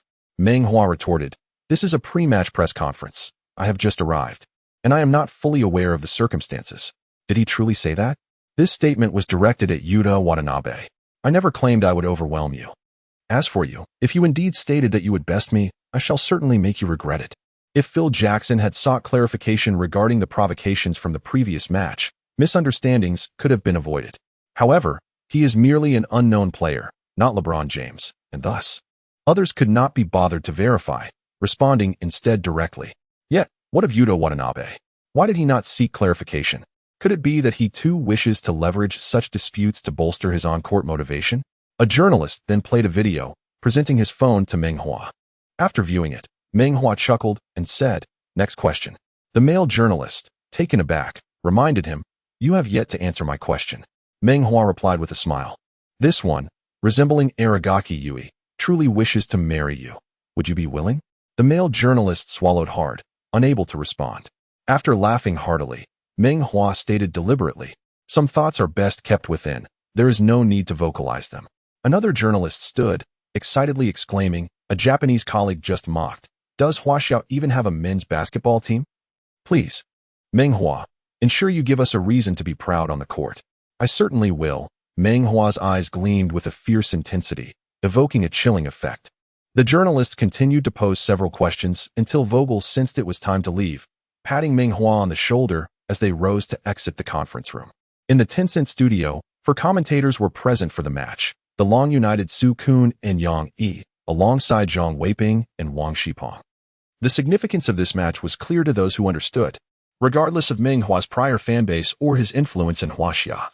If he were to face off against Yuta Watanabe and falter, his favorable days would be numbered. Fans are quick to idolize, but the fall of their idols is often met with harshness from the very same. Adoration can blossom in 3 days, yet disdain can sprout in a mere 3 hours. And a quick trigger could take only 3 minutes.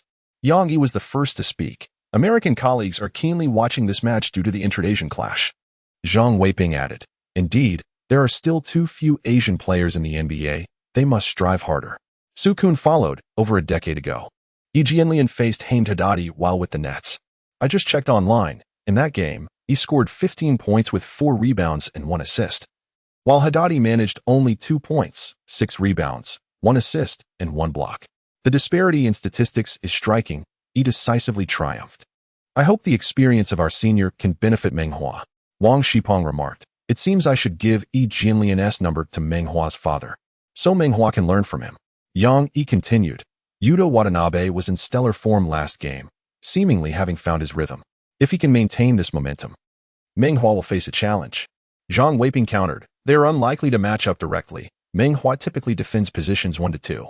Let us examine his previous matchups: Paul, Booker, Doncic, and Lillard, all of whom play positions 1 to 2.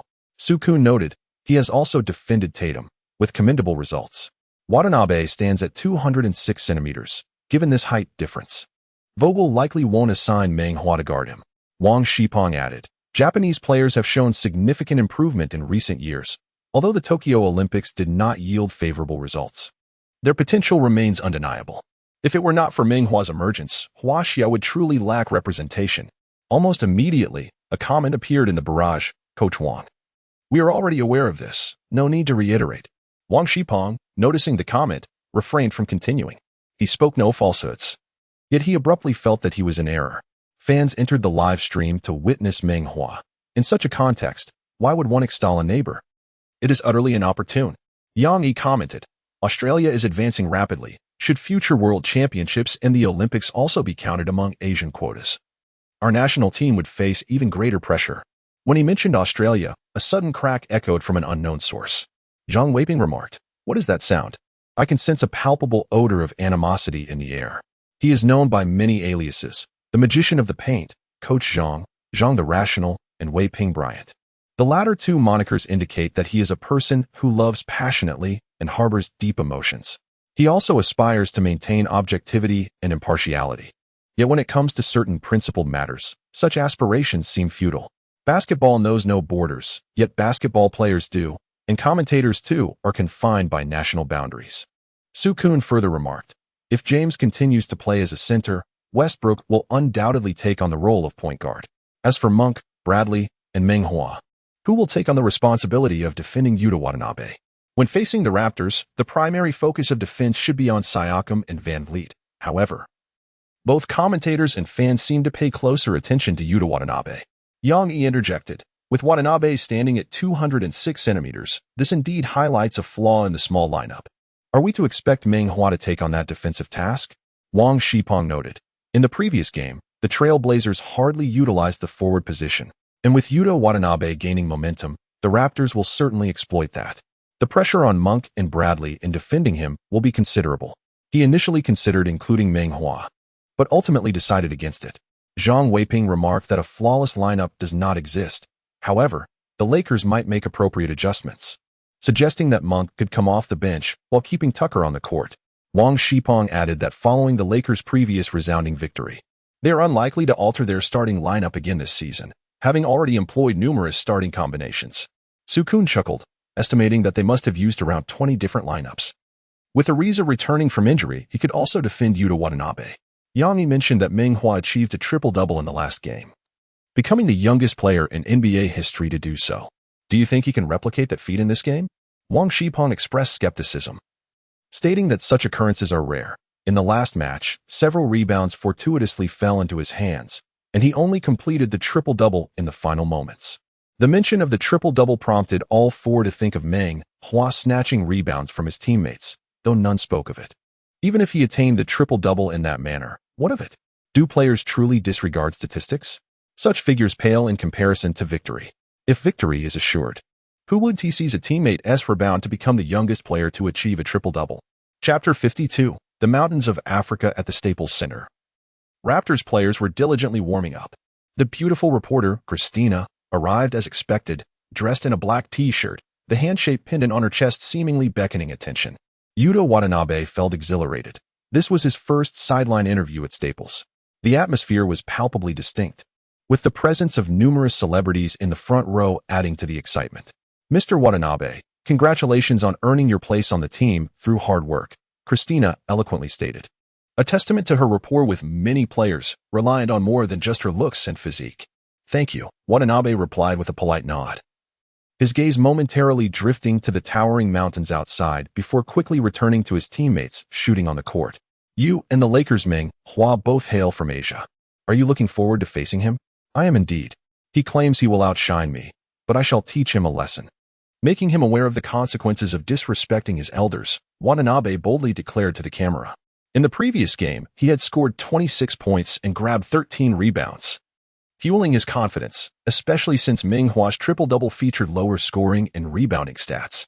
After bidding farewell to Watanabe, Christina approached the Lakers' half of the court. Previously, Meng Hua had declined her request for an interview, and this time, she was still unable to secure one. Fortunately, she found a backup in the form of the more prominent LeBron James. LeBron, congratulations on your recent commanding victory, marking the longest winning streak of the season, she began. James, aware of her intentions, directly addressed the camera, stating, no one can outshine Meng Hua, not even me. He then returned to the court to continue warming up. As Meng Hua's reluctance to engage in interviews had become apparent, what is the meaning of your persistent attempts to affect him?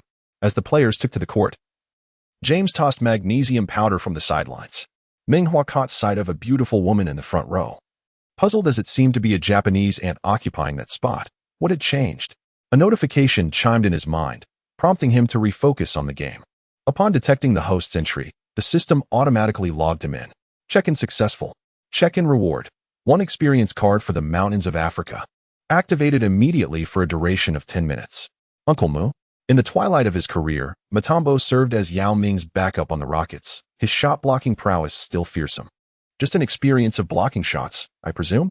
I hope it doesn't involve the finger wag. I can't afford a technical foul. He involuntarily glanced towards the center circle, where James was poised for the jump ball. If you receive a technical foul, will you cover for me? The referee tossed the ball into the air, and James secured the jump against Anunoby. Meng Hua received the ball, pivoted, and made a bounce pass to Westbrook. In this position, James often executed a behind-the-back pass to his teammates. However, Meng Hua was reluctant to mimic his mentor entirely. He sought to carve out his own distinctive style. If he could score consecutively today, he planned to celebrate with a bow. Westbrook advanced past half-court, delivered the ball to James at the top of the arc, and then sprinted towards the left corner. James, with the ball in hand, was feigning a move. Not in haste to initiate the attack. He wished for his teammates to analyze the opponent's defense. Despite playing on home turf and being intimately familiar with every inch of the court, each adversary presented a unique challenge. Meng Hua established himself firmly in the right corner, opting not to move. Based on his understanding of James, he knew that during this initial attack, he would either attempt a three-point shot or pass to his teammates positioned at 45 degrees on either side. Overzealous movement would only lead to aimless running and an unnecessary expenditure of energy. He is not like Curry, who can receive the ball wherever he goes. Yuta Watanabe approached, towering over Meng Hua, resembling a majestic mountain in front of him. His intelligence and ability to establish himself in the NBA stem from his transformation into a high-caliber 3-and-D forward. His defense is relentless, akin to that of a rabid dog, complemented by commendable three-point shooting, a combination that a defense-oriented coach like Nurse would undoubtedly appreciate. Meng Hua, you have achieved a triple-double, yet my scoring surpasses yours by a considerable margin. Watanabe Yuta appears nonchalant, his gaze fixed on James at the arc. Still engaging in banter, but your Japanese accent is rather pronounced. Having spent so many years in America, your English remains quite lacking, which perhaps explains the slow development of your skills. He is not particularly skilled at banter, yet criticizing his basketball abilities is never amiss. The broadcast captured a moment where the two were engaged in conversation. Yuta Watanabe wore a mysterious smile, and Meng Hua reciprocated, reminiscent of long-lost friends. The Tencent commentator, unaware of the pre-game interview, remarked that the two seemed to share a good rapport, communicating on the court. Sukun noted that Watanabe had previously played for the Grizzlies, speculating whether this connection fostered their camaraderie. Wang Shipong appeared skeptical. He was somewhat familiar with Meng Hua's father and mused that perhaps they were exchanging playful jabs. Yang Yi inquired of Coach Wang about his familiarity with Meng Hua's proficiency in English. Wang Shipong replied that he had previously mentioned that if Meng Hua pursued physics, he could very well win a Nobel Prize, so his English skills could not possibly be lacking. Coach Wang received accolades for his insight. On the court, LeBron James made a move, effortlessly sinking a three-pointer in front of Trent.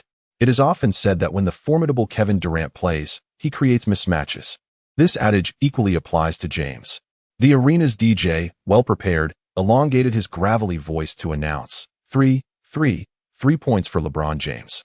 The Raptors initiated an offensive play, with Fred VanVleet passing the ball to Pascal Siakam, who, akin to Russell Westbrook, sank deep into the baseline to create space for his teammates. Siakam signaled for Watanabe to come up for a screen, and after evading the defense posed by Meng Hua, he delivered the ball to the open Watanabe. As an international player, Siakam has ascended to a leadership role within the team, having worked diligently to reach this point. He aimed to create an opportunity for Watanabe to shine against Meng Hua, fostering his confidence. In his view, Watanabe, towering over Meng Hua by several inches and positioned deep in the paint, had every reason to score. Watanabe shared this sentiment. While he was not particularly adept at back-to-the-basket plays, the position he found himself in required minimal technical prowess. He tested Meng Hua with his back, suddenly pivoting to the right and raising his left hand to deliver a swift strike. He is a left-handed player, executing his movements with such determination that scoring seems as certain as nailing it to the board. The ball glides from his fingertips, and he immediately senses something amiss. Yet, his actions are too swift and resolute for him to alter his strategy. Meng Hua ascends like a dragon in the sky, arriving ahead of the play, seemingly awaiting the ball in midair, and unleashes a formidable strike, powerfully swatting the ball away. What a thrill! Upon landing, he feels an urge to wag his finger in triumph, but recalling his empty wallet, he suppresses the impulse. Westbrook seizes the ball, advancing with measured pace. Meng Hua also makes his way to the front court, and halfway there, he hears someone in the front row calling out in Chinese, Meng Hua. Is it possible someone recognizes him?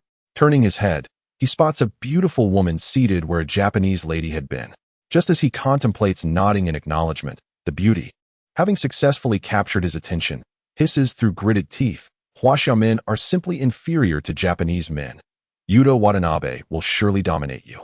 Chapter 53, The Hooded Yuta Watanabe. Speaking Mandarin with remarkable fluency, this woman must be of Huaxia descent. But is this even a sensible remark? Fortunately, he refrains from nodding, pretending he hasn't heard, and hastens to catch up with his teammates. In truth, prior to the match, he held a favorable impression of Yuta Watanabe, even after the recent trash talk. It hardly affected him. However, this woman's derision ignited a burgeoning resentment towards Watanabe within him. Yet, Watanabe had done nothing wrong. Emotions can be curiously fickle. The Lakers launched their offense, this time with Westbrook in control of the ball. Most of the team's plays revolve around either James or Westbrook with the ball. The others primarily pass the ball briefly before executing their tactical movements. Lacking an assist experience card, Meng Hua has no intention of handling the ball himself. During practice, Vogel once inquired why a particular skill of his appears exceptionally prominent in one game only to vanish entirely in the next. He could only explain that he played with fervor, sometimes experiencing sudden clarity that allowed him to excel in a game. The league is populated with numerous unpredictable players, and Vogel, without a trace of doubt, encouraged him to soon deliver a complete performance, assuring him that a lucrative contract would undoubtedly follow. As LeBron maneuvered without the ball, evading Anunoby, he received a pass from Westbrook and surged toward the basket. Just as he aimed to bank the shot securely, Yuta Watanabe appeared like a phantom, having seemingly materialized in midair to confront him. The Raptors are not a team in disarray, even with Lowry's departure to Miami. Watanabe has certainly demonstrated his worth within the Raptors, particularly on the defensive end. In this instance, his defensive awareness was on full display, successfully obstructing LeBron's path. LeBron activated his cerebral prowess, calculating that this young contender would not be an easy match. He swiftly retracted his hand like lightning, then extended it from the right side to envelop Watanabe in a warm embrace. The ball sailed around his back, reaching the corner where Meng Hua waited. As Meng Hua received the pass, he found himself facing an open space of 3 meters, an expanse devoid of any adversaries. He finally comprehended the previous match, realizing why he felt a tinge of anxiety when he passed the ball to James, who was wide open. Fear of embarrassment loomed. A three-pointer from a clear shot, hitting 70 out of 100. Here we go. Meng Hua released the ball. Swish. The ball threaded through the net. Yes, Zhang Weiping exclaimed excitedly. This interplay of defense and offense truly showcased Meng Hua's technical prowess.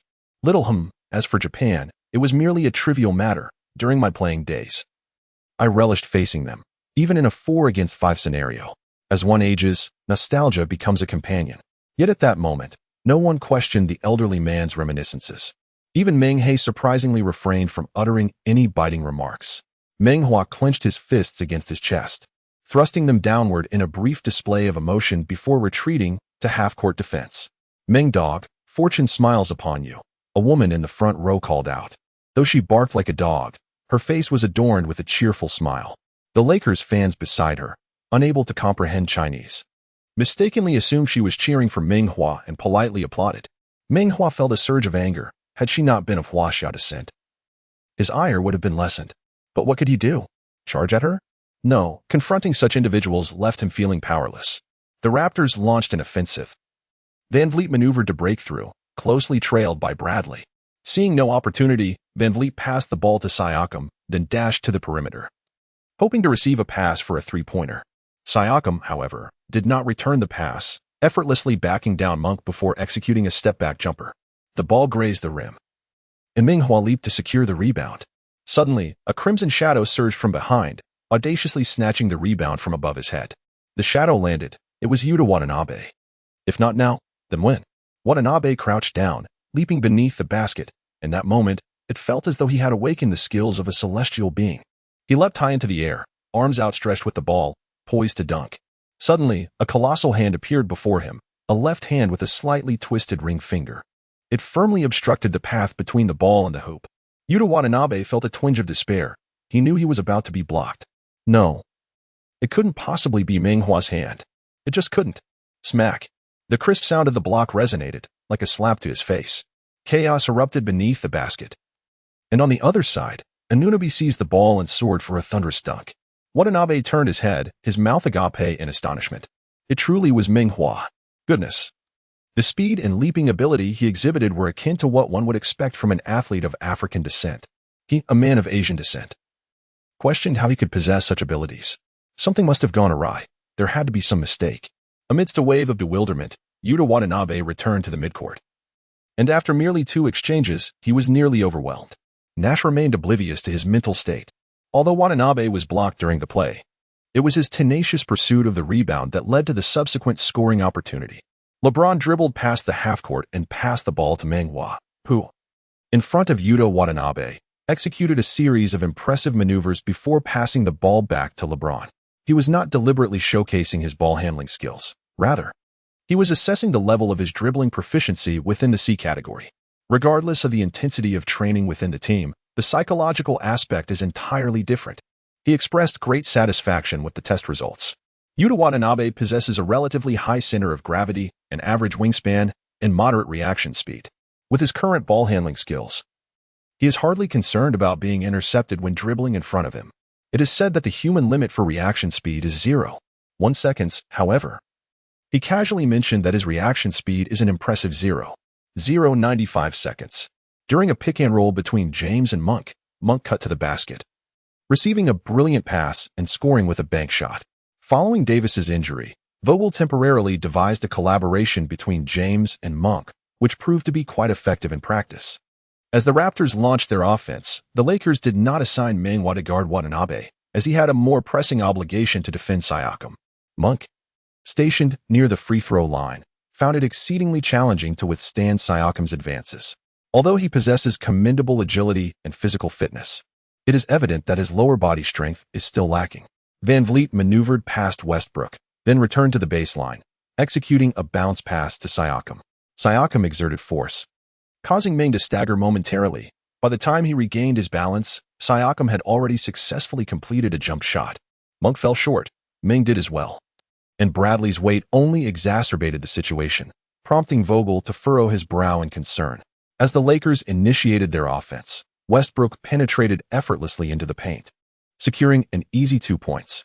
While Westbrook's pace may not rival that of Iverson or Wade, nor does he exhibit significant rhythmic variation, the threat of his drives primarily stems from his length. He possesses a pair of exquisite legs, with his lower body entirely defined by them. His strides are immense, each step equivalent to 2 of another's, leaving little room for defense.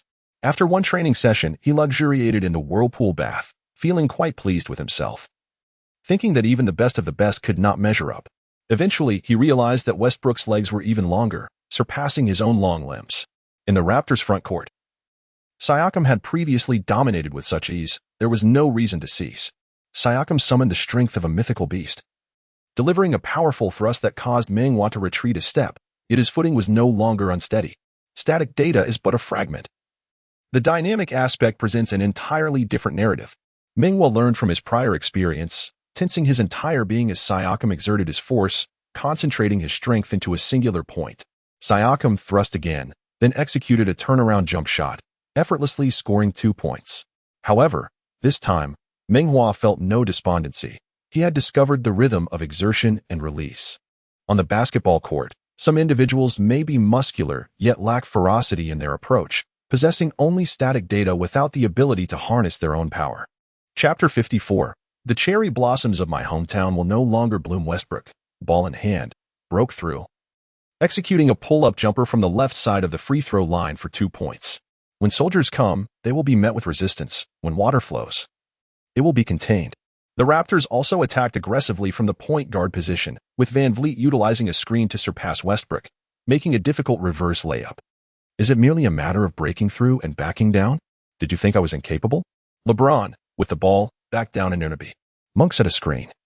LeBron exchanged knowing glances with him, as if possessing a third eye in the back of his head, unleashing a powerful shot at the open man. Bradley executed a beautiful jump shot, sinking a splendid three-pointer. The Lakers surged forward, each player eager to contribute, attacking from both inside and out, playfully challenging the Raptors with an array of shooting styles. As the Raptors initiated their offense, Trent passed to Siakam in the short corner, then elevated to the 45-degree angle.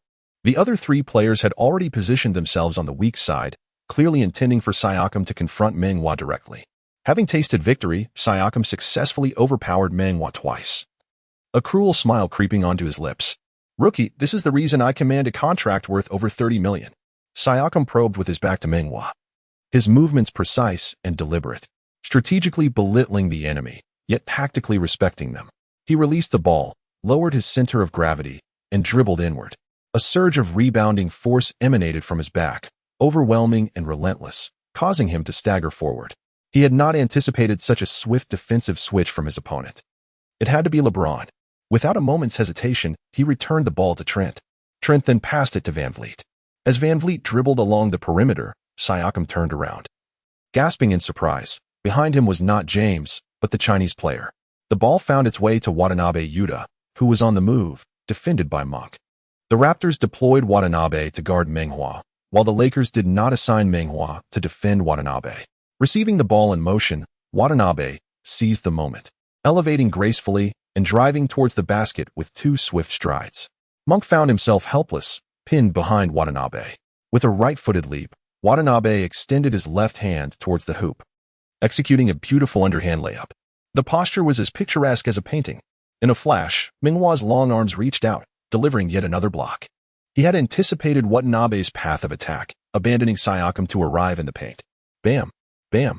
The ball was forcefully swatted away by Meng Hua's mighty hand, ricocheting off Watanabe's face. It was a masterful display of skill, leaving Watanabe bruised and battered, tears and snot streaming down his face as he hurriedly covered it with both hands. The ball rebounded into James's grasp, and seeing the lane wide open, the seasoned veteran charged in and executed a powerful dunk. As James scored, the long quiet arena DJ finally sprang into action, his announcements echoing throughout the venue. Only James's scoring could elicit such excitement. Not even Westbrook could ignite the crowd, let alone Meng Hua's spectacular block. Meng Hua took a few steps back, deliberately distancing himself from the sideline. Should one fear a dog that bites? Resigned, he showed caution. The Raptors launched their offense, and Watanabe, filled with determination, his eyes burning with intensity, squeezed past Monk to demand the ball. Upon receiving it, he swiftly spun around, leveraging his body against Monk as he forcefully drove towards the basket. As he reached the paint, he braced himself, slowing down to block Monk behind him, peering around to survey the court. This time, there were truly no defenders. That pesky Meng Hua was firmly held back by Siakam. At this point, even a child could score. He raised his hand to strike the board, firmly clenched his left fist, and finally regained a semblance of dignity. Perhaps he exerted too much force. Or perhaps fate does not favor the diligent. In any case, the ball circled the iron rim only to inconceivably bounce back out. The spectators were left in stunned silence. Is this an attempt to grasp the rebound? Beneath the basket, a chaotic tangle ensued, with players locking onto each other, inflicting mutual harm, rendering any leap impossible. In the midst of this turmoil, Westbrook seized the opportunity, claiming the rebound and darting away like a flash of white light. Upon reaching the front court, he slowed down, tempering his urge to charge the paint and pass the ball to LeBron James. Without pausing, James relayed it to Bradley. Bradley made a quick move, shaking off Trent. And as Watanabe rushed in to defend, he passed the ball to the unguarded Monk. Monk comfortably adjusted his aim, took a moment to focus, and successfully sank a three-pointer. From the sidelines, the voice of Raptors head coach Nurse erupted in an almost primal roar. Defense, defense. As a coach who emphasizes defensive strategies and has watched countless DVDs of the Peak Bulls, defense has undoubtedly become ingrained in Nurse's very essence. He could no longer tolerate such abysmal defense. After a fleeting moment of anger, he calmly called for a timeout. As the players exited the court, Nasto adjusted his glasses and reprimanded, "What has happened to you all? Did you leave your defensive skills set at the nightclub?" He cast a glance at Yuta Watanabe and remarked, "You can't even score under the basket. Have you been intimidated by the Huaxia players?" As the match progressed, his disappointment in Watanabe grew, yet he had just delivered a commendable performance in the previous game. Substituting him now would undoubtedly undermine his confidence. Moreover, with several key players like Barnes injured, his options were limited. Contemplating this, he turned to Siakam and urged, "You must unleash your full repertoire of skills. It's not just about post plays, but also drives, three-pointers, fast breaks, and pick-and-rolls." On the Lakers' side, Vogel maintained a congenial demeanor, fervently praising his players, leading by 12 points. He had run out of compliments. As the time drew near, Vogel addressed Meng Hua, saying, "Hua, will guarding Siakam in the paint be too strenuous for you? Be cautious and avoid injury." Meng Hua scratched his head and replied, "The coach has assigned me the role of a shield. I shall fulfill that duty, though I am not yet robust enough." Vogel then suggested, "Perhaps we could send the beast to take a turn?" Meng Hua, understanding the unspoken dynamics, chose to remain silent. Despite the team's harmony, competition for playing time among players was inevitable. His position within the team hardly qualifies him to address this question. LeBron remained silent, unwilling to summon Dwight Howard, who lacks a three-point range and would crowd his driving space in the paint. However, voicing this concern would undoubtedly hurt Howard's feelings. Just because he is not needed in this game does not imply he will not be required in the next. Such matters are better left for the coach to decide. Observing the silence from the leader, Westbrook suggested, "It seems there is a hint of chemistry developing on the court. Shall we continue to play?" Vogel's apprehensions regarding Meng Hua were not unfounded. Rookies like him, newly ascended to the starting lineup, are prone to excessive excitement, tirelessly running and competing, making them susceptible to injuries. Just moments ago, he had been pushed off balance by Siakam, leaving Vogel anxiously watching from the sidelines, fearing for his safety while seated next to Davis. Vogel then proposed, "LeBron, how about you guard Siakam?" LeBron replied, "I have no objections, but who will mark Anunoby?" Vogel responded, "Anunoby primarily operates from the perimeter. Let Monk take him while Meng Hua handles the Japanese player." At that moment, Yuta Watanabe glanced toward Vogel, seemingly questioning, "Do I not have a name?" As both teams returned to the court, no adjustments were made to their lineups. Siakam received the ball, only to find that LeBron was now the one defending him. He made a couple of attempts to push through, but failed, ultimately passing the ball to VanVleet. VanVleet recalled what Nurse had just instructed him when he entered the game. He should let Siakam play against the opposing player. The ball was passed to Siakam, but he chose not to engage. Thus, he decided to confront the opposing player instead, fulfilling at least half of the coach's directive. True to his position as a guard, VanVleet's mind worked swiftly as he passed the ball to Yuta Watanabe. Meng Hua was already prepared, eagerly anticipating that he would pass to Watanabe. He approached Yuta Watanabe, hands clasped behind his back, casually standing with his legs apart, and remarked, "The cherry blossoms of my hometown will no longer bloom." Chapter 55. You maintain your composure, and I shall unleash my fury. Yuta Watanabe gritted his teeth, the words escaping his throat with palpable intensity. He was thoroughly enraged, akin to a ferocious beast, a beast consumed by fury. Meng Hua typically refrains from engaging in trash talk. Yet who prompted Watanabe to provoke him? Since he intended to defend against him, he might as well deliver a retort. It is said that a secret to defending against Jordan lies in not inciting his wrath, but rather in lavishing him with compliments. Although Meng Hua never had the opportunity to play against Jordan, he was keenly curious about the repercussions of provoking a player. There was no need for anticipation, as he was about to witness it firsthand. Watanabe Yuta dribbled the ball, exerting force as he thrust it backward. This play already bore the semblance of a foul. Yet the referee remained silent. One could hardly blame the referee, for Meng Hua stood his ground, appearing as if Watanabe Yuta had exerted no force at all. Was this it? Meng Hua was taken aback. It seemed Watanabe's lower body strength was rather lacking, and he himself was only at AD level. Watanabe's veins bulged, resembling a powerful bull as he summoned his strength. This time, Meng Hua, having probed into his capabilities, took a half-step back. Watanabe summoned every ounce of his might, uttering a couple of grunts as he pushed forward 2 more steps, reaching beneath the basket. At that moment, the advantage of his height became exceedingly apparent. He received the ball, raised it high, and feigned a shooting motion. Had he shot on the first attempt, Meng Hua might not have had time to contest, and he could have potentially made the shot. With a feint, Meng Hua instinctively lunged forward. Watanabe Yuta sought to execute the dreamlike footwork, yet devoid of lower body strength. All technique proved futile. He was tightly wrapped by Meng Hua, attempting to take a shot, yet his opponent's wingspan matched his own, and at that moment, stood more upright than he did, leaving him with no room to shoot. He had no choice but to exert himself to turn right, hoping to evade his opponent and create an opportunity for a shot. However, as soon as he pivoted, he was met once again with an impenetrable wall, as unyielding as iron.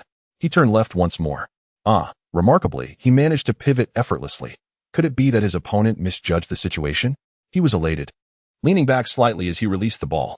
His body had already lost its balance, and whether he could advance or retreat no longer mattered. He had to make a move. The moment the ball left his hand, he realized it was over. Meng Hua remained on the ground, yet he was inexplicably smiling. Damn it, it was a trap. Why does he smile in such a manner? His grin seems rather enchanting. I wonder if the beautiful maidens in our country would be captivated by him. I ponder whether Aragaki Yui would succumb to his charm. Bam! He conjured sound effects within his mind, fully aware that his fate was sealed and that there was no turning back. Oddly, why was there no sound? Meng Hualong soared above the 5 mountains, grasping the hat in midair, and upon landing, he held the ball with one hand, maintaining a safe distance. He stood there for a full 2 seconds as if in deep contemplation before finally passing the ball. The drowsy DJ suddenly erupted, fervently stirring up the atmosphere of the venue. A sea of white towels waved in unison. Meng Hua rushed to the center line, poised to perform a celebratory gesture. However, a familiar voice pierced through the air. Damn Huaxia scoundrel, those 2 little vixens of yours will get run over the moment they step outside. His excitement came to an abrupt halt. It seemed that their dinner with Sophie and Song Xing had been captured on camera that day. This woman was truly ruthless. A disgrace to Huaxia. It would be best if she married a foreigner and spared my beloved Huaxia man from her malice. He has always considered himself to be quite objective, yet at this moment he was completely overwhelmed with anger, a fierce flame of vengeance igniting within him. If I cannot strike at you, I shall target your beloved Yuta Watanabe. James sensed something amiss in him and passed the ball to Westbrook, multitasking as he inquired, Hua, are you all right? He still believed he had just sustained an injury while attempting to catch a hat. Meng Hua shook his head.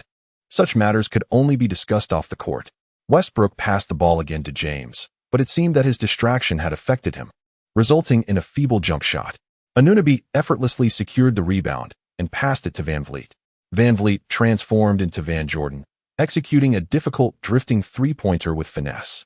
The Raptors finally broke their scoring drought, narrowing the gap to 9 points. Vogel proactively adjusted the lineup, substituting Carmelo and Tucker for Meng Hua and Westbrook. Carmelo, known for his microwave scoring ability, immediately engaged in a 3-point shootout with Van Vliet. Unfortunately, the unstoppable Van Vliet was simply too much to defend against, and the Raptors continued to close in. VanVleet fortuitously sank a long-range three-pointer as the first quarter concluded, with the Lakers leading 33-29 by 4 points. During the intermission, Vogel noted his players were panting heavily, increasing his concern. The Raptors were not like the Mavericks or the Blazers. Their defense was far more aggressive. The Lakers roster leaned toward the older side, and if this continued, would their aging limbs still be able to perform come the fourth quarter? Perhaps it was time to utilize the younger players more? Vogel glanced at Meng Hua, Tucker, Monk, and Rivers, feeling an internal struggle. These four were indeed youthful, but who dared to employ them independently? Without the leadership of James or Westbrook, they would be like headless flies. Was there a strategy that would allow all four to play simultaneously while James rested? Vogel pondered deeply. Ultimately, he decided it was too challenging and resolved to wait for Davis's return. Nevertheless, while awaiting Davis, he made a slight adjustment to the lineup, pulling off the simmering Carmelo and sending Rivers onto the court. The current lineup consisted of Rivers, Bradley, Monk, Tucker, and James. He must practice with Rivers. Now Monk and Meng Hua are increasingly confident and astute in their play. If Rivers can also perform well, the Warriors and Suns would be easily manageable. Little does Vogel know that while he wears a furrowed brow, for commentators across the vast ocean are fervently strategizing on his behalf. In this world, many individuals silently offer their assistance, and there is no need to express gratitude. The screen showcases a compilation of Meng Hua's 4 blocks, all dedicated to a certain individual. The barrage of comments is filled with support for Meng Hua, as voices collectively chant to vanquish the Japanese. Fans of James, Westbrook, and other Lakers stars have all transformed into supporters of Meng Hua. Meanwhile, the critics, as if in unison, have chosen to refrain from disparaging Meng Hua, with some even taking to the comments to praise him. Everyone seems to have forgotten that just a few days ago, there were doubts about whether Meng Hua was of Huaxia descent. After reveling in the blocks and witnessing the live stream's soaring popularity, Yang Yi's heart swelled with joy. Some fans expressed extreme views, prompting Yang Yi to intervene, acknowledging that Yuto Watanabe also deserves respect. "Yang Yi, are you a saint?" they quipped. "You are meant to remain composed as a commentator. Let me express my disdain for Watanabe. Every player in the NBA has toiled hard. Is he truly deserving of respect? Why don't you speak similarly about others?" They lamented such a host, asserting their maturity and questioning the distinction between online and real-life sentiments. If I feel elated and wish to criticize him, so what? Yang Yi, a good-natured individual, intended well, yet the crowd rallied for their views, asserting that youth should embrace a spirited demeanor, promising to be more composed next time. Amidst the cacophony, Yang Yi sensed the shift in sentiment and quickly retreated, admitting fault. Wang Shipong discreetly wiped his brow, thinking, just moments ago, I nearly criticized Meng Hua's defensive lapse. That was close. I should learn from Coach Zhang. He recalled that he had once held Meng Hua as a child and wished to highlight his shortcomings for improvement. What am I even saying? Foolishness. Zhang Weiping chuckled, remarking. The Lakers lead by only 4 points. This score is precarious. Vogel must create more opportunities for Meng Hua. He has the potential. Sukun added. The Raptors have awakened in recent games, showcasing high defensive efficiency. The Lakers cannot afford to be complacent. Wang Shipong analyzed. Both teams are playing at a rapid pace. And the defense is fierce. Has Melo even played 5 minutes? He seems to be struggling. Yang Yi concluded, we must field more young players and tire the opposition, otherwise the Lakers may find their stamina lacking by the fourth quarter. Chapter 56. First pain, then pleasure. The Raptors commenced the game, and VanVleet seized the moment as the Lakers were still finding their footing, sinking a three-pointer.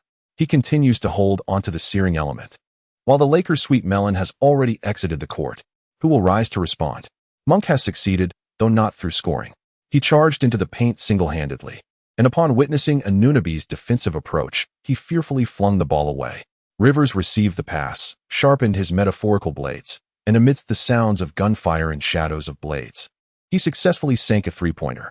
The Raptors, unwilling to concede, retaliated as Siakam, with Tucker pressing him, executed a turnaround jumper with precision. Vogel discreetly furrowed his brow. If both VanVleet and Siakam showcased their prowess, the game would be in disarray. Misfortune compounded when James committed a passing error, the ball striking Trent's head directly. Trent transformed his pain into strength, leading a fast break that leveled the score. Last season, he participated in 41 games before being traded from the Trail Blazers to the Raptors. Interestingly, 23 years prior, His father also played 41 games for the Trailblazers before being traded to the Raptors. He vowed to prove himself, and in just 5 months, he secured a 3-year contract worth $54 million with the Raptors. James raised his hand, signaling his teammates to remain calm and play at their own pace. With my seasoned presence, we are undeniably steady. Upon advancing to the front court, he attempted a three-pointer but missed. The Raptors, driven by fervor, responded without hesitation, with Anunoby also failing to make his three-point attempt. Tucker secured the rebound, dribbled past half-court, and passed to James. Monk, with a nonchalant demeanor, positioned himself to set a screen for James. Suddenly, he accelerated towards the paint, and in the next moment, the ball was in his hands as he gracefully banked in a two-pointer. Van Vliet continued his impressive performance, hitting a reckless three-pointer that halted the Lakers' momentum. Vogel addressed Bradley, stating, "When the opponent sets a screen, you must not turn your head. Your other hand can stretch back to sense it. Did you not see how he defended Lillard in the last game?" Bradley replied, "I am still practicing. I fear overthinking in a real game." Vogel responded, "You shall try it shortly. It's a matter of momentum. Even if it proves ineffective, it can still exert psychological pressure on the opponent." He turned to others, saying, "In the future, let us adopt this posture for our perimeter defense with ball screens as much as possible." After the timeout, both teams reintroduced their starting players. Meng Hua positioned himself at the left corner. Watanabe Yuta, after some adjustments, saw his team regain a 1-point lead. With a smile that betrayed his earlier pain, he remarked, "When will the Chinese men's basketball team qualify for the Olympics again?" Meng Hua shot him a glance and replied nonchalantly, "If the host nation is as poor as a certain island country and the referees are arbitrary, it's better not to participate at all." Watanabe Yuta, infuriated, jumped up in frustration but couldn't think of how to retort. James continued to engage in a pick-and-roll with Monk, who then surged toward the paint. The Raptors did not switch their defense, and Anunoby closely followed Monk, preparing to deliver a shot block. James assessed the defensive setup and opted not to pass to Monk, feigning a move toward the interior, causing Watanabe Yuta to contract defensively. As soon as he departed, James promptly passed the ball to Meng Hua at the corner. Although Watanabe was somewhat reclusive, he maintained an excellent defensive position. Meng Hua had little room to maneuver, yet he was resolute, catching the ball and executing a jump shot without hesitation. He moved with purpose, akin to a great bird, lunging forward. In that moment, he embodied the essence of a birdman. Like Meng Hua's vertical leap, Watanabe mirrored this. One might describe their encounter as a clash of novices or a titanic showdown. Either way, they were matched opponents, utilizing his height advantage. Watanabe's hand finally made contact with something. He felt an immense joy, finally managing to return the favor. Beep. The head referee blew the whistle, signaling Yuta Watanabe for a foul. Watanabe, clutching his head and raising his hands in confusion, could not comprehend. He had clearly touched the ball. Such biased officiating was truly irksome. No wonder the National Olympic Committee faced criticism. Meng Hua, unfazed, kept his gaze fixed on the basket. Swish. A bonus free throw. Meng Hua clenched his fist, striking a pose reminiscent of Hong Jin-young. It wasn't until the replay on the big screen that Watanabe realized he hadn't hit the ball, but rather Meng Hua's wrist. Meng Hua confidently sank the free throw, executing a successful 3-1 play.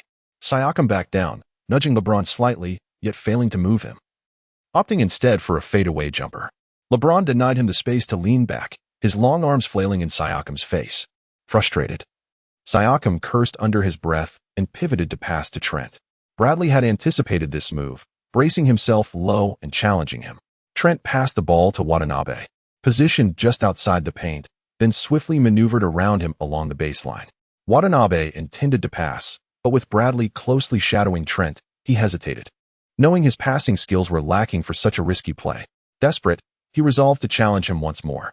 He lowered his center of gravity, executed a swift pivot to the left, his body turning halfway, and with a thunderous motion, he gathered the ball, followed by a seamless right turn. His strides were expansive. As long as he executed that leftward pivot without interruption, the action would prove exceedingly challenging for his opponent to defend against. Concerned about Meng Hua's shot-blocking prowess, he deliberately employed a hook shot after pivoting. He moved decisively, utilizing his left hand, still opting for the hook. Surely, he would not be thwarted again. The moment Watanabe Yuta changed direction, Meng Hua shook his head in disapproval. Slow indeed, far too slow. Is this truly the pinnacle of Asian forwards? One must concede that, apart from him, Asia has fallen significantly behind the rest of the world in the realm of basketball. To Meng Hua, Watanabe's change of direction unfolded like a slow-motion replay.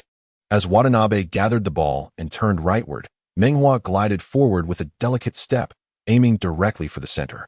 Watanabe's hook shot was met with Meng Hua's awakened prowess, akin to the might of an African mountain deity, delivering a resounding block. In that moment, he felt he could have succeeded without even needing a practice card. Had Watanabe opted for a post-up, it would not have been so effortless. Choosing to drive? A B-level lateral speed challenging an S-level? Foolishness.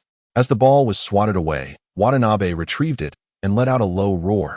This time, he opted for a post-up. Thud. Their chests collided with tremendous force. Thud. Watanabe engaged in subtle antics, discreetly using his elbow to strike a forceful blow against Meng Hua's chest. A wave of intense pain surged through Meng Hua, as if his bones had been fractured. With no whistle to halt the play, he gritted his teeth and pressed on. Nothing could impede his defensive efforts, save for the sound of the referee's whistle. Thud. The relentless impact continued, and Meng Hua, feeling the sting of pain, staggered backward, sensing a waning resistance from his opponent. Watanabe Yudo was filled with elation. He has arrived at a most comfortable shooting position, one where a turnaround jumper boasts a high success rate and is exceedingly difficult to block. Meng Hua possesses an experience card, and while Matambo is formidable, even he could not achieve a perfect 100 blocks against the novice Watanabe. Yet, Watanabe Yuda has no intention of shooting. He aims to dunk, to deliver a resounding slam, and to utterly humiliate the people of Huaxia. He settled back into his position, and the sounds of impact had ceased. It appeared that his opponent had surrendered. Yudo Watanabe took a deep breath, steadying his respiration, for this manner of play was exhausting for him as well. He exerted force to propel himself backward, then pivoted to the side, bending his knees in a squat before soaring upward to execute a slam dunk. Watanabe's explosiveness was insufficient, and his squat was quite conspicuous. Then, as he ascended into the air, he noticed that Meng Hua, who had just been beneath him, had risen above him. What in the world is happening? He sought to pass the ball, yet was ensnared by Meng Hua's outstretched arms from all directions. A malicious thought flickered in his mind. He yearned to strike Meng Hua upon the head with the ball.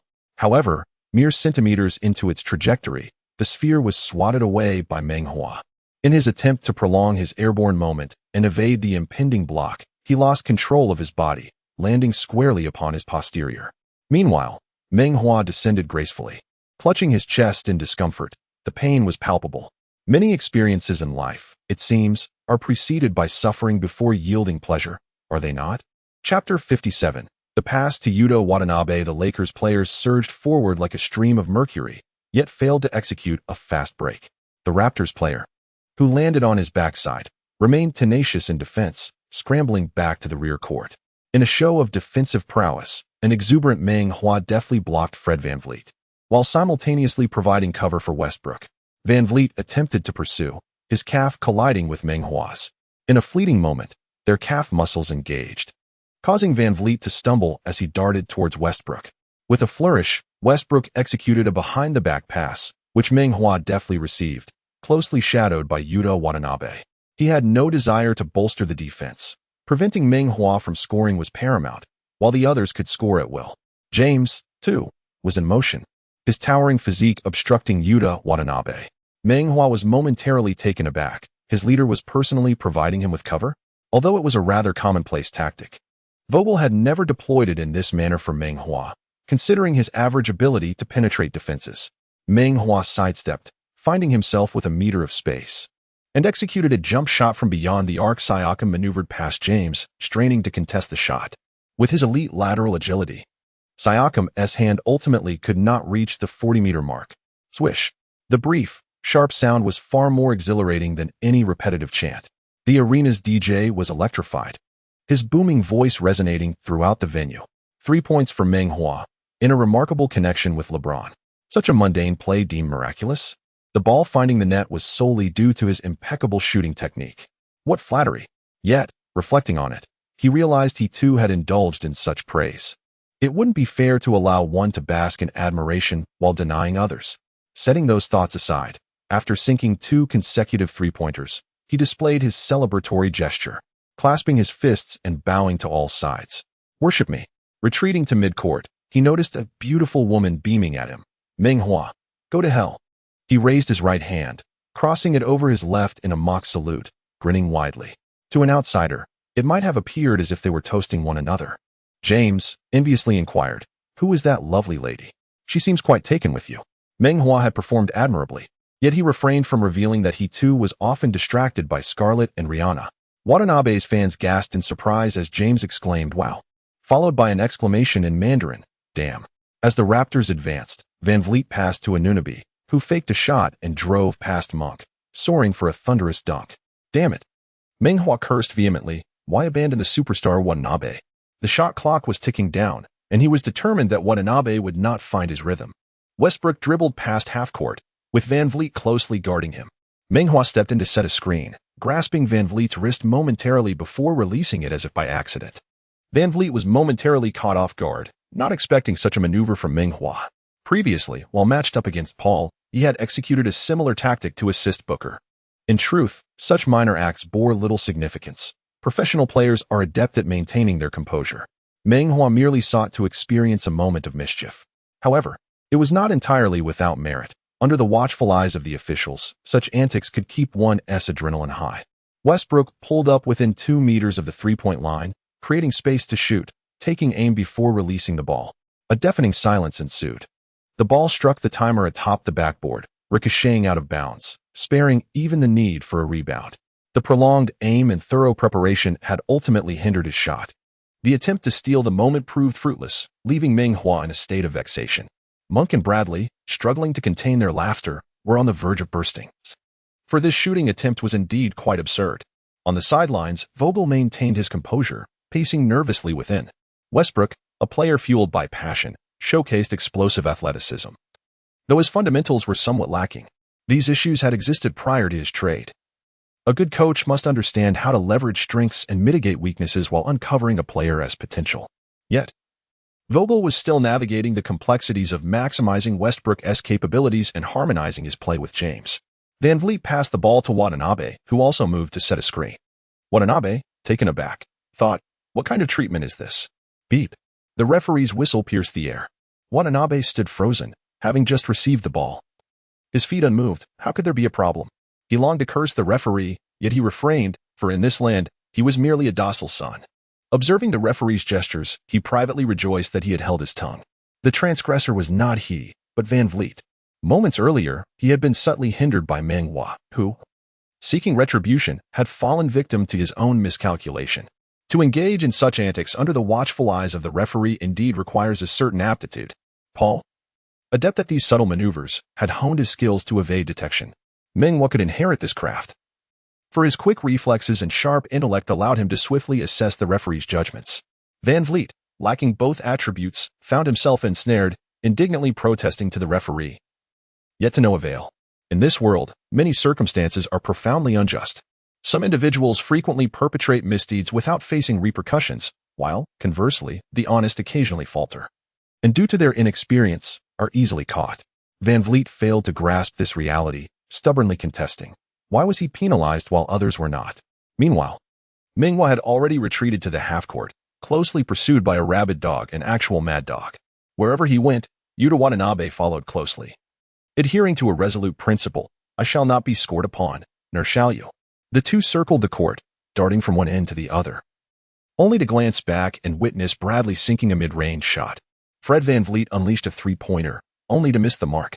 His spirits dampened, his once fiery touch faded away. The rebound took an unexpected trajectory, and Watanabe surged forward, snatching the ball over James's head. For someone like Watanabe, seizing a rebound without prior positioning is a formidable challenge.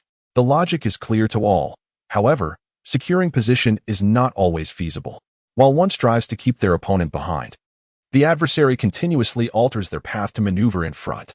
As Watanabe launched toward the basket, James ascended with equal fervor, delivering a solid block. Yet, Watanabe retrieved the rebound, pivoted like a spinning top to the opposite side of the hoop, and soared again, never conceding defeat. On the other side of the basket stood Meng Hua, but his experience card had expired.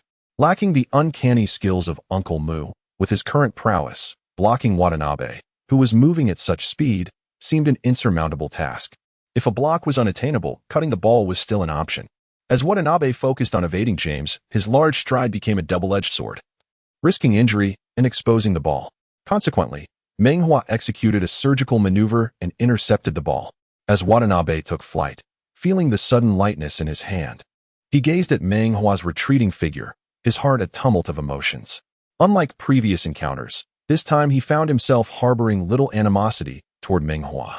He silently penned a letter of gratitude. "Brother, thank you for not blocking my shot, merely deflecting my ball."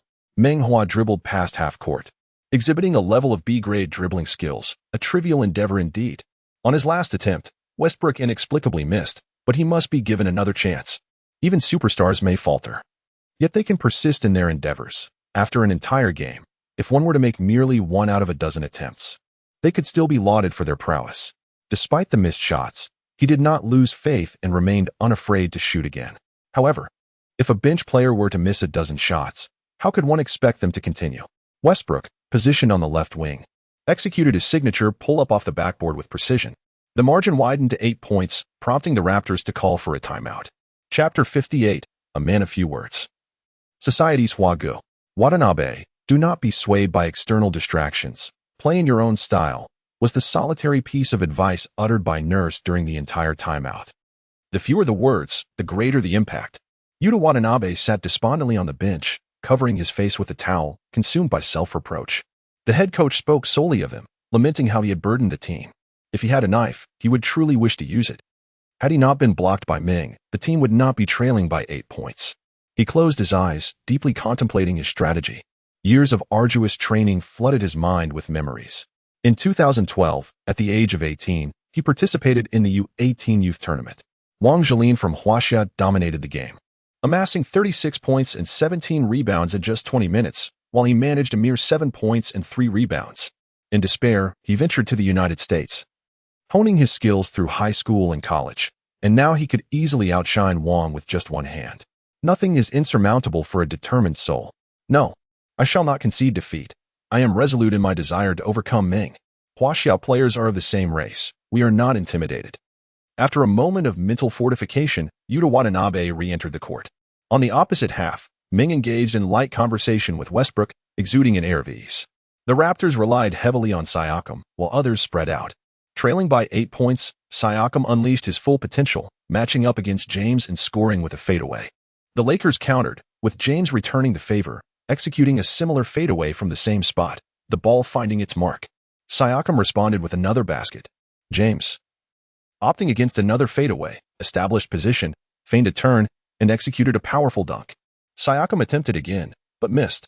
James took a three-pointer, which also failed to connect. Siakam missed again, followed by James. If this trend continued, the United States would surely lead the world in steel production. It was a futile endeavor, prompting the Cameroonian blacksmith to shut down his factory and pass the ball to Van Vliet. Van Vliet glanced at his wrist before passing it to Trent, who remained preoccupied with his unsuccessful attempts. Trent eyed the increasingly formidable Bradley, contemplating, "I shall return when you falter," and passed it back to Van Vliet.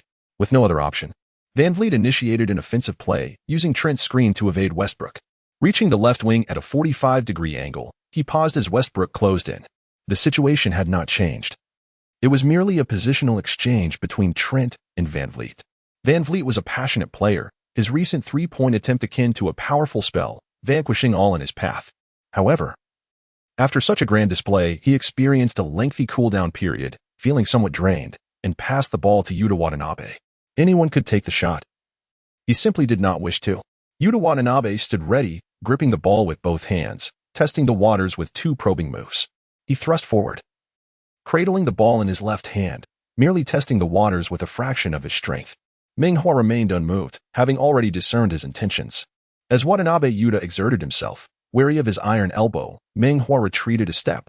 Watanabe, elated, was poised to advance again when a dull thud echoed. Someone had snatched the ball away. It was Westbrook, recalling the recent exchange of whispers with Meng Hua. Watanabe realized he had fallen into a trap. Both being seasoned players from Asia, Meng Hua understood him all too well. The towering figure, over 2 meters tall, could hardly be expected to excel in ball handling, which is why he had sought Westbrook's assistance earlier. Throughout their matchup, Watanabe had struggled. And as he focused intently on him, Westbrook swooped in, leading to his immediate demise. The ball was fortuitously collected by Siakam, who elegantly executed a layup, securing 2 points. Upon landing, he cast a grateful glance at Westbrook, as if to acknowledge his extraordinary assist. Westbrook, unable to tolerate the indignity, advanced the ball to the front court. Engaging in a half pick-and-roll with James, he surged into Siakam, who shouted, "I only want your ball, not your body," and delivered a resounding block. The ball soared beyond the arc, where Trent seized it. James, raising his hands in exasperation, lamented, "I'm beneath the basket, and I'm being guarded by Van Vliet." Westbrook, turning away in reluctance, muttered to himself, "Back in the day, you passed out even against a diminutive one." 8-meter Berea. Seemingly hearing Westbrook's murmurs, James retorted from afar, "I later trained with Hakeem to refine my low post game. Did you not know?" Neither player returned to defense, soon facing retribution as Trent launched a three-pointer, finding success. James patted Westbrook on the back, saying, "Brother, don't take it to heart. This one's on me." As Westbrook crossed half court, he passed to James and dove to the baseline. James opted for a pick-and-roll with Monk. Monk set the screen and then dashed back. James delivered the ball. Monk caught it, evading the defense and executing a reverse layup with finesse. Monk's textbook screen and roll paired with James's surgical precision in passing was a sight to behold, prompting Westbrook to applaud, conceding, "I'm impressed. I'll follow your lead." Turning back, the Raptors orchestrated their offensive strategy, with Anunoby isolating against Monk. Catching sight of James lunging toward him, nearly completing a remarkable play, Watanabe Yuta actively contested for the rebound, landing just outside the paint. He dribbled the ball inward, while Meng Hua employed a technique akin to a 1,000-pound weight, firmly establishing his stance. He suddenly exerted his strength, his malevolent elbow striking out simultaneously, launching a dual assault from both sides, yet I remained unyielding. Behind me lay an open expanse, a clear path. As Meng Hua withdrew his chair in defense and unleashed the genuine and formidable Foshan shadowless kick, Yuta Watanabe lost his support, trampled through the ranks, executing a zigzag pattern. Step by step, turning 90 degrees before crashing heavily onto the floor. Beep. He executed a graceful stride. Even in his fall, there was an undeniable elegance. Why? As fellow Asian players, do others exhibit such cleverness in their play, while my team resembles a clumsy beast? Nas, unable to bear it any longer, substituted Mahaliak for Yuta Watanabe. From the heavens in the previous match to the depths of hell in this one, Yuta's face turned ashen, staring vacantly at the court. Unable to fathom how brutally Meng Hua had dismantled him, he recalled Meng Hua's banter. The cherry blossoms of his hometown would no longer bloom. No, it wasn't mere banter. They truly would not blossom. In the 10-cent live stream, the popularity soared to unprecedented heights. With Meng Hua in the mix, the audience had multiplied tenfold compared to before. And in this match against Yuta Watanabe, it surged even further. The crowd was not intimidating. What was truly alarming was the absence of any quarrels. Never before had fans been so harmonious during a game. As Meng Hua executed a stunning block against Watanabe, the barrage of comments erupted in praise. Haha, well done. Take him down. Take him down. Defeat the Islanders. Obliterate them. In the midst of this frenzy, Yangi interjected a reminder, yet they remained unabashed, declaring their determination to prevail. As Watanabe was substituted off, the comments descended into chaos, and the live stream was engulfed. The frenzy was not limited to the fans. The commentators were equally animated. Yet aware of the decorum befitting a public setting, they maintained their composure, suppressing the overwhelming excitement, and continued their professional commentary. Sukun installed. It appears that Meng Hua has firmly established himself. This is his 5th game with the Lakers, simply remarkable. Was it flattery? No, he was merely stating the truth. Wasn't it so? Again, his voice resonated with credibility. Zhang Weiping chuckled. Before the game, I was slightly concerned, fearing that Meng Hua might falter and be overshadowed by Watanabe. Yet now, it is evident that he outclasses his opponent in both offense and defense. Yangi boldly countered, "Coach Zhang, I disagree. Can a mere 1-tier difference reduce someone to the bench? It must be at least a 3-tier discrepancy." Wang Shipeng was equally exhilarated. Watanabe has lost his confidence. He speaks little but acts decisively. Our brother Hua commands respect in this realm. Chapter 59. Targeting weaknesses. The Lakers substituted Bradley, bringing in Carmelo to match up against Mikhailiuk. This season, Mikhailiuk initially intended to join his former team, the Lakers, on a minimum salary, only to change his mind at the last moment and sign with the Raptors. The Raptors offered a more lucrative deal. Why engage in a dalliance with the Lakers? Vogel adjusted the defensive strategy, assigning Westbrook to guard Trent, while Meng Hua took responsibility for Van Vliet. As soon as Carmelo entered the game, he made his mark, sinking a three-pointer off a James assist. The fans erupted in cheers. affirming his enduring prowess. Meng Hua's performance far surpassed his, yet he clearly did not receive the same accolades. Such social standing and fan approval require time to cultivate. Van Vliet, determined to vindicate Watanabe, initiated an attack against Meng Hua, simultaneously seeking to boost the team's morale. He soon discovered that the task was far from straightforward. He maneuvered the ball with the grace of a butterfly flitting through flowers, yet Meng Hua before him remained unfazed by the feint. Had he delved into the intricacies of Meng Hua's matchup against Paul, he would have refrained from showcasing his skills. Few possessed the dedication to painstakingly analyze footage. Not everyone shares the conviction of Rodman or Meng Hua that such efforts bear fruit. In truth, Meng Hua's scrutiny of video analysis is even more meticulous than Rodman's. He meticulously dissects the habits of his opponents, their preferred dribbling distances from defenders, and the subtle movements of their ankles, knees, waists, and hands during breakthroughs. After being thoroughly outmaneuvered by Donich, he even began to study the nuances of head, neck, and eye movements. The fatigue is overwhelming. How he wishes for the assistance of an artificial intelligence program to analyze the data for him. Since he is impervious to fakes, he opts for aggressive drives. However, Van Vliet soon realizes that the challenge is far from straightforward. The lateral speed of the opponents is astonishing. It turns out that it is not Yuta Watanabe who is lacking. Rather, the adversaries are exceptionally formidable.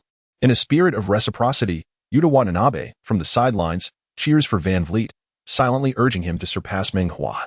Regrettably, during the intra-team scrimmages, Van Vliet often finds himself easily outpaced, lacking the former dominance he once exhibited.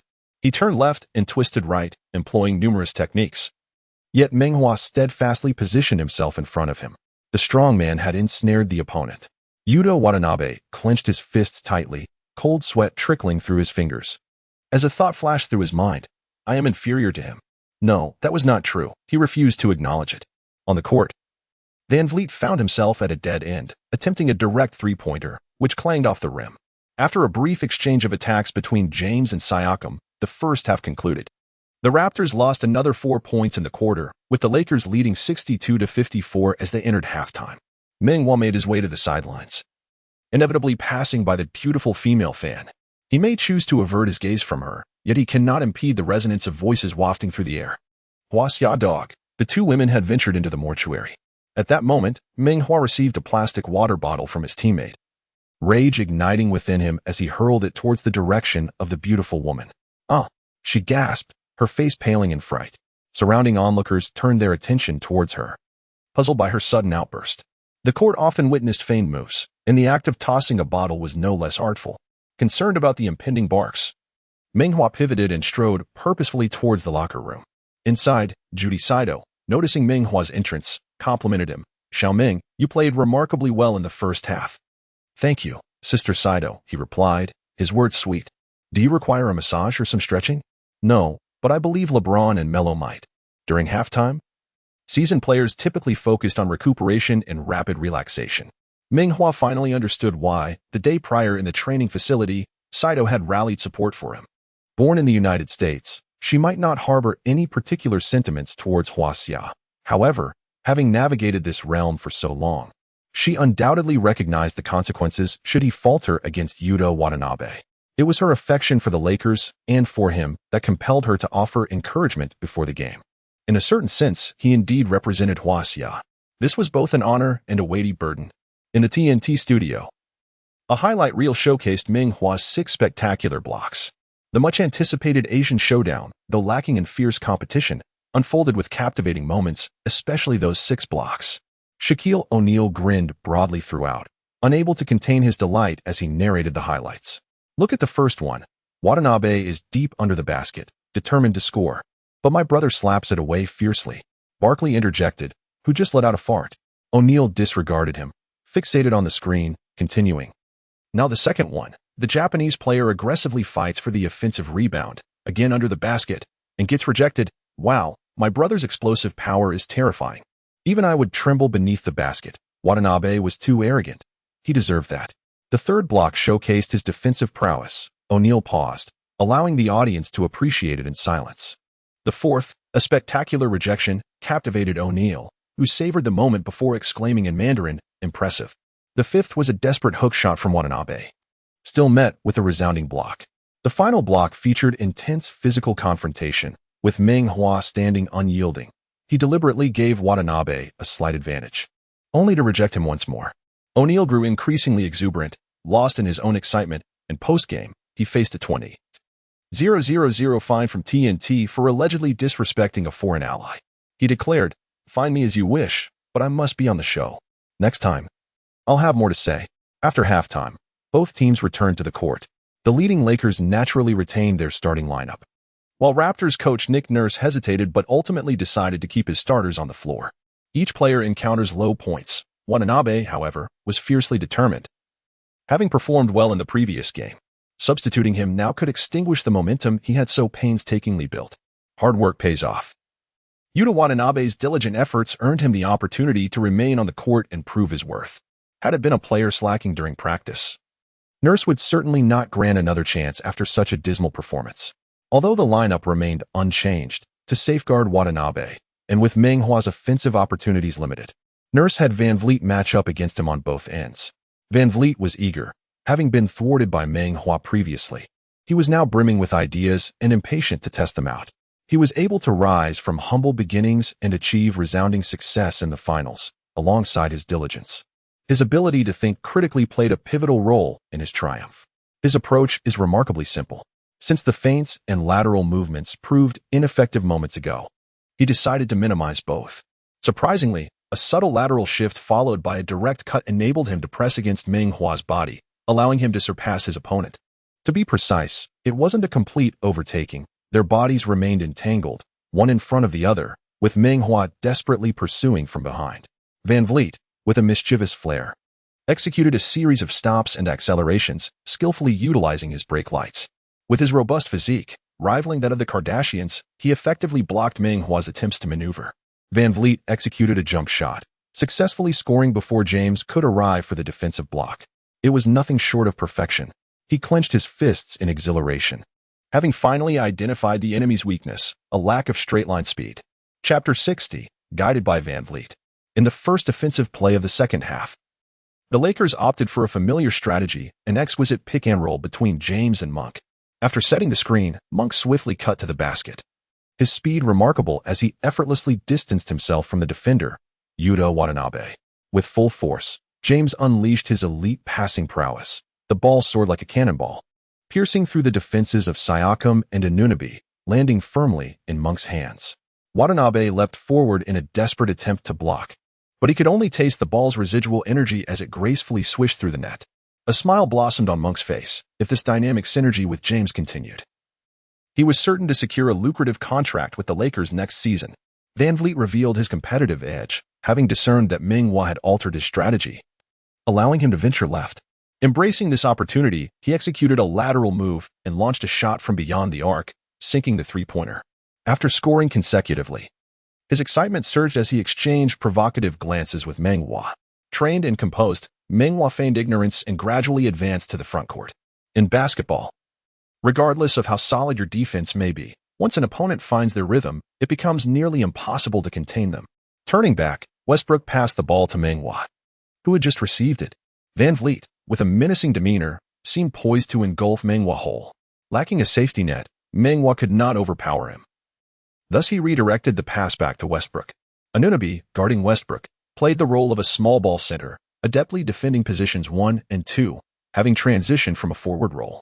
Bradley stepped in to set a screen for Westbrook, who feigned to move around it, then sharply reversed direction, slipping past Anunoby to penetrate the lane and execute a thunderous dunk. Upon landing, Westbrook mirrored Van Vliet's earlier bravado, defiantly gazing at Anunoby as if to say, "You truly believe you can contain me?" Anunoby's response mirrored Meng Hua's, hastily diverting his gaze elsewhere, silently cursing the opportunist. Many human responses resonate with one another, as they are, after all, descendants of beasts. The Raptors initiated their offense once more, with Van Vliet once again targeting Meng Hua. He had just scored 2 successful shots, and his teammates, exhibiting remarkable awareness, spread themselves out across the 4 corners, a display reminiscent of a star radiating in all directions. The other Lakers players remained steadfastly focused on their respective assignments. Vogel watched the unfolding play with palpable tension. Van Vliet's intensity was akin to that of a dragon. Should he succeed in another isolation play, Vogel was prepared to implement a box-1 defense. With the ball in hand, Van Vliet surveyed the court, while Meng Hua applied tight pressure. His hands positioned uniquely, one extended forward and the other back. This was his distinctive defensive posture. The leading hand stretched out to disrupt the ball handler, while the trailing hand occasionally waved to minimize the interference from incoming screens, though seemingly straightforward. Executing such a dual-handed maneuver while maintaining balance requires a certain level of innate talent and ability that is not easily mastered. Many years later, as Meng Hua achieved great success, this technique would be revered as the binding dragon hand. In a swift motion, Van Vliet altered his direction and surged forward, channeling power through his shoulder in search of physical contact. Meng Hua had closed the gap too closely, but Van Vliet initiated the movement first, leaving Meng Hua's body momentarily obstructed behind. He has discerned that the opponent is poised to initiate an attack, yet he still hesitates to retreat preemptively. Fearing it may be a feint, he would rather allow his opponent to break through than let him attempt another three-pointer. This time, he had indeed improved, trailing by merely half a body length. The two moved along different trajectories, inevitably intersecting, their bodies colliding fiercely. In such moments, the one with greater strength holds the advantage. Van Vliet appeared as if intoxicated, his form swaying and stumbling as he released the ball. It hit the backboard and sank, just a hair's breadth away from a successful defense, which was all the more infuriating. When it came to examinations, I felt woefully inadequate, knowing I could never pass. Scoring a 59, I thought, God, are you deliberately trying to drive me to despair? Meng Hua, disheartened, dared not meet Van Vliet's gaze, fearing he would be insufferably arrogant. Indeed, Van Vliet exuded confidence. The arena enveloped in silence. As Meng Hua approached mid-court, preoccupied with avoiding Van Vliet's stare, he inadvertently locked eyes with a beautiful woman. Panic surged within him, and he quickly averted his gaze. Competing against the players on the court was a fair game, with mutual offense and defense, but with this woman, he could only adopt a passive stance. How could he possibly compete? Meng the monkey, a robust black man, right? Some individuals have a way of bringing you to tears. Fortunately, Meng Hua did not believe in tears. LeBron noticed the woman incessantly chattering, and with a confirming glance, he recognized her harassment of Meng Hua, casting her a disdainful look. Fans are akin to deities, and the league maintains a zero-tolerance policy against any extreme behavior towards them, leaving him feeling powerless. Furthermore, such situations are something every player encounters. Ultimately, it would depend on Meng Hua himself. The only thing LeBron could do was to exert himself on the court, launching a thunderous drive and entering postseason mode. Siakam was left far behind, while the entire Raptors team collapsed inward, with Yuta Watanabe actively providing support. LeBron passed to Meng Hua on the weak side, having no intention of taking the shot himself, instead keenly observing Meng Hua's positioning. Receiving the pass just beyond the three-point line, Meng Hua faked Van Vliet out. Halting at waist level, the opponent was caught in a dilemma, neither able to advance nor retreat, precisely the mindset Meng Hua sought. He easily banked the shot. As the ball swished through the net, a rush of elation surged through him, reminiscent of the joy he felt upon receiving a contract with the Lakers. Vogel gestured to LeBron for a box, one play. In the box, one defense orchestrated by Meng Hua.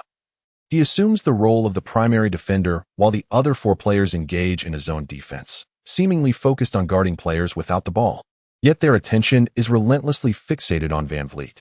Wherever he moves, they are resolute in their double teaming, denying him any opportunity to shoot. As for the other players left unguarded, if Van Vliet possesses the ability to pass effectively, then so be it. James communicates with Meng Hua, who suggests, "Allow me another attempt. If it fails, we shall reassess." Van Vliet previously struggled to make his plays, and he could sense that after a few one-on-one attempts, the opponents were increasingly fatigued.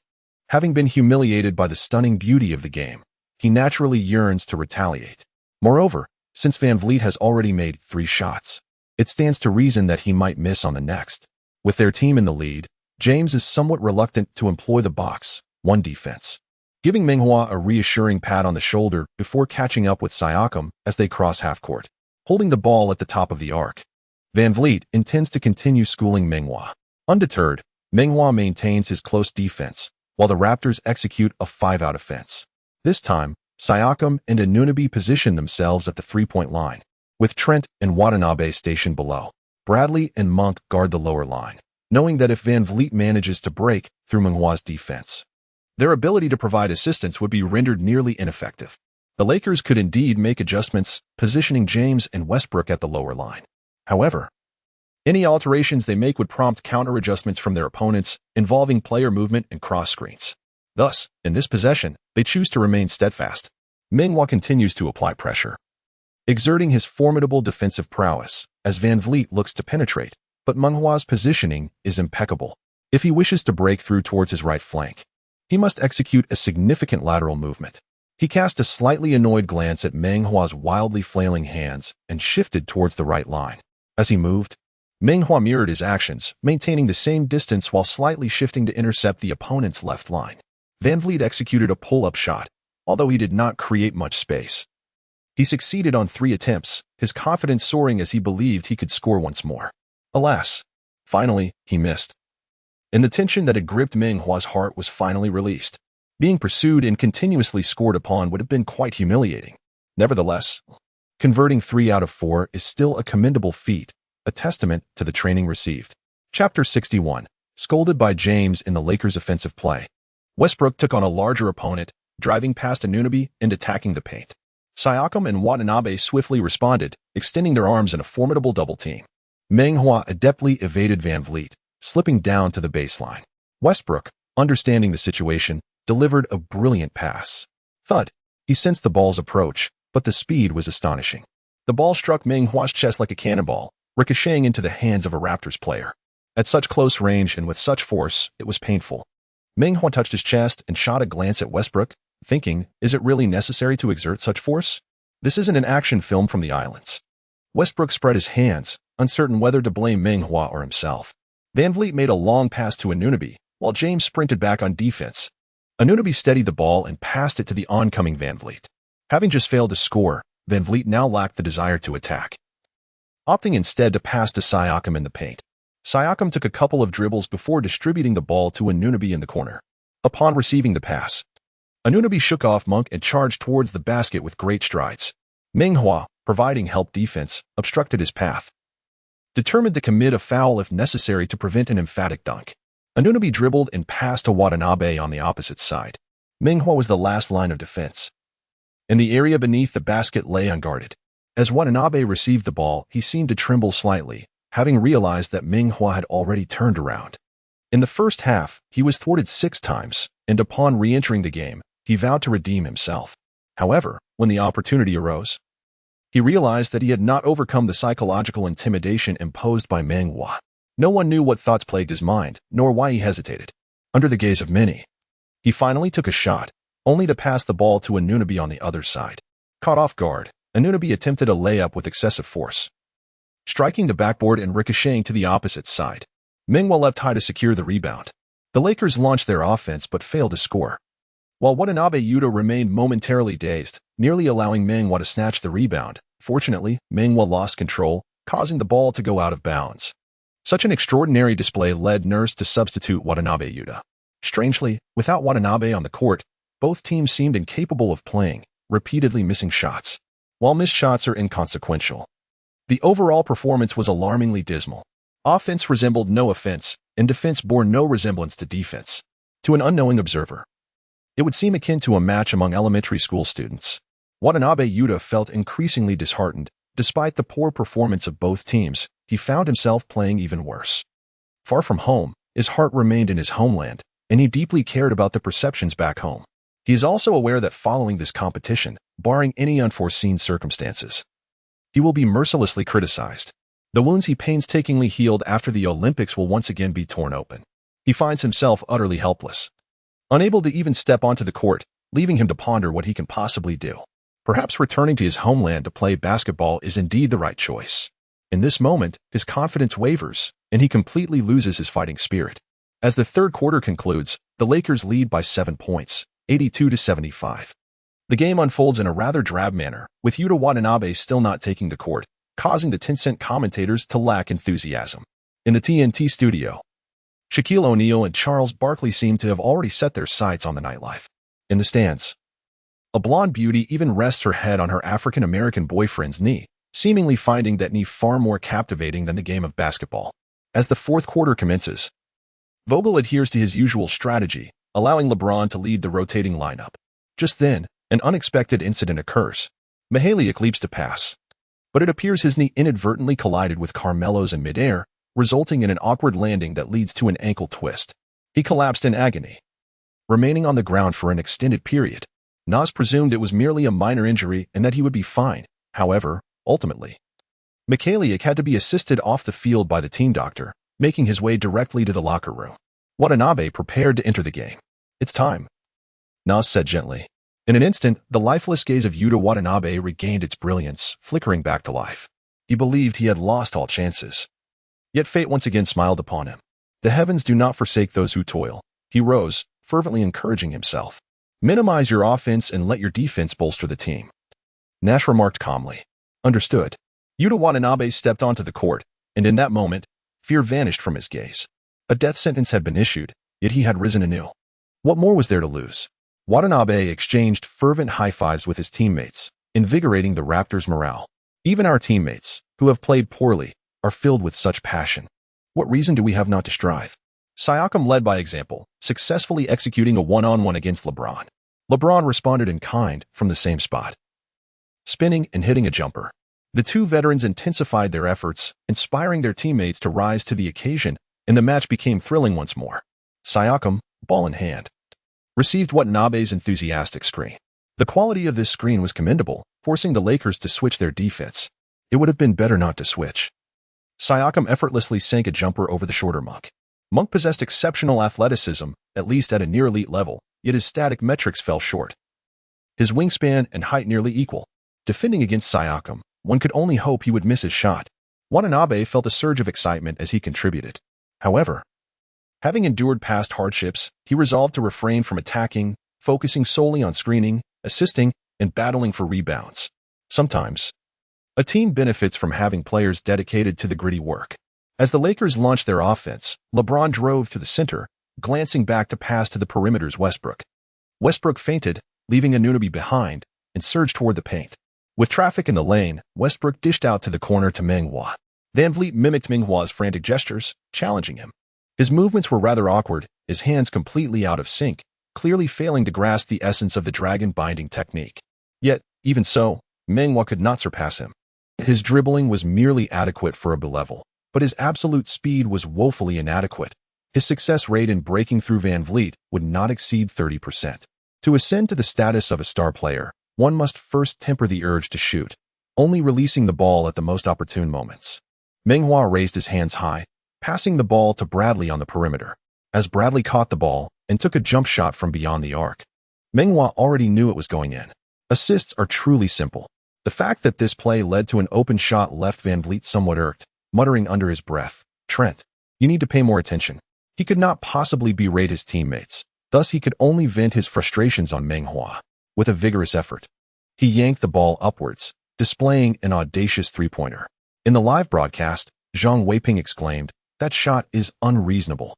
No sooner had his words left his lips than the ball swished through the net. Indeed, it was unreasonable, yet it went in, provoking exasperation. As the Lakers initiated their offense, LeBron James held the ball in the elbow area, preparing to face off against Siakam. Siakam's defense was commendable. It would require considerable effort for James to penetrate. Meng Hua circled around to set a screen, but VanVleet, with quick reflexes, swatted the ball from James's grasp. VanVleet launched a fast break, while James and Meng Hua hastily pursued. This play showcased Meng Hua's speed, which was painfully slow. How lamentably slow. James, who had a delayed start, reached the baseline ahead of him, yet still failed to block the shot. Frustrated, James confronted Meng Hua, chastising him for the poorly timed screen. Indeed, the timing was off.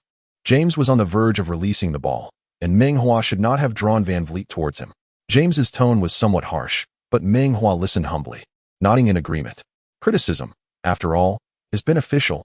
During his days managing the water cooler, he never received any, so how could he hope to improve? Sensing his own slight overreaction, James playfully patted Meng Hua on the back, urging him not to take it to heart. In that moment, his fondness for Meng Hua grew a little deeper. What he feared most were those who lacked humility, those who would bicker on the court, refusing to acknowledge their faults. Chapter 62. At the summit of the Forbidden City, the score had been narrowed to a mere 3 points, igniting LeBron's fury. His eyes ablaze, he continued to assert his position in the elbow area.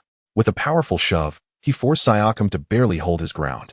Another shove, and Siakam wobbled precariously. With a decisive drive, he soared towards the basket, unopposed, and unleashed a thunderous dunk with his right arm. Upon landing, he flexed his muscles, finally rousing the home crowd from their stupor.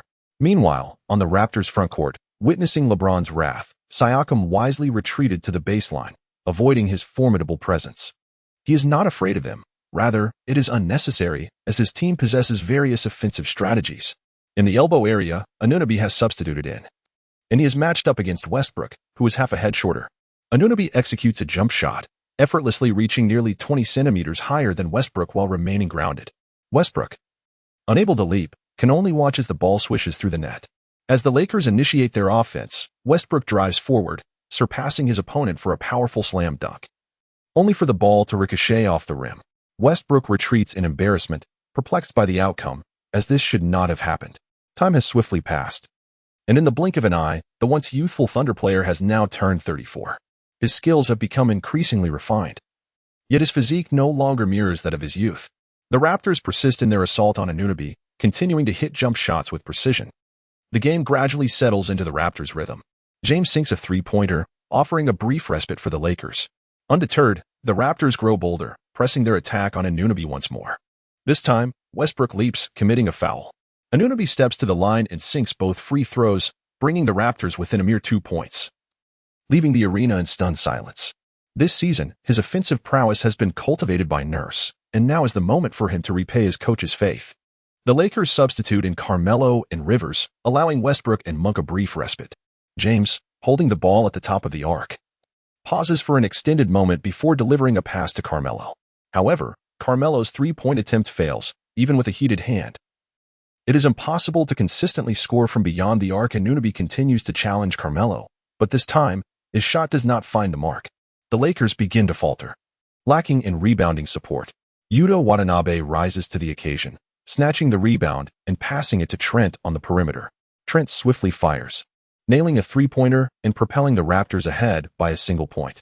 Sensing the shift in momentum, Vogel promptly calls for a timeout.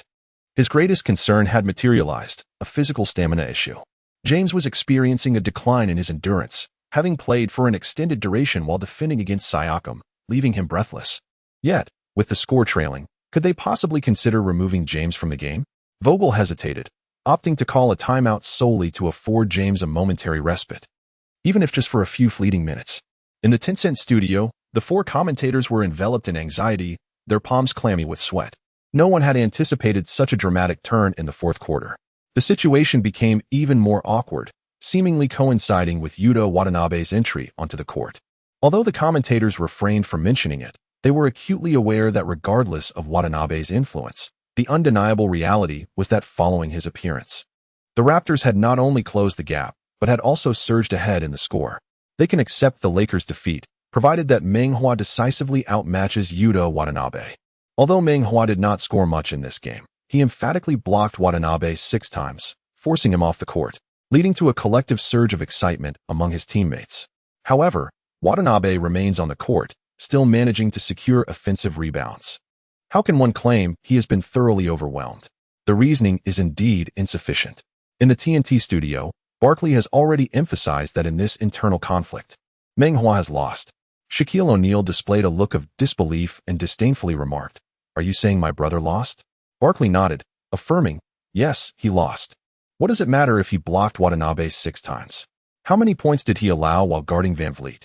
Smith disagreed with Barkley, analyzing, Meng Hua directly faced Watanabe, yet he effectively dominated him. It was precisely due to his solid defense that Vogel assigned him to guard Van Vliet. Unfortunately, Van Vliet was on fire today, and the rest of the Lakers failed to provide adequate help defense.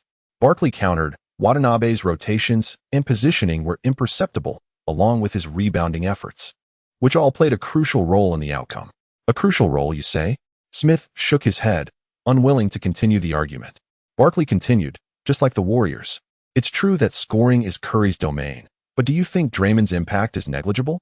O'Neal responded, Draymond can defend all 5 positions, and he has to contend with the opponent's most formidable players. What about Watanabe? Sorry, I forgot who he was defending. Barkley asserted. His defense is effective enough that opposing players seem to vanish. Smith quickly interjected. He defended Monk and Meng Hua. both of whom scored in double digits today and did not disappear. Ernie remarked, "The game is not over yet. Perhaps you will change your perspective." Barkley replied, "The Raptors are gaining momentum. The Lakers are surely going to lose. Nevertheless, those two will not alter their views. The truth is often held by a select few." O'Neal said, "Indeed, there are 3 NBA champions here, and only you have not won a title." "You are correct." Barkley laughed heartily, covering his face with his hand.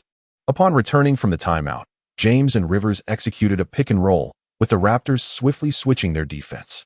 James, facing Watanabe, displayed an aggressive demeanor, charging forward without hesitation like a freight train. Watanabe fiercely pulled James down. James made one of 2 free throws, leveling the score at 93. On this night of the full moon, at the pinnacle of the Forbidden City, the true battle commenced. In this critical moment, the Raptors opted to play through Van Vliet, evidently believing that Siakam's chances against James were inferior to Van Vliet's against Meng Hua. Meng Hua understood this all too well, further igniting his competitive spirit. He unleashed the dragon-binding technique, his eyes ablaze with fierce intensity. The scorching flames seemed ready to engulf Van Vliet. A seasoned warrior, Van Vliet was undaunted. A smirk curled at the corner of his lips, revealing a cold disdain. Almost simultaneously, he summoned his strength, bending his knees and lowering his body, extending his right hand to carve a path while dribbling with his left. Meng Hua took a step back, but Van Vliet had already positioned himself directly in front of him. He sidestepped to maintain physical pressure, determined to affect him even marginally. On the right, Rivers joined the fray, encircling Van Vliet. Moments earlier, James had instructed him to allow the opponent to the left, and now Rivers had left Watanabe Yuta open, converging on Van Vliet. He was eager to single-handedly defend against Fred Van Vliet, determined not to allow Yuta Watanabe any open shots. Yet, he was acutely aware that, given his current abilities, he could not contain Van Vliet effectively. Thus, he readily agreed that as long as the team emerged victorious, he could accept the possibility of Watanabe scoring 30 points. Rivers timed the double team impeccably. Upon seeing his opponent's encirclement, Van Vliet promptly passed the ball to Watanabe, who found himself in a completely open position. As Watanabe caught the ball, he faced an unguarded 3 meters. He bent his knees, propelled himself off the ground, raised his arm, and flicked his fingers to release the ball. It soared through the air, tracing a perfect arc, seemingly destined for the pinnacle of the Forbidden City. In that moment of exquisite anticipation, Watanabe finally smiled. However, with a resounding thud, the ball struck the rim forcefully and bounced back out. Having been away from shooting for too long, he mistakenly believed that the seemingly certain shot would go in, only for it to soar away instead. He was filled with frustration, promptly retreating on defense.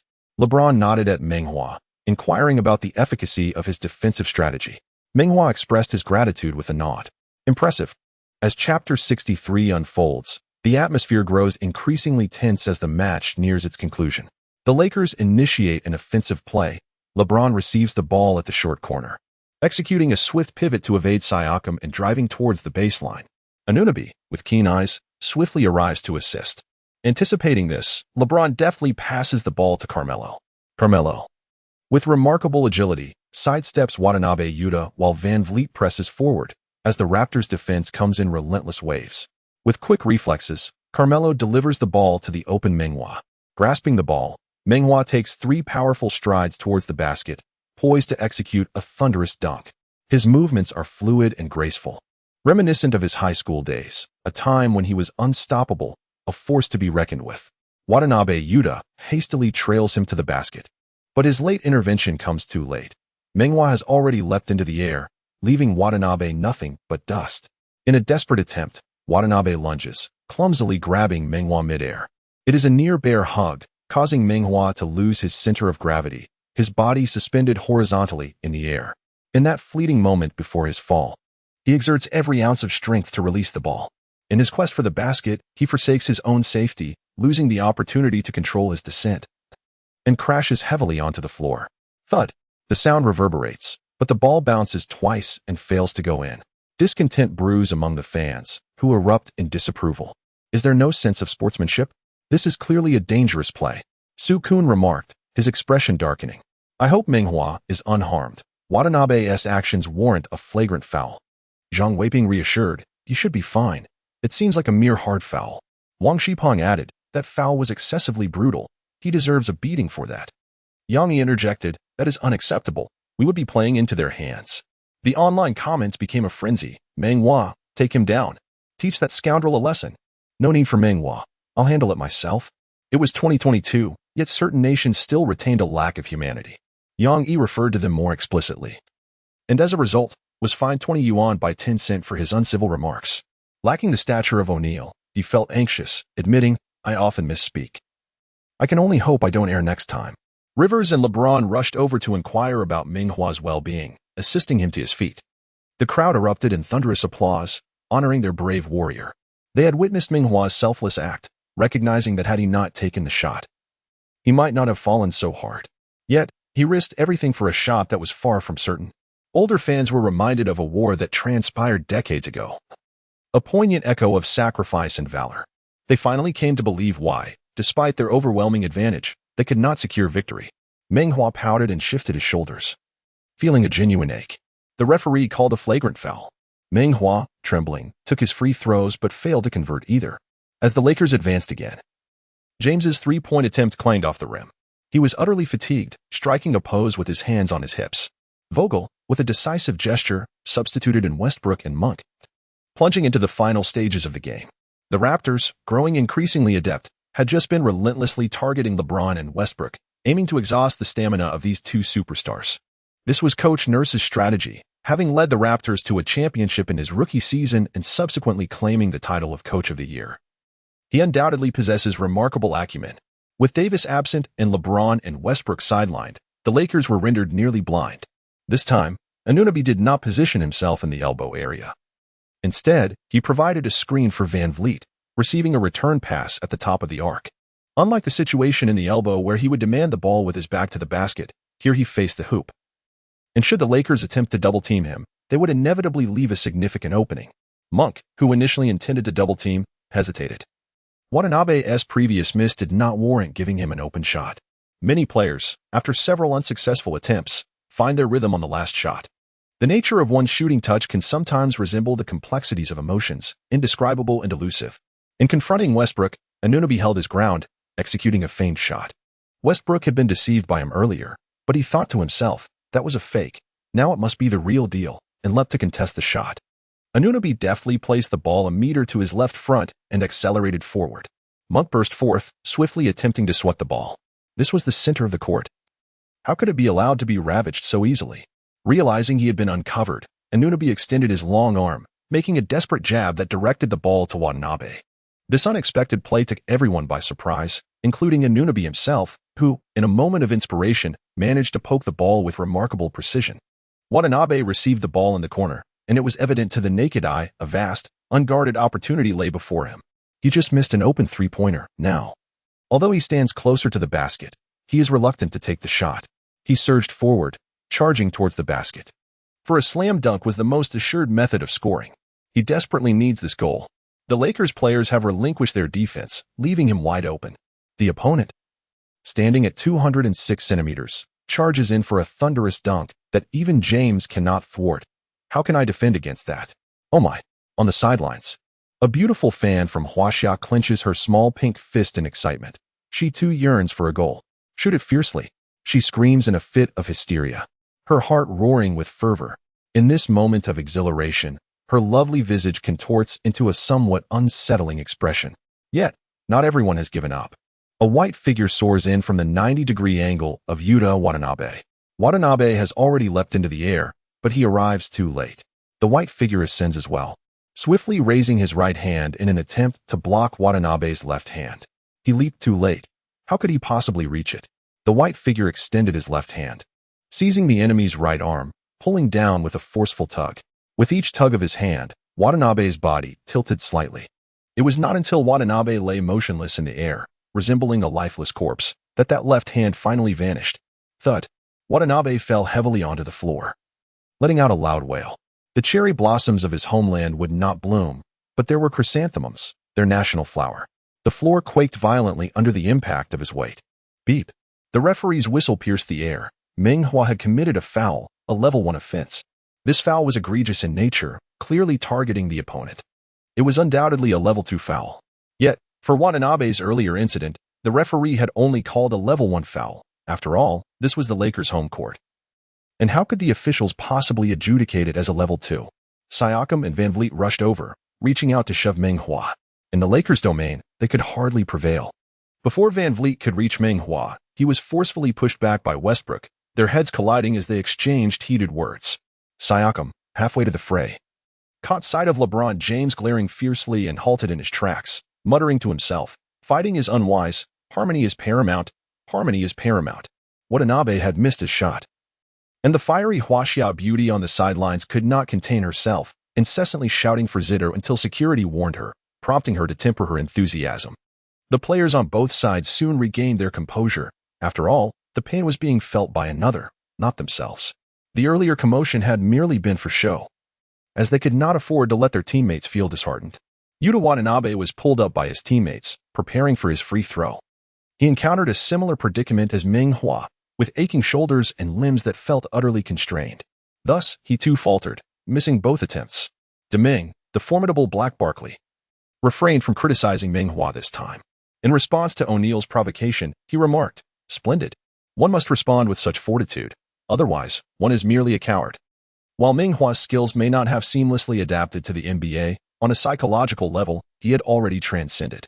Chapter 64, teasing Van Vliet as the Raptors initiated their offense.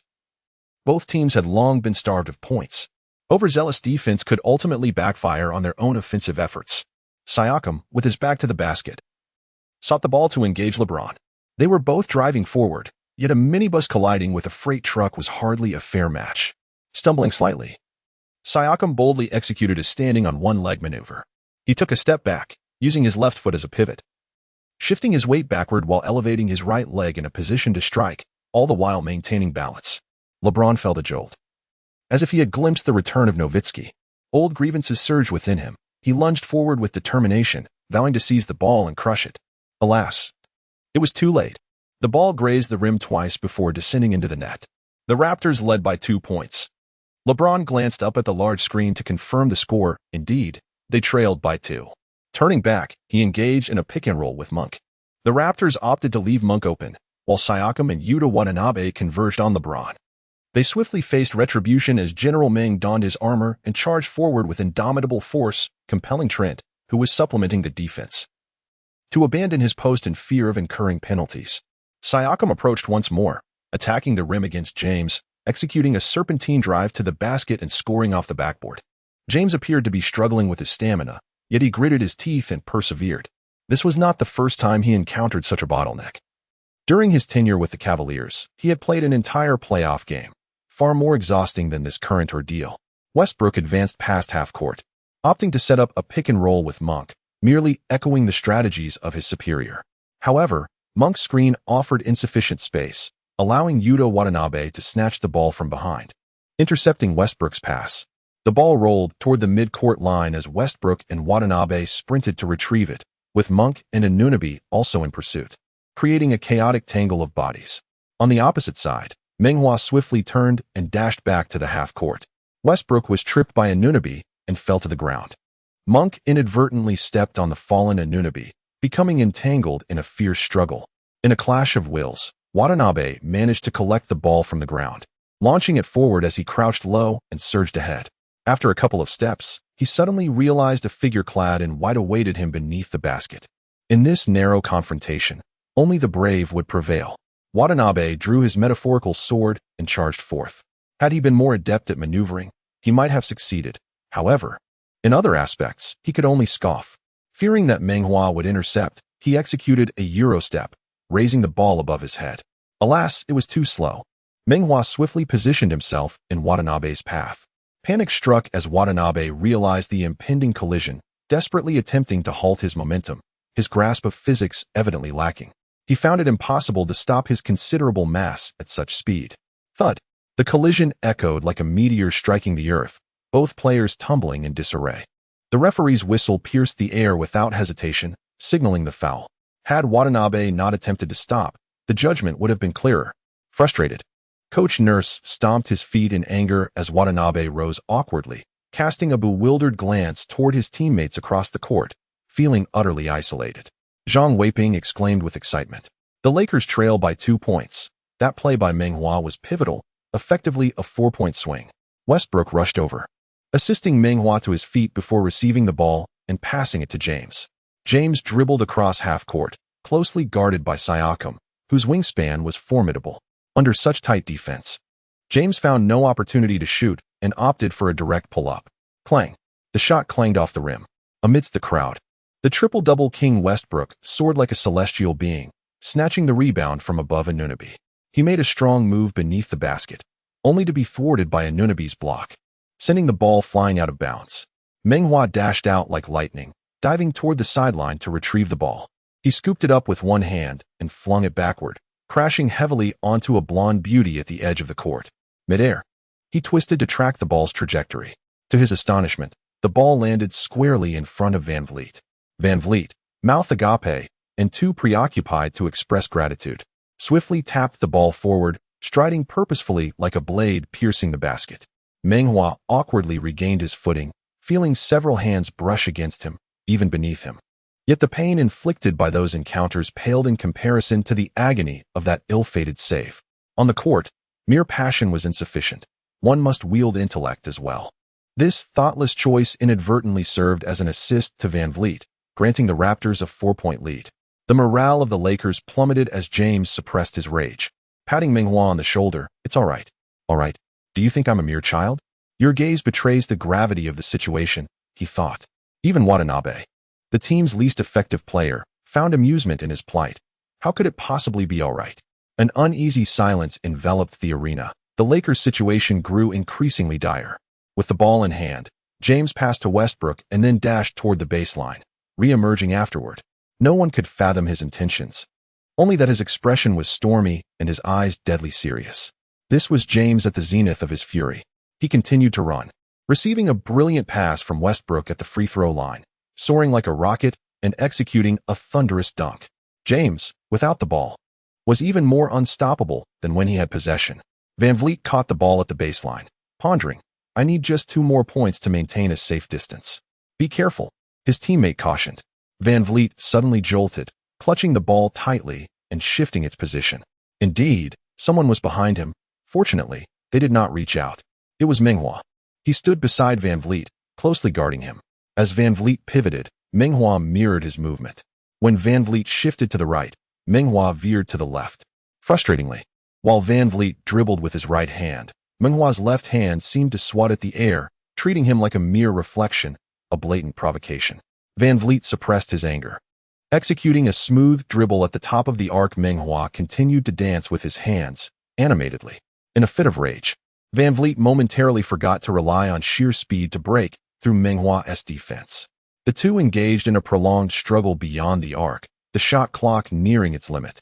Before Van Vliet launched a 3-point shot, his heart was ablaze with fury and his hands mirrored that wrath. The force of his shot reverberated as it struck the rim with a resounding clang. Van Vliet brushed his face, preparing to retreat on defense, while his gaze caught Meng Hua, who also touched his face with his left hand. An inexplicable fire surged within him. How dare a mere rookie provoke him? Van Vliet steadied himself, and as Meng Hua approached, he thrust him away with palpable anger. Meng Hua fell to the ground in response. Beep. A clear technical foul. LeBron and Westbrook rushed forward to intervene. Meng Hua appeared to be in considerable pain, taking quite some time to rise from the floor, and he whispered to LeBron, "I'm fine." Besides inciting Van Vliet's ire, he had another intention: to buy time. LeBron was exhausted. Any opportunity to rest was precious. Yet, he could not openly express this to LeBron for fear that it might be misconstrued as disrespect. He felt no remorse for his actions, as he had neither violated any rules nor harmed anyone. It was evident to the discerning that James was expending considerable energy, struggling to maintain his stamina. He possesses a certain cleverness, allowing him to rest a while longer, which fills him with pride. After so many years of playing, if Van Vliet lacks even this resilience against distractions, it's time for him to receive some proper training. Meng Hua confidently sinks his free throws, narrowing the gap to a mere point, while the Lakers hold possession of the ball. The Lakers call for a timeout. In the TNT studio, Shaquille O'Neal is laughing so hard he might break his chair. Brilliant, truly brilliant. Upon witnessing Meng Hua mimic Van Vliet's facial gestures, he burst into laughter again, exclaiming, "My brother is a genius. His talent far surpasses that of a mere imitator." Barkley shakes his head in disapproval. A trivial skill, hardly worthy of distinction. Van Vliet has shown a lack of composure. Smith comments, in such a tense moment, Meng Hua's ability to imitate flawlessly, without error, demonstrates an exceptional calmness. He is a cold-blooded killer, impressive. The typically reserved Johnson concludes, Charles, congratulations. The truth still lies in your hands. Chapter 65. James mercilessly punishes the down Yuta Watanabe. Well done. Hua. Vogel continues to commend Meng Hua by name. If he were to award the NBA Most Improved Player, it would undoubtedly go to Meng Hua. He had no special arrangements. The pause was simply to allow James some respite. Not only James, but Westbrook is no longer in his youth either. A player of James's caliber knows how to perform on the court after a break. As the buzzer sounded, both teams returned to the field. Meng Hua trailed behind, passing by the beautiful woman of Huaxia, who seemingly nonchalantly lifted her exquisite leg. Startled, Meng Hua couldn't afford to steal a glance. It must be said that his reaction time of 95 milliseconds proved to be quite advantageous at that moment. He leaped with the grace of a swallow, deftly evading the alluring swipe of a leg. The Lakers initiated their offense. In recent games, whenever the need arose to break the deadlock, James invariably called upon Monk to set an off-ball screen. Once again, he sought Monk's assistance. As he maneuvered past the screen, he accelerated towards the sideline. The Raptors switched their defense, precisely as James had anticipated. Before him stood Yuta Watanabe. Throughout the entire match, James had scarcely engaged with Watanabe, implying that Watanabe had hardly defended against him. His actions are deliberate. Now, at this most critical moment, he intends to train him alone. James initiated the move, utterly dismissing the need for feints. With a single step, the pretense appeared superfluous. Yuta Watanabe positioned himself to block, attempting to force him towards the sidelines. The two bodies made contact, and Watanabe suddenly felt a surge of immense elasticity. His body gradually repelled. He yearns to pursue further. Yet James has already established a lead of a full stride. He could only desperately wipe his teammate's backside, as his teammate was currently attending to him. The one undertaking this arduous task was Anunoby, while Watanabe lunged at him to defend against Westbrook. It must be said that in terms of defensive awareness, he is not only among the elite in Asia but also ranks highly in the NBA. Besides him, another player had also recognized this gap, Siakam, who similarly charged towards Westbrook. The ball-less Westbrook was left astounded. When he had the ball, they left him unguarded. Now, standing beyond the arc without the ball, what did they intend to do? Indeed, James passed the ball to Westbrook, inwardly cursing him for not driving to the basket for a dunk. However, at that moment, he also lacked a clear passing lane. Westbrook shrugged in resignation. If I venture into the paint, you will just claim to obstruct my path. Frustrated, Westbrook declined to receive the ball, merely tapping it lightly before passing to Monk. As Westbrook tapped the ball, Van Vliet swiftly activated, racing towards Monk. Monk evaded Van Vliet, but Trent soon lunged in. The Raptors' defense, renowned for its rapid rotations, is unparalleled. Surrounded by defenders, Monk exclaimed in exhilaration, paying no heed to shooting, and instead delivered a bounce pass to Meng Hua. This seemingly casual assist became the final straw that broke the camel's back. Beyond the three-point line, Meng Hua found himself unguarded. Just 3 meters away, he ascended as if propelled by springs, soaring to such heights that a moment of hesitation gripped him. Could this be a trap set by the enemy? Why was there no one around? He slowly raised his arm, his fingers delicately brushing the ball. With a decisive flick, the ball soared towards the hoop, spinning with a slight backspin, all eyes fixated upon its trajectory. The enchanting lady from Huaxia instinctively squeezed her legs together, her hands grasping for something to hold onto, yet regrettably, she had forgotten to bring a blanket. The ever-enthusiastic Ms. Rihanna covered her mouth in anticipation, fearing she might let out an involuntary scream. The hearts of the fans in attendance raced as time dwindled to less than a minute. The stakes were high. Should the ball fail to find its mark, peril would loom. In the Tencent studio, Yang Yi watched closely as Meng Hua took his shot, exclaiming fervently, "Let it be a basket, I implore you."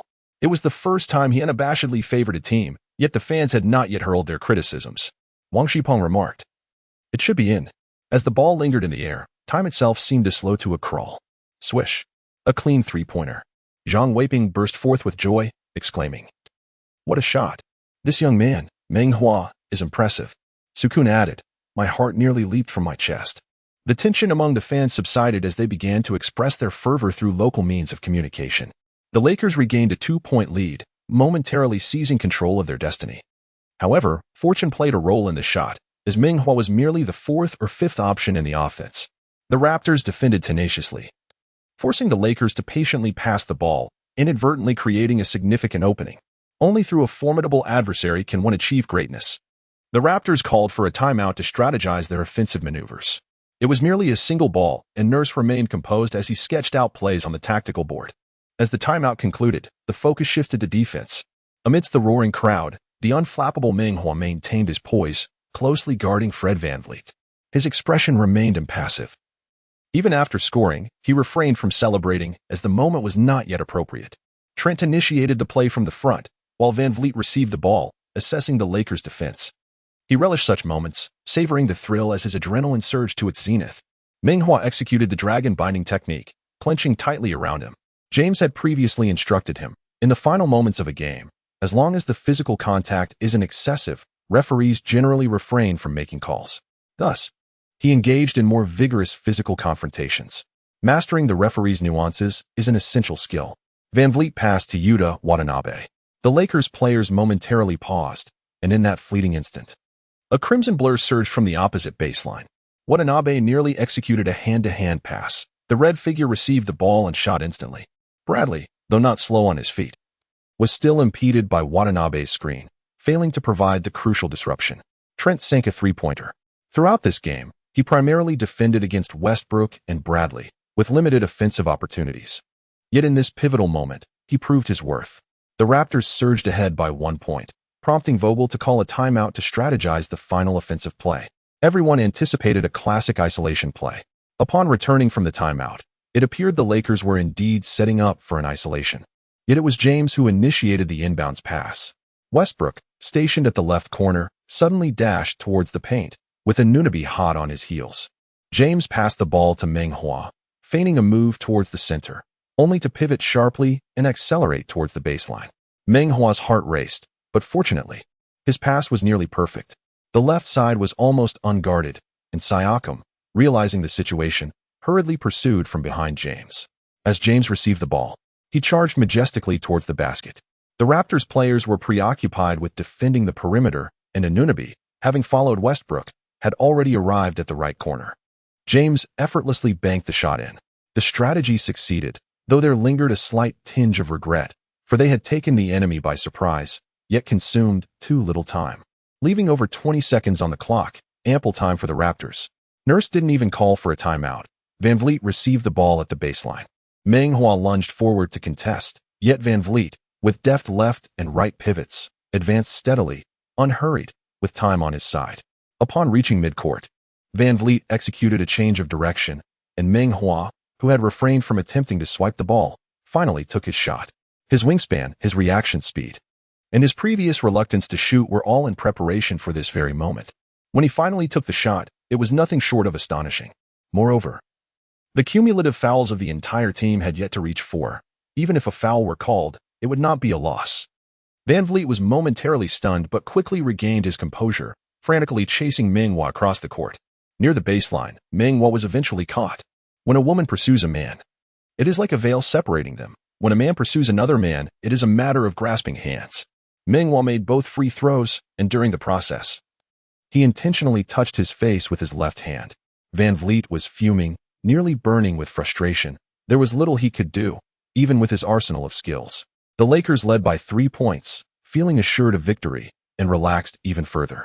The Raptors called a timeout to strategize for their final attack. But VanVleet's desperation led to a missed three-pointer. The Lakers triumphed over the Raptors 105-102.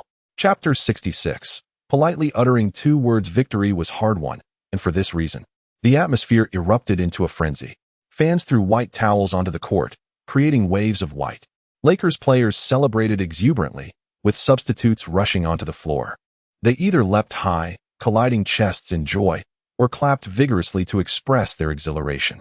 In stark contrast, the Raptors players hung their heads, devoid of spirit. Yuta Watanabe lay on the ground, utterly exhausted, having burned every ounce of energy, only to face defeat.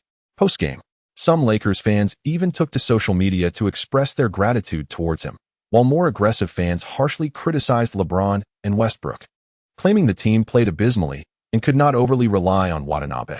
Meng Hua refrained from joining the celebration. Instead, he approached a beautiful Chinese fan. gazing earnestly at her as he uttered 3 words. Perhaps these 3 words were among the most frequently spoken in the world. He was uncertain. Upon reaching the second word, he regretted his choice. He should have treated the fan with more decorum. Ultimately, he settled for just 2 words. The beauty stood there, seemingly in agreement, yet also in disagreement. When she finally mustered the courage to speak, Meng Hua had already turned away. She was stunningly beautiful, a Chinese woman of remarkable grace. Yet Meng Hua could not entertain any notions towards her. LeBron intercepted him. Hua, you must accept the media interview today. After a bout of laryngitis, it was imperative for the team to cooperate with the press. Participating in post-game interviews was an honor. During the last press conference, he had articulated his thoughts with such eloquence, it was bound to be fine. The interviewer was the lovely Christina from TNT. Despite her height of 180 centimeters, she appeared somewhat diminutive in Meng Hua's presence. As he crouched down, Christina felt touched, as few players would take such a gesture. She presumed Meng Hua was simply being considerate of her arm fatigue from holding the microphone. In truth, having glimpsed her alluring beauty, Meng Hua was hesitant to elevate the microphone. Meng Hua, congratulations on your team's victory. Your critical steal was simply astounding, Christina remarked, licking her lips. Van Vliet played exceptionally well. I merely happened to make the steal, Meng Hua responded modestly. In the past, he had declined interviews centered on player matchups, and she wisely refrained from inquiring about Watanabe. Observing the interaction between Meng Hua and the beautiful Chinese fan, she curiously asked, many Chinese fans attended the game today. That lovely lady seemed to be your fan. I noticed you two had several interactions on the court. Can you share what you discussed? Meng Hua laughed and shook his head. No, she is a fan of Watanabe. Wow. How broad-minded of the Chinese to maintain such an attitude towards an opponent's fan, she noted, feigning disappointment as she sought a graceful exit. So, she is a fan of Mr. Watanabe. What a pity. She is truly beautiful. Beautiful does not suffice to describe her, Meng Hua replied. With keen perception, Christina noticed Meng Hua's dissatisfaction and pressed further. How would you describe her then? Scratching his head, Meng Hua replied, that would require Chinese. You wouldn't understand. Christina smiled. I can use a translation app. Meng Hua said, she is both impressive and beautiful. Christina added, I know what impressive means. Shaquille once taught me. Meng Hua smiled politely, nodded, and made his way towards the player tunnel. In the Tencent studio, the post-game interview was still being broadcasted live, and upon seeing Meng Hua indeed being interviewed, everyone was elated. The commentators engaged in lively banter, analyzing the game and extolling Meng Hua's prowess. The comments section was flooded with praise for him. When Meng Hua described the beauty he had encountered, the commentators fell silent. However, the comments erupted once more with excitement. Hua is incredible. Hua is beautiful. 6666666, eternal legend. I admit I was a hater, but I will never criticize Hua again. In a certain island nation S studio, the commentators bowed their heads, their voices choked as they concluded the broadcast. The comments were filled with scorn for Watanabe. If the Chinese cannot compete, Watanabe should return and avoid embarrassing himself abroad. What a dismal performance. He is utterly useless. The Lakers' victory depended entirely on Watanabe. He truly put in great effort. If he had worked as hard in practice, he wouldn't have played this poorly. Overnight, Yuto Watanabe became the target of public disdain, feeling an unprecedented weight of pressure. Even more devastating, his confidence crumbled. Sitting on the floor, he gasped for breath.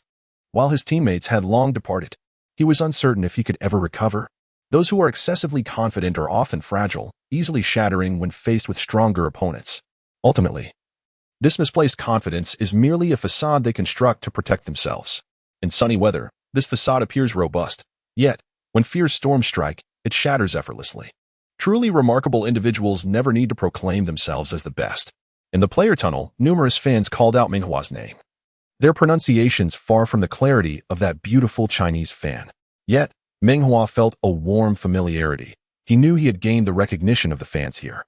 He exchanged enthusiastic high-fives with outstretched hands, then returned to the locker room. After a brief rinse, he and LeBron attended the post-game press conference. Upon entering the venue, applause erupted, a heartfelt tribute to the two heroes of the day. Thanks to Meng Hua's stellar performance, Chinese journalists occupied the front rows. An American journalist asked first, LeBron, today's match was intense. Where do you think you secured the victory? These were customary inquiries, and LeBron responded in official terms. Our team is united. This is a perfect team. As the leader, he had to say this. Would he publicly criticize his teammates for subpar performances? Everyone has off days, and as a leader, he must weave the team into a cohesive unit, maximizing their strengths within the current lineup. A Chinese journalist asked, Meng Hua, you faced off against Yuta Watanabe today, decisively outperforming him and leading your team to victory. How do you feel right now? This was a rather redundant question. There is no need to inquire further. Upon reflection, his intention was to articulate the previous statement, while the inquiry about emotions served merely as a simplistic question. Having grasped this, Meng Hua smiled and said, in the realm of basketball, numerous matchups exist. It cannot be said that one player completely outshines another. Today, I faced off against Van Vliet many times. He was able to dictate the game, and I must return to analyze where the issues lie. This is my sincere sentiment. Compared to Tatum, Paul, Doncic, and Lillard, Van Vliet, despite being the least renowned, exerted the most pressure on me. The Japanese reporter, reminiscent of Aragaki Yui, interjected, Mr. Meng Hua, you exhibit remarkable clarity. In this match, Watanabe secured numerous offensive rebounds. It cannot be said that you dominated him. Your team possesses formidable strength with LeBron and Westbrook, and you are certainly more fortunate than he. Meng Hua replied with a smile. Indeed, he is an exceptionally skilled player. He scored many points over me. And when Watanabe is in full swing, he is unstoppable. The reporter's expression darkened, wishing she could disappear into a crevice. Watanabe had an utterly dismal performance today, and this individual from Huaxia was utterly vexatious. Meng Hua was not at fault. Watanabe's shortcomings were his own concern. However, if he could not accept defeat in my presence, I would then seek out his vulnerabilities. Chapter 67. Accompanying Westbrook to the nightclub, there is nothing that a single victory cannot resolve. If there is, then 2 victories will suffice. The team embarked on a 5-game winning streak, and Meng Hua joyfully listened to music, humming along to the rhythm. The journey home following a win is the most delightful, as the warmth of home envelopes one, even in the absence of companionship. A phone call came through, originating from Huaxia. He parked his car by the roadside and answered the phone. Bluetooth is not entirely reliable. One tends to value life more when earning $1 million a year compared to a mere 100,000. Hello, Uncle Yao. Upon hearing the voice on the other end, he almost instinctively exclaimed. He had never encountered the true visage of Yao Ming, yet he had seen him in interviews on video where Yao's voice was unmistakably distinctive, and he recognized it immediately. On the other end of the line, Yao expressed mild surprise before proudly remarking, Little one, am I really that old? Despite having retired from the sport due to injuries for several years, he still harbored a desire to don his jersey and gallop across the basketball court. Big Yao, you are my idol, he fervently confessed, discreetly omitting the term uncle. Yao Ming conversed with him for a few minutes, inquiring about his training progress, and ultimately encouraged him to persevere, assuring him that the Chinese Basketball Association would always stand as his unwavering support, no matter the obstacles he faced. As their conversation drew to a close, Meng Hua, in his excitement, did not dwell on the matter, naively believing that Yao Ming had merely called to offer him encouragement. He was unaware that his words had led him into considerable trouble. His arrogance and thoughtlessness were perceived as detrimental to the nation's image. This situation compelled Yao Ming, the president of the Basketball Association, to intervene and demand an apology from Meng Hua. Although Meng Hua did not fall under the jurisdiction of the association, it was assumed that with the association's involvement, an apology would surely follow. Without a moment's hesitation, Yao Ming declined the request, demonstrating his high emotional intelligence. He remarked, My reach is extensive, yet I cannot extend it that far. I fail to perceive any issue with Meng Hua's statements. Having watched the live broadcast, Yao Ming discerned the evident discord between the beautiful representatives of Huaxia in the front row and Meng Hua. He has also played in the NBA and understands that at such moments, Meng Hua, who has just become a starting player, is undoubtedly focused on the game. If there is any discord, it is highly likely that the woman instigated it. To demand an apology from a young player for such a minor incident is unacceptable. This undermines the very essence of a player. When their edges are smoothed away, what remains? Additionally, the foreign nation has lodged a protest with Yao Ming, claiming that Meng Hua made derogatory remarks about individuals who have married into their country. Yao Ming responded firmly over the phone, asserting that there is nothing wrong with Meng Hua's compliments. He admonished them not to be ungrateful. After the call, considering the potential pressure on Meng Hua, Yao Ming reached out to him personally. He refrained from mentioning the controversy and simply encouraged him to focus on his game. assuring him that his homeland would always stand as his unwavering support. Yao Ming has a deep understanding of these off-court disputes. During his time with the Houston Rockets, the people of his country were his strongest refuge. This statement sparked discussions among domestic commentators, who, like Yao Ming, overwhelmingly supported Meng Hua. A few detractors attempted to voice their criticisms, but were swiftly silenced. Returning to the essence of basketball, various public accounts began to compete for attention. The dominant star from the island nation faced a shutout, and the Great Wall of China re-emerged in the NBA, achieving dual conquests. After Meng Hua surpassed Yuta Watanabe, he discovered even more remarkable talents beneath him. The rise of the Chinese men's basketball team is indeed impressive. History has a striking resemblance, as Fred VanVleet once again faced a disheartening defeat. In short videos, the imitator Xiaohua rapidly updated his works. He adeptly emulated Meng Hua, becoming increasingly proficient, and this time, he selected an actor strikingly similar to Yuta Watanabe. The two swiftly completed their performance, and with great delight, Xiaohua uploaded the video online. To his astonishment, however, the viewership plummeted significantly. What could be the reason? The attention garnered from this match was far greater than before. Xiaohua felt a bead of sweat form on his brow, having just risen to prominence. He was reluctant to be overshadowed so soon by others. He sought out Yuta Watanabe once more, recreating various scenarios featuring a matchup between Meng Hua and Yuta Watanabe. This time, the viewership dwindled significantly, amounting to merely 1/3 of the previous video's engagement. Where had all the traffic vanished? Xiaohua, wary of working in isolation, promptly took to the internet in search of trending topics, ultimately uncovering the current hot issues. He invited a classmate who bore a striking resemblance to a certain enchanting beauty from Huaxia, and after much persuasion, he finally convinced her to join him in filming a video. This recording proved to be far more effortless, consisting of light, airy phrases. This time, the viewership skyrocketed to unprecedented heights. While others may possess similar videos, Xiaohua held a distinct advantage. He bore an uncanny resemblance to Meng Hua. The comments section was abuzz with suggestions for Xiaohua to undergo a DNA test. To his surprise, Xiaohua felt a surge of joy within him. Upon returning home, Meng Hua immersed himself in rigorous squat training. The system automatically granted him a trial card, but it was limited to only 7 sessions. Without the trial card, he faced a stern lesson against VanVleet today. Lacking the trial card, he was merely an unremarkable player. He needed to swiftly complete his training tasks to enhance his physical capabilities.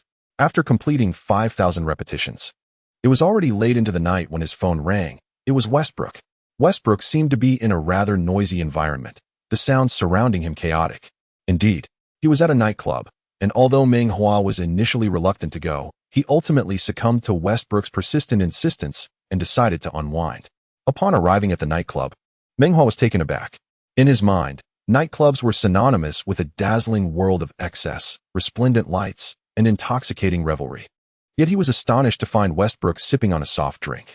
Surrounded by 2 enchanting women, he merely indulged in dancing and listening to music. Recently, Westbrook's performance had waned. He had yet to rediscover his rhythm. With training scheduled for 10 o'clock the following day and feeling rather idle, he ventured into this nightclub to unwind. Despite the company of beautiful women, the atmosphere felt overly mundane, prompting him to summon Meng Hua. The two shared drinks and engaged in conversation, enjoying the sight of the dancers, finding the experience quite delightful. Were it not for the relentless pressure of competition, the life of an NBA player would be akin to paradise. Many role players earn over $1 million annually, a pinnacle in various professions.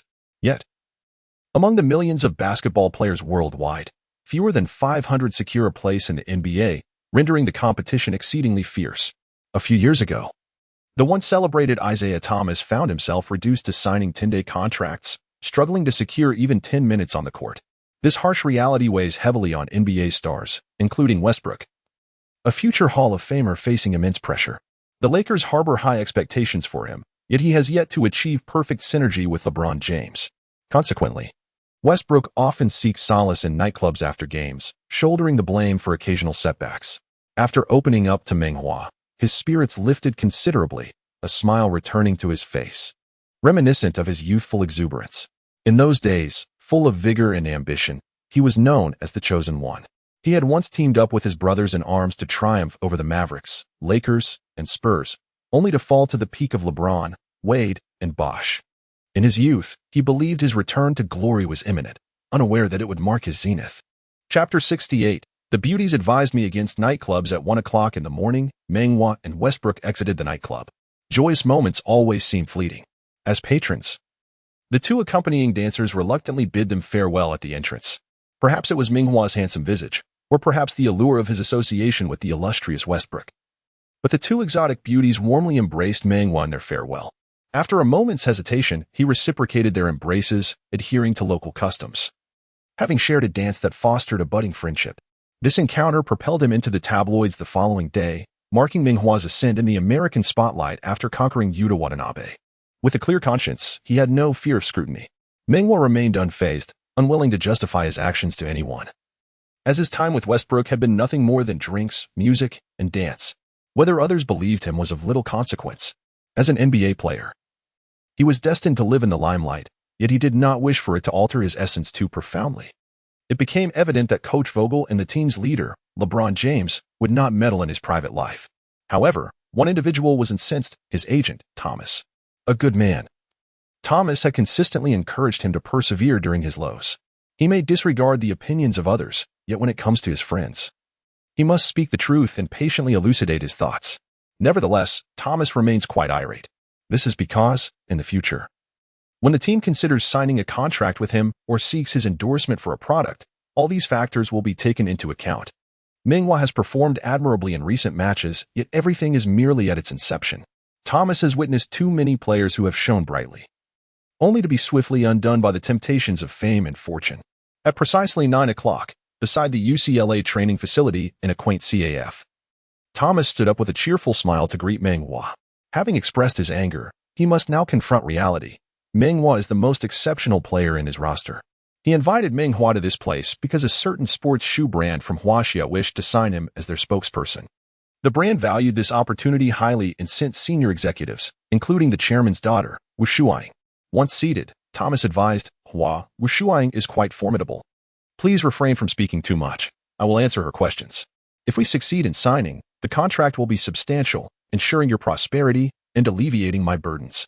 Meng Hua nodded. After all, that was the role of an agent, and Thomas was undoubtedly more experienced than he. Wu Shuang soon appeared. Clad in a vintage cheapao that exuded classical charm, yet her modern beauty was equally striking, embodying both traditional and contemporary aesthetics. She walked gracefully over, taking a seat beside Thomas and across from Meng Hua. His heart raced. In that moment, he felt a flutter, not from affection, but from anxiety. Her lips curled into a subtle smile, yet an overwhelming aura of authority emanated from her, a regal presence that was instinctively apparent in someone of her stature. Even in the presence of James, he had never felt such trepidation. You must be Meng Hua. It's a pleasure to meet you. Wu Shuang extended her hand. Her smile professional. Her hand was fair, with long fingers, and upon a gentle grasp, he felt an unexpected warmth. As a top athlete, his energy levels surpassed those of ordinary people, yet her hand felt even warmer than his. I hear you've become a key player for the Lakers, truly a light for Huaxia. Congratulations. Her words were polite, yet Meng Hua sensed a slight dissonance. After exchanging a few casual remarks, Wu Shuang cut to the chase. Our company wishes to collaborate with you as the spokesperson for our sports shoes. I wonder what your thoughts are. Thomas began to speak, but Wu Shuang waved her hand. Smiling, I would like to hear directly from him. Mr. Thomas, please remain silent. Meng Hua glanced at Thomas before responding. Thank you for your company's interest. Thomas just mentioned this matter, but I am unclear on the contract details. Wu Shuang interrupted. It's a first-tier contract, akin to Wu Jing's. A first-tier contract from a Huaxiao brand was already a significant opportunity, and Meng Hua considered nodding in agreement. Wu Shuang then produced her phone, displaying a photo before him, stating, I had my assistant search for any negative news about you. If we proceed with the contract, you must ensure that you convey positive energy. She glanced at the two blonde women in the photo and scoffed. Such nightclub antics are unacceptable. You are an athlete and should understand that without strength, you are nothing. Without strength, I am still quite handsome.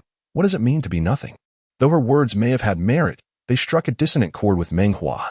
However, not wanting to argue, especially as they were still unfamiliar with each other, and she seemed to mean well, he chose silence, or perhaps he felt a reluctance to contest her.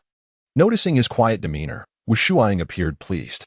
She had previously dealt with young athletes who were often arrogant and intolerant of criticism. She had already resolved to sign him.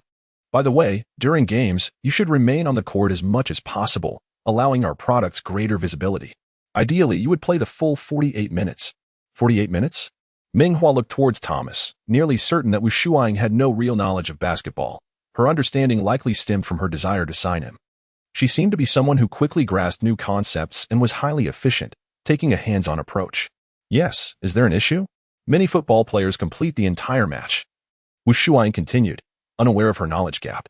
This was his first endorsement contract, and despite the strength of the offer, Meng Hua was hesitant to sign. Knowing that other sports shoe companies in Huaxia would surely vie for his endorsement, he was confident that his influence and appeal would only grow in Huaxia. Even while in the United States, everyone is quite busy, so once your training concludes, we can finalize the contract here, shall we? Her tone suggested inquiry, yet left no room for negotiation. I apologize, Ms. Wu, but I'm unsure of how Thomas previously communicated with you. However, this is merely an expression of interest. I do not intend to sign with your company. I'm sorry. Meng Hua observed the astonished Wu Shuang as he stood up, saying, I must return to training. Please continue your discussion. Wu Shuang was taken aback, recognizing him as someone straightforward, unreservedly honest. His direct refusal indicated a shift in his initial agreement, which intrigued her. The company's ambition to expand into the North American market meant there were numerous alternatives to Meng Hua. But if a single contract could bridge both the North American and Huaxia markets, he would undoubtedly be the optimal choice. Disliking rejection and half-hearted pursuits, she perceived that Meng Hua had initially been amenable, realizing that something in her approach had altered his decision. Thus, she paused her following engagements, seeking counsel from Thomas. Yet, Meng Hua's resolve was unwavering. His decisions were not easily swayed. If his determination were not resolute, he would not have persevered in the United States. Chapter 69. The room is too small. During today's training session, Vogel remained furrowed with concern, persistently emphasizing the minutiae, indicating the immense pressure he felt. This could stem from two possibilities. Either the upcoming opponent possesses formidable strength, or the team's previous match was a catastrophic display, given that the Lakers triumphed over the Raptors. It is evident that Vogel is apprehensive about their next adversary, the Milwaukee Bucks, last season's champions. In the previous playoffs, the Bucks exhibited dominance. Yet their start was rather tumultuous. In the first round against the Miami Heat, the initial game went into overtime, with the Bucks narrowly securing victory. In the subsequent match, Giannis delivered an impressive performance, amassing 31 points and 13 rebounds, propelling his team to a resounding victory over the Heat by 34 points. Transitioning to Miami, the Bucks continued their momentum, claiming two more victories by margins of 29 and 17 points, easily advancing to the second round. Faced with the championship-favored Brooklyn Nets, the Bucks initially faltered, suffering two defeats on the road. Following their initial win, the Nets, opting to rest Harden in the second game, still managed to triumph over the Bucks by 39 points. Many presumed that this series would conclude with Giannis enduring another frustrating year, relegated to the status of a regular season king and playoff softie. However, returning to their home ground, Giannis refused to succumb to that narrative, recording 33 points and 14 rebounds. Despite his efficiency being less than optimal, the team's success was significantly bolstered by Middleton's outstanding performance. Subsequently, both teams defended their home courts, leading to a decisive Game 7. This time, all eyes were on the Bucks, particularly due to Kyrie's injury and Harden's subpar performance while compromised. The Bucks did not disappoint the experts' predictions, advancing to the Eastern Conference Finals and decisively overcoming the Hawks in a 4-2 series. In the finals, the Bucks initially lost 2 games but then rallied impressively, convincingly defeating the Suns to claim the championship. Giannis was, without a doubt, awarded the Finals MVP. This version of Giannis is precisely what Vogel fears, having accumulated experience. He has now ascended to the ranks of elite superstars both technically and mentally. With their own star, Davis, sidelined, the formidable Giannis will undoubtedly be a nightmare for the team on both ends of the court. Sensing their coach's anxiety, the entire Lakers squad, including LeBron, redoubled their training efforts. Should they progress to the final stages, it is highly probable they will encounter the Bucks, and they are eager to test the mettle of their opponents. The arena resonates with thuds as players occasionally tumble recklessly, leaving the wooden floor in disarray. After drying off the sweat and finishing a shower, just as he was about to dine, Thomas called, and Wu Shuang remained at the CAF, wishing to discuss further with him. 2 hours had passed. In this day and age, even the scions of wealth indulge in lingering over coffee. Upon returning to the CAF, Perhaps influenced by her own psyche, Wu Shuaing appeared more delicate, her previous assertiveness diminished. She candidly acknowledged her lack of basketball knowledge, earnestly requesting Meng Hua to reconsider his stance. In truth, Meng Hua understood that basketball was his entire existence, yet he felt unqualified to demand that others share his understanding.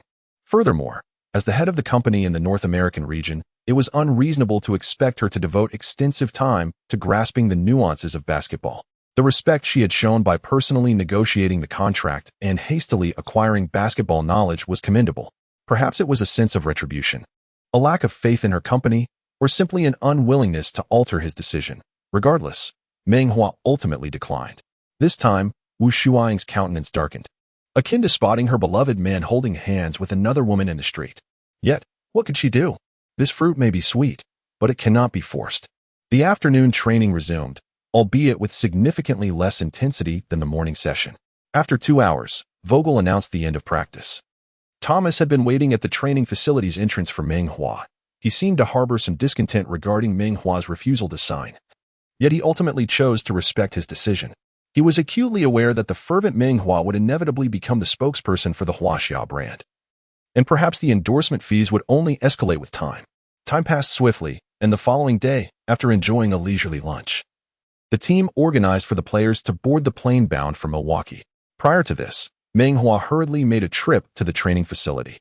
After elevating his lower body strength to a D level, he continued to pursue the enhancement of his lower body strength, which has now progressed to a C level.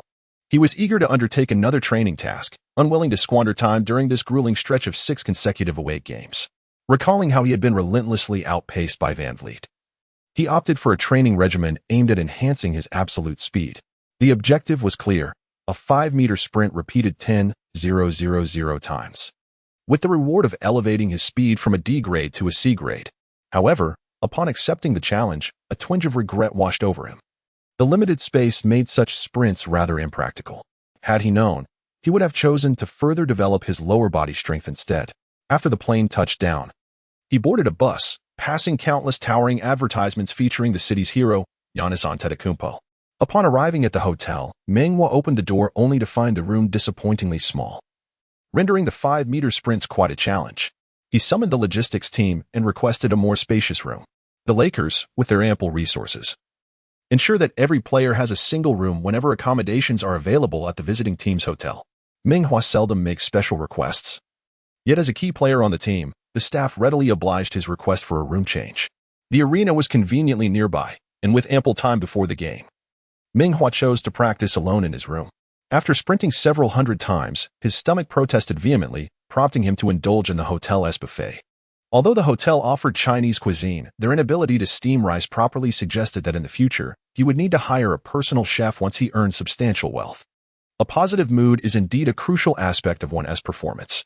Hesitant to overindulge yet wary of hunger affecting his condition, he found himself in a quandary until his gaze fell upon a qipao draped elegantly over a graceful figure. Who else could it be but Wu Shuaing? It was no wonder that during this away trip, Thomas had shown such an unusual concern for him. Beneath her unsolicited attentiveness lay motives that were undoubtedly ulterior. Wu Shuaing parted her cherry lips, feigning surprise with a look of delight. It must be said that her acting prowess eclipsed that of many Chinese actresses who merely performed on variety shows. Without concrete evidence, Meng Hua felt powerless against her. Should she become enraged and retaliate if her facade were to be exposed, he would find himself in a precarious situation. Fearful indeed. In a foreign land, he unexpectedly encountered an old acquaintance, and they naturally settled beside each other. Meng Hua felt a profound sense of emotion, after all. Miss Wu had traveled an impressive 3,000 kilometers to find him. Aside from his childhood, when his mother, Shenlin, hastily urged him along with a branch in hand. Had anyone ever pursued him in such a manner? At this moment, if Wu Shuaing were to propose a contract, he believed he would unhesitatingly cast aside his principles. Given her earnest efforts, to refuse her would be tantamount to disrespect. Yet, she refrained from bringing it up, choosing instead to sit quietly beside him, savoring her meal. Conversely, he felt an inexplicable surge of anxiety. Being face to face and shoulder to shoulder was an entirely different experience. The last time he dined with Sophie and Song Xiying, they had sat across from him. Is that all you're eating? Or are you merely watching me? Wu Shuaing confidently inquired as she set down her chopsticks. With beauty and wealth comes admiration. It is indeed challenging to lack confidence. The match starts at 8, and I don't want to eat too much and risk indigestion, which could impair my performance. Then after the match, I shall treat you to a late-night snack, she replied nonchalantly, secretly elated. She pondered whether to attend the post-match press conference. If she did, it would be quite late. I will wait for you, she said with a playful flutter of her eyelashes, covering her mouth in laughter, no matter how late it is. Chapter 70. The malicious journalist at the pre-match press conference. Typically attended by the head coach, James suggested that Meng Hua accompany Vogel to broaden his horizons, given that it was an away game. He smiled at Meng Hua and said, "Some questions posed by journalists can be quite challenging. You must learn how to handle them." In truth, he had confidence in Meng Hua, knowing that he would be able to cope. Once the senior spoke, Meng Hua felt it inappropriate to decline. He had previously been reluctant to accept interviews from journalists, including attending press conferences, as he had yet to secure a prominent position in the team and wished to maintain a low-profile persona, fearing the negative influence of detractors. Now that he has established himself as a key player with the return of Davis, he need not worry about being sidelined. While maintaining a degree of humility is commendable, outright refusal to participate in press conferences borders on excessive reticence. Furthermore, after several encounters with Wu Shuaing today, he has come to understand a vital truth. Without appropriate exposure, there can be no endorsement income. He undoubtedly sought to earn a living while standing, yet he would not disregard financial matters. Upon entering the venue and taking a seat at the front desk, he surveyed the surrounding journalists, confirming with a glance that he had encountered a provocateur. A journalist initiated the dialogue, inquiring, "Coach Vogel, greetings. Lakers fans are quite disillusioned with your performance this season. After a streak of 5 consecutive victories, can LeBron silence the critics once again?" Previously, on social media, LeBron had proclaimed his intention to quiet those who doubted them. Vogel responded, "I have not noticed any disappointed Lakers fans. I am unsure of what you are referring to." Another journalist interjected, "Meng Hua, as a representative of the Chinese community, what is your perspective on the recent attacks against individuals of Asian descent? Political issues are sensitive in any country," and Vogel shot an irritated glance at the journalist. Meng Hua replied with a smile, "Regarding matters pertaining to the United States, you inquire of me as a Chinese individual, are you not aware? We, as a nation, never interfere in the internal affairs of other countries." The journalist, unwilling to concede defeat to Meng Hua's sharp retort, pressed on, "Can you offer your opinion on this matter?" Meng Hua shook his head, "I have an opinion, but the president does not pay me, so why should I share it?" Laughter erupted throughout the room. The journalist, feeling somewhat disheartened, realized he could not compel Meng Hua to answer. The teams in the league operate as a collective interest group. As a member of the media, posing such an outrageous question could easily lead to a collective boycott from all teams. Meng Hua continued, "The United States is powerful enough to manage such abhorrent issues. Unlike certain countries that frequently experience such incidents while militarily engaging across the globe and meddling in others' affairs." Vogel suddenly felt a dryness in his throat, coughing a few times before taking a sip of water from the table. Observing Meng Hua's confrontational stance, other journalists who had prepared similarly challenging questions discreetly crossed them out. Given his boldness, it seemed prudent to avoid political topics and return to the essence of basketball. Another journalist asked, "Giannis was awarded the Finals MVP last season. As an international player, do you harbor any fears about tonight's matchup?" He deliberately mentioned the Finals MVP, seeking to provoke Meng Hua, hoping for some explosive remarks in return. Giannis possesses both speed and strength, capable of dismantling defenses with his offensive prowess while suffocating opponents on defense. His rim protection skills are elite, and his passing ability rivals that of LeBron James. Without a doubt, he stands as one of the greatest power forwards on the planet. Meng Hua seemed to transform into an ardent admirer of the Greek freak, enthusiastically showering praise. What was happening? Why was he acting so timid? The reporter grew anxious. Such flattery made it difficult to compose a coherent article. He pressed, "Are you implying that you feel intimidated?" "Yes," came the response. "He is taller than I am, and when he shoots threes in front of me, I am utterly helpless." He deliberately glanced at Vogel and added, "If he were to bury me with 3-pointers, I would go from starter to DNP." Giannis may struggle with his 3-point shooting, yet he first expressed fear before mockingly criticizing his own shooting. After much discourse, it remained unclear whether he was truly fearful or not. Often, the art of conversation lies in complicating simple matters, rendering them incomprehensible to both others and oneself. The reporter wished to inquire further, but Vogel had already risen, As the head coach, he understood the wisdom of knowing when to step back.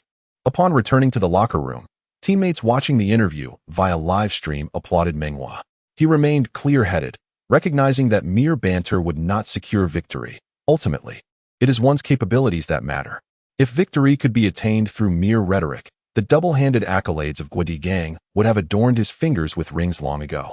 Subsequently, Meng Hua sought tranquility, listening to music to unwind until notified by staff to take the court. The Fiserv Forum, with a capacity of 16,000, was nearly filled to capacity. The opponents were the Los Angeles Lakers. Despite their mediocre season, they boasted the talents of LeBron James, Anthony Davis, and Russell Westbrook. The Lakers retained their starting lineup from the last game: James and Westbrook alongside Meng Hua, Monk, and Bradley. The Bucks fielded Giannis, Middleton, Holiday, Grayson Allen, and Bobby Portis. Even with Lopez sidelined, the Bucks were poised to dominate the Lakers. In terms of roster strength, the Bucks clearly had the upper hand. However, the Lakers had previously bested the Suns, the Bucks' opponents in last year's finals, at home, instilling confidence in the Lakers players. This marked Meng Hua's debut as a starter in an away game, and the roaring crowd was somewhat overwhelming. Previously, he had familiarized himself with opposing players from the bench, preparing mentally before entering the fray. As a starter, however, the experience was entirely different. He had to engage immediately, forfeiting the opportunity to scout the competition. Merely relying on pre-game warm-ups, one could not gauge the opponent's states accurately. As the game commenced, James and Portis faced off for the jump ball at center court. The referee tossed the ball high into the air.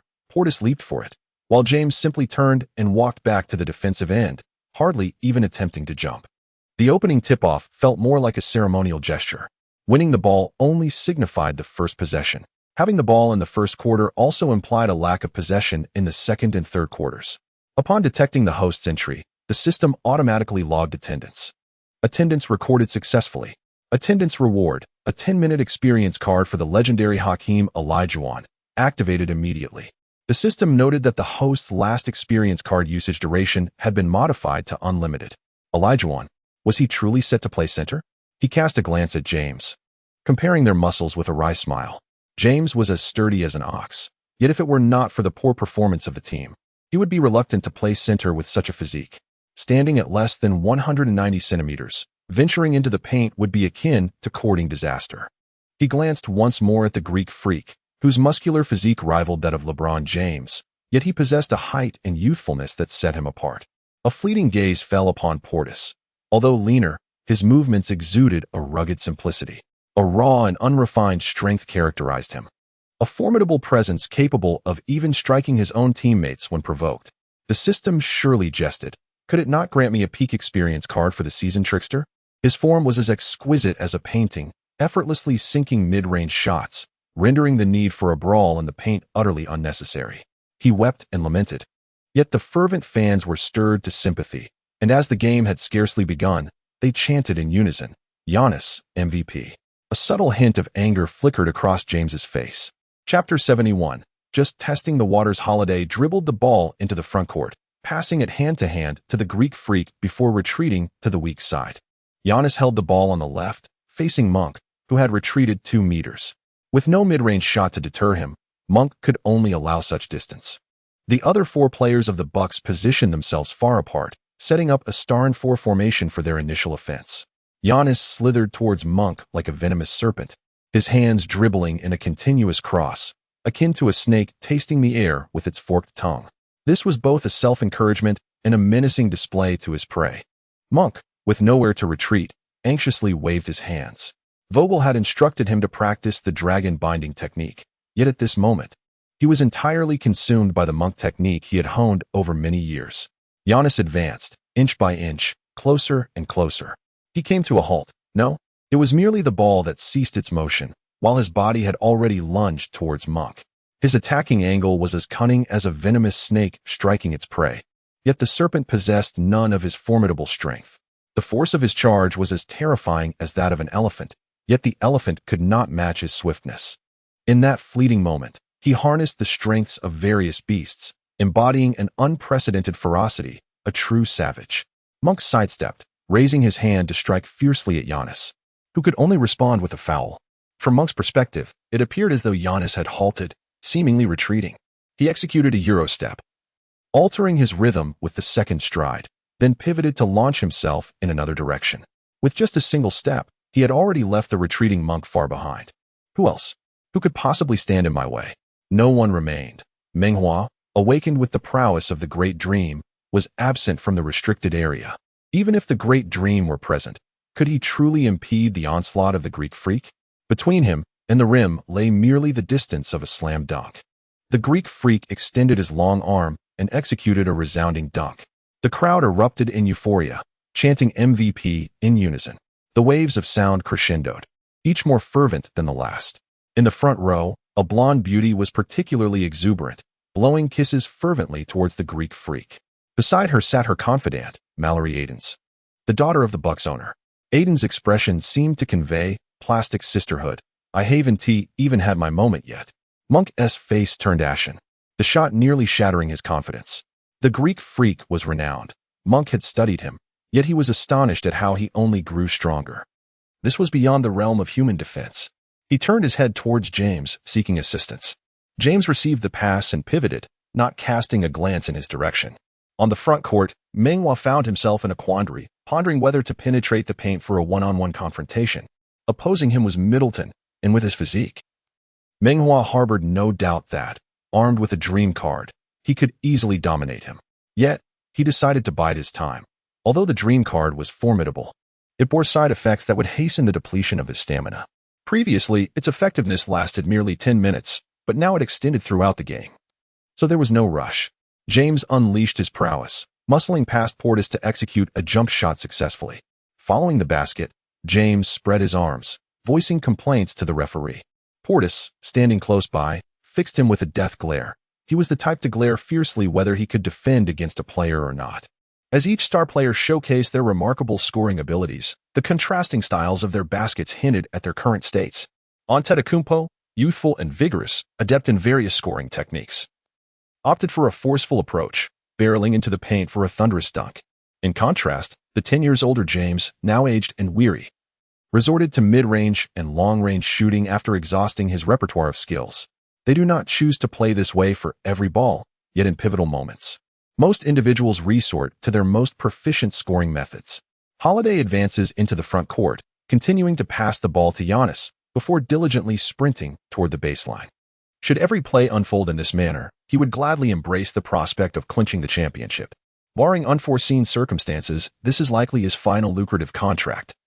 Earning a salary of $30 million, while his offensive style resembles a leisurely vacation, evoking envy in others, Giannis roams the perimeter, unhurried and poised, patiently awaiting a misstep from his prey. Prior to securing a championship, he was eager to validate his worth, often displaying impatience, however. He has now matured into a seasoned hunter. Giannis elevates the ball high, his center of gravity positioned loftily, leaving the ball exposed for an extended duration. Monk reacts, making a decisive move to intercept the ball. When the enemy stirs, I shall strike first. A sophisticated hunter often assumes the guise of their quarry. He is swift. Yet Giannis Antetokounmpo surpasses him in speed, seizing the opportunity to dribble the ball against the floor before executing a deft change of direction, leaving Monk utterly bewildered. With the exuberance of a galloping steed, Giannis swiftly penetrates the defenses of Chang'an. The guardian of the realm is none other than the hurried and resolute LeBron James, racing to the aid of his team. When adversaries meet, the animosity is palpable. James perceives that Giannis has snatched an MVP title that he believes should have been his own. In their encounters, Giannis has often found himself overwhelmed by James's formidable presence, fueling a desire for retribution. These grievances and feelings of envy reside silently within them. If vengeance is to be sought, it must be demonstrated through prowess. Without further ado, Giannis ascends. James, unable to leap in time, extends his arm and stands tall, striving to disrupt Giannis's trajectory to the fullest extent. As Giannis soars, his hands rise. His feet lift, culminating in a powerful dunk. His posterior, inevitably, began to rise as he inverted the cosmos, aligning his form towards James. The fragrant aroma wafted through Chang'an, the entire city adorned in golden armor. Giannis descended, striking a pose that boldly declared, I fear no one. The crowd erupted in exuberance. An elderly fan, hoarse from excitement, fervently shouted a long-forgotten chant, Beat LA. Instantly, the arena reverberated with the deafening echoes of Beat LA. Meanwhile, as a mere backdrop to the spectacle, James widened his eyes and gestured to Monk, "Retreat and do not attempt to block him." Monk nodded in acknowledgement. If he refrains from taking the risk of attempting a steal, at the very least, he would not lose his position. In that scenario, even if Giannis managed to surpass him, he would not advance towards the basket so swiftly, allowing the other players ample opportunity to regroup and counter. The Lakers, in their offensive strategy, replicate the tactics employed by the Bucks. Meng Hua remained stationed at the right baseline, observing the dynamics of the game. Taking a moment to assess the situation, LeBron engages in a one-on-one confrontation, with his teammates spreading out. This maneuver has long been a staple in LeBron's teams, dating back to his days with the Cavaliers and the Heat. The shooting consistency of the other four positions for the Lakers is notably erratic, particularly that of Westbrook. Yet the Bucks are also wary of leaving them too open. Should they stray too far, the opposition might surge forward, and without the initial barrier, the subsequent defense would be easily breached. Portis, tasked with guarding LeBron, exhibits tenacity, muttering incessantly, though his words remain unclear. LeBron, disinterested in engaging with this relentless opponent, takes a step back and shoots a jumper from beyond the arc. Portis lunges sideways, twisting his hips and extending his arm, only to watch as the basketball gracefully finds its mark. He swiftly initiated his advance, propelling himself toward the front court, his arm inadvertently brushing against James's shoulder. The hearts of the Bucks fans sank as a flurry of actions unfolded with the ferocity of a tiger, only to glance back and see the score at 4-5 with their team still trailing.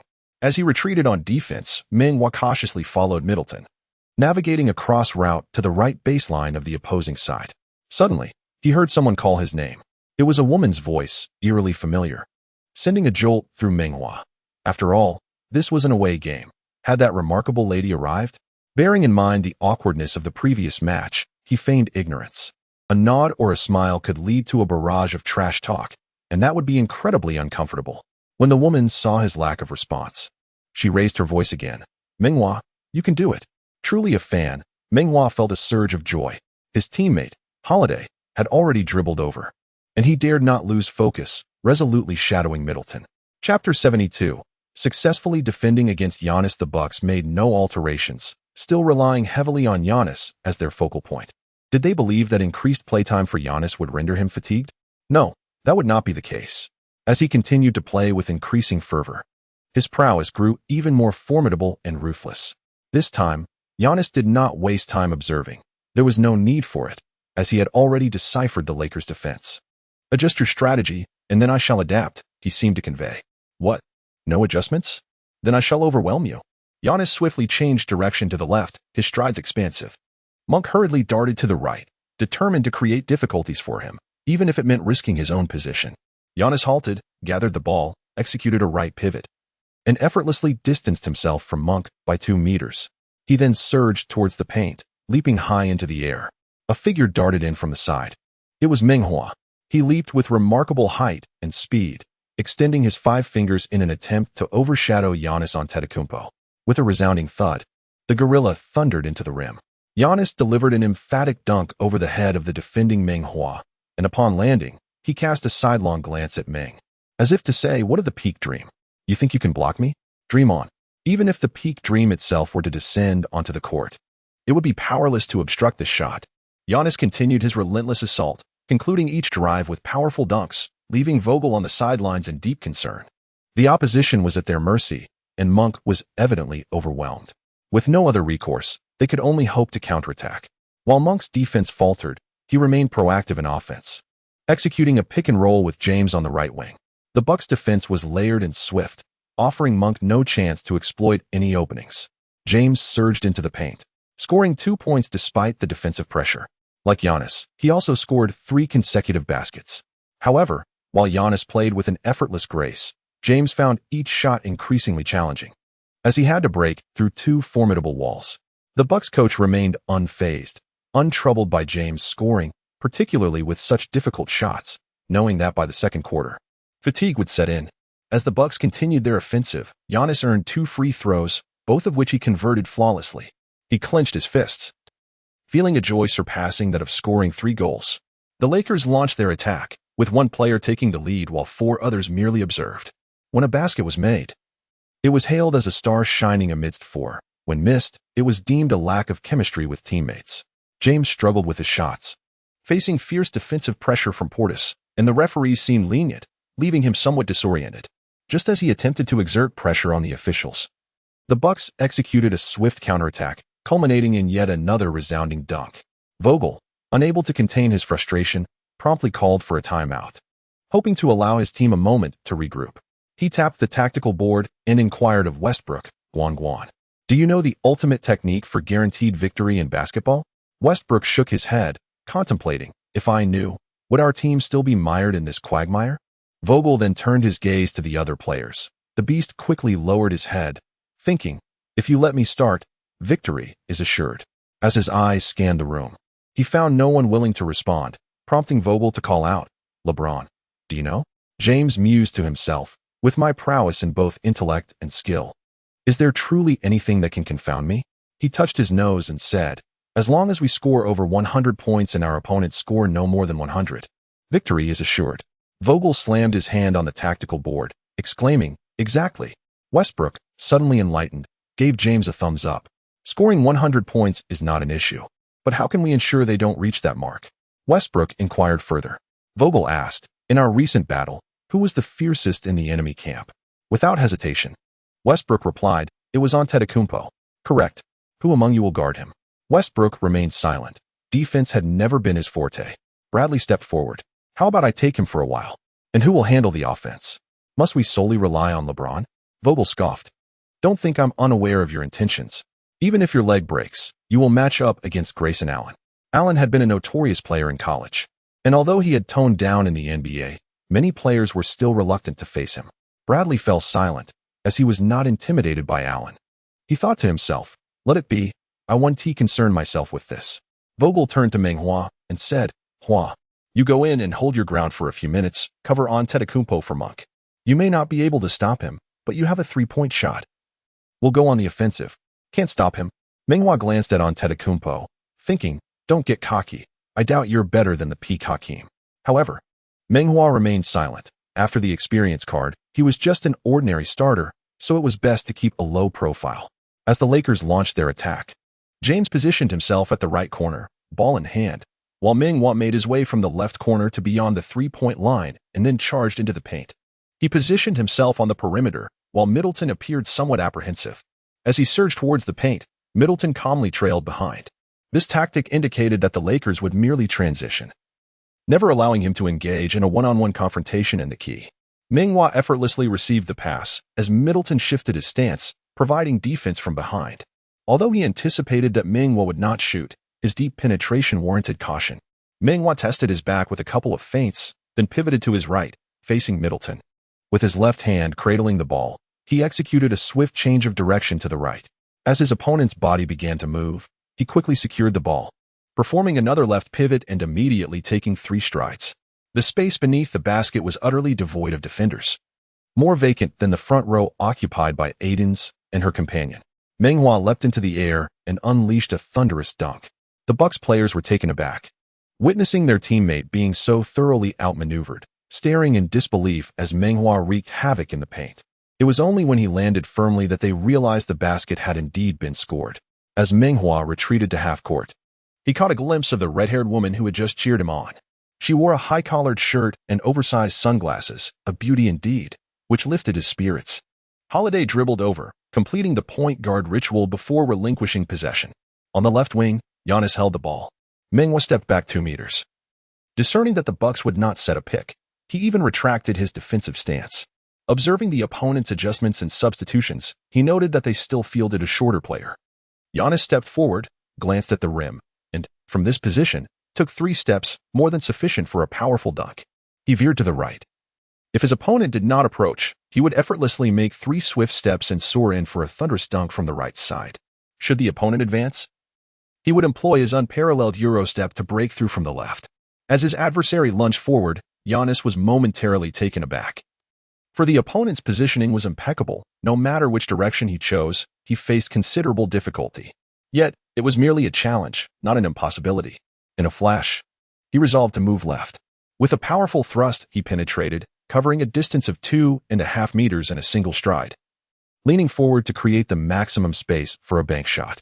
Out of the corner of his eye, He was astonished to find that he had not shaken off his opponent. The two collided in midair, their bodies unmistakably clashing, yet the referee refrained from calling a foul. Meng Hua seemed to be already in position. Giannis had no choice but to pass, as he was an exceptional playmaker. In the corner, Middleton disregarded Monk's defense, receiving the ball and executing a pull-up three-pointer with precision. Giannis, in turn, celebrated with his teammates, experiencing a subtle shift in his mindset. For the first time in this match, he found himself effectively contained by the Lakers. He cast a glance at Meng Hua, not pondering much. This rising star from Huaxia was indeed formidable, yet at his level, there was no necessity to pay him heed. Meng Hua, in turn, glanced at Giannis Antetokounmpo, quickly averting his gaze. It was best to silently guard against him, ensuring to avoid provoking the beast. At any moment, inciting this ferocious creature would be nothing short of folly. Chapter 73. Overcoming Giannis. Meng Hua is worth at least 35 million. Vogel was astounded. Meng Hua had taken him by surprise to such an extent that, were he a woman, he might be concerned about an unexpected pregnancy. In the previous game, he had struggled against Siakam, being tossed about, yet just moments ago, what had he witnessed? In midair, he collided with Giannis. And this young man surprisingly did not get knocked back. Rather, he compelled his opponent to pass the ball. This strength was on par with LeBron's. They had struck gold. This young player was worth no less than 20 million. Westbrook held the ball, passing it to Bradley in the left corner. Bradley glanced at Grayson Allen before relaying the ball to Meng Hua in the elbow area. He had just dashed past Allen when the latter unexpectedly thrust his backside towards him, prompting a hasty evasion. In the eyes of these nefarious players, as long as the opponent did not bleed, it was not deemed a foul. Basketball should be played with fervor and tenacity. Meng Hua received the ball and executed a swift right turn, using his left shoulder to pin Middleton, preventing him from leaping. Overcoming one adversary was insufficient. With a flick of his right hand, ominous clouds gathered above as Giannis charged towards him. Seizing this fleeting moment, he swiftly released the ball, maneuvering around the still soaring Giannis, taking a controlled step towards the right side of the basket and scoring off the backboard. A splendid play. From the opposite half, the voice of a woman in sunglasses broke the silence of the arena, ringing out jarringly. Meng Hua maintained a stoic expression, not acknowledging her presence as he quickly transitioned back on defense, though his heart raced with excitement. To his astonishment, there were fans in the away section, and they were seated in the front rows, something even LeBron lacked. What a thrill! After savoring that moment, he began to contemplate the dynamics on the court. Engaging Middleton was straightforward. Yet Giannis posed a significant challenge. He had been careless earlier, and next time, he would need to be more vigilant to avoid being caught off guard. A gem indeed. This young player was worth at least 25 million, Vogel mused silently. The Bucks initiated their offense, with Giannis controlling the ball beyond the three-point line. This time, Meng Hua opted for a close, relentless defense. He certainly understands the option to release the ball. However, the issue lies in the distance. When Giannis drives with the ball, it becomes equally challenging to defend against him, and it also increases the likelihood of committing a foul. He is not Monk, possessing an S-tier lateral movement speed. He is unfazed by Giannis's drastic changes in direction to maneuver past him. He is unafraid, yet Giannis hesitates. He possesses confidence in his dribbling skills. However, his center of gravity is elevated. When an opponent unexpectedly applies tight defense, something unusual is afoot. Giannis relayed the ball to Holiday, who sank deep towards the baseline, preparing to post up his adversary. Holiday, understanding the cue, delivered a precise pass into the paint. Giannis received the ball with his back to the basket, effortlessly pivoting to face the hoop, cautiously testing his steps, while Meng Hua remained steadfast and unyielding. Giannis, still with his back turned, relinquished the ball, dribbling inward. Yet he had not yet gauged Meng Hua's strength. Bam! Bam! The collision of their muscles resonated. Meng Hua held his ground, his low center of gravity complemented by the protective prowess of the Dream Shake, leaving Giannis at a disadvantage. Giannis gathered the ball, lifting his shoulder, hands, and neck in a habitual feint, attempting to lure the defender into a jump. Having scrutinized hundreds of his highlight reels, Meng Hua would not easily fall for such ruse. For him, facing each NBA player for the first time was a matter of knowing the enemy while remaining concealed in the shadows. Giannis, unwilling to create space, sought to use sheer force to push past Meng Hua, turning to attempt a layup. He secretly summoned his strength, pushing forward, and a surge of elasticity surged forth. Astonishingly, this young man possessed such vigor, leaving Antetokounmpo utterly astounded. Had he been present during the last encounter with the Lakers, scoring 47 points would not have been so effortless. Antetokounmpo weaved and dodged, yet the more he struggled, the more he lost his balance. Striking at the crucial point, Meng Hua's defense appeared unremarkable to outsiders. However, Antetokounmpo recognized that his opponent's feet were firmly planted in the most uncomfortable position for him, without more than a decade of defensive expertise. One could not achieve such a feat. Was this truly a rookie? The exceptionally gifted Antetokounmpo felt, for the first time, like the underdog. He had already stopped the ball. Pinned at 7 inches, unable to exert his strength, and thus had no choice but to opt for a pass. This time, his teammate on the perimeter was less reliable, and the three-point shot clanked off the rim. Damn. Vogel couldn't help but utter a phrase in Chinese, a skill he had picked up from Meng Hua. Learning a foreign language often begins with the art of cursing, as the expressions of ire tend to possess a certain elegance. Vogel muttered to himself. Meng Hua is worth at least 30 million. On the sidelines, Aidens, the daughter of the owner and the #1 fan of Giannis, remarked to her friend, "It's strange." In that position, why would Giannis choose to pass? Her friend chuckled. Perhaps he wants his teammates to find their rhythm. Aidens nodded, affirming, "It must be." She had a fondness for basketball, playing perhaps a few times a year, yet her understanding of the game remained superficial. The nuances of player positioning and the thin margins of competition eluded her, even from the front row. Nevertheless, that did not diminish her enthusiasm for cheering on Giannis. Cupping her hands to her mouth, she shouted, "Giannis, go for it." With the goddess calling out, Giannis maintained an outward calm, yet internally he was stirred. The Lakers were on the offensive. Monk set a screen for LeBron, and the Bucks switched their defense, with 2 regular season MVPs now directly matched against one another. The Bucks had analyzed the Lakers' recent tactics, recognizing that their most effective offensive play involved a pick-and-roll between Monk and LeBron, which was why they assigned Giannis to defend Monk. A thought crossed Meng Hua's mind, prompting him to step up and set another screen for LeBron. The Bucks continued their strategy of switching defenses.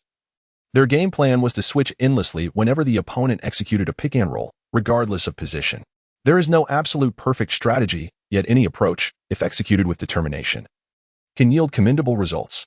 This time, LeBron found himself facing Middleton as his defender. LeBron passed to Meng Hua and quickly moved closer, preparing to receive a return pass. In his mind, he envisioned Meng Hua making a return pass, subsequently obstructing Giannis as he surged towards the opponent's paint. He spread his arms wide, grasping at the air. Meng Hua, holding the ball, tested Giannis with his back. To be honest, even with the experience card of the peak dream, Meng Hua was uncertain if he could contend with Giannis. He possesses the footsteps of a great dream, endowed with strength, skill, and awareness. However, his height disadvantage remains apparent. After experiencing the crucible of the finals, Giannis has honed his techniques and matured psychologically. Even if the great dream himself were to engage in one-on-one play, the likelihood of success would certainly be higher, yet it would never reach perfection. This scenario is far removed from the experience of using a seasoned player's card to overpower Yuta Watanabe. That is merely a veteran's triumph over a novice.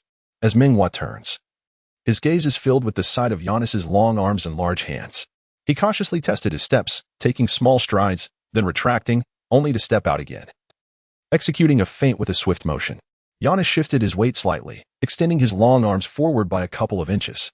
Meng Hua released the ball in the opposite direction, making a significant leftward maneuver, and indeed, Giannis moved to block.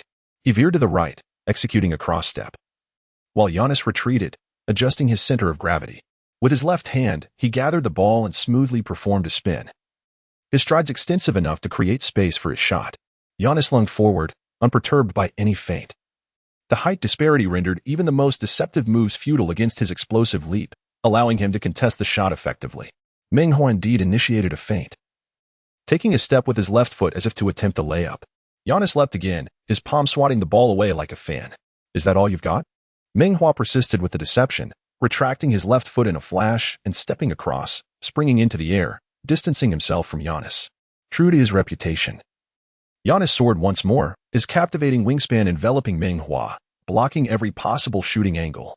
Unfortunately, Meng Hua did not release the ball immediately. He leaped sideways, while Giannis ascended vertically, causing them to drift further apart. Flying low, he reached an optimal position and banked the ball in. Vogel punched the air. That was a magnificent play. Damn Pelinka, this signing is worth every penny. To outshine Giannis, Meng Hua is worth at least 35 million. Chapter 74. The resilience of the yellow race, the two teams were locked in a 13-13 tie. Yet since Meng Hua began defending against Giannis, the Lakers' situation had markedly improved. Moreover, LeBron had started to conserve his energy, adding an element of unpredictability and excitement to the game.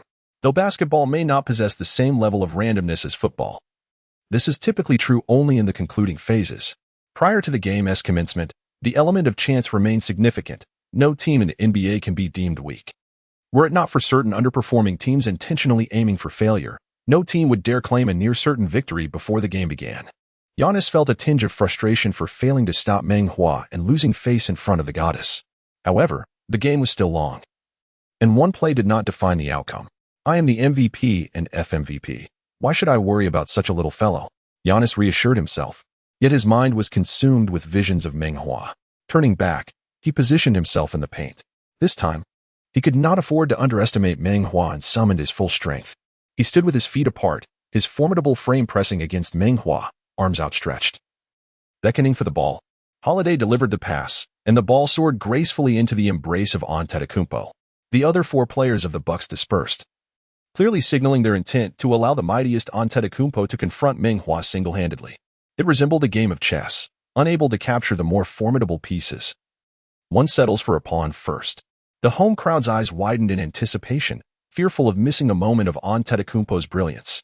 He pivoted toward the basket, where he excels the most, facing the hoop, employing dribbling skills akin to a guard, and utilizing his long strides to outmaneuver his opponent, culminating in a thunderous dunk from a powerful two-step approach. Silent yet fierce, Antetokounmpo dribbled with his left hand, swiftly crossing over to the right. The ball rebounded from the floor, and he grasped it with his right hand, his palm securing it firmly. He then advanced, breaking through from the right side, while his left elbow subtly nudged backward, preparing to fend off his adversary should they attempt to keep pace. His palm is substantial, and the basketball in his grasp resembles a mere trifle. A small ball in his hands is inconsequential unless it is of considerable size. Meng Hua shifts to the left, maintaining distance from his opponent, poised to strike as he ascends for a layup. Just as he begins to take a step, the Greek freak senses the ball is his. He has executed this maneuver countless times to outmaneuver adversaries, possessing an innate feel for the game. One step, two steps, he soars into the air, his ball-handling arm extending forward. The hoop draws nearer, and instead of leaping vertically, he relinquishes the dunk for a lateral drift. This movement renders his opponent incapable of drawing a foul. His free throw percentage stands at a commendable 70%. However, he harbors a strong aversion to free throws, except in the case of ones. Giannis's hands are positioned beneath the basket. With no one to his right, he has just surged in from the left side, and the footwork of that diminutive player from Huaxia cannot possibly keep pace. Safety confirmed. With a gentle flick, the ball, imbued with a sense of vitality, merrily soared towards the backboard. Thwack! Meng Hua's large hand intercepted the ball, sending it into his teammate's embrace. Upon landing, he refrained from any celebratory gestures. Modesty, humility, lest he provoke him. Giannis stood in astonishment, only believing it was indeed Meng Hua who had denied him once the purple and gold shadow descended. He turned around, rubbed his eyes, and calculated the distance of his long journey, still unable to believe that someone could keep pace with him in such great strides. This is not the first time he has been blocked. In fact, being blocked is not a source of shame. However, this particular method of attack, being directly denied by his opponent, is indeed a first. What is even more astonishing is that Meng Hua executed the block with his left hand. It is precisely due to his nimble left hand that Meng Hua achieved what others had never accomplished. Had it been a right-handed block, he would have needed to adjust his steps and sidestep, making it utterly impossible to thwart the Greek freak. Aiden's mouth hung open in disbelief. No. She was even more astonished than Giannis himself. How could her Giannis be blocked, especially by someone so diminutive? Her friend covered her nose and mouth with her hands, her expression one of sheer astonishment. Giannis had faced challenges before, but being thwarted by such an obscure player was truly disheartening. As Meng Hua passed by their position, the two ladies couldn't help but steal a few glances. His physique appeared rather robust. They had long heard that people of Asian descent were quite resilient, and it seemed to be true. Her friend, feeling anxious, tightly crossed her legs. In reality, Meng Hua's performance had already captured the attention of notable figures within the NBA. However, these two were mere bandwagon fans, solely concerned with the stars of their own team. Vogel felt an overwhelming sense of happiness as he calculated Meng Hua's market value. goodness. He is worth at least 40 million.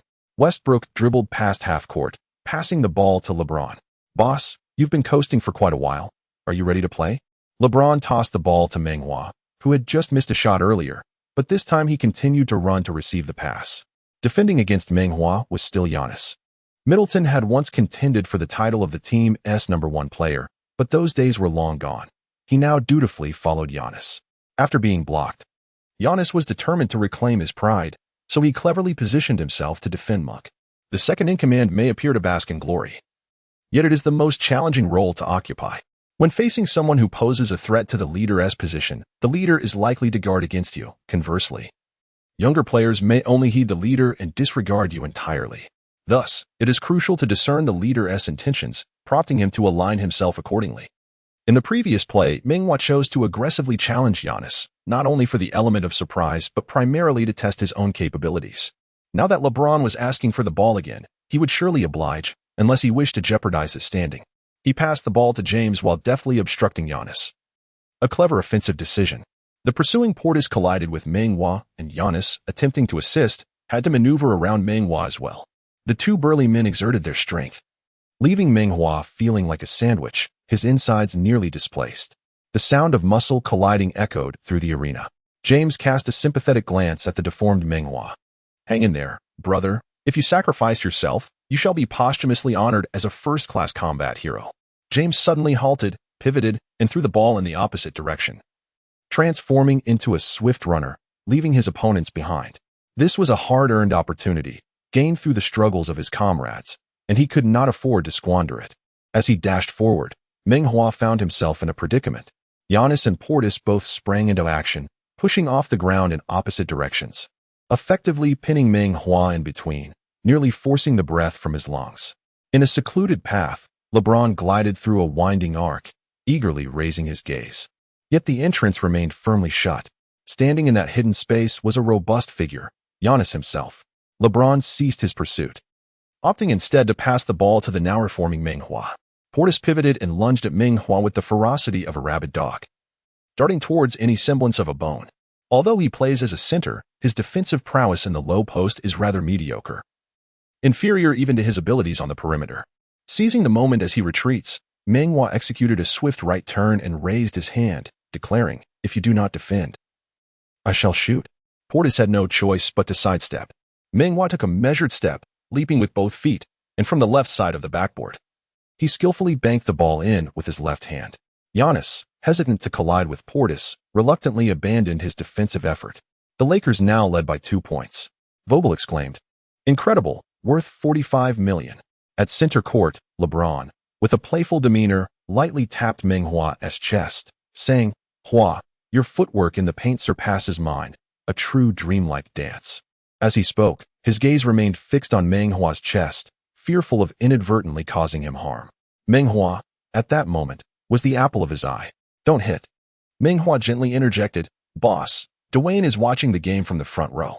Watching from the front row?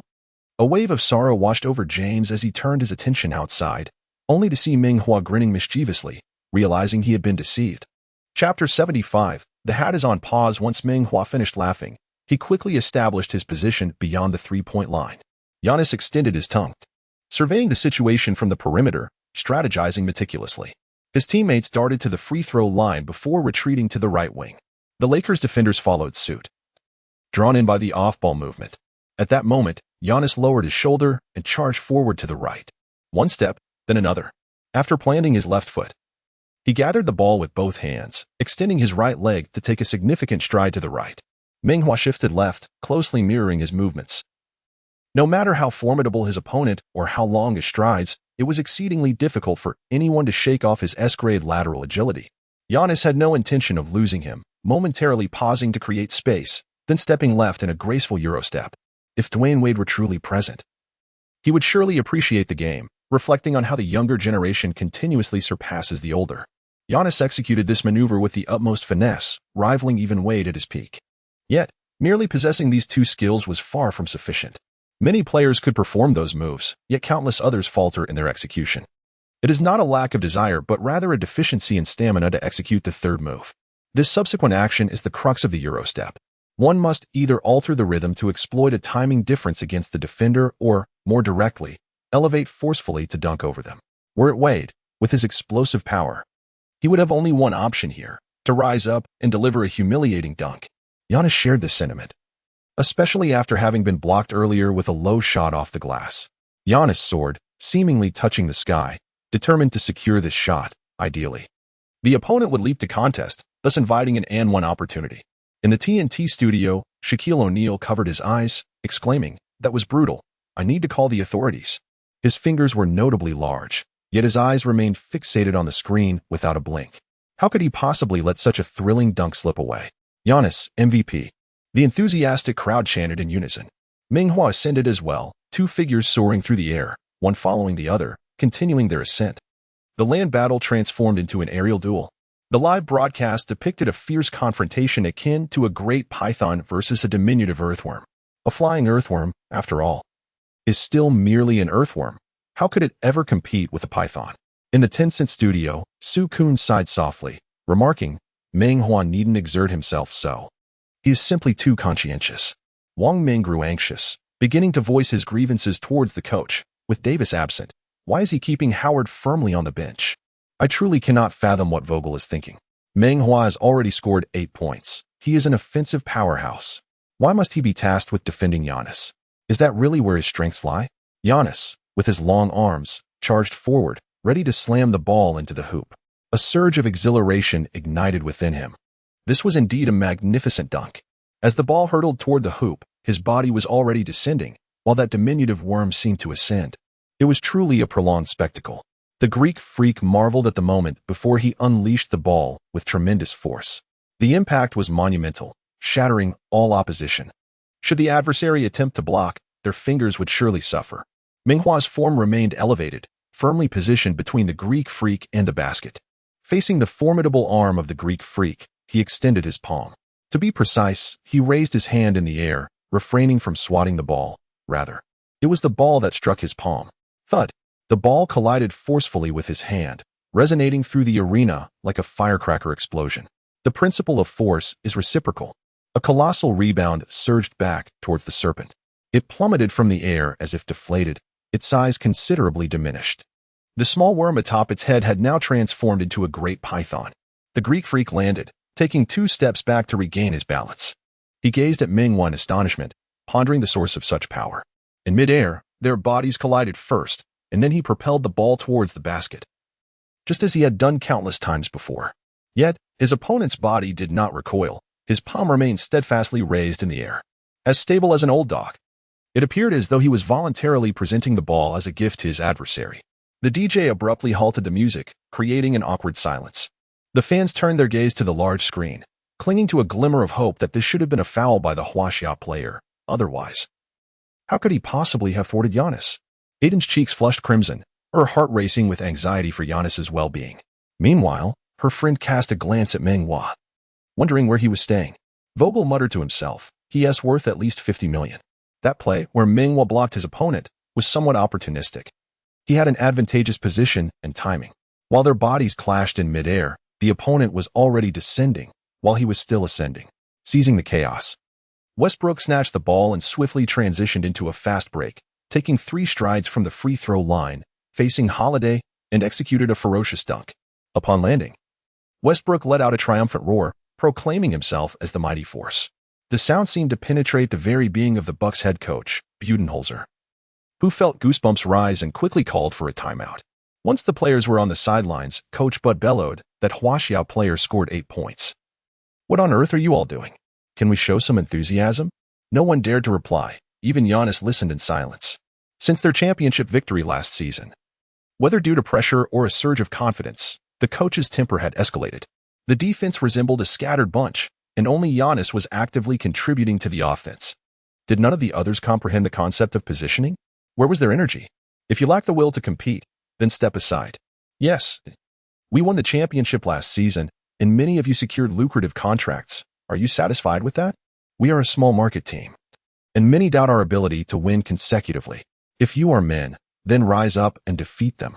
As Coach Bud continued, his voice nearly reached a fever pitch. No one felt his outburst was unjustified. The team's ambition was a significant concern. After winning a championship, every player tends to relax, especially those with hefty contracts. This was Bud's greatest worry, and Giannis's as well. Many teammates had lost their passion and sense of urgency. Some teammates even believed that this was merely the regular season, and the standings were of little consequence. They would exert themselves when the playoffs arrived. Underestimating an opponent at any time incurs a steep price.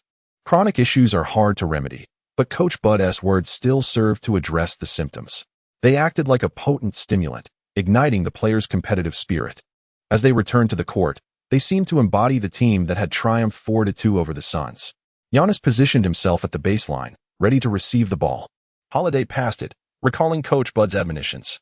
After a couple of attempts to back down Meng Hua, Giannis hesitated, then ultimately chose to pass. Remaining true to his identity as a team player, he chose to pass for another reason, though he is unwilling to acknowledge it himself. He pushed inward twice.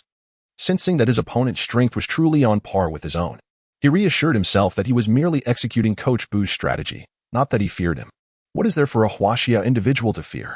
Poletti launched a three-pointer, striking true. He remained exceptionally formidable, undeniably a valuable third-in-command. However, he was unaware of when to conserve energy and when to exert himself. Mastering this balance on the court proves to be quite challenging. Back at the half-court, the formidable Grayson Allen approached Giannis, exchanging a few words, to which Giannis promptly nodded. Allen then turned to Meng Hua, flashing a grin that revealed 8 teeth. Gazing at him with a provocative demeanor, he's ravenous.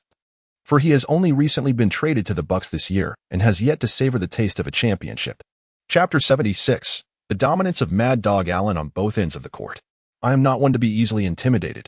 Prior to the game, I meticulously studied Allen, recognizing him as an exceptional 3D player. While his play was rather unscrupulous during his NCAA days, he has significantly toned it down since entering the NBA. As he reached the finish line, Allen unleashed a torrent of taunts. "Rookie, I shall teach you a lesson." He shook his head, choosing to ignore him. Were it not for the need to capture the referee's attention, he wouldn't have even bothered to respond. Faced with such a rabid adversary, words seemed utterly futile. The only solution was to overpower him directly. If I can contend with Giannis, surely I can handle you. What courage do you possess? Especially when I doubt you even understand the lyrics of a Chinese song. Meng Hua extended his hand for the ball from the left corner. As his previous attempts at one-on-one were largely dictated by circumstance rather than initiative, he successfully faced Middleton in isolation twice, and also managed to outmaneuver both Giannis and Portis once each. At this moment, he reached out for the ball. Even LeBron would likely concede possession without hesitation. His teammates, recognizing the situation, swiftly passed the ball to him and spread out to create space. Giannis was guarding Westbrook, positioned on the opposite side of the basket. Opting for a semi-relaxed stance, Meng Hua executed a crossover, dribbling to the right, taking a large step to drift, and raised his hand for a shot. Allen followed closely, but by his second step, he was already a half step behind and too apprehensive to jump, having previously witnessed Meng Hua unexpectedly pull the ball back, pivot, and shake off his defender. However, he was not Giannis nor Middleton. His height limited him, and he lacked their shot-blocking prowess. By the time he reached Meng Hua, the latter had already released the ball, and Giannis on the other side was left completely unresponsive. It was swift, too swift, like a flower passing through a thicket, without so much as a leaf touching him. The opponent was utterly unable to keep pace. Why bother with fakes? This shot silenced the crowd, leaving them in awe. With Allen as a point of comparison, they finally recognized that Meng Hua, wearing the number 95 jersey, truly possessed the skill to take on Giannis. And it was no mere fluke. Allen reached out and gave Meng Hua's backside a light tap. It seemed casual, but as his hand made contact, he released all his strength. Concerned about the referee's scrutiny, he refrained from uttering any trash talk this time. Though he is unrefined, he possesses a cunning intelligence. In such moments, a slight jab at his opponent can restore some dignity. With a reaction time of just 95 milliseconds, Meng Hua swiftly retaliated, delivering a forceful tap back at his adversary.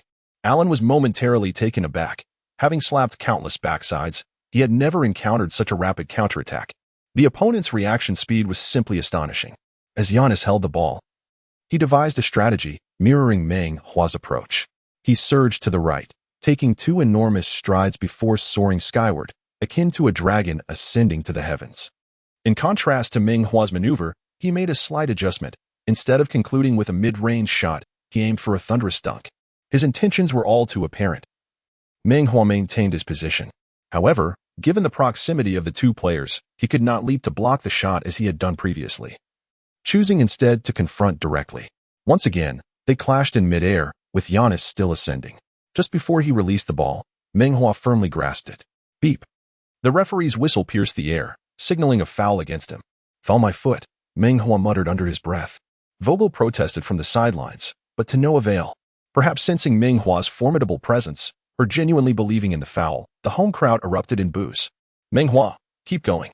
As Meng Hua prepared to secure the rebound, he caught sight of the red-haired woman in sunglasses, her American accent unmistakable. The thought of having captivated the American female fans brought him a sense of satisfaction. He felt an urge to burst into song, perhaps a rendition of Conquer, although he realized that the song was about being conquered, not the other way around. He pondered whether being conquered by her and conquering her were not merely two sides of the same coin. Giannis, retreating in trepidation, made 1 out of 2 free throws, breaking his scoring drought. It had been some time since he last scored. The Lakers initiated their offense, with James and Westbrook executing a pick-and-roll. Faced with Giannis's defense, James passed the ball to Meng Hua. Opening up space and drawing Giannis's attention, James was visibly excited. Meng Hua was indeed a delightful surprise. He had just thwarted Tatum, outmaneuvered Paul, and outmuscled Porzingis for a rebound, dominating Lillard and decisively overpowering Watanabe. Today, he astonishingly managed to play inside, while James prided himself on being all-around. Meng Hua's versatility was perhaps unmatched, particularly in terms of finesse. In a mere 2 seconds of James's distraction, Meng Hua successfully executed a one-on-one against Allen. This time, after finessing his opponent with a dazzling footwork display, he concluded with a thunderous dunk. Upon landing, as Allen rushed towards his own frontcourt, they inadvertently collided. Neither willing to yield, their heads clashed in a standoff. Teammates hurriedly intervened to separate the two. The previous incident initiated by the Bucks prompted the referee to urge both sides to remain calm, without issuing a whistle. As the Bucks launched their offense, they introduced a new strategy. A furious Allen stepped forward to set a screen for Giannis. With a sigh of relief, Giannis recalled the last time he faced Meng Hua. The referee had called a foul, and he knew it was indeed a block. The Lakers switched their defense, with Bradley guarding Allen against Giannis. James showcased his defensive acumen, positioning himself firmly in Giannis's path while ensuring that Portis could not create space. Giannis, reluctant to take a jump shot, passed the ball to Allen, looking to shift the momentum. Allen's three-point shooting remained precise. Upon receiving the ball from the left wing, he confidently dribbled, halting abruptly to execute a jump shot from the corner. He had even prepared his trash talk, a rookie, and this is the reason I command a salary of $10 million. In the current NBA, a $10 million salary is not considered exorbitant, yet it is certainly enough to make this newcomer drool. Allen's speed is impressive, particularly in relation to his own capabilities. As soon as the ball was released, a massive bird swooped down from the sky, enveloping him entirely. Swish! Meng Hua managed to tip the ball with his fingertips. Had it not been for his overwhelming animosity towards Allen, he would have hardly grazed the ball. The ball, slowed by his extreme gesture, floated down gently, landing beneath the hoop. Allen was momentarily stunned. Wary of Meng Hua's block, he hastily pivoted to the left wing after receiving the pass. But as he prepared to shoot, the ball was again slightly deflected. A mere graze. Yet, even the slightest touch alters the outcome. Upon landing, Allen crouched slightly to absorb the impact, shifting his feet half a step to brace for the impending descent of his opponent. This action appeared perilously calculated. It seemed as if he might deliberately trip him, though discerning intent on the court is notoriously difficult. Tripping is frowned upon in basketball, contravening the spirit of sportsmanship. However, due to the ambiguity surrounding a player's intent, officials and the league often find themselves powerless. In the 2017 Western Conference Finals, during a fierce battle between the Spurs and the Warriors, the Spurs held a lead of over 20 points. Yet, Pachulia of the Warriors executed a similar maneuver against Leonard, irrevocably altering the course of the game. The Spurs, who had long stood atop the Western Conference, subsequently faltered. For the players, this was unfortunate. For the team, perhaps it was the Spurs' retribution. The wheel of fate turns. And who can escape the judgment of the heavens? Among the defensive stalwarts of their lineup, Bowen bears a similarly tarnished reputation. Every elite offensive player in the league, including Kobe, McGrady, Carter, Iverson, James, Wade, and Nowitzki, has fallen victim to his underhanded tactics. After Bowen tripped him for the third time, Carter, unable to contain his frustration, relentlessly pursued him across the court. Bowen, with his hands raised in feigned innocence, wore a look of bewilderment. Was he playing basketball or merely engaging in acts of aggression? Each time, he maintained his innocence, insisting that his actions were merely part of the game. He even believes that the league should impose penalties for Carter's reckless behavior. While one or two incidents may be inconclusive, the frequency of such occurrences raises questions. As a vested interest, the tactical mastermind Popovich consistently supports his protege, asserting that Carter's actions stem from clumsiness and slow reactions rather than intent. However, as Allen extends his foot, one cannot ascertain whether it is merely clumsiness or a deliberate act.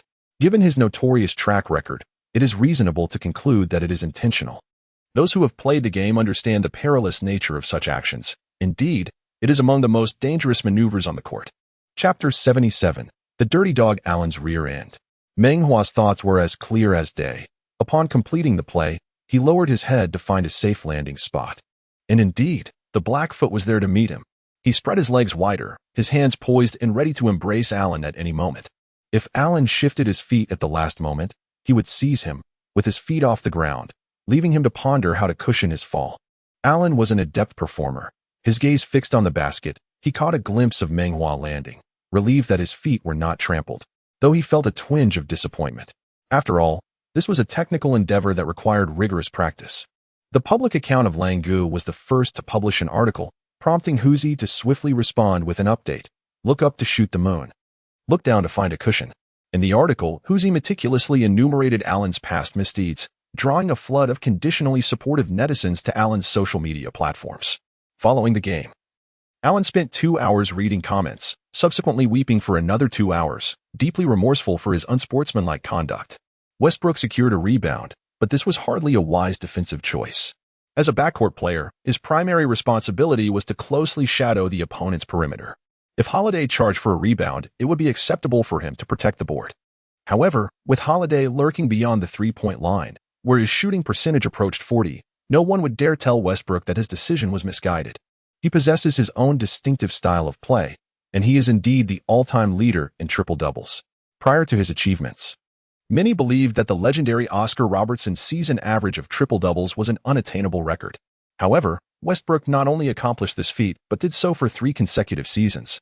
He has brought the triple-double down from its pedestal. For a considerable period, players achieving this feat cease to celebrate. It is akin to our reverence for Go prodigies. Yet after being ruthlessly vanquished by AlphaGo, even the champion will no longer experience the fervor of old, regardless of attaining the world #1 title. In the expansive history of the NBA spanning over 70 years, Westbrook's record stands as a remarkable testament. Regrettably, statistics do not equate to victory. Thus, many deem Westbrook a mere stat patter, and there is some validity to this assertion. In the harsh reality of competition, the champions and the vanquished reveal themselves. The once mighty Warriors, who achieved a remarkable 73 victories, were cornered by the likes of the Brody and the Grim Reaper. In those final 3 games, had the Grim Reaper displayed his extraordinary prowess even once, the outcome would have been entirely different. The Thunder could not endure until the end. They were ultimately dismantled, transforming the dynamic duo into a solitary star. They had previously undergone a dismantling, transitioning from 3 key players to merely 2. This embodies the sorrow of the team. Upon reaching the finals, their roster, astonishingly, seemed to diminish year after year. Westbrook surged forward, leading the charge with unparalleled prowess, leaving no trace in his wake. He ultimately faltered, the ball striking the rim with a heavy thud, a spectacular failure.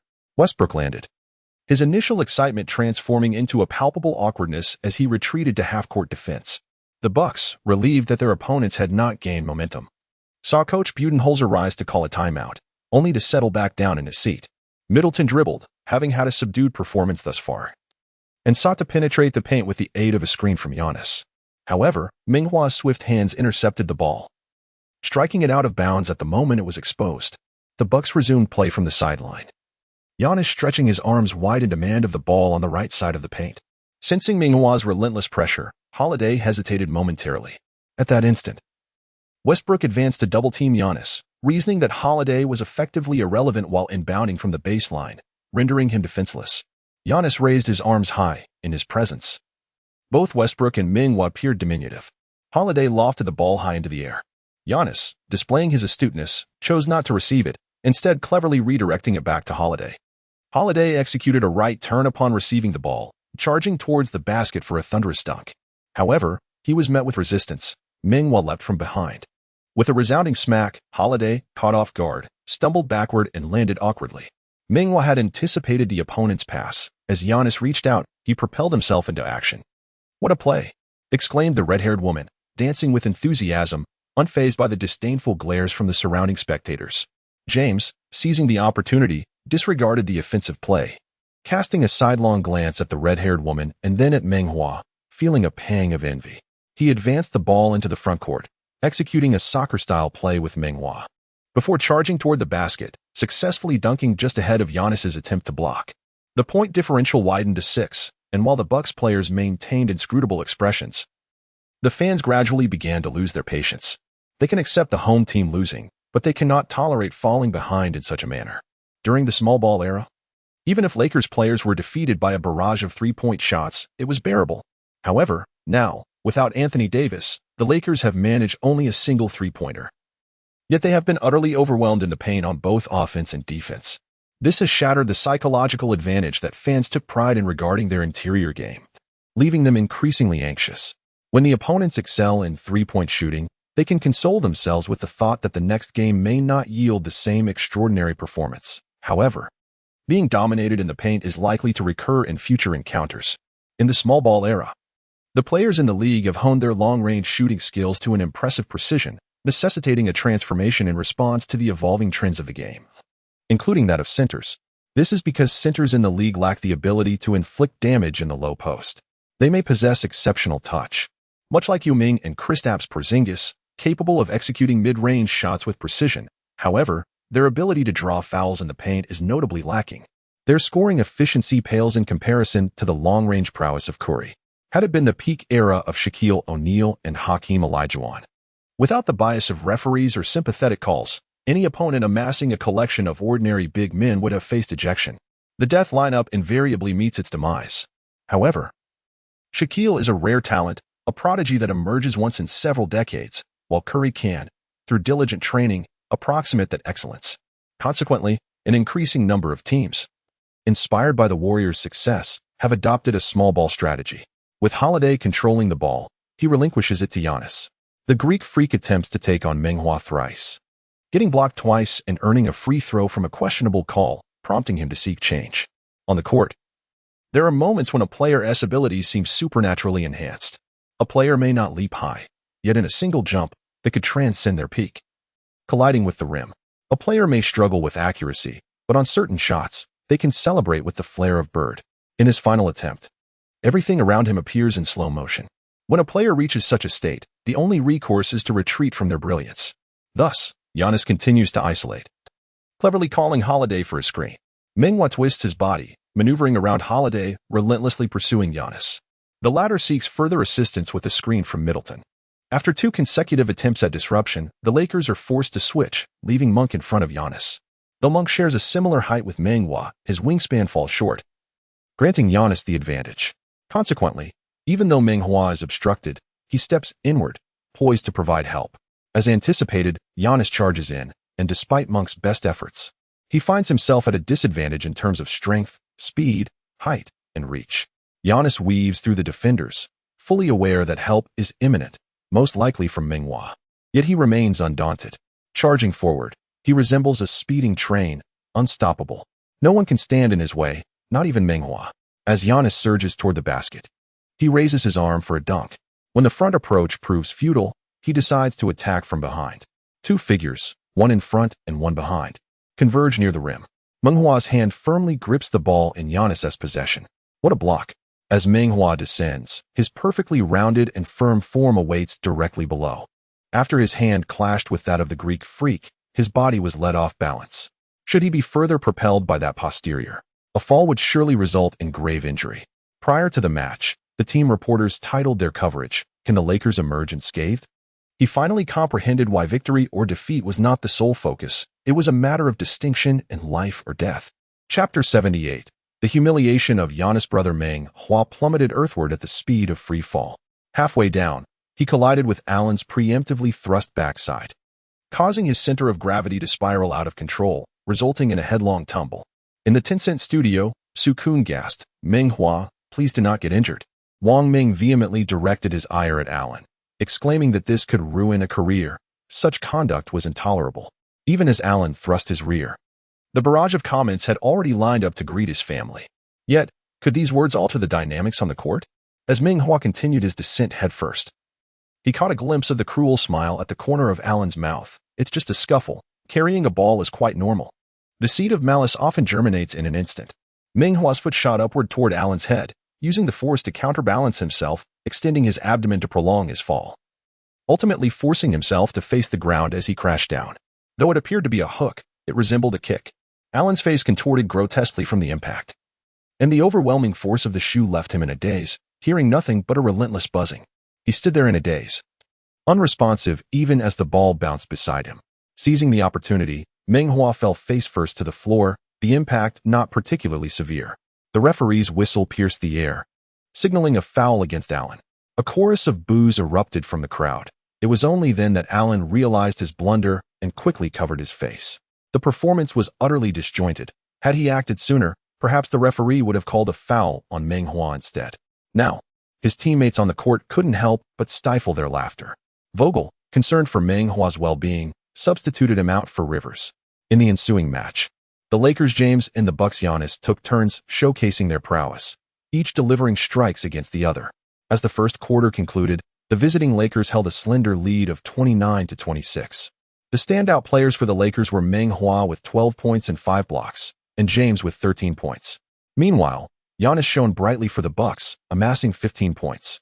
Yet, despite his scoring, Giannis found no joy, for he had been blocked 3 times, each time at the hands of Meng Hua, a profound humiliation for him. In his mind, he replayed the recent rounds at high speed, seeking to identify technical flaws to rectify and ultimately defeat his opponent, just as he had done in the past. It seemed he had performed sufficiently well, yet the lettered one could not fathom a solution, letting out a soft sigh of resignation. In the Tencent studio, Sukun animatedly analyzed Meng Hua's blocks, realizing for the first time that praising someone could be a challenging endeavor, often leaving one at a loss for words. As we revisited the slow-motion replay, the lettered one exhibited an impressive stride, yet despite 2 consecutive steps, he could not shake off Meng Hua. He leaped, drifting laterally beneath the basket, convinced of his stability. However, like a mantis preying on a cicada, Meng Hua's speed was remarkable. He executed a left-handed block that astonished all. The second block was even more exquisite, as the lettered one employed a Euro step, soaring high for a thunderous dunk, only to find Meng Hua's figure standing resolutely between him and the hoop, a veritable wall. They collided in midair, and the lettered one emerged the loser. The sheer force of Meng Hua, combined with his uncontainable awareness, left me at a loss for words to commend him. How could such a perfect player exist? Wang Ming continued his analysis of Meng Hua's other 3 blocks. In the TNT studio, after viewing the highlight reel of the blocks, everyone's attention fixated on the final one.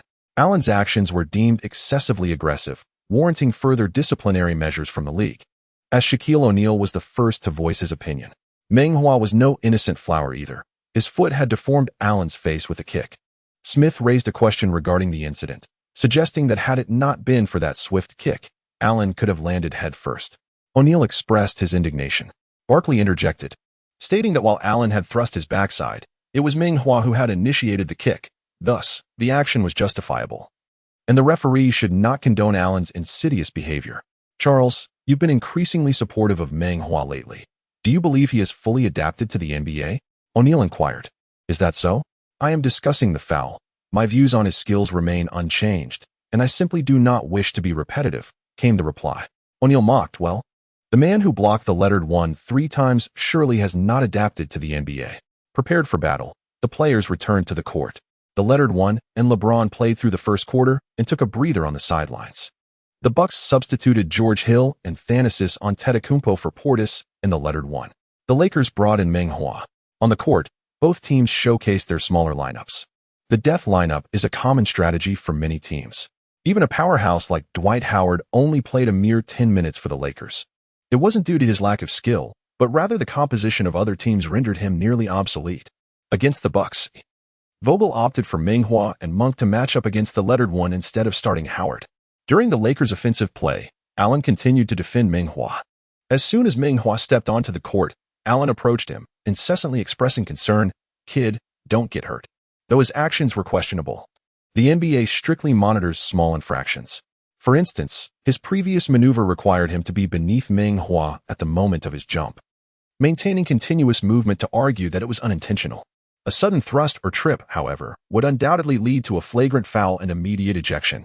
Despite his fierce words, Allen felt a surge of anxiety, unable to devise a strategy against Meng Hua, resorting to verbal bravado for self-encouragement. He soon realized that his opponent had indeed taken his words to heart, avoiding jumps and opting for a grounded style of play. Yet, he remained utterly helpless. His opponent's footwork was simply too exquisite, filled with feints that left him bewildered, tumbling with each collision, easily outmaneuvered. This was a contest between players of vastly different calibers. In facing someone of Meng Hua's caliber, Allen, who had previously reveled in his own prowess, recognized the profound chasm between being merely good and truly exceptional. After being repeatedly outplayed, he was thoroughly intimidated, seeking assistance from his teammates. Giannis, eager to contribute upon entering the game, quickly joined Allen in a double team against Meng Hua.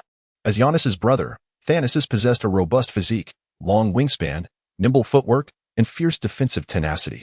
However, in comparison to Meng Hua, he was merely a novice learning to walk. During their first double team, Meng Hua passed the ball out to the three-point line, resulting in a missed shot by Westbrook. In their second attempt, Meng Hua swiftly released the ball, exploiting a defensive misalignment. After a feint, he turned and delivered a thunderous dunk, sending Giannis crashing to the floor in a heap. Witnessing his brother's humiliation, the lettered one's expression darkened. This was an unforgiving display, prompting a fierce desire for retribution. As the flames of fury ignited within him, he resolved to retaliate for his brother. "I can tolerate attacks on myself, but not on my brother." In the next double team, Meng Hua passed the ball to Bradley and then shielded two defenders. The open Bradley still missed, failing to score thus far, even as the relentless Allen ceased to guard him. Middleton also failed to convert, and amidst the mounting tension, the lettered one finally entered the game. Chapter 79, at best. A faux girl with a scowling expression, the lettered one reflected on his brother, his idol throughout childhood, honing his skills under the relentless tutelage of his brother.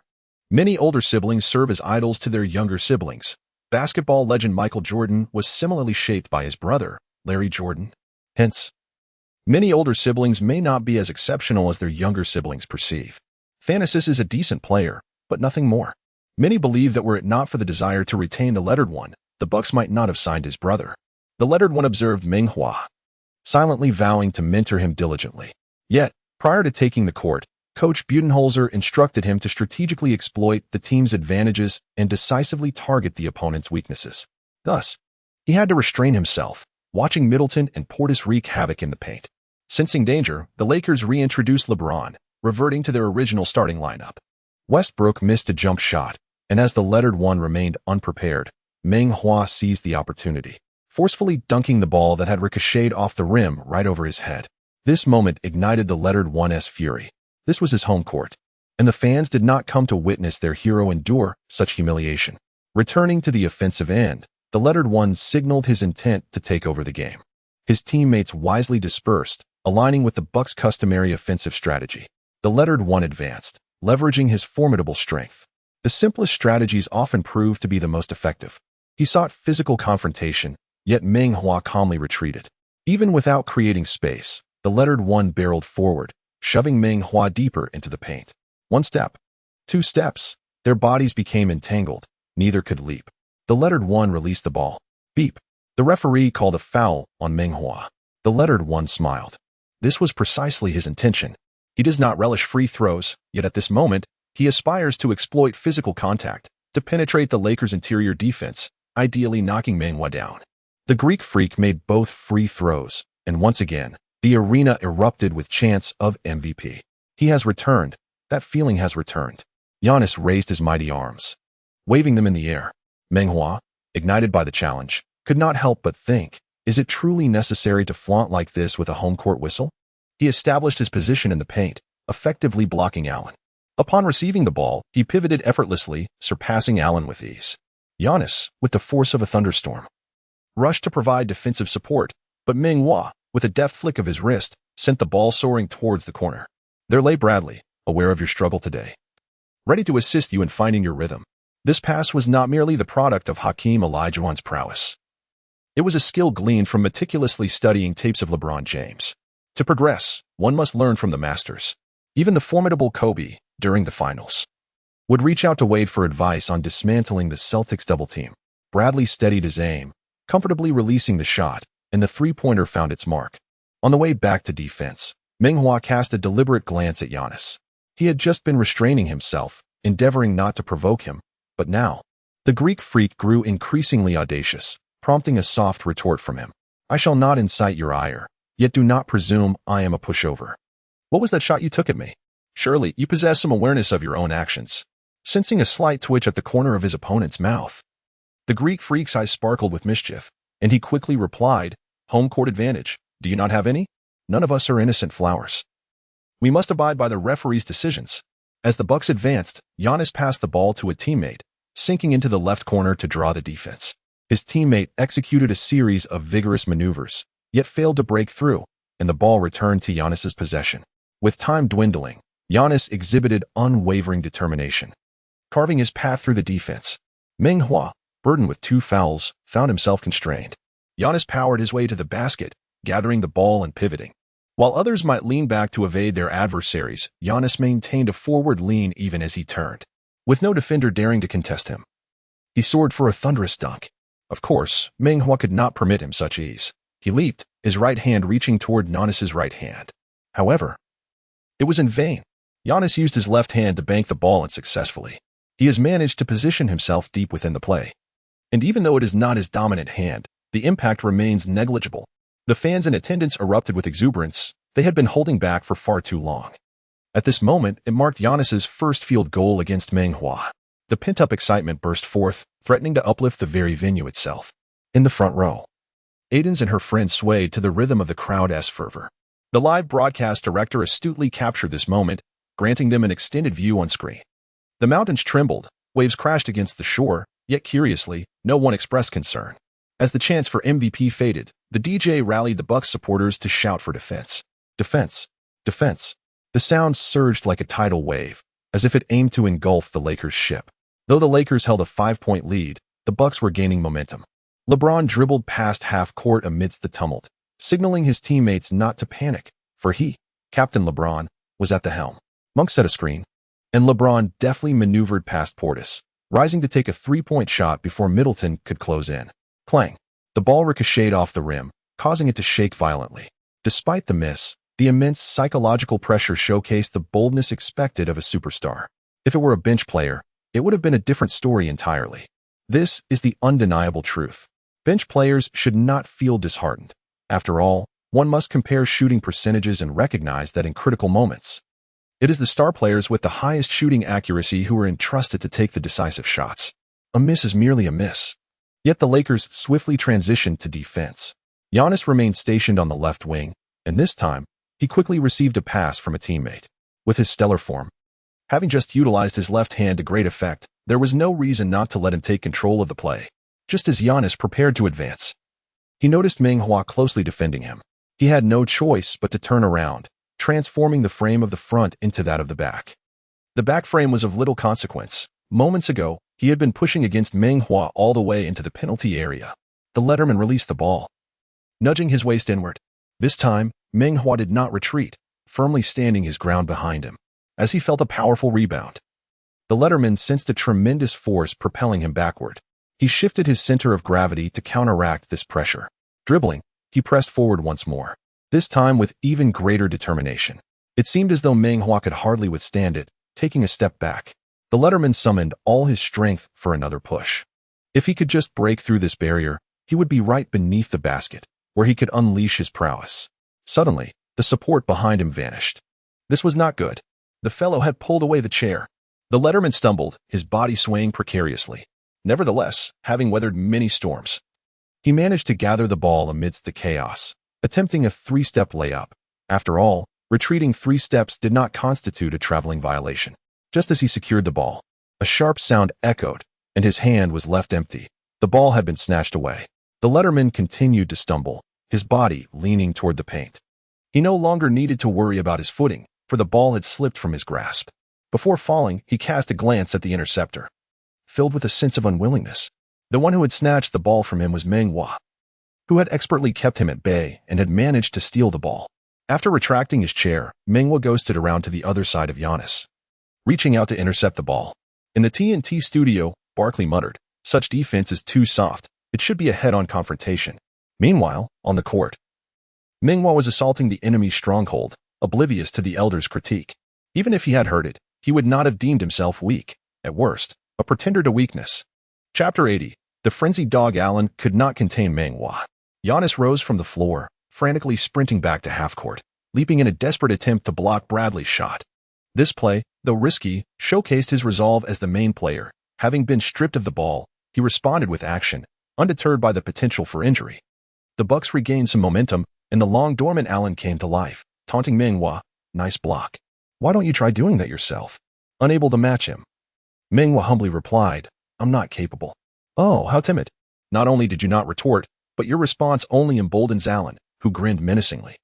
"I can only block the weaklings." Meng Hua chuckled in response. The Lakers continued their offensive, invigorated by Giannis' block. The Bucks' already formidable defense became even more impenetrable. The Bucks' territory was fortified with antlers, and the Lakers, despite their strength, found it impossible to breach. Ultimately, they concluded this offensive with Monk's missed shot, the ball clanging against the rim. Strangely, the entire Lakers team sighed in relief, finally free from the suffocating defense. Giannis secured the rebound and initiated a fast break, reaching the three-point line, where Meng Hua regarded him coldly, with a gaze that both assessed and determined fate. Tired of Allen's incessant barking, Meng Hua chose not to engage with him, preferring to redirect his focus onto Giannis. Engaging with Allen felt disadvantageous, so he remained silent, while challenging Giannis was another matter entirely. Who could intimidate whom? Giannis, however, was not fooled. He opted to pass to Middleton. Middleton backed down Monk, a matchup that favored the Bucks, as Monk excelled offensively but was merely average defensively. With a noticeable height and wingspan advantage, Middleton executed a turnaround jumper for an easy 2 points. Monk was unable to contest the shot, as Middleton struck with precision, intentionally elevating his release point, the ball gliding effortlessly through the hoop. It wasn't a thunderous dunk, yet the atmosphere erupted with cheers. A tidal wave of excitement from the fans who understood that Giannis alone could not secure victory. These roars celebrated the awakening of the team. As others began to rise to the occasion, a crucial condition for triumph, the score difference dwindled to 3 points. Amidst the fervent cheers of the home crowd, the visiting players began to exhibit signs of panic, though they would never admit it. Westbrook, holding the ball, charged left and right but found no way through, ultimately resorting to a pull-up three-pointer. The sound was crisp, yet the result was not what he desired, the ball clanging directly against the net. While a leaping Meng Hua missed the opportunity, cursing inwardly, "Why don't you shoot harder? I can't even grab the rebound." As if the heavens conspired against them. The Bucks launched their offense. Allen received a pass from Giannis and unleashed a precise long-range three-pointer. The teams were now tied. Allen, brimming with excitement, shouted at Meng Hua, "Come on, can you defend me?" Meng Hua was at a loss for words. He was focused on Giannis, not Allen. The defense was Westbrook's responsibility, and he dared not provoke Westbrook's established reputation. It was clear that Meng Hua had inflicted significant damage on him at both ends of the court.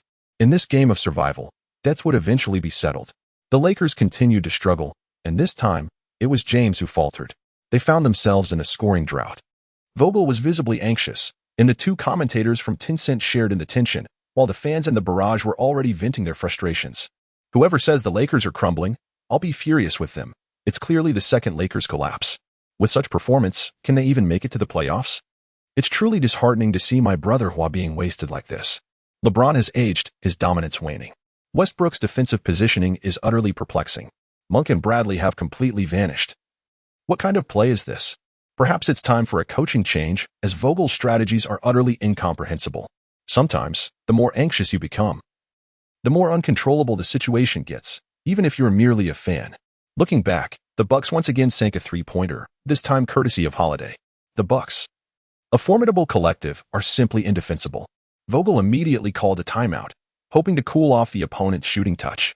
Sukun slammed the table, declaring, "The Lakers are in a deadlock. Their offense is far too simplistic, their intentions overly transparent. The Bucks' defense is already among the best in the league. making the success rate of such an offense undoubtedly low. Wang Ming closed his notebook, exclaiming in frustration, "It's evident that Meng Hua's one-on-one success rate is the highest. Allen simply cannot contain him. With such an advantageous matchup, it's infuriating to see the Lakers perform like this." Shao-Chi remained relatively composed, asking, "Gentlemen, what adjustments do you think Vogel will make after the timeout?" Su-Kun took a deep breath to regain his composure, responding, "I believe the Lakers need to focus on defense. It is a collective effort. Meng Hua has successfully defended against Giannis, but the others must be more proactive and passionate." After discussing defense, Wang Ming shifted to analyze the offense. While solidifying their defense, the Lakers also need to streamline their offense. If Allen is guarding Meng Hua, the Lakers should simply allow Meng Hua to go one-on-one. Allen might as well be a ghost. Su-Kun interjected, "In all seriousness, he certainly can't guard him. But this guy has a tendency to trip opponents. Meng Hua should remain cautious." Wang Ming nodded, adding, "That kick Meng Hua delivered was quite satisfying. This guy is just infuriating."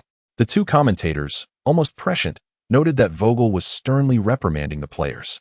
He seldom loses his composure, yet the team's defense is undeniably abysmal. Particularly Westbrook, who is easily outpaced. Given Westbrook's stature, Vogel cannot single him out for criticism and must instead address the entire team.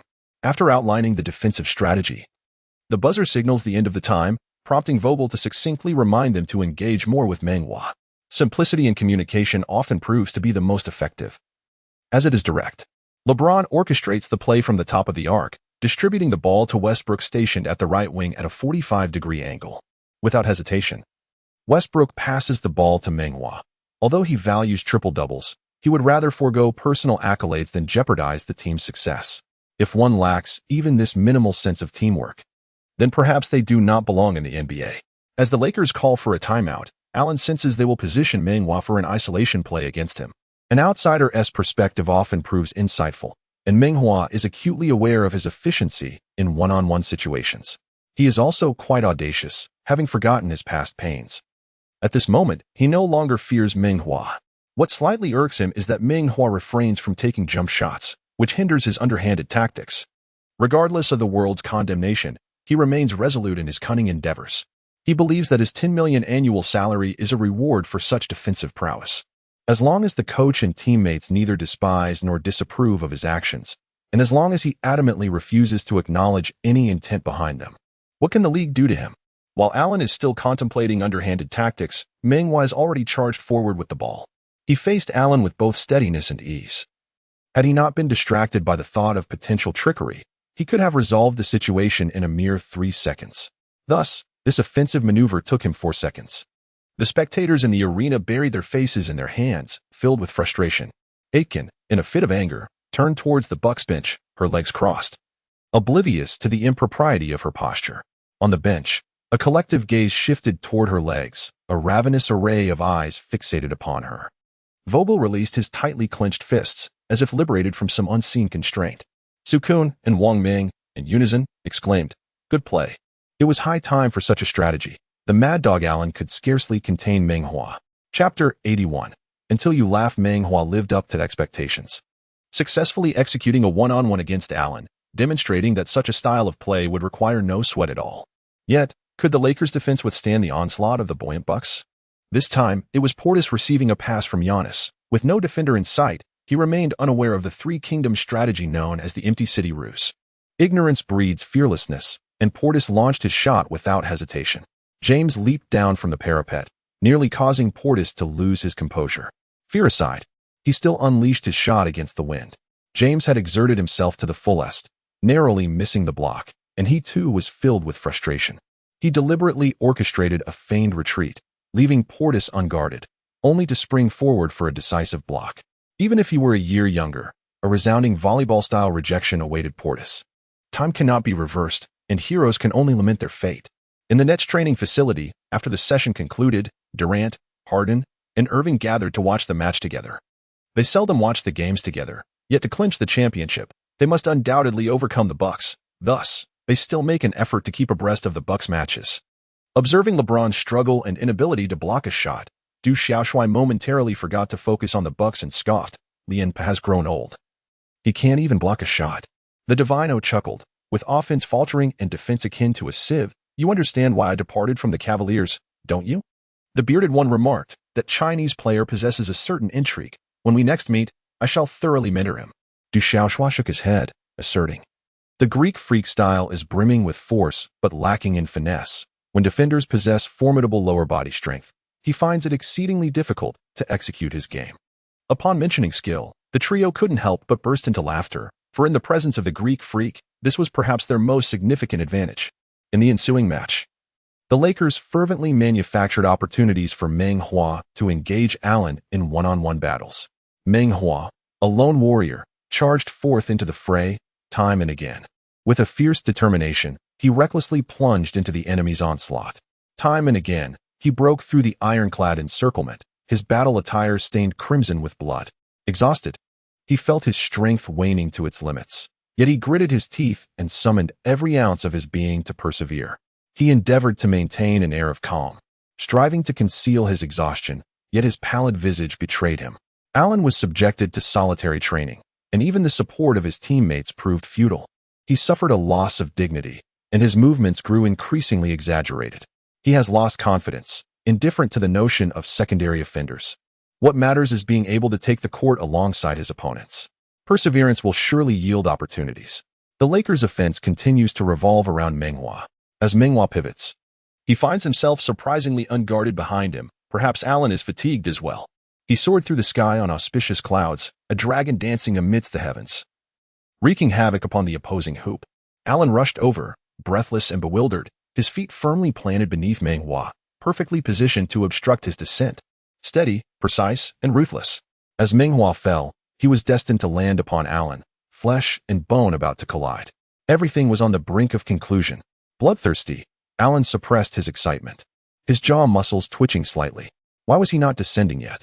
After a full 2 seconds, Allen could no longer resist the urge to look up. Meng Hua was smiling down at him, a radiant grin, still hanging onto the rim without letting go. Allen smiled back, a genuine expression of amusement. Suddenly, he found this rookie quite intriguing. The referee was also smiling, astonishingly refraining from calling a technical foul. This moment of Meng Hua hanging from the hoop seemed to awaken something within.